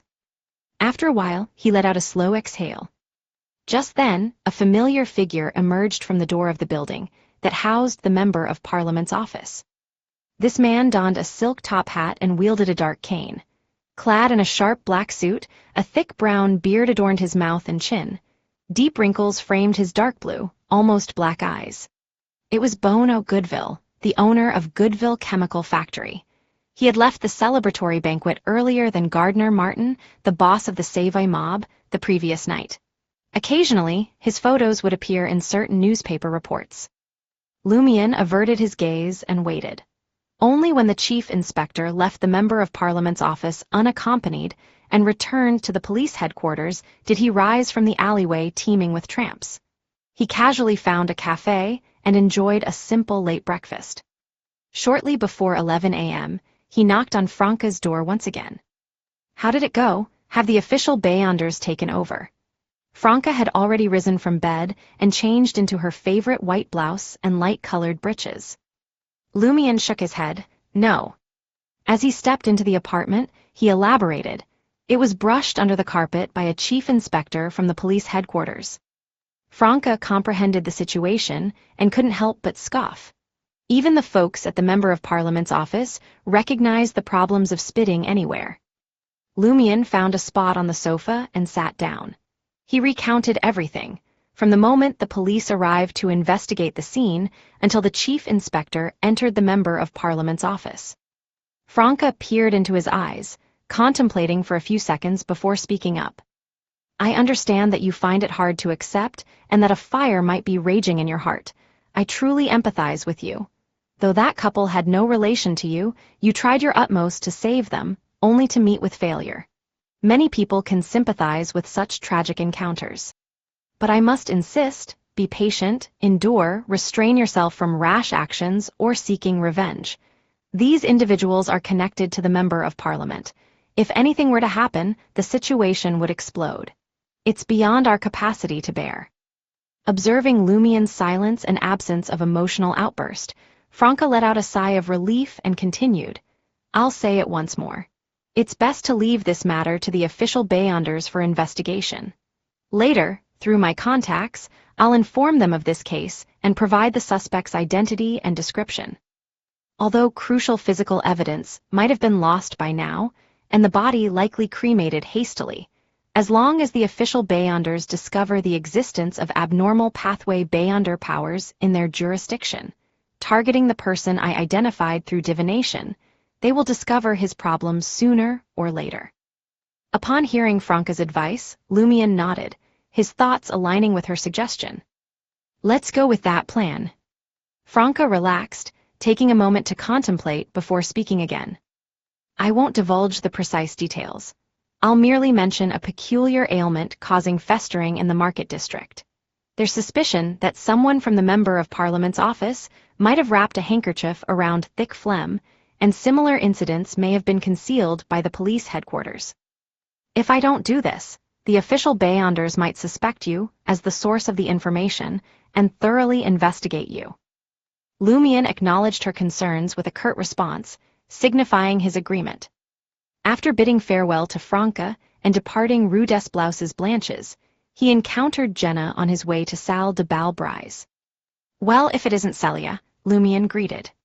Showy diva, dressed in a simple grayish-blue gown, had her brownish-yellow hair tied up in a natural bun. Her face lacked makeup, giving her an elegant appearance without her usual air of decadence. Upon hearing Lumion call her by her real name, Jenna clenched her teeth and retorted. Just call me Jenna. Lumion sized her up. Did your mother hit you with a broomstick? Are you considering leaving the underground singer circle? Damn it, you can't seem to wish anything good upon me, can you? Jenna exclaimed. My mother is a gentle and reasonable person. Why would she hit me with a broomstick? She smirked confidently. Initially, she opposed my singing in the dance halls, thinking it was dangerous and prone to debauchery. But after I explained how much I could earn each week without having to sleep with any man, she relented. She even said she'd come to Salle de Bal Brise after work today to watch me perform. Damn it, what am I going to do? Lumion deliberately asked. If your mother saw you wearing a revealing dress and deliberately raising your leg while singing, his touch is skilled indeed. How would she react? Jenna tousled her brownish-yellow hair. She'd storm the stage and beat me to a pulp. She mumbled to herself before suggesting, I don't have to wear overly revealing dresses. Remember when I tried singing in a cocktail dress last time? The response was pretty good. It's been a while, but I can give it another shot. The key is the song selection. I'll discuss it with Franca. She has excellent taste. She even knows how to compose her own songs and write lyrics, though they're all rather peculiar. Lumian smiled and spoke up. If that doesn't work out, I can have Renee organize a themed night event at Salle de Balbrise. Tonight's theme will be love. This would pair well with less suggestive love songs. Jenna's eyes lit up. That's a brilliant idea. She looked at Lumian awkwardly, offering her thanks. You're quite quick-witted. Damn it, thank you. Without waiting for Lumian's response, Jenna instinctively glanced around and lowered her voice. I also told my mother that I'm good friends with Red Boots from the Savoy mob and that she's protecting me. That's how I can sing at Salle de Balbrise and stay safe. Remember, I came to you that day to negotiate a higher singing fee. And thanks to Franca, you agreed.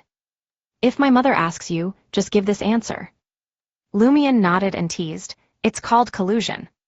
It's called a harmless fib, Jenna replied gleefully. Just hold on to that story until I've been singing for another year. I'll save up enough money for my tuition and pay off my debts. Lumian glanced at the apprentice actress and pondered. Haven't you thought about seeking proper compensation for that accident? How? Jenna's eyes widened in confusion. The court hasn't reached a final verdict yet. Lumian chuckled. Why wait for the court? Settling debts is protected by the guardian of businesses. We can handle it ourselves. That factory owner never said he wouldn't pay us. His constant appeals are just about the division of responsibilities and the amount of compensation. Jenna eyed Lumian suspiciously. Are you suggesting we force him to compensate us? That's illegal. Illegal? Lumian looked amused. As a mob leader, I break the law every day. Didn't you want to assassinate Margit and avenge your friend? Did legality matter to you back then? Jenna's words faltered as she muttered. Margit is a mob leader who has committed countless crimes. Each one of them is deserving of the gallows. So you want to be his judge and jury? Lumian smiled. That factory owner may have done many wrongs. Let's mask our faces, infiltrate his house, tie him up, and make him compensate everyone. Alternatively, we can convince him to hand over the money quietly and split it among ourselves to avoid arousing suspicion during subsequent investigations. Jenna wore a troubled expression. I'll think about it, I'll consider it. Seal lived up to his reputation as a mob leader. Discussing breaking the law came as naturally to him as eating and drinking. Lumian didn't press the matter further. Since Jenna wasn't in a hurry, he saw no need to worry about her. As evening approached, Lumian sat in the café on the second floor of Salle de Balbrise, awaiting another night. For now, he had nothing to occupy his time. All he could do was wait for Franca or the boss to procure the additional ingredients for the Pyromaniac potion, the final step before his breakthrough to Sequence 7. Boss, what would you like to have for dinner tonight? Louis asked Lumian as the sky grew darker. Just as Lumian was about to respond, Jenna approached. Showy Diva had transformed herself, donning a dress the color of roses. The hem of her gown appeared to defy gravity, resembling an inverted flower. Her long, brownish-yellow hair was fashioned into a simple bun, with most of it cascading smoothly over her shoulders. Her makeup was subtle, accentuating her complexion and striking features. A mole adorned the right side of her face, and she held a beautifully patterned fan in her hand. This left Louis and Sarkota dumbfounded. They could hardly believe that this was the same little minx, Jenna. Jenna nervously asked Lumian, "Is this suitable?" Quite impressive. Lumian didn't discourage Jenna. Suddenly, a deafening explosion echoed in the distance. The ground trembled visibly, and the café's glass windows rattled. Damn it, what's happening? Jenna exclaimed, peering out of the window in shock. Lumian stood up and made his way to the window. As he looked outside, he noticed the perplexed and flustered pedestrians. In the distance, a plume of black smoke billowed from the south. Find out what's going on, Lumian instructed Louis. Once Louis departed, Jenna approached Lumian, her gaze fixed on the dark smoke rising from the southern part of the market district. Anxiousness and concern filled her. After some time, Louis returned to the café and reported to Lumian, "Boss, there was an explosion at the Goodville chemical factory." A thud interrupted the conversation, as Lumian turned to see Jenna's fan fall to the ground. Jenna appeared to lose her spirit as she murmured, sounding disoriented, My mother is there. Chapter 239, Fighting Fire. Before she could finish, Jenna snapped out of her daze. Adorned in a rose-colored dress that hugged her slender frame, she hurried towards the staircase and descended. Witnessing this, Lumion motioned for Louis and Sarkota to maintain order in salle de bal brise before giving chase. Anxiety and fear filled Jenna's face, her expression teetering on the edge of collapse. She made no attempt to conceal her Bayonder identity. She exerted every ounce of her strength, as if she intended to soar through Avenue du Marché and into the streets leading south of the market district. Only the darkness of the sky and the unlit gas street lamps, combined with the chaos caused by the panicked pedestrians after the explosion, prevented anyone from noticing the extraordinary speed at which the woman ran. Lumion swiftly caught up to her, his pace surpassing hers. He urgently tapped her shoulder and said, "Take to the shadows." Determined to reach Goodville Chemical Factory as swiftly as possible, Jenna ran a distance before comprehending Lumion's meaning. She altered her course slightly and darted towards the dimly lit area cast by the unilluminated street lamps, blending in seamlessly. Assassins possess the ability to conceal themselves within shadows. Jenna's emotions surged, making it difficult for her to maintain control. Additionally, sprinting at full speed weakened the effectiveness of this ability. At times, she would become visible, and at others, she would vanish. Nevertheless, compared to before, she managed to avoid drawing much attention from passers-by. Lumion ran alongside the shadows, paying no heed to the perplexed gazes directed his way, his nostrils filled with the lingering scent of Jenna's perfume. Pushing his hunter's speed to its limits, he left observers dumbfounded. Certainly, such behavior would arouse suspicion, but he paid it no mind. As the two Bayonders endowed with enhanced physiques raced at full tilt, they arrived at Rue Saint-Germain, near Trier's city walls within a mere 10 minutes. The area was teeming with factories, and the sky was shrouded in dusky smoke tinged with a yellowish hue, obscuring the fading glow of the sunset.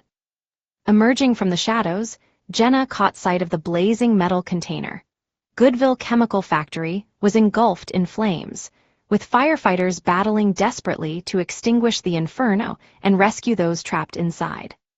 Some of the rescuers wore peculiar masks adorned with elongated, pointed beaks, while others sported mechanical octopuses on their faces. Several donned black helmets that appeared to consist of multiple layers. The commonality among them was the presence of apparatuses resembling steam backpacks, albeit with significant differences. Thick rubber hoses extended from the contraptions, connecting to the masks. Without a moment's hesitation, Jenna rushed for Goodville Chemical Factory, where sporadic explosions continued to erupt.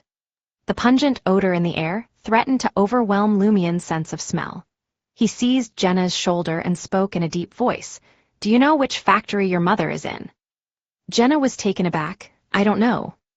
"Have you come equipped to shield yourself from chemical contamination?" Lumion switched questions. "No," Jenna replied, her confusion evident. "Then are you attempting to commit suicide?" Lumion scolded. "Perhaps your mother has already been rescued.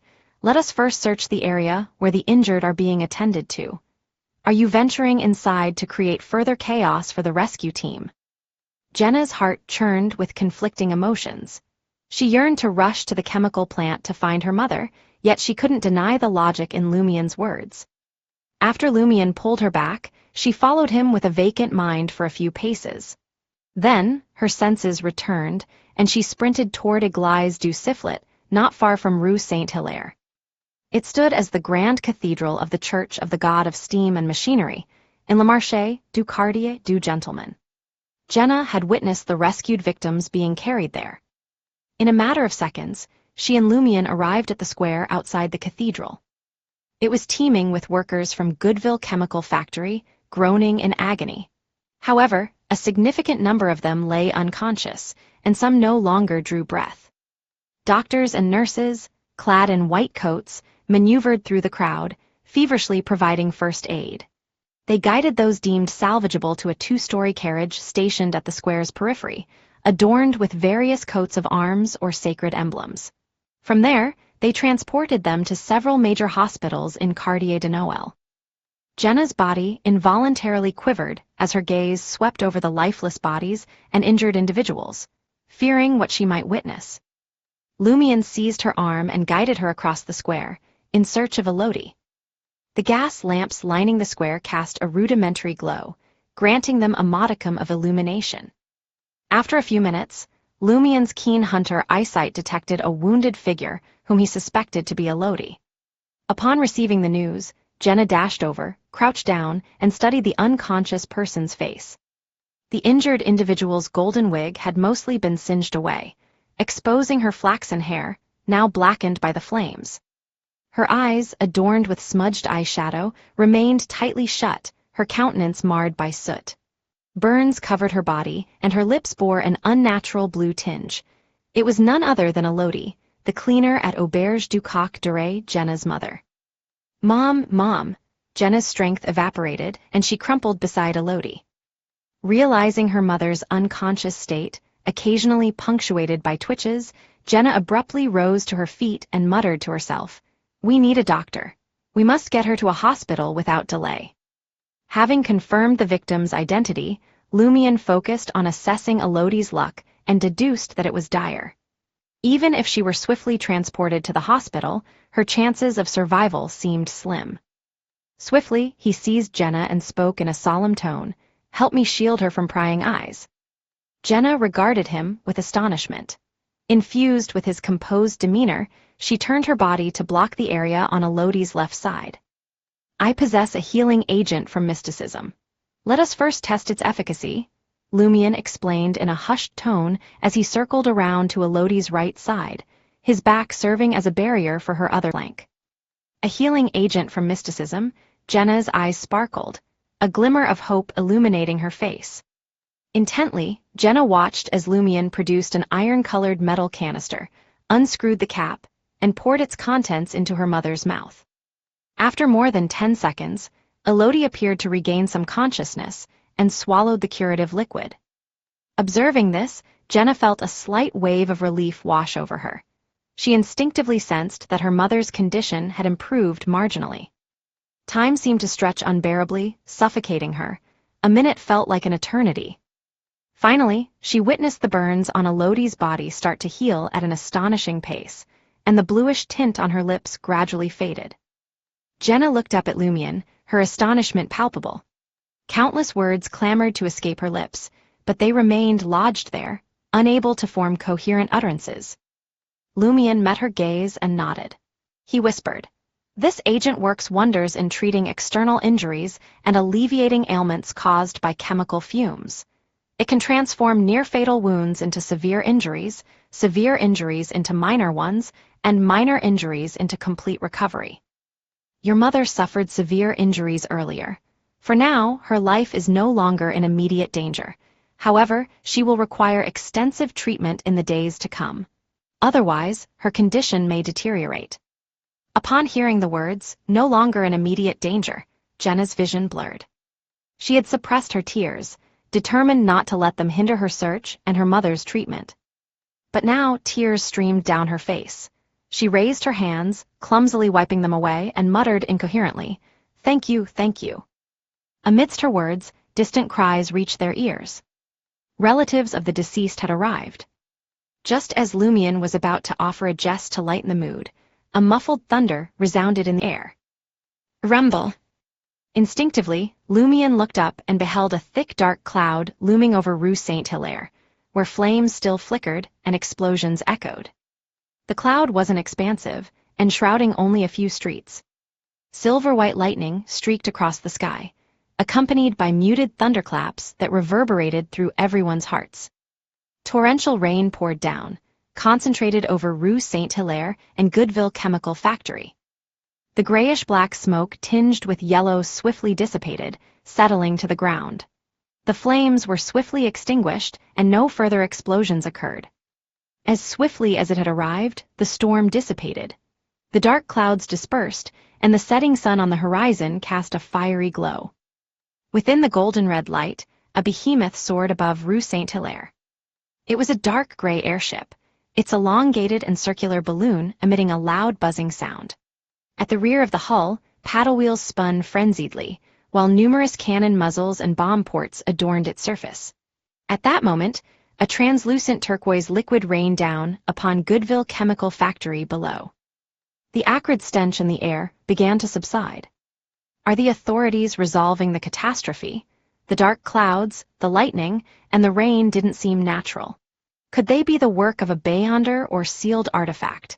It almost resembled the handiwork of a deity. Lumion withdrew his gaze, a tinge of astonishment in his eyes.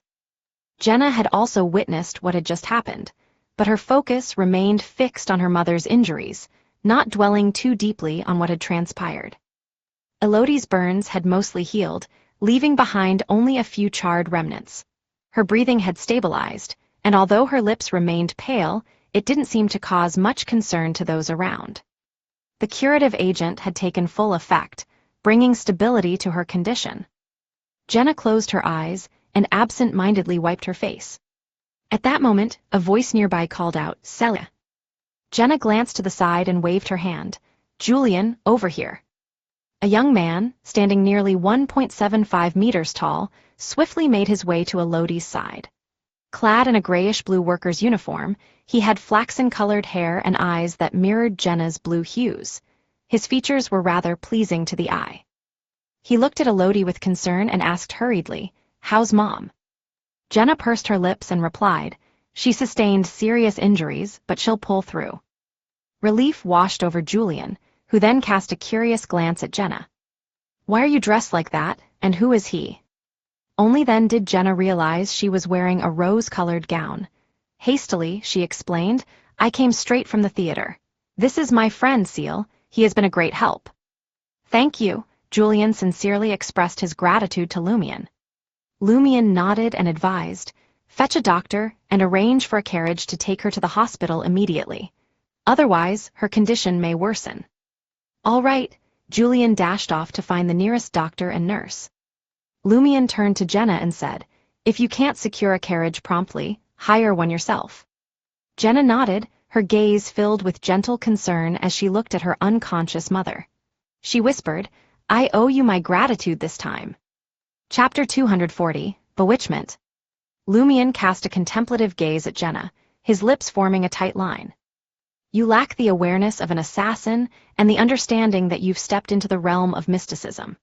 Had you possessed such insight, you might have joined mystical gatherings through Franca and procured valuable resources in the past month or two. Though they may not rival the potency of my healing agent, it would have been a proactive step instead of watching your mother's condition deteriorate."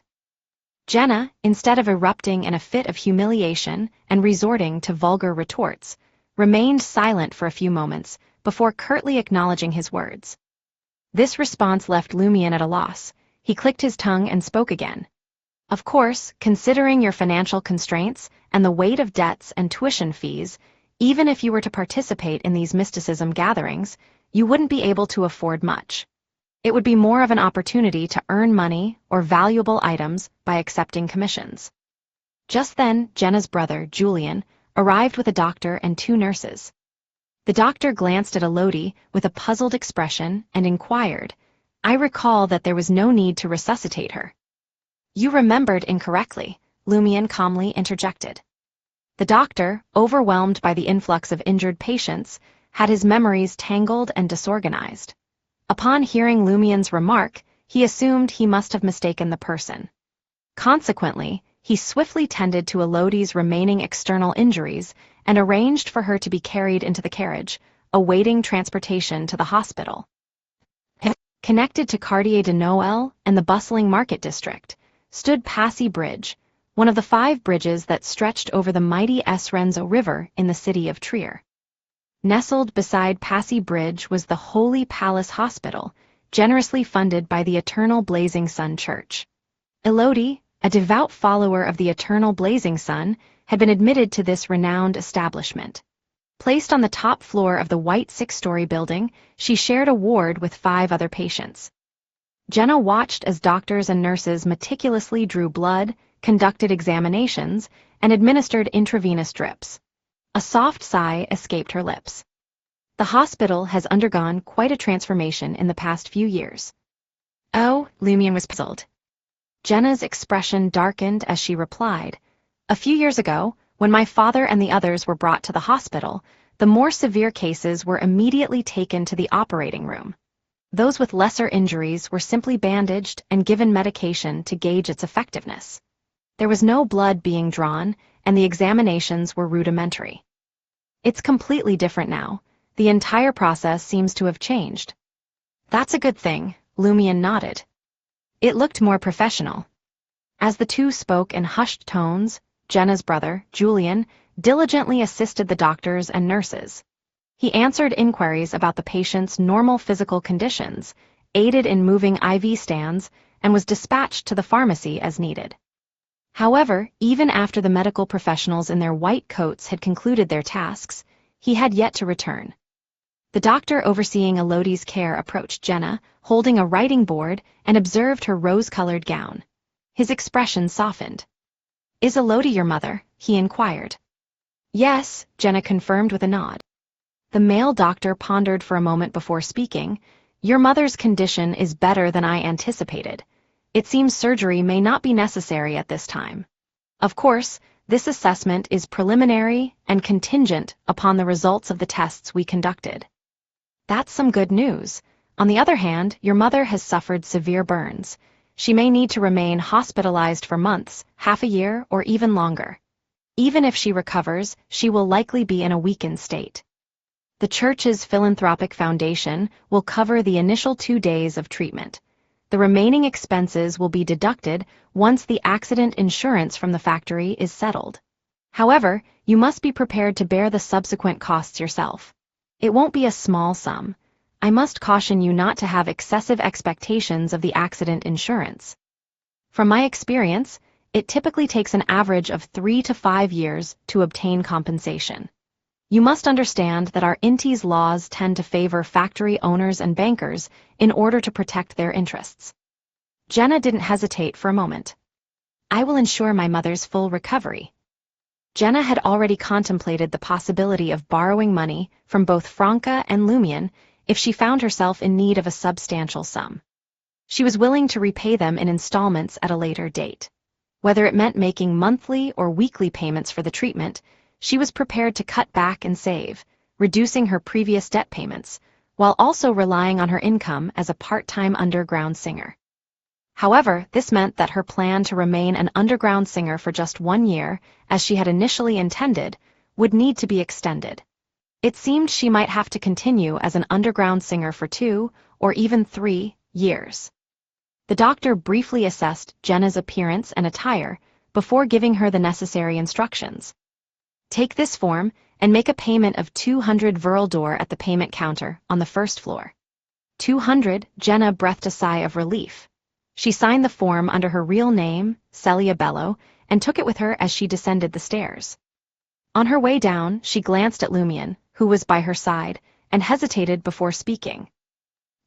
If I ever find myself in need of a large sum for medical fees in the future, I think I would like to borrow from you." Jenna had always been a stubborn individual with her own principles. In the past, when she worked tirelessly to earn money in various dance halls within the market district, the thought of borrowing from Franca or asking for her help in securing an easy and lucrative part-time job had never crossed her mind. But now, for the sake of her mother, Elodie, she was willing to let go of her stubbornness in this regard. Although Lumian had already squandered more than 700 Veraldor on himself and received an advance from the proceeds he could obtain from Salle de Balbrise, he showed no signs of concern. He replied nonchalantly, "Okay." Jenna regarded him suspiciously. "I thought you might hesitate for a moment. Franca mentioned that you needed a significant sum of money for something important." Lumian chuckled. "That's for advancing and purchasing the main ingredient for Pyromaniac. However, it doesn't prevent me from lending you money. As a Beyonder and the leader of the Savoy mob, even if I don't have a coppet at the moment, I can assist you in acquiring the necessary funds. The simplest solution would be to have Renee sign a long-term contract with you, advancing you 10,000 Veraldor. Then, 50% of your income from the dance hall will be deducted each day to repay the loan in installments. Once it's fully repaid, the contract will naturally be terminated." Jenna fell silent for a moment, realizing that something that had deeply troubled her was easily resolved in Seal's presence. Lumion glanced at her and smirked. As an assassin, you shouldn't fret about medical expenses like these. If you aim to advance in the future, you'll need tens of thousands in funds. You need to change your mindset now. Don't hold the law in such high regard. As you heard earlier, Inti's laws don't protect the poor. We can only protect ourselves. Once you've come to terms with this, we'll kidnap the former factory owner and extract enough cash from him. After the verdict is announced and he pays the compensation for your father's accident, you can donate the money to someone in need. As long as we execute it cleanly, combined with Franca's anti-divination measures, the likelihood of success is exceedingly high. It won't leave a trace behind. It's improbable for a factory owner like him to have Beyonder bodyguards. Jenna's heart raced at his words. She hesitated for a moment before speaking. It just doesn't sit right with me. Damn it, are you the instigator, or will I become the instigator? How are you so adept at bewitching people? Eventually, you'll have to face the consequences of breaking the law, won't you? Lumion smirked once again. I didn't finish. We only do what's necessary. We can't act recklessly. Not only would it bring danger, but it could also increase the risk of losing control. Kidnapping the factory owner is to reclaim the compensation your family deserves. Jenna fell silent once more. Realizing they were about to reach the first floor, she hurriedly said, I need to use the washroom. By the time she emerged from the washroom, she had a stack of 200 Veraldor notes in her hand. Seeing Jenna pay the initial treatment fee, Lumion glanced at her rose-colored gown and commented, You can't tend to a patient dressed like this. I'll return to the dance hall and fetch your clothes. I'll also help you secure some time off. If your mother's condition worsens, come to me or Franca immediately. Having just examined Elodie's luck and confirmed that her condition was no longer critical, though still uncertain of improvement, Lumion found it somewhat chaotic. It might have been dependent on the hospital's treatment effectiveness. Okay, Jenna pursed her lips and nodded. On the second floor of Salle de Bal Brise. Just as Lumion was about to inform manager Renee about Jenna and ask him to reschedule tonight's performance, Louis approached him. Louis cast a quick glance around and lowered his voice. Boss, about half an hour ago, Boss sent someone to deliver a bag of items to the financial safe. He said it was for you. Something from Boss, supplementary ingredients for the Pyromaniac potion. As expected of a mid-sequence Beyonder of the Hunter pathway, Lumion nodded slightly, pleased, and passed through the cafe, entering the second-floor corridor. Upon opening the safe, he felt a burning sensation. Inside the grayish-white cloth bag were 3 glass bottles. One contained bubbling crimson blood, from which flames burst with each bubble. Another held blood-colored powder at the bottom, while the third contained a finger-sized stone emitting a red fluorescent light. Fire salamander blood, red crown balsam powder, magma pyroxene, indeed, supplementary pyromaniac ingredients. Lumion picked up the items, satisfied. 3 Rue des Blouses Blanches, outside apartment 601. Lumion, having left Salle de Bal Brise, headed straight to Franca's place. He intended to borrow 4,000 Veraldor, using his share of the harvest sacrifice as collateral. Upon opening the door and seeing Lumion, Franca clicked her tongue and remarked, Did you hear? There was an explosion at a factory in the southern part of the market district. Numerous incidents have been occurring in the market district lately, giving me the sense that a storm is brewing. Upon hearing this, Lumion instantly recalled something. He spoke in a deep voice. There was an accident at the Goodville chemical factory. This morning, the owner of the factory paid a visit to the Member of Parliament's office. Chapter 241, Indomitable Spirit. After hearing Lumion's words, Franca exclaimed, Damn it, are we dealing with those lot again? What's Hugues Artois up to? I can't quite fathom the purpose behind causing a chemical plant explosion either. Maybe it's just a coincidence. Bono Goodville and Hugues Artois have quite a good relationship. It's not unusual for him to pay a visit, but it just so happens that there was an explosion at the chemical plant today, Lumion pondered before speaking.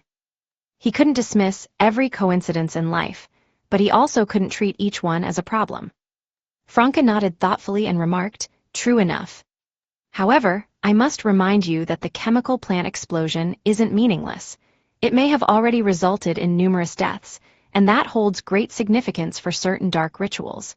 The living are always the third best sacrifice." Could this also be part of a ritual? Lumion was somewhat taken aback. Franca corrected him. There's no real distinction between using a knife to sacrifice someone and using a chemical plant explosion to kill the intended victim as part of a ritual for the deity the host desires to invoke. Your understanding of ritualistic magic is still too narrow. Some rituals may indeed require such explosions to be effective. It's akin to the substitution spell, requiring a substitute to assume the identity to be replaced for an extended period before the ritual. Lumion grasped the idea. Franca let out a sigh. This is merely my conjecture. It doesn't necessarily mean it's true. However, we must alert the official Beyonders to be vigilant for signs of a ritual and to investigate the role of the Member of Parliament's office in this catastrophe. F***CK, if that bloke wasn't a Member of Parliament, I'd have captured him tonight, strung him up from the ceiling, and given him a thrashing. I'd interrogate him about his intentions and his connection to those heretics. Sigh, in that explosion just now, countless individuals lost their parents, spouses, siblings, or children. I wonder how many people are praying, worrying, and suffering for their injured loved ones. Like Jenna, Lumion interjected. Franca was momentarily stunned. What did you say? Jenna's mother works at the Goodville Chemical Factory. Didn't you know? Lumion inquired. Franca was taken aback before asking with concern, how is her mother? Lumion briefly recounted how he had accompanied Jenna to Rue Saint-Hilaire in search of a Lodi, and had used the last bit of healing agent to save her from near death. Franca let out a sigh of relief and expressed in anguish, why wasn't I there? Why wasn't I there? Lumion's lips twitched as he calmly said, you still have a chance. Jenna is fretting over the subsequent medical expenses. I'll go to the Holy Palace Hospital right away. Franca's eyes lit up, and she was about to dash out of the apartment. Lumion hastily called out to her, don't forget to bring the poison spur mob's healing agent with you. I'm concerned that her condition might worsen. Just like Monsieur Rohr. Without waiting for Franca's response, he added, also, help Jenna bring the dress she wore this morning. Right, I need to borrow 4,000 Verl d'Or from you and offer half of the harvest sacrifice as collateral. I've already gathered the supplementary ingredients for the Pyromaniac potion. So soon, Franca exclaimed, taken aback. I haven't even begun searching for you. Lumion smirked once again. Last night, I ran into Boss at the entrance of the Member of Parliament's office and confessed my plans to advance and about the advance on my pay. I requested he keep an eye on the supplementary ingredients for the Pyromaniac potion. The more Franca listened, the more complicated her expression became.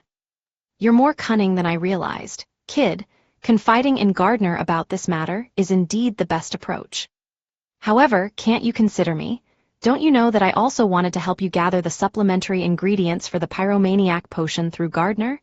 He's a Sequence 6 conspirer or a Sequence 5 hunter, and he has a group of hunters working with him. He won't be lacking in such things. Luckily, I haven't approached him in the past 2 days. Otherwise, he would have surely suspected that we were having an affair. Lumion had always assumed Franca would seek materials through the curly-haired Baboons Research Society. He hadn't expected her to approach Gardner Martin out of convenience and proximity, almost exposing their secret relationship. Franca returned to her room and retrieved a banknote worth 4,000 Verl d'Or from somewhere. She handed it to Lumion and solemnly reminded him, once you obtain the main ingredient, don't rush to concoct the potion. You must ensure that your condition can withstand the impact of your advancement. Otherwise, it's best to delay it for a while. The main ingredient is much easier to preserve than the potion itself. I'm well aware, Lumion replied calmly. After a moment of thought, he asked, before you go to Jenna, it would be wise to inform the authorities. The explosion just happened, so there might be some clues left behind. Yes, Franca agreed. Before bidding farewell, Lumion asked curiously, If the living are the third best sacrifice, what are the second best and the best? The second best are beings with Beyonder characteristics, and the best, Franca smiled, they are demigods. Quartier de Noël, 6th floor of Holy Palace Hospital. As Jenna returned to the ward from the washroom, she spotted her brother Julian assisting their mother, Elodie, in tucking the corners of the blanket. Elodie remained unconscious, but her complexion showed signs of improvement. Julian stood up and beckoned his sister to the side. He whispered, "Celia, don't fret about the upcoming medical expenses. I'll find a solution. Keep attending your acting lessons at Théâtre de l'Ancien Cage of Pigeons." Jenna's heart swelled with gratitude as she inquired, "Did the doctor talk to you?" "Yes, he just did." Julian nodded with solemnity. Jenna pressed her lips together and assured him, "Don't worry. My friends have agreed to lend me money. I can repay them over 3 years with minimal interest. With my earnings as an underground singer and your wages, if we are frugal, it should be enough without affecting our respective apprenticeships." There was a moment of silence as Julian pondered, before he finally spoke. "That seal." "Yes, he's one of them, but I have other friends too. And Franca, the red boots I mentioned last night." Jenna felt the need to clarify the situation, fearing her brother might resort to extreme measures. She recalled how 2 years ago, Julian had contemplated secretly selling himself to Balampaz Import and Export Corporation, unbeknownst to their mother, in order to become a disposable mercenary and repay all their debts, allowing Jenna to pursue her dreams as an apprentice actress. Fortunately, that plan had been thwarted in the end. Just as Julian was about to respond, his gaze fell upon a tall, slender woman standing at the ward's entrance. She donned a blouse, light-colored breeches, a thin black-on-white checkered tweed top, and vibrant red boots. Her long flaxen-colored hair was tied back in a simple ponytail. With eyebrows that extended toward her temples and eyes that sparkled with energy, she exuded an irresistible charm. Jenna eagerly approached her. "Franca." Rue des Blouses Blanches, inside the safe house. Lumion, having acquired Sunstar and currently distilling its extract, took a seat and awaited Madame Magician's response. On the desk in front of him, fire salamander blood, magma pyroxene powder, and red crown balsam powder were neatly arranged. Just as the Sunstar extract was about to be completed, the arm-height doll, dressed in a light gold gown, with exquisite yet slightly peculiar facial features, appeared on the windowsill. It placed a metal biscuit tin on the windowsill and sniffed the air. "Use this extract the next time you summon me." "All right." The request from the other party was so unusual that Lumion was momentarily taken aback. His instinctive response was the only thing he could offer. In an instant, the puppet messenger vanished before his eyes. Lumion opened the bright silver biscuit tin and beheld the small crimson heart burning silently within. Without hesitation, he grabbed a prepared beer mug and dropped in the Pyromaniac Beyonder characteristic. Immediately afterward, Lumion poured over 50 milliliters of fire salamander blood into the cup. With a sizzling sound, the crimson liquid evaporated, transforming into a mist of blood that swirled around the heart. The Pyromaniac Beyonder characteristic softened considerably, its surface rippling like the water of a lake. Following the potion formula's instructions, Lumion added magma pyroxene powder, red crown balsam powder, and Sunstar extract into the beer mug. As he did so, the blood mist surrounding the heart abruptly shrank, giving rise to a yellowish liquid with red bubbles. In Lumion's eyes, this was the Pyromaniac potion. Rather than consuming it immediately, Lumion closed his eyes. In his mind, he conjured images of Flame's lifeless body dangling from a window frame, the lunatic's will inscribed on a sheet of white paper. He envisioned Monsieur Rohr, his body ravaged by decay. He pictured Madame Mitchell, drowning her sorrows in drink and singing boisterously, only to ultimately meet her demise by hanging herself in the morning light. He also saw the cries that echoed through Siflet Square. Then he glimpsed his own stubborn and determined self as a wanderer. He witnessed his unwavering spirit, refusing to surrender despite the repeated blows. He envisioned an alternative outcome for himself. He witnessed the sorrow, anger, powerlessness, and oppression that came with pursuing hope, only to be engulfed by darkness. The mocking laughter of fate resounded in his ears, igniting a raging fire within his heart.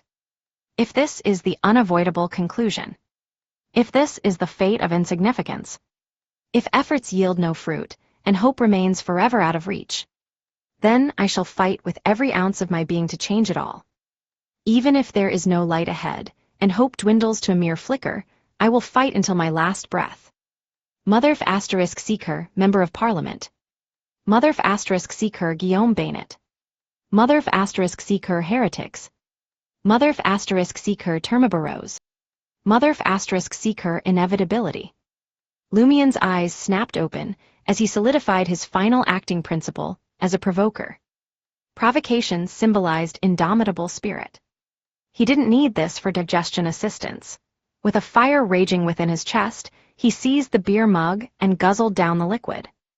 It burned from his mouth, down his esophagus, into his stomach, and seared into his heart.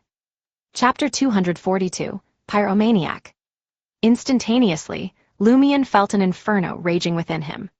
The scorching agony seared through his body and soul, engulfing him completely. This sensation was not alien to him. Whether it was the dire wounds inflicted during his pursuit of the flaming monster, or the brink of losing control while receiving a boon, all had set him ablaze. In this very moment, the tormenting fire failed to extinguish the blazing determination in his heart. He defied destiny, yearning to alter the course of events, to incinerate the oppressive flames of despair and desolation. Instead of succumbing to the pain and collapsing to the ground, Lumien remained upright. Clenching his teeth and contorting his face, he refused to bow down. Gradually, the agony became unbearable, and his body began to bend. Nevertheless, Lumien mustered all his strength to straighten his back, just as he had confronted Guillaume Bainet, the Padre, and Termibarose, who had unleashed a cataclysmic calamity upon Cordoue. Step by step, he lowered his body and raised it again. The scent of singed flesh filled his nostrils, and the voice from infinity reverberated in his ears. A familiar, excruciating pain pierced his skull, eliciting an involuntary cry. Cracks formed on his skin, and molten liquid akin to lava coursed beneath. Desperately, Lumien leaned on the desk before him, seeking support. The spot he touched promptly blackened and charred, permeating the air with the scent of burning timber. His instinctive scream was stifled. His mouth hung open, expelling searing gas. Instead of immediately uncorking the vial of gray amber perfume, he relied on the fire within his chest to combat the mounting anguish and the increasingly hazy thoughts welling up from within. Seconds ticked away. Lumien, with gritted teeth, sensed the flames within his chest surging forth, mingling with the inferno raging throughout his being. Gradually, the manifold pains subsided, and his muddled thoughts gradually cleared. Using his hands as support, Lumien hoisted himself up and directed his gaze towards the full-length mirror in the room. Reflected in the looking-glass, his blonde locks retained a tinge of black, his attire reduced to tatters. His body bore scorch marks that swiftly scabbed over and fell to the floor, revealing his fair complexion. Simultaneously, Lumien beheld two crimson flames ablaze within his blue eyes. It was only after striving to regain composure and still his racing heart that the flames gradually dissipated. In the next second, in the next heartbeat, Lumien raised his right hand, manifesting a crimson flame in his palm. He had triumphantly ascended to the sequence 7 of the Hunter's Path, emerging as a pyromaniac. From his palm, flames surged, intertwining with the original crimson hue, constantly compressing. After a span of more than 10 seconds, the fiery crimson transformed into an incandescent white. The temperature and explosive force it contained surged to greater heights.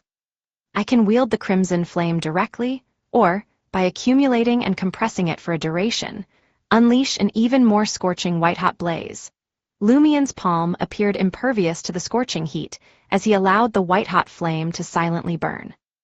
Having already conducted a preliminary assessment of his condition and the mystical knowledge he had acquired, Lumien had gained a fairly comprehensive understanding of the superpowers bestowed upon a pyromaniac. First and foremost, a pyromaniac's spirituality had seen a remarkable improvement, leading to a transformative shift in Lumien's spirit vision. No longer confined to a chaotic spectacle, he now possessed the ability to employ a more discreet and expeditious activation method. Moreover, he could finally perceive the hues and shades his sister had described, discerning the various components of the ether body. This newfound insight proved invaluable to a hunter, enabling Lumion to better grasp an adversary's physical state and thereby target them with greater precision. Secondly, his instinct for danger had undergone significant enhancement. Gone were the days when he only sensed trouble at the very brink of eruption.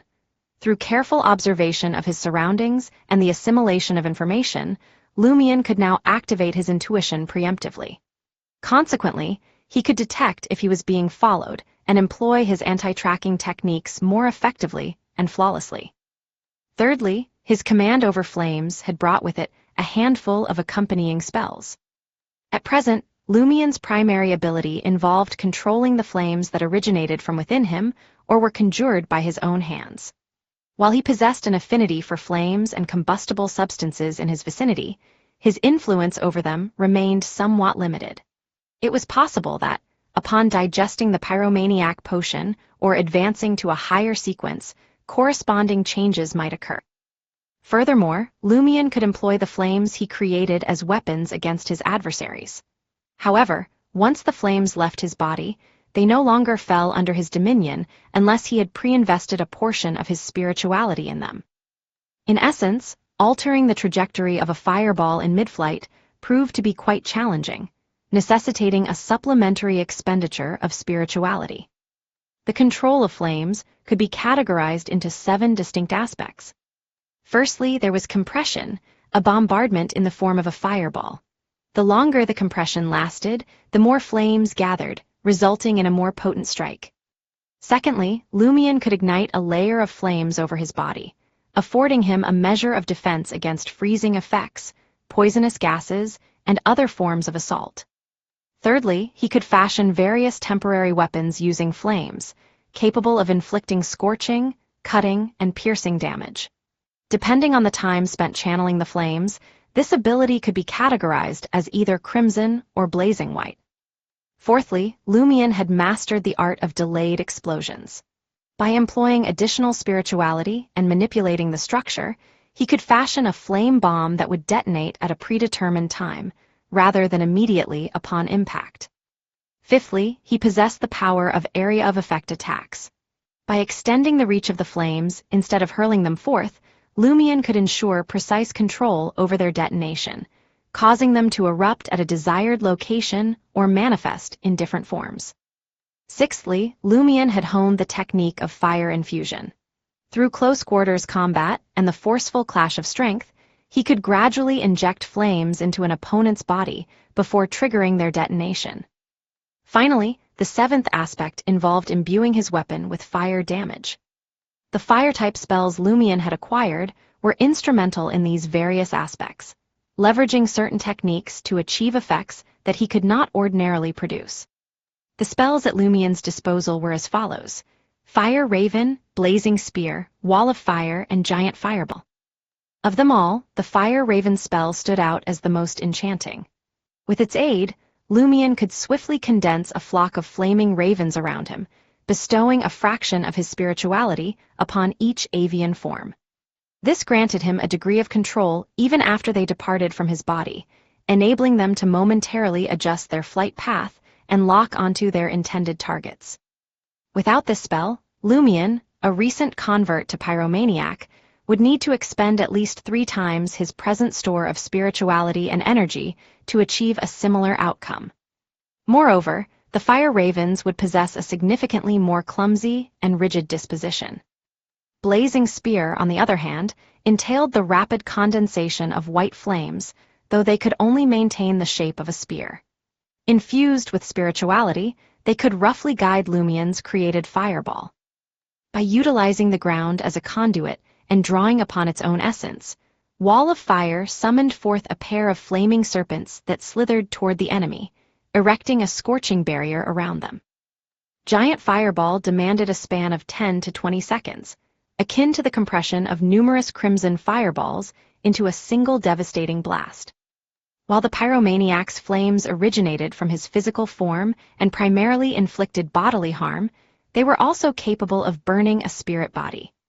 Lumion was no longer defenseless against creatures of a soul-like nature, though he still relied on external assistance. Additionally, the potion's modifications had bestowed upon his body a remarkable resistance to flames. Even if doused in animal fat and subjected to the flames of a torch for half a day, the damage he suffered would be minimal. Nevertheless, the concussive force of a fireball's explosion could still harm him in a conventional manner. Lumion held the belief that, as he advanced to higher sequences, his body might even merge with fire itself. With a casual flick of his right hand, the blazing white flame dissipated into the air. Then, with a firm grip, he summoned a longsword crafted from crimson flames, materializing it from thin air. Lumion brandished the fiery blade a few times, his disappointment evident. He muttered silently to himself, "It possesses the ability to harm the enemy, but it cannot block or parry." The flaming sword lacked a tangible form. Lumion surmised that he would need to reach a higher sequence before he could turn such a weapon corporeal. He dismissed the flaming longsword and drew Hedsey's dagger. As his fingers caressed the dagger's surface, a fiery blaze enveloped the blade. Lumion tightened his grip on the hilt and executed a few thrusts with the dagger. He observed the rapid dissipation of red sparks in the air, creating an ethereal spectacle. It can block and deal fire damage. Though it may lack scorching temperatures in this form, it remains highly useful. The current problem lies in the fact that ordinary weapons cannot endure exposure to flames for long, Lumion pondered, nodding approvingly. Having confirmed his beyonder powers as a pyromaniac, he swiftly organized his desk and donned a linen shirt, a brown jacket, and dark trousers. Lumion cast a final glance at his reflection in the mirror, a smile curling upon his lips. He placed the dark blue cap upon his head, turned on his heel, and strode purposefully toward the door. Crimson flames silently erupted in his wake, an ephemeral and blinding display. On Avenue du Marché, outside the khaki-colored four-story building that housed the Member of Parliament's office, Lumion once again found himself seated among the destitute at the alley opposite, quietly observing the steady flow of people entering and exiting the targeted establishment. In the wake of the explosion at Goodville Chemical Factory, countless workers had tragically lost their lives, leaving many more injured. The entire city of Trier was abuzz with news reporters flocking to the scene. As a result, Hugues Artois' office remained aglow with gas-powered wall lamps, as his staff tirelessly attended to visitors with varied intentions. The Member of Parliament had yet to return home, and his entourage naturally remained within the khaki-colored building. Every room seemed to radiate with illumination, brimming with activity. Leaning against the wall of the street, Lumion observed the comings and goings within the Member of Parliament's office, his mind churning with contemplation. He yearned to ignite a fire. He yearned to incinerate the despicable scoundrel responsible for spreading disease. He was fully aware of the dire consequences that awaited him. As a pyromaniac, he understood that he alone was not yet strong enough to face off against the evil gods blessed who surrounded Hugues Artois. Yet he simply longed to take action. He couldn't shake the feeling that no matter how fierce a conflagration may be, it all started with a single spark. Chapter 243, Visit. Lumion's fury did not mean he would lose his composure. To just disguise himself and sneak into the Member of Parliament's office, where he would find the fellow who had dared to casually spit and incinerate him on the spot. It wasn't a ridiculous scheme, but without enough information, taking such a risk could easily turn into suicide. First and foremost, Lumion had no knowledge of the number or strength of the heretics present in the Member of Parliament's office. He also had no idea how many protectors Bureau 8 or the two churches had assigned to Hugues Artois, nor did he know their abilities. Furthermore, he lacked precise details about the target's whereabouts or situation. Even if he managed to infiltrate the office successfully, finding the target would be no easy task. Lastly, he hadn't yet devised a plan for sneaking in, and more importantly, a plan for a safe retreat. Nevertheless, Lumion couldn't deny that the chaos caused by the Goodville chemical factory explosion provided an excellent opportunity for his infiltration. For now, his temporary strategy was to be a patient hunter. He would trail the target silently, observing his movements and waiting for the perfect moment to strike. Based on the target's status in Hugo Artois' campaign, Lumion surmised that the man couldn't be too powerful. He certainly didn't possess godlike abilities. Even if he were a mid-sequence Beyonder, he would likely be no higher than a sequence 7. Lumion wasn't overly concerned if his judgment was wrong, and the target turned out to be a sequence 6 or even sequence 5. In fact, he believed that Mr. K would find the hunt for heretics quite intriguing. Lumion breathed out slowly, his gaze fixed on the brightly illuminated khaki-colored 4-story building. He continued to gather useful information for his upcoming operation. As time passed, he noticed middle-aged scavengers carrying linen bags, sifting through the trash piled beside the building. This sight made Lumion sigh, fueling the fire of determination in his heart. In Trier, people couldn't scavenge just for the sake of it. Each scavenger had an employer, whether they worked full-time or part-time. They were assigned specific scavenging areas and were not allowed to cross boundaries. Violations often led to conflicts and violent encounters. As a result, Rohr and Mitchell wished fervently that Hugues Artois would host banquets every day instead of wandering into areas where banquets were already being held, as those spots belonged to other scavengers. The difference between full-time and part-time scavengers lay in their employment terms.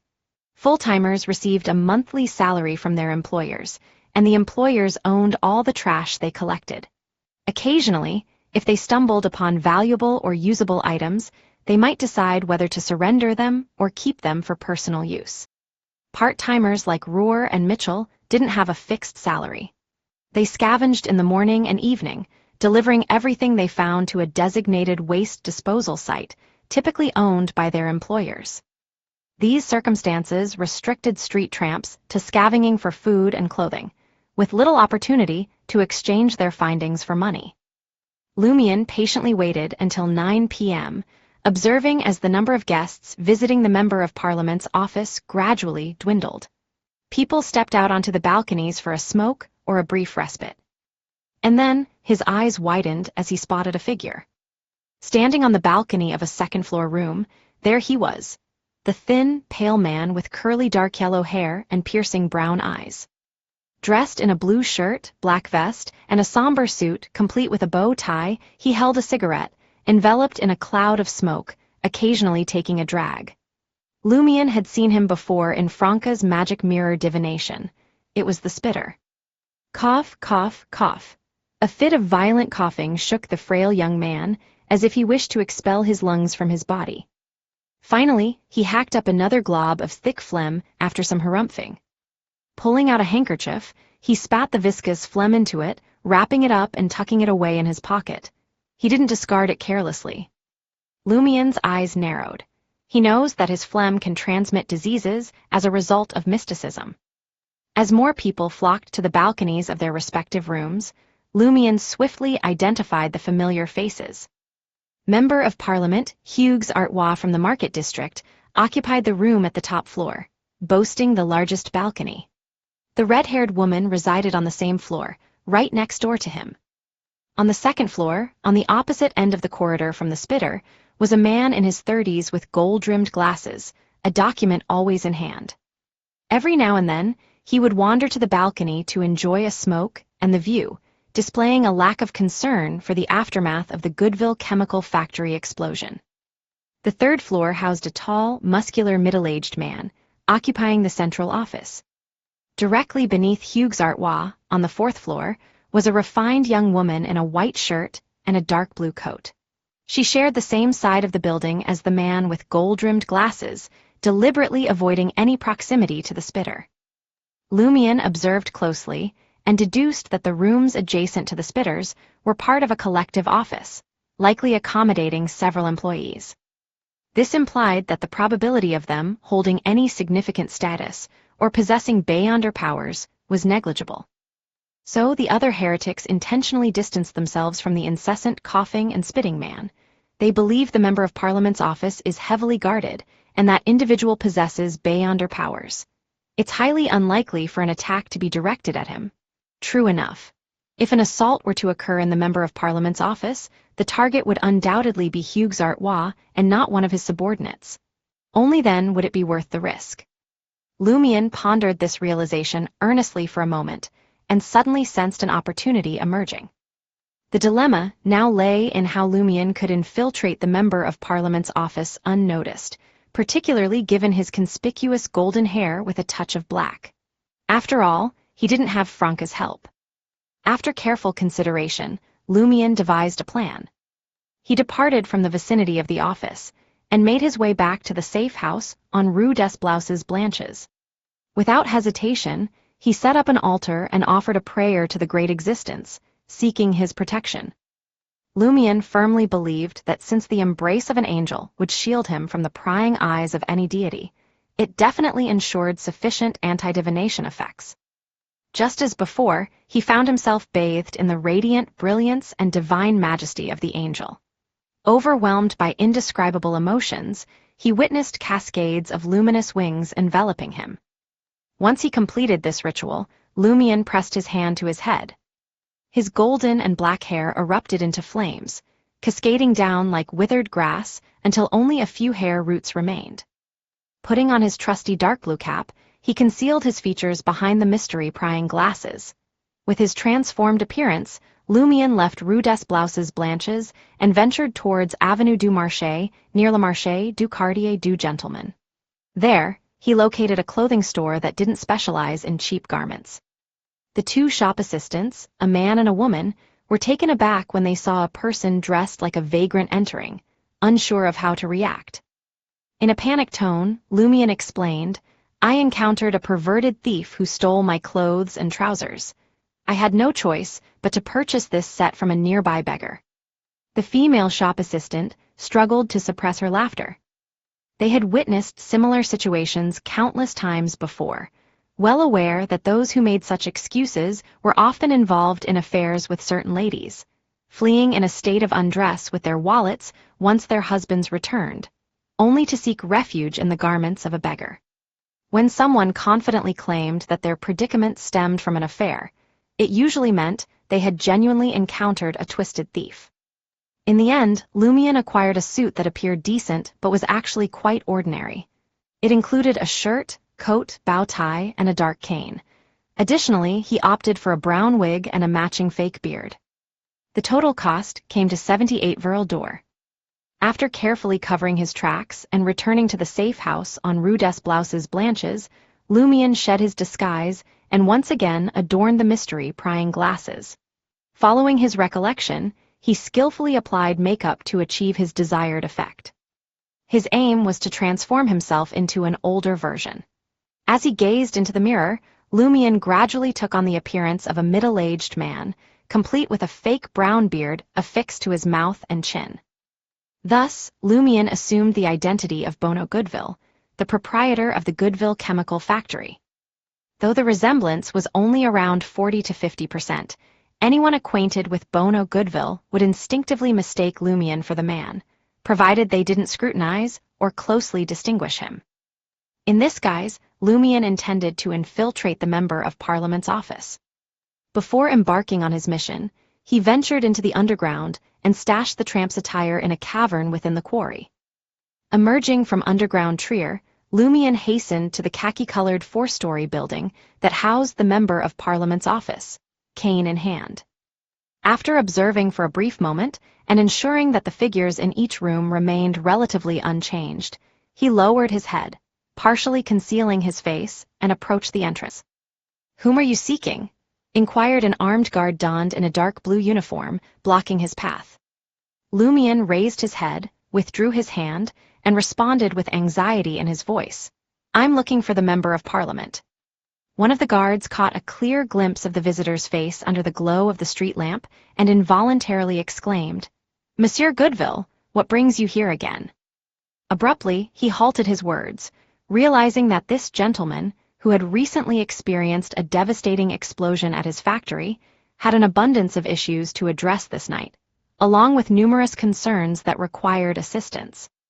The two guards refrained from further inquiry and stepped aside, granting Lumion passage.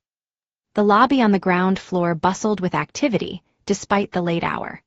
Reporters, officials, representatives of charitable organizations, hospital staff reporting in, and various personnel responsible for receiving them filled the space. Lumion preserved his desire to remain inconspicuous. With his head lowered, partially obscuring his face, he proceeded directly to the staircase. Employing the same tactic, he passed by the two armed guards and ascended to the second floor. Orienting himself, Lumion bypassed the two employees who emerged from a nearby room and arrived in front of the office belonging to the unhealthy young man. Embedded on the vermilion door was an aluminum white nameplate inscribed with a few golden incision words. Assistant Secretary, Tybalt Jacques. Tybalt, Lumion smiled, donned his gloves, and tapped lightly on the door. Chapter 244, Red and Black. Knock, knock, knock. The office reverberated with an urgent knock. A feeble and disinterested voice floated through the air. Come in, please. Lumion turned the doorknob and pushed open the vibrant vermilion door. Before him stood a frail, gaunt young man. Dressed in a blue shirt, black waistcoat, and somber suit, he stood by the expansive desk, his eyes fixed on the door.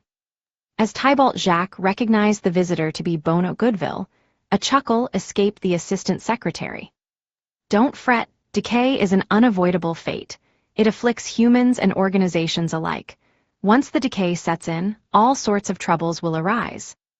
Before Tybalt could conclude, he saw Lumion approach.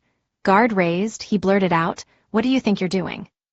Bam! Lumion threw a punch, accompanied by a blazing crimson flame.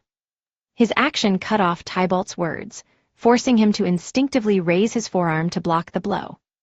Flames flickered, consuming Tybalt's sleeves. Simultaneously, a taunting voice reached his ears. So weak. Originally, Lumion's plan was to cloak his fist in flames, launching a surprise attack on his adversary without alerting the nearby employees. In the ensuing chaos, he aimed to use fallen mercury and inflict a wound upon him. Then, before his foe could recover, Lumion would forcefully make his way past him, exiting the khaki-colored building housing the Parliament member's office through the balcony. Throughout this endeavor, he would employ fireballs, fire raven, and other techniques to impede his opponent. Even if he sustained injuries, he had to escape into a nearby alley and disappear into underground Trier before Hugues Artois' security personnel, the red-haired woman, and the other campaign members could react. After all, the fiery armor he created had the power to incinerate pathogens. With limited contact, the chances of contracting an illness were slim. And if something did manage to slip through, the symptoms would be mild enough for Lumion to endure until 6 in the morning. If worse came to worst, he could borrow half a canister of healing agent from Franca. Even Rohr, a scavenger with his advanced age, succumbed to the illness only an hour or two after being exposed to the thick phlegm. Lumion believed it would be even less of a problem for him. Of course, the condition was that the thick phlegm represented one of Tybalt's more potent methods. He couldn't concoct a highly virulent disease that triggered symptoms within a minute or two. Nonetheless, Lumion had his flames to shield him. Yet now, after a swift exchange, Lumion realized that Tybalt Jacques was far weaker than he had presumed. This revelation instantly altered Lumion's course of action. Silently, his form became shrouded in a cloak of fiery crimson. The flames undulated like liquid, seamlessly encasing his skin, hair, garments, and hat. They hung there, a constant flickering and flowing. Crimson flames continued to emerge from Lumion's being, melding with the inferno. It felt as though Lumion had wrapped himself in a crimson cloak. Amidst the swirling blaze, his disguised countenance and blue eyes, each harboring a blazing fire, came into view. With a snap, he discarded the dark cane and launched a fist wreathed in flames towards Tybalt. The cane's handle remained aglow, eradicating any traces of fingerprints, sweat, or handprints. Bang, bang, bang, Tybalt staggered back 2 steps as though battling a tempest of fire. His eyes burned with a reddened intensity. He harumphed and expelled thick phlegm at Lumion. The viscous yellow-green phlegm met the fiery cloak and was instantly incinerated, emitting a sizzling sound. Bam, bam, bam, Lumien's arms, engulfed in crimson flames, swung repeatedly, pinning Tybalt to a corner of the office. His back pressed against the wall, with no escape or retreat. All he could do was defensively parry with his arms. Witnessing the sputum of disease prove futile and the surrounding air heating up under the flame's influence, causing his skin to scorch, Tybalt's heart constricted, and he was about to cry out for help. However, just as he opened his mouth, Lumien's flaming fist collided with his arm, causing him to tremble. His words became trapped in his throat. Tybalt attempted to call for aid, but his pleas were repeatedly interrupted by the adversary. The deep voice of his foe resounded in his ears. "Is that all you have? How dare a feeble fledgling like you spit so recklessly? Didn't your deity teach you to behave with civility?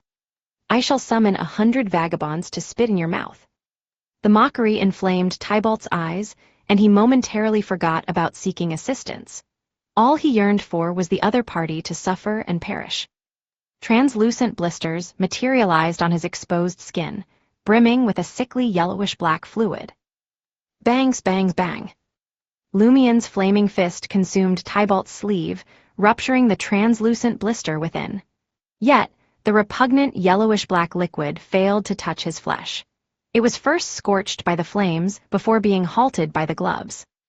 The lingering pathogens on the surface of the gloves rapidly dissipated beneath the crimson flame's effect. Amidst the relentless but non-lethal strikes, all the translucent blisters burst of their own accord within the increasingly sweltering environment. The faint yellowish-black liquid sizzled and evaporated, forming an almost imperceptible mist around Tybalt. However, the mist was either consumed by the flames or melted by the soaring temperatures. It couldn't breach the fiery cloak and corrode Lumien's body. In that moment, Tybalt, battered multiple times, regained his senses from the provocation. He opened his mouth and cried out for aid. High-temperature gas and dissipating flames infiltrated Tybalt's mouth as Lumien's fist connected. The heat contorted his expression, rendering him unable to scream. "Feeling grand, are we? Enjoying yourself?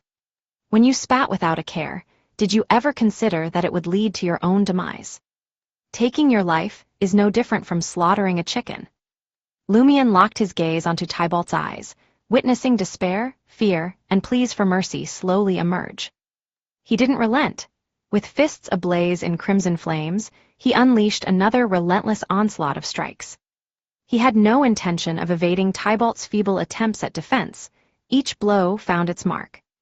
With a subdued thud, Lumien abruptly halted and withdrew his hands.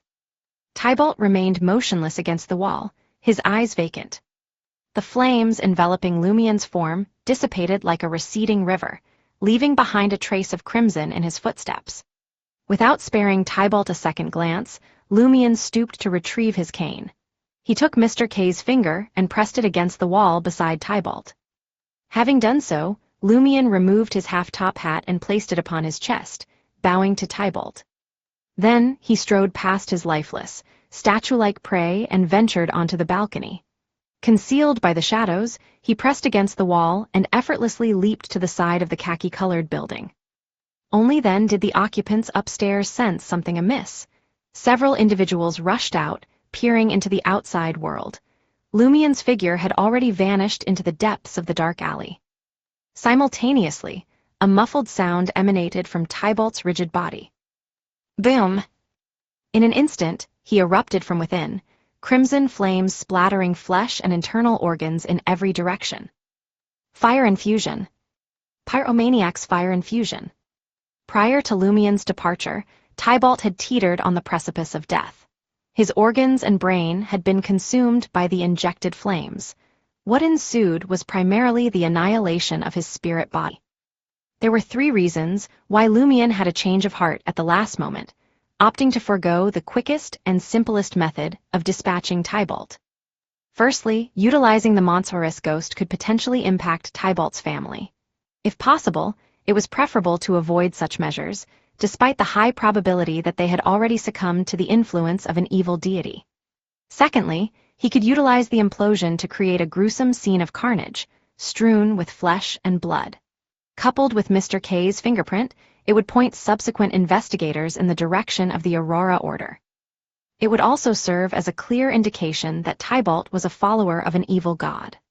Thirdly, by utilizing fire infusion, he could delay the explosion and dismantle Tybalt's spirit body, thereby minimizing the efficacy of the evil god's blessed investigations through spirit channeling. Furthermore, there was another reason. Beating and cursing Tybalt to death brought Lumion an undeniable sense of satisfaction. Before long, a group of 7 or 8 individuals, including Hugues Artois, the red-haired lady, and the bespectacled secretary, arrived at Tybalt Jacques' door. What greeted their eyes were scattered flesh, fragments, and internal organs, along with scorch marks that marred the ground. The sight of red and black intermingled was jarring, rendering everyone present speechless. "Who could have done this?" Hugues Artois exclaimed, horror etched on his face. In his mind, the murder of Tybalt and the macabre aftermath served as a chilling warning, and a preview of his own impending demise. After all, who would go to such lengths to target an assistant secretary? The red-haired lady cast a brief glance at Hugues Artois, before speaking in an androgynous tone. "Based on the evidence before us, it appears that the perpetrator is a pyromaniac, or perhaps even more formidable. Given Tybalt's capabilities, he should have been dispatched within 10 seconds. However, the assailant deliberately prolonged the act. It seems that the goal was to create this gruesome scene. It bears the hallmark of those lunatics from the Aurora Order." Hugues Artois' eyes narrowed, and he lapsed into silence for a couple of seconds. "Why would the Aurora Order target me?" "I cannot say." The red-haired lady peered deeply into Hugues Artois' eyes, shaking her head slightly. While the official Beyonders conducted their investigation, the original campaign team returned to Hugues Artois' office. The red-haired lady turned her attention to the secretary, with gold-rimmed glasses. "What has Tybalt been involved in recently?" she inquired. Due to his chronic illness, he intentionally disposed of his disease-ridden handkerchief and ended the lives of 2 elderly scavengers who had no children. The secretary with gold-rimmed glasses truthfully replied. "I have managed to keep this matter under wraps." The red-haired lady muttered to herself, her voice barely audible. 2 childless elderly scavengers. It seems that Tybalt's demise is undeniably targeted at Monsieur Member of Parliament. Chapter 245, Speech. All eyes turned towards Hugues Artois, the distinguished Member of Parliament, his prominent nose and graying temples giving him an air of refinement. He had quickly regained his composure and wore a smile as he spoke. "There's no need to fret. If the assailant possessed the means to breach 2 layers of defense and confront me directly, there would be no reason to go through the trouble of assassinating Tybalt. This seems more like an act of blackmail, a surface-level threat."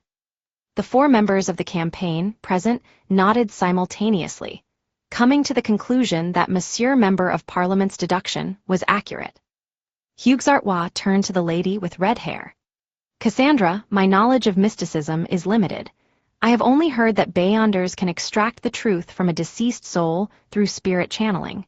Will Tybalt's spirit betray us?" Cassandra, with her red hair flowing, slowly shook her head. "Under normal circumstances, we would have to take the risk of cleansing the situation.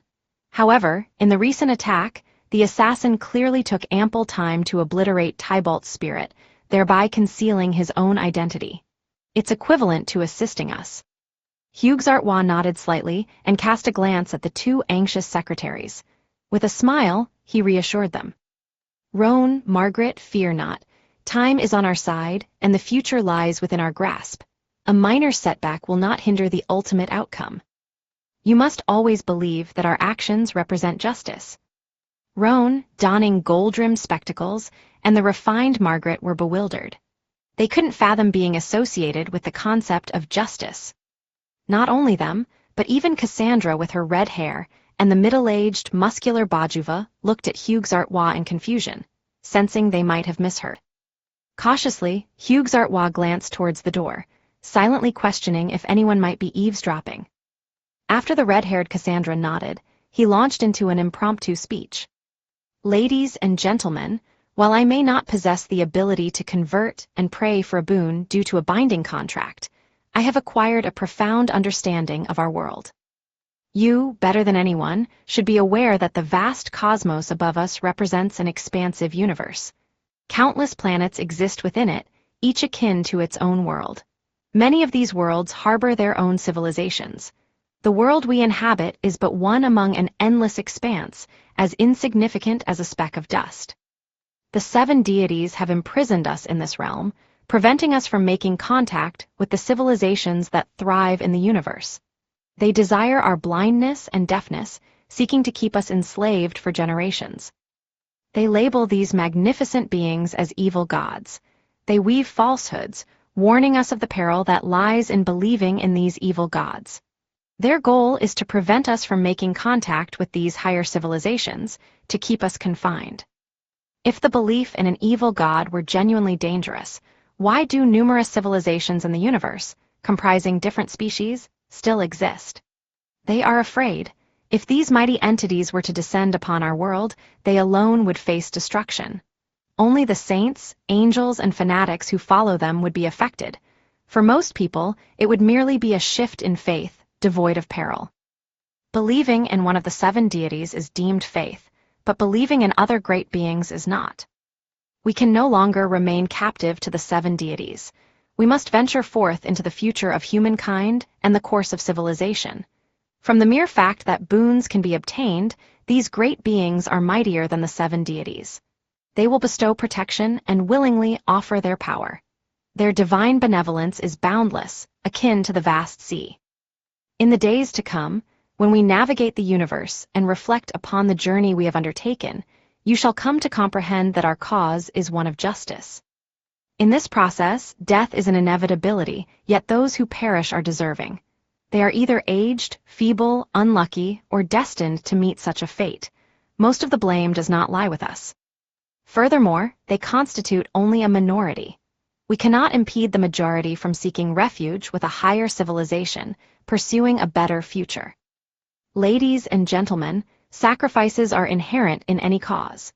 As long as we steadfastly believe that our actions are driven by justice and persist unwaveringly, the future shall unquestionably be ours. In a decade's time, humanity will secure a ticket to join the circle of cosmic civilization. We shall no longer be barbarians, hiding in the shadows of obscurity. The red-haired Cassandra, Secretary Roan, and the rest were left dumbfounded. Who was the true believer of the evil god? Each had their own reasons for following different evil gods, and deep down, they knew they had veered onto the wrong path. Nevertheless, they had already set foot on this journey and had no choice but to press forward. Thus, they either used faith as a facade to gradually reshape their understanding, or they completely surrendered themselves, seeking any motivation to propel them onward. And yet, Hugues Artois, someone who clearly wasn't a believer and hadn't received any favors or undergone significant assimilation, managed to speak such astonishing and captivating words straight from the depths of his heart. The 4 members of the campaign were taken aback, realizing the sense behind Hugues Artois' words, causing them to reevaluate the meaning behind their past actions. After a few moments, the red-haired Cassandra let out a slow exhale. She looked at Hugues Artois and sincerely praised him. An exceptional speech, Monsieur Member of Parliament. In the future, when you choose your faith, I can recommend one for you. Oh, Hugues Artois inquired in a nasal voice. Cassandra smiled and elaborated. Among the boons bestowed by that individual is one called Orator. Hugues Artois nodded and flashed a relaxed smile towards the 4 members of the team. Do not be disheartened by Tybalt's demise. We will remain steadfast in our original plan. Cassandra, Roan, Margaret, and Bajava responded in unison. Yes, Monsieur Member of Parliament. In the depths of underground Trier, Lumion took a detour and returned to the quarry cave. Swiftly, he shed his clothes and shoes, removing the wig and beard that concealed his true appearance. Once he changed back into his ragged tramp attire and adorned a dark blue cap, semi-translucent crimson fire ravens materialized around him. The fire ravens darted out, alighting upon the cane, shirt, bow tie, wig, and other objects, causing them to erupt in soft explosions of flame. Lumion, having turned his back, proceeded towards the exit of underground Trier. Crimson flames surged in his wake, consuming everything related to the previous attack, casting an illuminating glow within the dark cavern below. Around midnight, in the depths of the eternal blazing sun Inquisition, beneath Église Saint-Robert, Angoulême de François, engrossed in perusing the investigation records, heard a knock on his office door. His brown coat, adorned with 2 rows of golden buttons, hung neatly on a coat rack near the entrance. He wore a light golden shirt featuring the emblem of the sun's sacred order, along with dark brown pants. "Please come in," Angoulême calmly invited. Valentine, powdered hair and face adorned with subtle makeup, entered the room. He had been preoccupied with thoughts of Cordoue all this time. Upon learning of survivors appearing in the Trier region, he had submitted an application and transferred to this post. His wife and child had long yearned for the bustling city of Trier, so they eagerly moved with him without much persuasion. He was on night duty with a few teammates, and happened to encounter the murder of the Member of Parliament's Assistant Secretary. Valentine, clad in a slim blue tweed coat with a golden brooch, took a seat across from Angoulême and spoke directly. "Deacon, why haven't we investigated Hugues Artois? While most members of the Aurora Order may be crazy, they possess an uncanny ability to detect heretics. Although not every person they target is a believer in the evil gods, at least 70% are. Considering the information we've gathered, we can reasonably conclude that Tybalt Jacques, who met his demise tonight, was a heretic and wielded the power of decay. Furthermore, he served as Hugues Artois' assistant secretary. We cannot allow a highly suspicious individual to continue serving as a member of Parliament. Investigating him is not only a responsibility to the people of the Market District, but also to Hugues Artois himself. If we find no evidence of wrongdoing, we can assist him in purging any heretics surrounding him." Angoulême hadn't anticipated his new team leader to be more devout and zealous than himself. He couldn't help but raise his hand and furrow his brows. With a bitter smile, he responded, "Perhaps you are unaware, but every member of Parliament has signed a contract with the 2 churches and received a notarized contract. In this contract, they pledge their faith, display their abilities and associated sources. The 2 churches promise not to restrict the personal freedom of any member of Parliament or their key staff without substantial and compelling evidence. They won't be subject to the influence of beyonders. This is to safeguard the authority of the National Convention. According to the contract, Hugues Artois believes fervently in the mighty eternal blazing sun and is not a beyonder. Hence, you may question him and his core staff, but that is the extent of it." Valentine couldn't conceal his disappointment.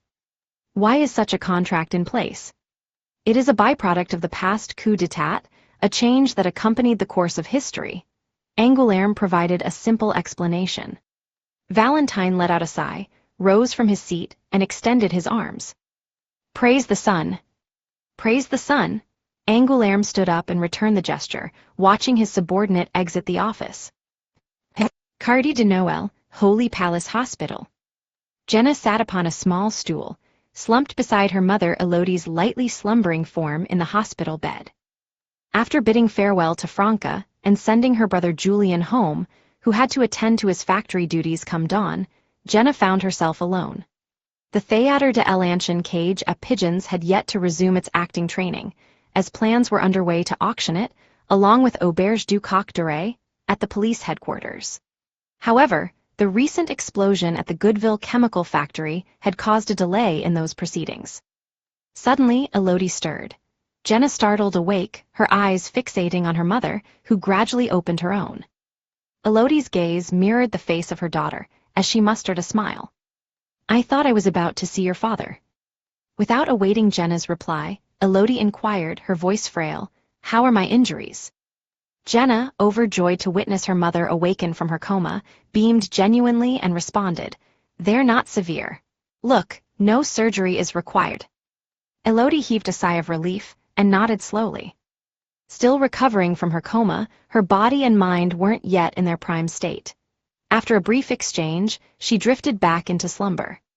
Jenna clasped her mother's hand, and beheld the contentment that graced the wrinkled, gray-haired countenance beneath the gentle illumination streaming in from the window. Observing for a while longer, she glanced upward and caught sight of the first rays of dawn gradually painting the sky with light. Chapter 246, Resolution. As the first rays of dawn illuminated the room, Lumion slowly opened his eyes, awakened by the gentle chime of bells from Église Saint-Trobert. The previous night, he had stayed at Auberge du Coq d'Oreille. He raised his right hand to touch his head.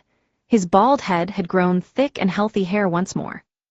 Leaving the comfort of his bed, Lumion walked over to the full-length mirror and saw a reflection that looked both familiar and unfamiliar. Back in Cordoue, his hair had never been dyed golden. But in the morning light, he couldn't help but smile, feeling better than he had in a long time. At the very least, he didn't meet with failure with everything he did. Killing and taking revenge didn't pose a problem. After breakfast at a street vendor, Lumion planned to find a barber shop in either Quartier de l'Observatoire or Quartier de la Cathédrale commémorative to revert his hair color to golden.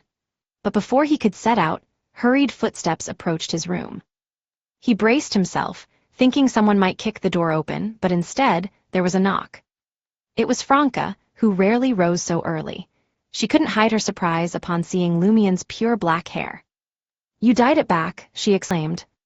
"Sort of," Lumion replied, observing Franca as she entered room 207 and closed the door behind her. Without mincing words, Franca confronted him. "Did you kill Hugues Artois' assistant secretary? And did you rush to advance to Pyromaniac last night?" Lumion stood up smiling. "Yes."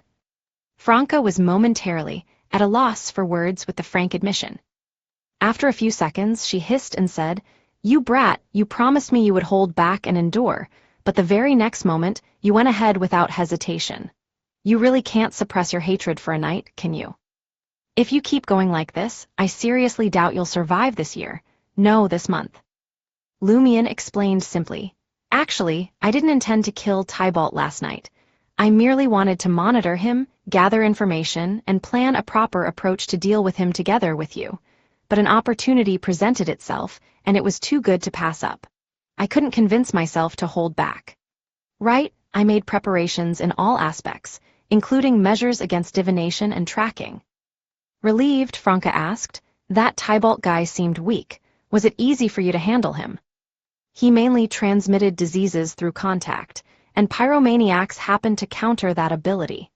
If not for my anti-divination and anti-spirit channeling preparations, I could have taken care of him in 10 seconds, Lumion recalled. Franca sighed, admitting, "You got lucky. Have you considered the possibility that your target might be much stronger?" "My initial judgment was that he wouldn't be too formidable. If he exceeded a certain threshold, I was prepared to use my dirk," Lumion replied before asking, "Why are you up so early?" "Gardner woke me up," Franca replied with gritted teeth. "He instructed me to gather the leaders of the Save mob and find the person responsible for killing Hugues Artois' assistant secretary. When I heard the details, I knew it had to be you. I told you last night to get in the right condition before drinking the pyromaniac potion, but you went ahead and consumed it anyway." Lumion spoke earnestly, his voice filled with sincerity. "I believed that I was in the perfect state to advance to pyromaniac, so I swiftly concocted the potion. Will boss suspect me?" "For now, no," Franca replied, shaking her head. "Besides yourself, nobody expected you to consume the potion last night. Moreover, you cunningly framed the Aurora order. Gardner doesn't see any motive in you." Franca glanced at Lumion's head and suggested, "Come here, I'll help you restore your original hair color. It's best not to make any changes during a time like this to avoid arousing suspicion." "All right," Lumion agreed, feeling delighted to save some money. In the morning, the ward buzzed with more activity compared to the somberness of the night. Echoing through the air were the cries of those being carried away, the presence of relatives escorting loved ones back home, and the determination of some patients who defied the cries, choosing to depart from the hospital's confines. Jenna and Elodie, who had regained consciousness, observed the scene in silence. They understood the painful reality unfolding before them. Not everyone could bear the weight of insurmountable medical expenses, nor did they wish to drag their families into the depths of despair. Sometimes, the patient surrendered while the family persisted. Other times, it was the family that gave up, leaving the patient with no choice but to accept their fate. At times, patient and family would tacitly leave the ward, exchange silent glances, and be unable to hold back their tears as they cried or wailed. After a while, as the ward regained a semblance of tranquility, Elodie, who had managed to sit up, whispered softly, "How long will I have to stay here for treatment?" Jenna pondered for a moment before deciding to tell her mother the truth. It was an impossible matter to conceal. The doctor's rounds, treatments, and further examinations would inevitably reveal some information. Besides, Elodie would piece it together based on her physical condition and the fact that she hadn't been discharged after several days. Organizing her thoughts, Jenna explained, "The doctor said you'll be here for months, possibly even half a year. Your external injuries aren't severe, but your body has suffered significant damage. Unless you make a full recovery, your condition may worsen." Before Elodie could respond, Jenna smiled reassuringly and continued, "I've already secured the funds for your treatment. I borrowed the money from Franca. She has no shortage of resources. She promised Julian and me that we could repay it in 2 to 3 years in installments. By then, Dad's accident compensation will surely have been paid. There may even be hope for yours." Elodie's expression faltered for a moment. After a few seconds, she spoke with weariness in her voice. "Why will it take so long?" "With such a massive explosion and the chemical gases, it's a miracle that you survived," Jenna said before asking, "What exactly happened back then?" Elodie contemplated for a moment and replied wearily, "I don't know. The explosion happened so suddenly, and I lost consciousness. I think it originated near the metal tank. Many of the factory's facilities are old and prone to breakdowns. They require repairs, but the boss refuses to invest in replacements." After chatting for a while, Jenna noticed her mother's energy waning. She advised Elodie to rest for a while and headed towards the washroom at the end of the corridor. As soon as Elodie witnessed Jenna's departure from the ward, she mustered all her strength, disconnected the IV, and leaned against the wall for support. Gasping for breath, she took 2 steps towards the ward diagonally opposite, where doctors and nurses meticulously examined each injured individual. Elodie located the doctor, provided her ward and bed number, and inquired, "How long will my treatment last?" The doctor leafed through his records and responded, "We don't have all the results yet, but we estimate it will take about 5 to 7 months." "What will be the cost of treatment each month?" Elodie inquired. The doctor pondered for a moment and replied, "Let's wait for the complete assessment. If all goes well, it should amount to around 200 Vril per week. As treatment progresses, the cost will decrease. However, if your condition isn't too favorable, it might range from 300 to 400 Vril per week.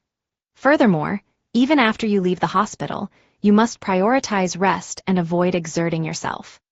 Elodie found herself rendered speechless. The nurse assisted her back to the ward and reinserted the needle into her arm.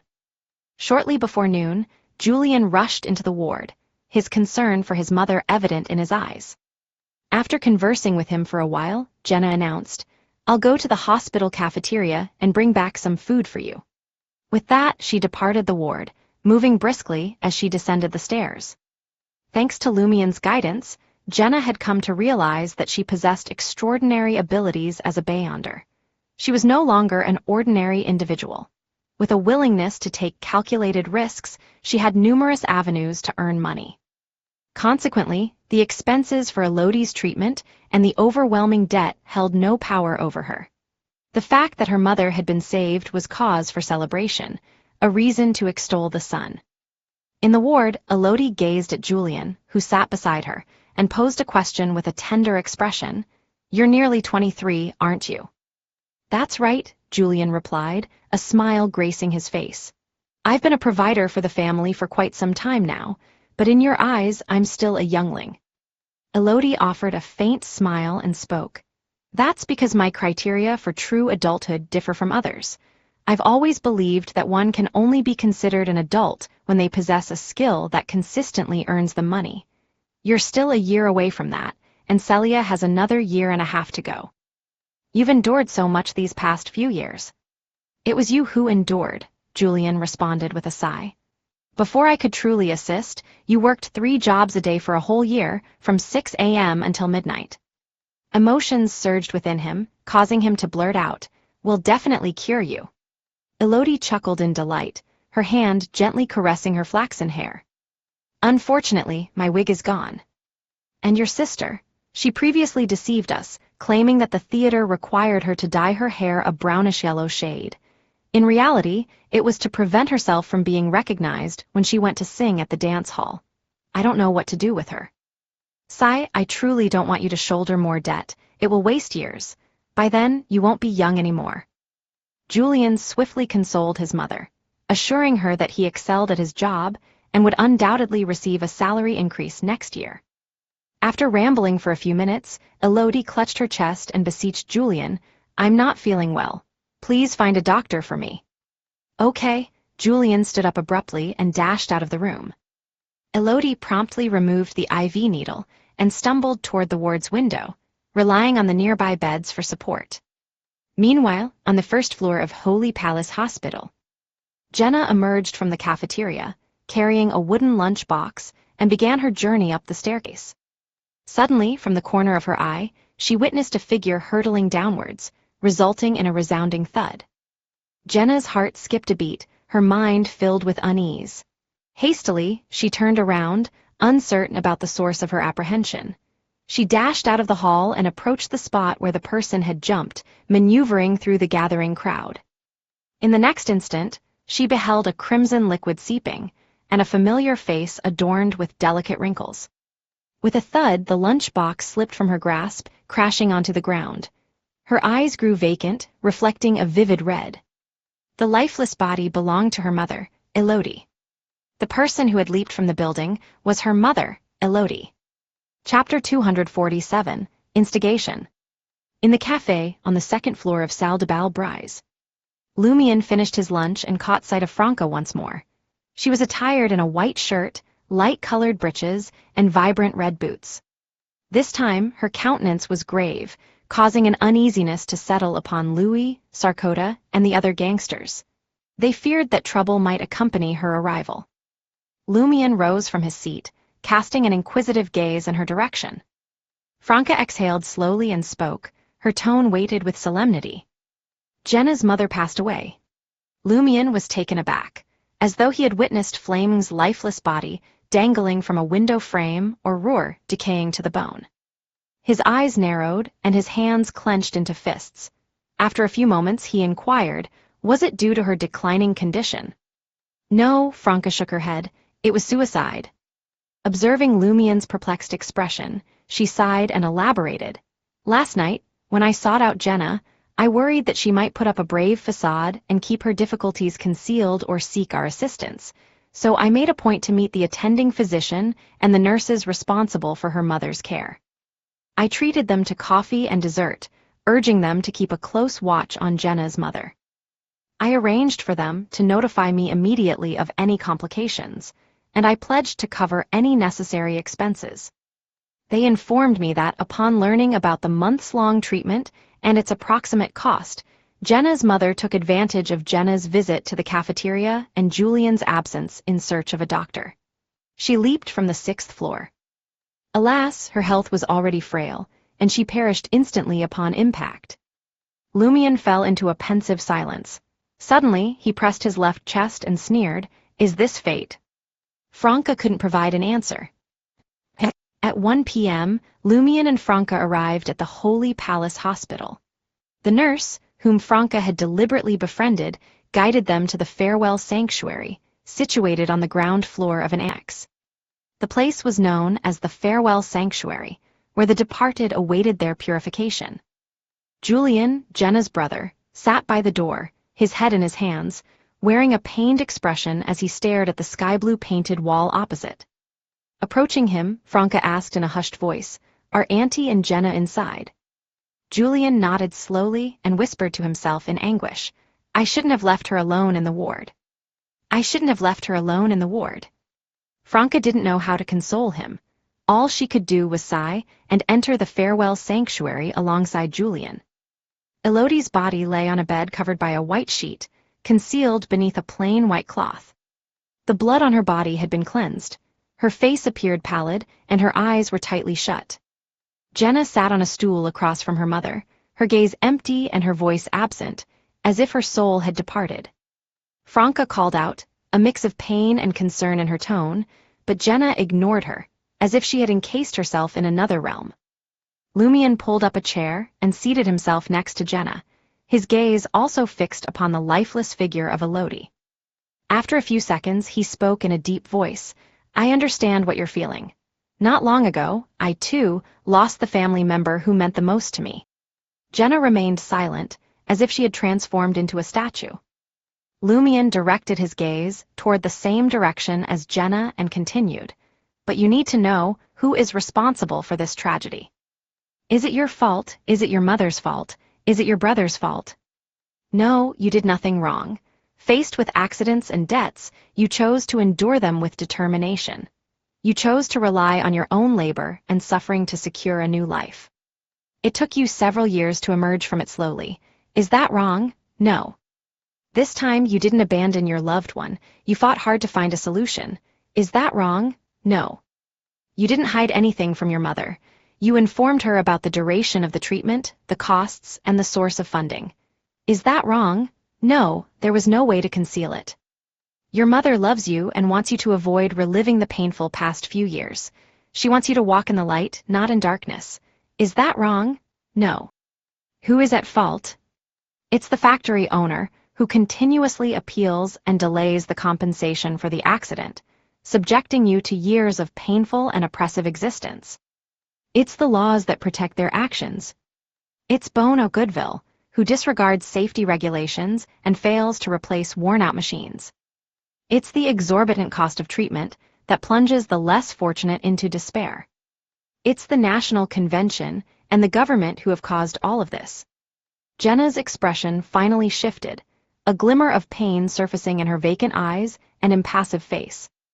Lumion turned towards the door, his voice resonating with depth as he spoke. I have something else to say. Perhaps the explosion at Goodville Chemical Factory, which led to your mother's tragic fate, wasn't an accident. Jenna instinctively turned to face Lumion and Franca. Lumion directed his gaze towards Elodie's corpse. Perhaps it was a murder, a sacrificial offering to an evil deity.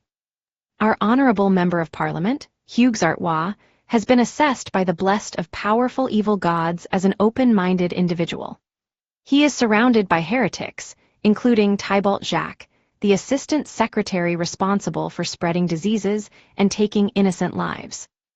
Yesterday morning, Bono Goodville paid a visit to the parliament member's office, and by evening, his chemical plant had exploded. When I encountered Thibault Jacques in the guise of Bono Goodville, he mentioned something about unavoidable troubles following an organization's decay. It convinced me that the chemical plant explosion was something they eagerly anticipated. It might have been orchestrated with a specific purpose that remains unknown to us. Are you consumed by anger? Do you feel a burning hatred? Can you accept this? Do you wish to sit here and watch as the murderers responsible for your mother's death and the destruction of your happiness revel in champagne, indulge in dance parties, and inflict more heartbreak on innocent families? Jenna's expression twisted slightly, as if she grappled with conflicting emotions within. Eventually, she raised her hands to cover her face, weeping bitterly. But my mother, she cannot be brought back. Franca crouched down before Jenna and embraced her, allowing her tears to flow freely. As Jenna wept, Franca offered her guidance. What your mother desires most is for both you and your brother to be free from the burdens of debt and to embark on a fresh new life. She wishes for one of you to become a remarkable stage actress, while the other escapes the constraints of ordinary labor and masters a particular skill. She yearns for you to live well. Can you bear to disappoint her? Jenna sobbed and asked, but isn't it said that the night will pass and light will emerge?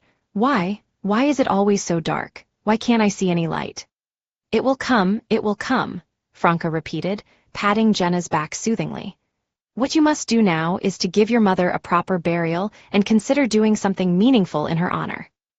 Okay, Jenna agreed tearfully. She wept until exhaustion overtook her, finally finding stability within her emotions. At that moment, the clergyman from the Eternal Blazing Sun Church, who had come to offer his final words of solace, arrived. Clad in a white robe, adorned with intricate golden threads, he entered the room alongside Julian and positioned himself beside Elodie's lifeless body. In one hand, he grasped the Holy Bible and recited a prayer, while the other hand held a suspended bottle of holy water. Eventually, a beam of sunlight, accompanied by the holy water, materialized from thin air and gently bathed Elodie. Praise the sun, may this sister find peace and enter the realm of God. The clergyman extended his arms. Praise the sun, Jenna and Julian joined in prayer. Observing the ceremony, Lumion bowed his head and silently scoffed. Franca, a devout follower of the god of steam and machinery, refrained from praising the sun as well. With the purification ritual concluded, the priest departed from the farewell sanctuary. In his place, the administrator in charge of the Holy Palace Hospital morgue entered and posed a question to Julian and Jenna. Should we proceed with burial or cremation for this sister? Shall we send her to the catacombs, Cimetière des Innocents, or Cimetière des Prédateurs? Julian and Jenna exchanged glances before responding, cremation. We'll personally escort her to the catacombs. Their father also rested there. The morgue administrator made a notation and added, there have been numerous casualties from last night. The crematorium won't be available until next week. Would you like this sister to remain in the morgue for the time being? Very well, Jenna's voice trembled slightly. And so, the four of them watched as Elodie's visage was veiled with a white cloth, and her body was gently guided out of the farewell sanctuary. They trailed behind the wheeled bed, descending through the steam-powered elevator into the subterranean realm until they arrived outside the morgue. The morgue door gleamed in a silvery gray hue, while the interior emanated an eerie coldness, producing a misty white fog at the intersection. Jenna stood in a daze as her mother, Elodie, was propelled through the door, vanishing into the frigid chamber filled with metallic cabinets illuminated by gas-powered wall lamps. She remained fixated as the silver-gray door slowly shut. Unconsciously, she took a few steps forward, halting at the threshold. Silently, the door closed. Her mother was now forever beyond her sight. As they returned to Passy Bridge in Le Marché du Quartier du Gentleman, Jenna's eyes fixed on her brother Julian, who walked ahead of her with a heavy heart. Sorrow engulfed her as the bright afternoon sun blinded her vision. Franca averted her gaze from Julian's retreating form and contemplated, finding a task to occupy Jenna's mind. Your brother is emotionally distressed. It seems he blames himself. Offer him guidance in the upcoming days and assure him that it wasn't his fault. Any ordinary person would have hurriedly sought a doctor. Jenna momentarily snapped out of her sorrow and tersely acknowledged, I'll counsel him, but what if it doesn't work? She glanced at Lumion and Franca, her expression filled with helplessness. Franca nodded reassuringly. When the time comes, I can assist him in finding a genuine psychiatrist, one with Beyonder abilities. Jenna let out a sigh of relief, her nose sniffing with gratitude. Thank you both. Lumion, drawing from his own experiences, reminded her, you must also attend to your own mental well-being. Jenna pressed her lips together and nodded, her gaze gradually transforming into one of determination. In a hushed, raspy voice, she addressed Franca and Lumion, tonight, I intend to pay a visit to Bono Goodville. Chapter 248, Visitors. In Quartier des Thermes, at 55 Rue Chestnut, stood a 3-story building tinged with a grayish-blue hue. It boasted a delightful garden, a well-kept lawn, and even stables. Within the establishment, a band played a melodic tune from a corner. Bono Goodville, the owner of this fine establishment, gracefully navigated through the guests with a glass of golden champagne in hand. Engaging in conversations about the aftermath of the chemical plant explosion, he cunningly aimed to evade his responsibilities while securing a substantial compensation from the insurance company. Between his interactions, he chatted with the wife of a government official, conferred with his lawyer, and sought out influential figures relevant to the matter at hand. Like a natural social butterfly, he effortlessly flitted from one person to another, exhibiting wit and vigor amidst the elegant setting. The light from the crystal chandelier illuminated his dark blue eyes and thick brown beard, lending them a captivating sparkle. As he gracefully maneuvered around an unassuming guest, Bono Goodville unexpectedly encountered Travis Everett. The superintendent of Le Marché du Quartier du Gentleman was not in uniform that evening. Clad in a sleek black suit paired with a stylish blue bow tie, he held a glass of light golden champagne in his hand. "Superintendent Everett, it is imperative that you ensure my protection during this trying time." Bono Goodville smiled at Travis Everett, expressing his concerns. "The explosion claimed many lives, and I fear their bereaved relatives might resort to drastic measures." Everett adjusted his black-framed glasses and returned the smile. "Ah, you see, Quartier des Thermes falls beyond my jurisdiction. Moreover, once I stepped onto this street, it became evident that the frequency and intensity of police patrols have notably increased." "Indeed, but didn't you hire numerous bodyguards? What is there to worry about? Those who perished were ordinary workers. They pose no threat to you. Furthermore, they are unaware of your place of residence," Everett jestingly remarked, his tone lighthearted. "But if the injured and their families discover that you continue to host a lavish banquet, serving fine wine while being serenaded by a small accompanying symphony band, their anguish might drive them to madness. They could drag you and your family into the depths of despair." Bono Goodville sheepishly smiled and replied, "The banquet is unrelated to compensation. I must adhere to the law and await judgment. Superintendent Everett, if I were to return to the market district to handle matters, I humbly request your assistance in assigning 2 or 3 police officers to protect me." Everett gently nodded. "That is my duty, but I must remind you that several police officers' families are employed at your chemical plant." Implicitly, he emphasized the urgency of compensating his subordinates, hoping for a swift resolution. Bono Goodville nodded silently, seemingly unaffected. The banquet continued into the early hours of the morning. Amidst the lingering fragrance, Bono Goodville bid farewell to his 3 children, embracing each one before ascending to the 3rd floor. Untying his bow tie, he entered the bedroom with his wife, ready to retire for the night. With a flick, the gas wall lamp ignited, casting a soft glow that reflected in Bono Goodville's wide eyes. There in his cherished recliner sat an unexpected guest. Although seated, the man leaned forward, exuding an air of superiority that made Bono Goodville feel small and insignificant. Clad in a worker's uniform of muted grayish-blue, complete with a dark blue cap, his face concealed behind swaths of white bandages, leaving only his piercing blue eyes and a glimpse of his nostrils visible. Bono Goodville's heart raced, his instinct urging him to scream for help. However, before a sound could escape his lips, a phantom-like crimson flaming raven materialized behind the surprise visitor. With a swift swoop, it crashed into Bono Goodville's teeth. A soft bang resonated as Bono Goodville's mouth seared with pain, and 2 teeth clattered to the ground. Agony distorted his features, stifling his cry. At that precise moment, a pair of sharp daggers pressed against the backs of both Bono Goodville and his wife. Emerging from the shadows of the doorway, Franca and Jenna closed the bedroom door behind them, effectively trapping their captives. One of them donned a black robe with a concealed hood and leather armor, her face veiled by darkness. The other sported a man's linen shirt, a brown jacket, dark brown trousers, and laceless leather boots. A silver-white metal mask adorned her upper face, leaving only her eyes exposed. Franca used her free hand to steady Bono Goodville, preventing him from collapsing in agony. Maintaining his seated posture, Lumian grinned. "Monsieur Goodville, consider that a warning. It could have been much worse. Those 2 missing teeth and minor injuries are nothing compared to what could have transpired."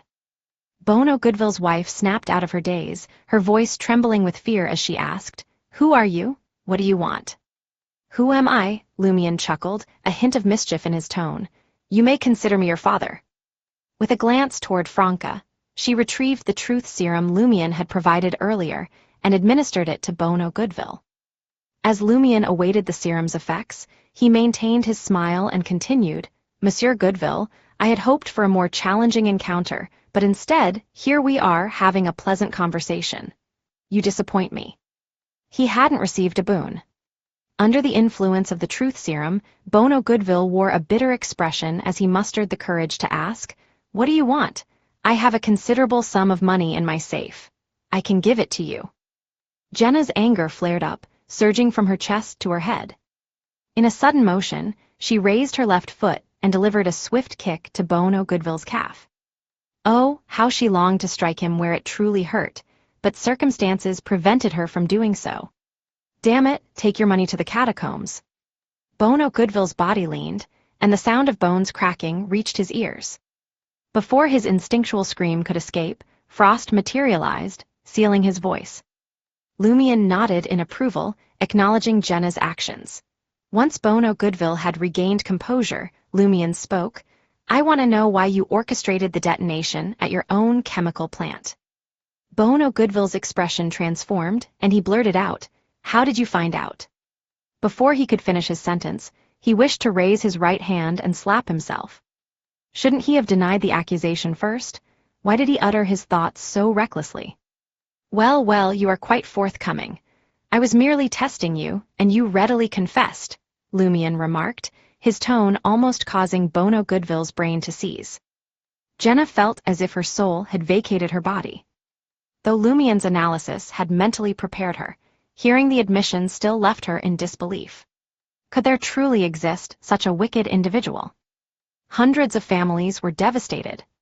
Snapping out of her stupor, Jenna clenched her teeth tightly, fearing that any relaxation might ignite her anger, prompting her to stab Bono Goodville. No, it would be hundreds of stabs. Goodville's wife also stared at her husband, in a state of shock and fear. She had believed the explosion at the chemical plant to be a mere accident. Lumian cast a cold gaze upon Bono Goodville and questioned, "Why did you do it? Does it have any connection to someone within Hugues' Artois office?" Upon hearing the latter inquiry, Bono Goodville could not contain his astonishment and dread. After consuming the peculiar liquid and confessing to orchestrating the chemical plant explosion, Bono Goodville's psychological defenses crumbled. In that moment, an overwhelming urge consumed him to drag someone down with him and share the burden of his sins. It's Roan and Tybalt. They are secretary and assistant secretary to Member of Parliament Hugues Artois. They have been dropping hints that the chemical plant has been deteriorating for years and could explode at any given moment. I thought I might as well find a way to cash in on the insurance compensation I had purchased in the past. And when the time came, Member of Parliament Hugues Artois would use the excuse of setting up a factory to boost the economy and protect the interests of the factory owner, thereby securing funds for reconstruction and compensation. They kept saying that everything decays.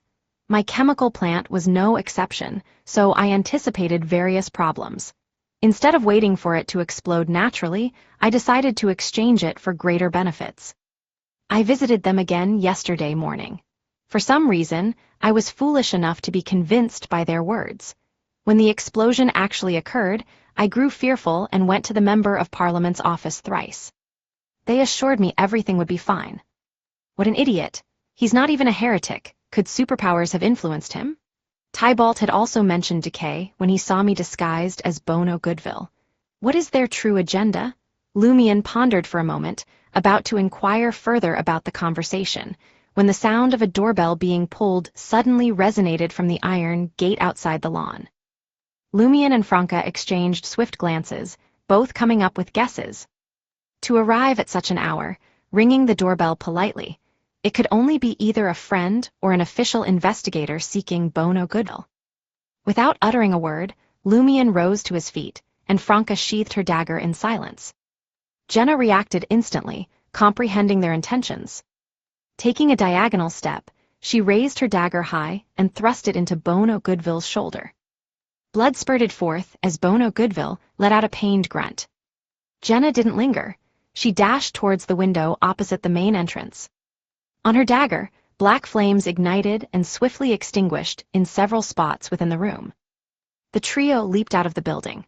vaulted over the iron fence bordering the garden, and vanished into the encompassing night. Inside the bedroom, a three-person team consisting of Angoulême, Valentine, and the mixed-blood Imre confronted Bono Goodville, who had just finished bandaging his scorched mouth. The factory owner seethed with anger as he addressed them. "Officer, I was nearly abducted by 3 criminals." Angoulême surveyed the scene, a smile playing on his lips.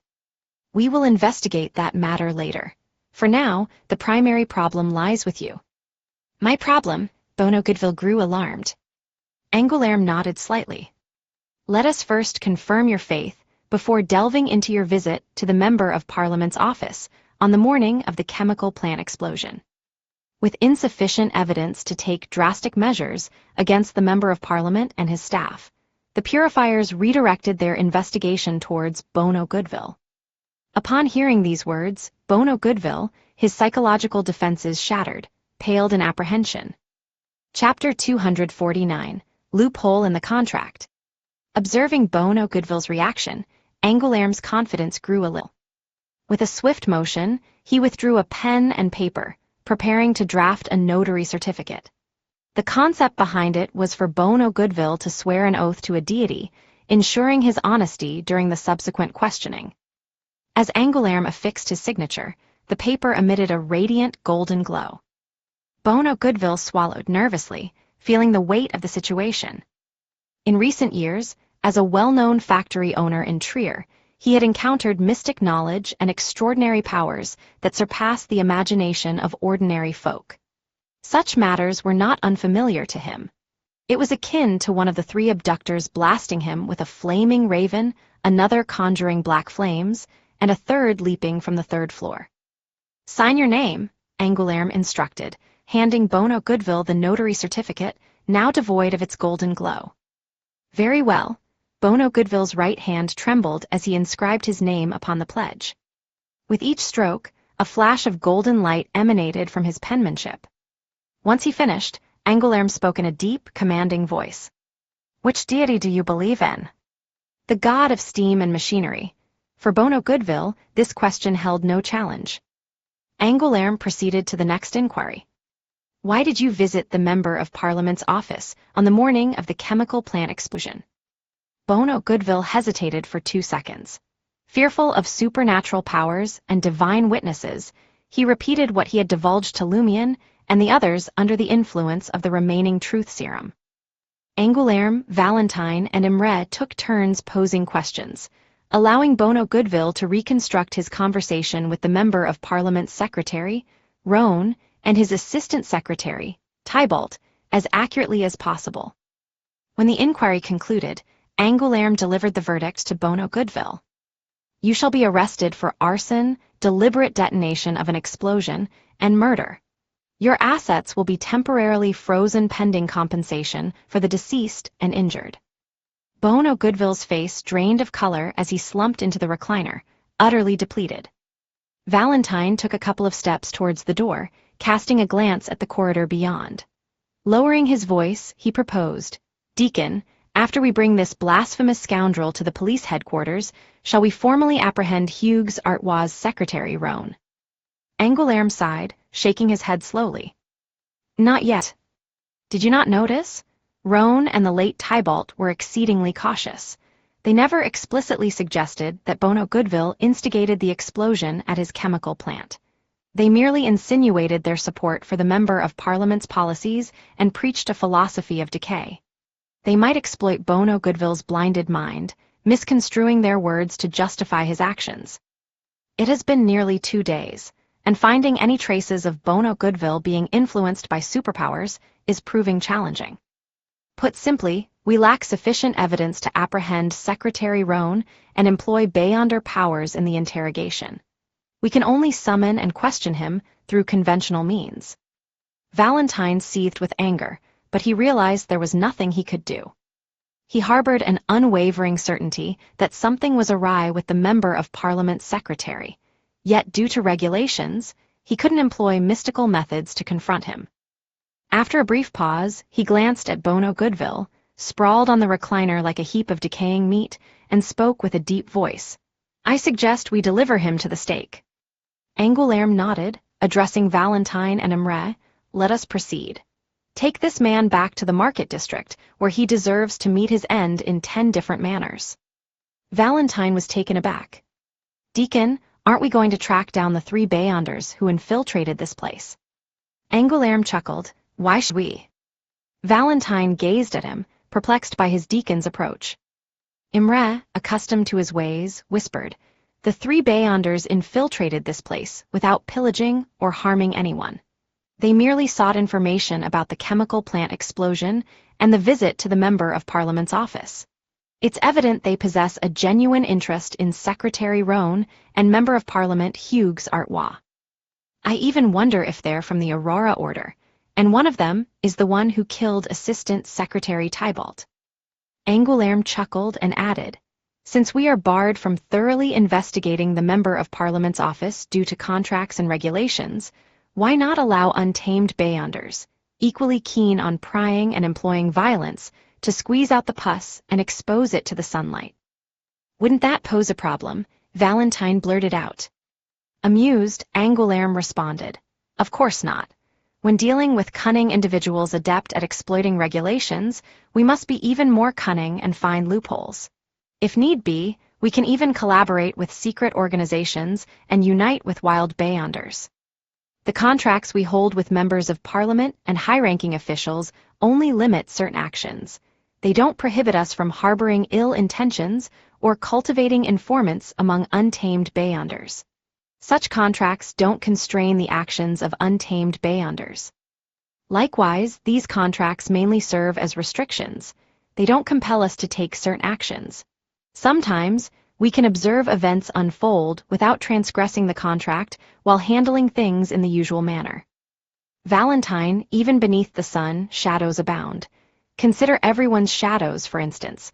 You must learn to coexist with them. At times, you must eliminate them, and at others, utilize them to extol the sun. Valentine recalled his collaboration with Lumion in Cordoue and reluctantly embraced the deacon's words. He extended his arms and replied, praise the sun. Angoulême added, I did not craft these words. Ever since Emperor Rosel's demise, the 2 churches, Parliament, the government, the military, and Bureau 8 have been embroiled in conflicts. Each has amassed considerable combat experience that would not be deemed above board in any other context. Hence, why do you think I silently permit the presence of wild Beyonders amidst the mobs of the market district? Based solely on the reassurances and rhetoric of the superintendents? No, I merely believe they may prove useful at some point. Of course, it is everyone's responsibility to tolerate the convergence of heretics into a large mob. I am no exception. There are advantages and disadvantages to everything. Valentine contemplated in silence, refraining from further inquiries. Similar tensions were apparent in Riston province, although they paled in comparison to those in Trier. After all, this was the heartland of the nation. During their journey from underground Trier to the market district, Lumion, having removed his bandages, cast a glance at the silent Jenna and casually remarked, I thought you'd dispatch Bono Goodville on the spot, subjecting him to unforgettable torment even if he became a ghost. Who would have guessed you'd merely stab him in the shoulder? Jenna pursed her lips and took a few steps ahead before responding in a hushed voice. If he dies now, the legal process for accident compensation will drag on for years. It might even be symbolic. Though she no longer cared, many people still awaited justice. Franca subtly nodded and added, fear not. Bono Goodville will undoubtedly face the death penalty. The only question is the means. Besides, we have left clues for the official Beyonders. Just as we shield Hugues Artois, we shall always assist in eliminating hidden dangers. Jenna offered a sad smile. That's the Member of Parliament we elected.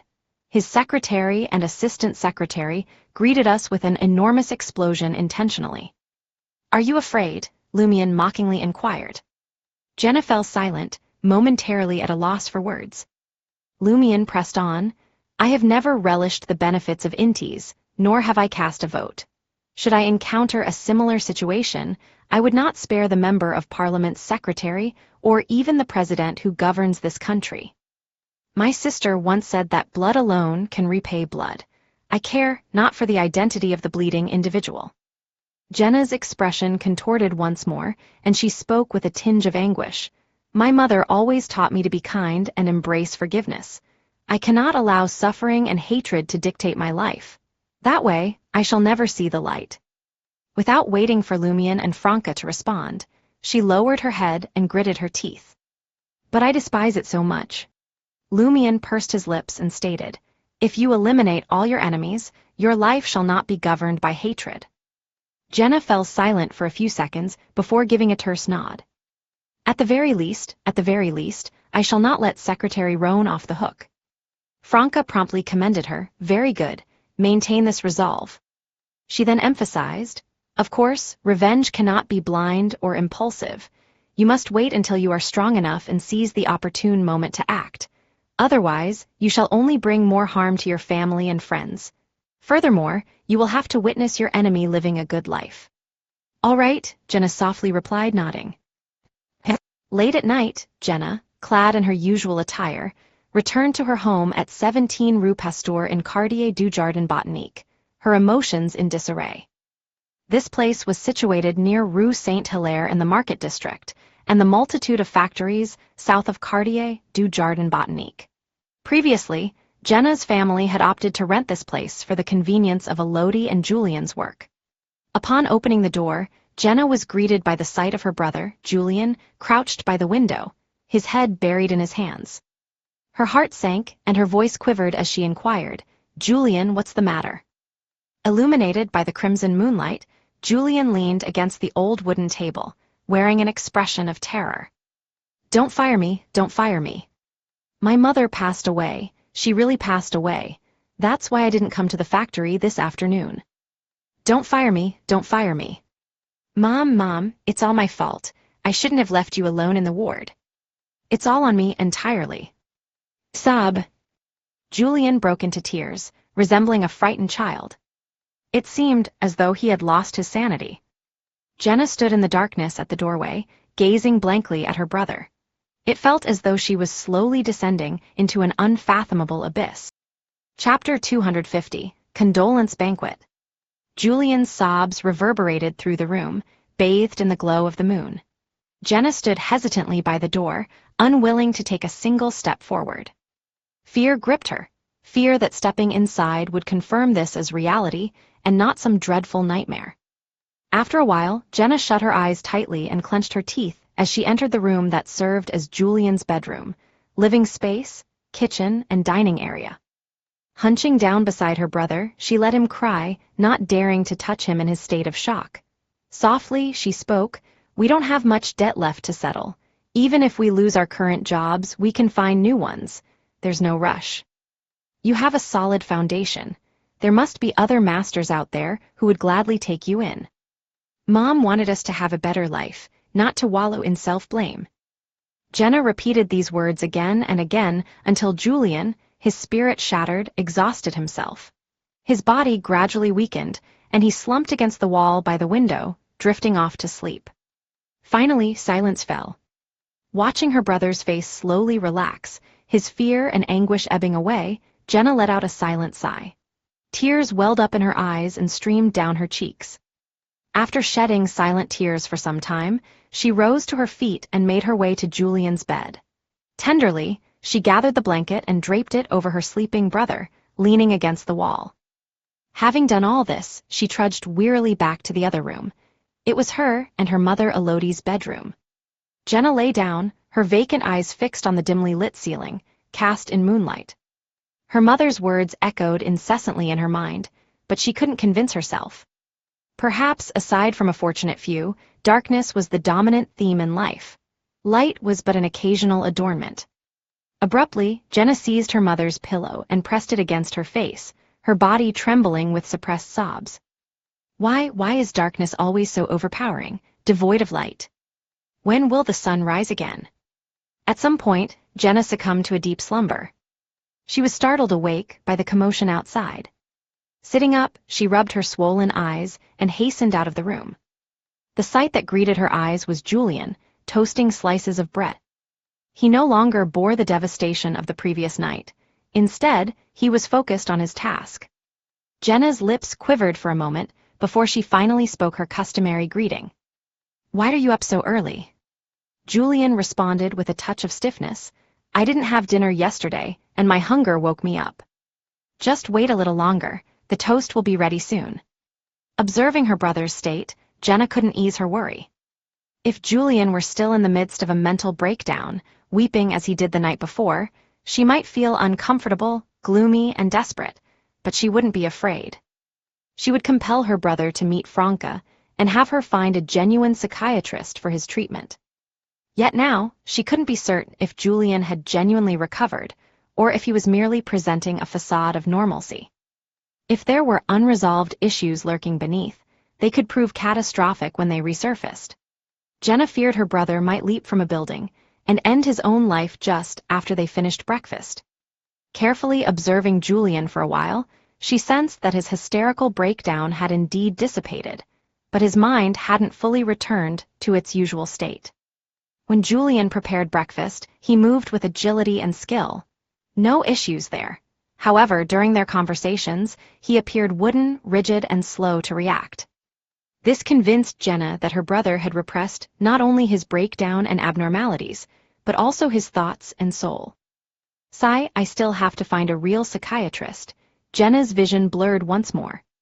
Before long, Julian finished toasting the bread and went to a nearby vendor to purchase a relatively fresh can of milk. As Jenna nibbled on her breakfast, she pretended indifference and glanced at her brother. "I couldn't sleep last night and I felt despondent. I want to see a psychiatrist. You don't seem any better. Would you like to come with me?" After a brief pause, Julian replied, "I need to job hunt." A wave of sorrow washed over Jenna once more. Her brother didn't question her pursuit of a psychiatrist. People in this neighborhood were reluctant to visit even a regular doctor, let alone a psychiatrist, for mental concerns. Most of them were unaware of the profession of psychiatrist and didn't believe they had any psychological issues. Considering that seeing a genuine psychiatrist might require an appointment, Jenna didn't press the matter. After some contemplation, she spoke encouragingly. "I think you should choose your employer and master carefully this time.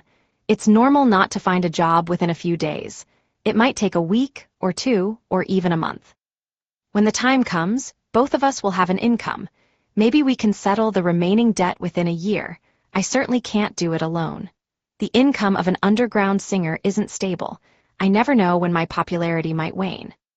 On the one hand, Jenna aimed to alleviate the pressure on her brother in advance, so he wouldn't break down again due to the inability to find a job quickly. On the other hand, she emphasized his importance, assuring him that she couldn't do it alone. By relying on his responsibility, she sought to fortify his will to survive and prevent any sudden thoughts of suicide. Jenna, who had never considered such details the previous day, couldn't help but ponder similar matters today. Having repeatedly studied Julian's condition, she watched her brother depart for the gathering spot at Quartier du Jardin Botanique, where factories sought employees and gave opportunities. After taking a brief rest, Jenna left 17 Rue Pasteur, still feeling somewhat weary, and made her way towards Rue Saint-Hilaire, which was within close proximity. Her plan was to stroll leisurely towards Rue des Blanches. It would coincide with Franca waking up, enabling her to persuade Franca to arrange an appointment with a genuine psychiatrist. Lost in her thoughts as she passed the intersection, Jenna's gaze swept across the vacant space, catching sight of a newspaper article displayed on a nearby newsstand. Member of Parliament Hugues Artois stresses impartial handling of Goodville Chemical Factory explosion. Intrigued, Jenna was drawn to the words, instinctively stepping closer and picking up the newspaper to swiftly peruse the news. Newly elected Member of Parliament, Hugues Artois, believes it is unjust to vilify factory owners solely based on accidents. Nor should factory owners, who generate numerous jobs and contribute taxes to the country, face bankruptcy after enduring a mishap. Such circumstances would result in a surge of bankruptcies, heightened unemployment rates, and a fresh wave of protests and turmoil. Hugues Artois has expressed his commitment to not forget the injured and deceased in the explosion. He intends to establish a new public welfare fund to assist factory owners in covering a portion of accident compensation, enabling the factories to continue operating. Those responsible for the accident will bear the weight of their sins through increased job creation and tax contributions. He further stated his intent to propose a bill at the National Convention, fostering a more favorable environment for entrepreneurs. This would involve streamlined dismissal of unqualified workers and employees, as well as fairer compensation for accidents. At that moment, Jenna's shoulders quivered unexpectedly. She laughed, her body trembling for an extended period. After a while, she set the newspaper down and resumed her onward journey. Unbeknownst to her, Jenna arrived at Rue Saint-Hilaire and the partially destroyed Goodville chemical factory. As she gazed at the battered metal tank, thoughts of her mother, Elodie, flooded her mind once again. She would always gravitate towards that iconic structure upon entering the factory. A few minutes later, through her blurred vision, Jenna spotted an unfamiliar, yet vaguely familiar face. It was a woman donned in a worn-out dress who said to Jenna, "Hurry, let's make our way to Avenue du Marché. The Member of Parliament is hosting a condolence banquet and extending invitations. We might be able to obtain something." "A condolence banquet?" Jenna asked, bewildered. The woman nodded enthusiastically. "Yes, indeed. Your mother was injured in the explosion too, don't you remember? We met in the ward. That Member of Parliament arrived at the hospital just half an hour ago. There will be a condolence banquet later." "Hugues Artois," Jenna blurted out instinctively. Exactly. That's the name," the woman affirmed, grasping the dazed Jenna's arm and hastening towards the Member of Parliament's office on Avenue du Marché. Half an hour later, they reached the khaki-colored four-story building. Many individuals dressed like paupers were queued up for inspection, awaiting entry into the hall. Jenna, wearing a simple grayish-blue dress, let her hair fall naturally over her shoulders without any makeup. She joined the back of the line and gradually made her way forward. Nearly 15 minutes later, it was finally her turn. A woman in a dark blue uniform began the inspection, starting with Jenna's head and proceeding to her boots. After confirming the absence of any dangerous items, the woman directed her to register and verify her identity before entering the banquet hall. Auberge du Coq d'Oreille, room 207. Lumion cast a surprised glance at Franca, who had appeared at the door, and exclaimed, "You're early again today." Franca, still donning a blouse, light-colored breeches and red boots, was now clad in a different ensemble. She scoffed and retorted, "I'm merely concerned that you and Jenna might outwardly agree, only to carry out an assassination on the Member of Parliament's secretary, Roan." "Am I seen as such a reckless individual in your eyes?" Lumion inquired.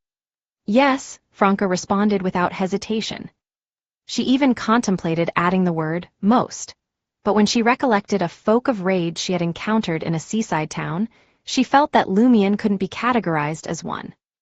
Breathing a sigh of relief, she continued, "Since you haven't acted impulsively, Jenna should be safe. I'll go and visit her, assessing if she requires any assistance at home." Just as Franca concluded her statement, hurried footsteps resounded from downstairs, drawing nearer. Lumion and Franca, positioned by the doorway, turned their heads to behold Jenna, garbed in a simple grayish-blue dress, her hair tousled, rushing over in distress. She sobbed and uttered, my brother has gone insane. He's become a lunatic." "You've reached the end of the book,"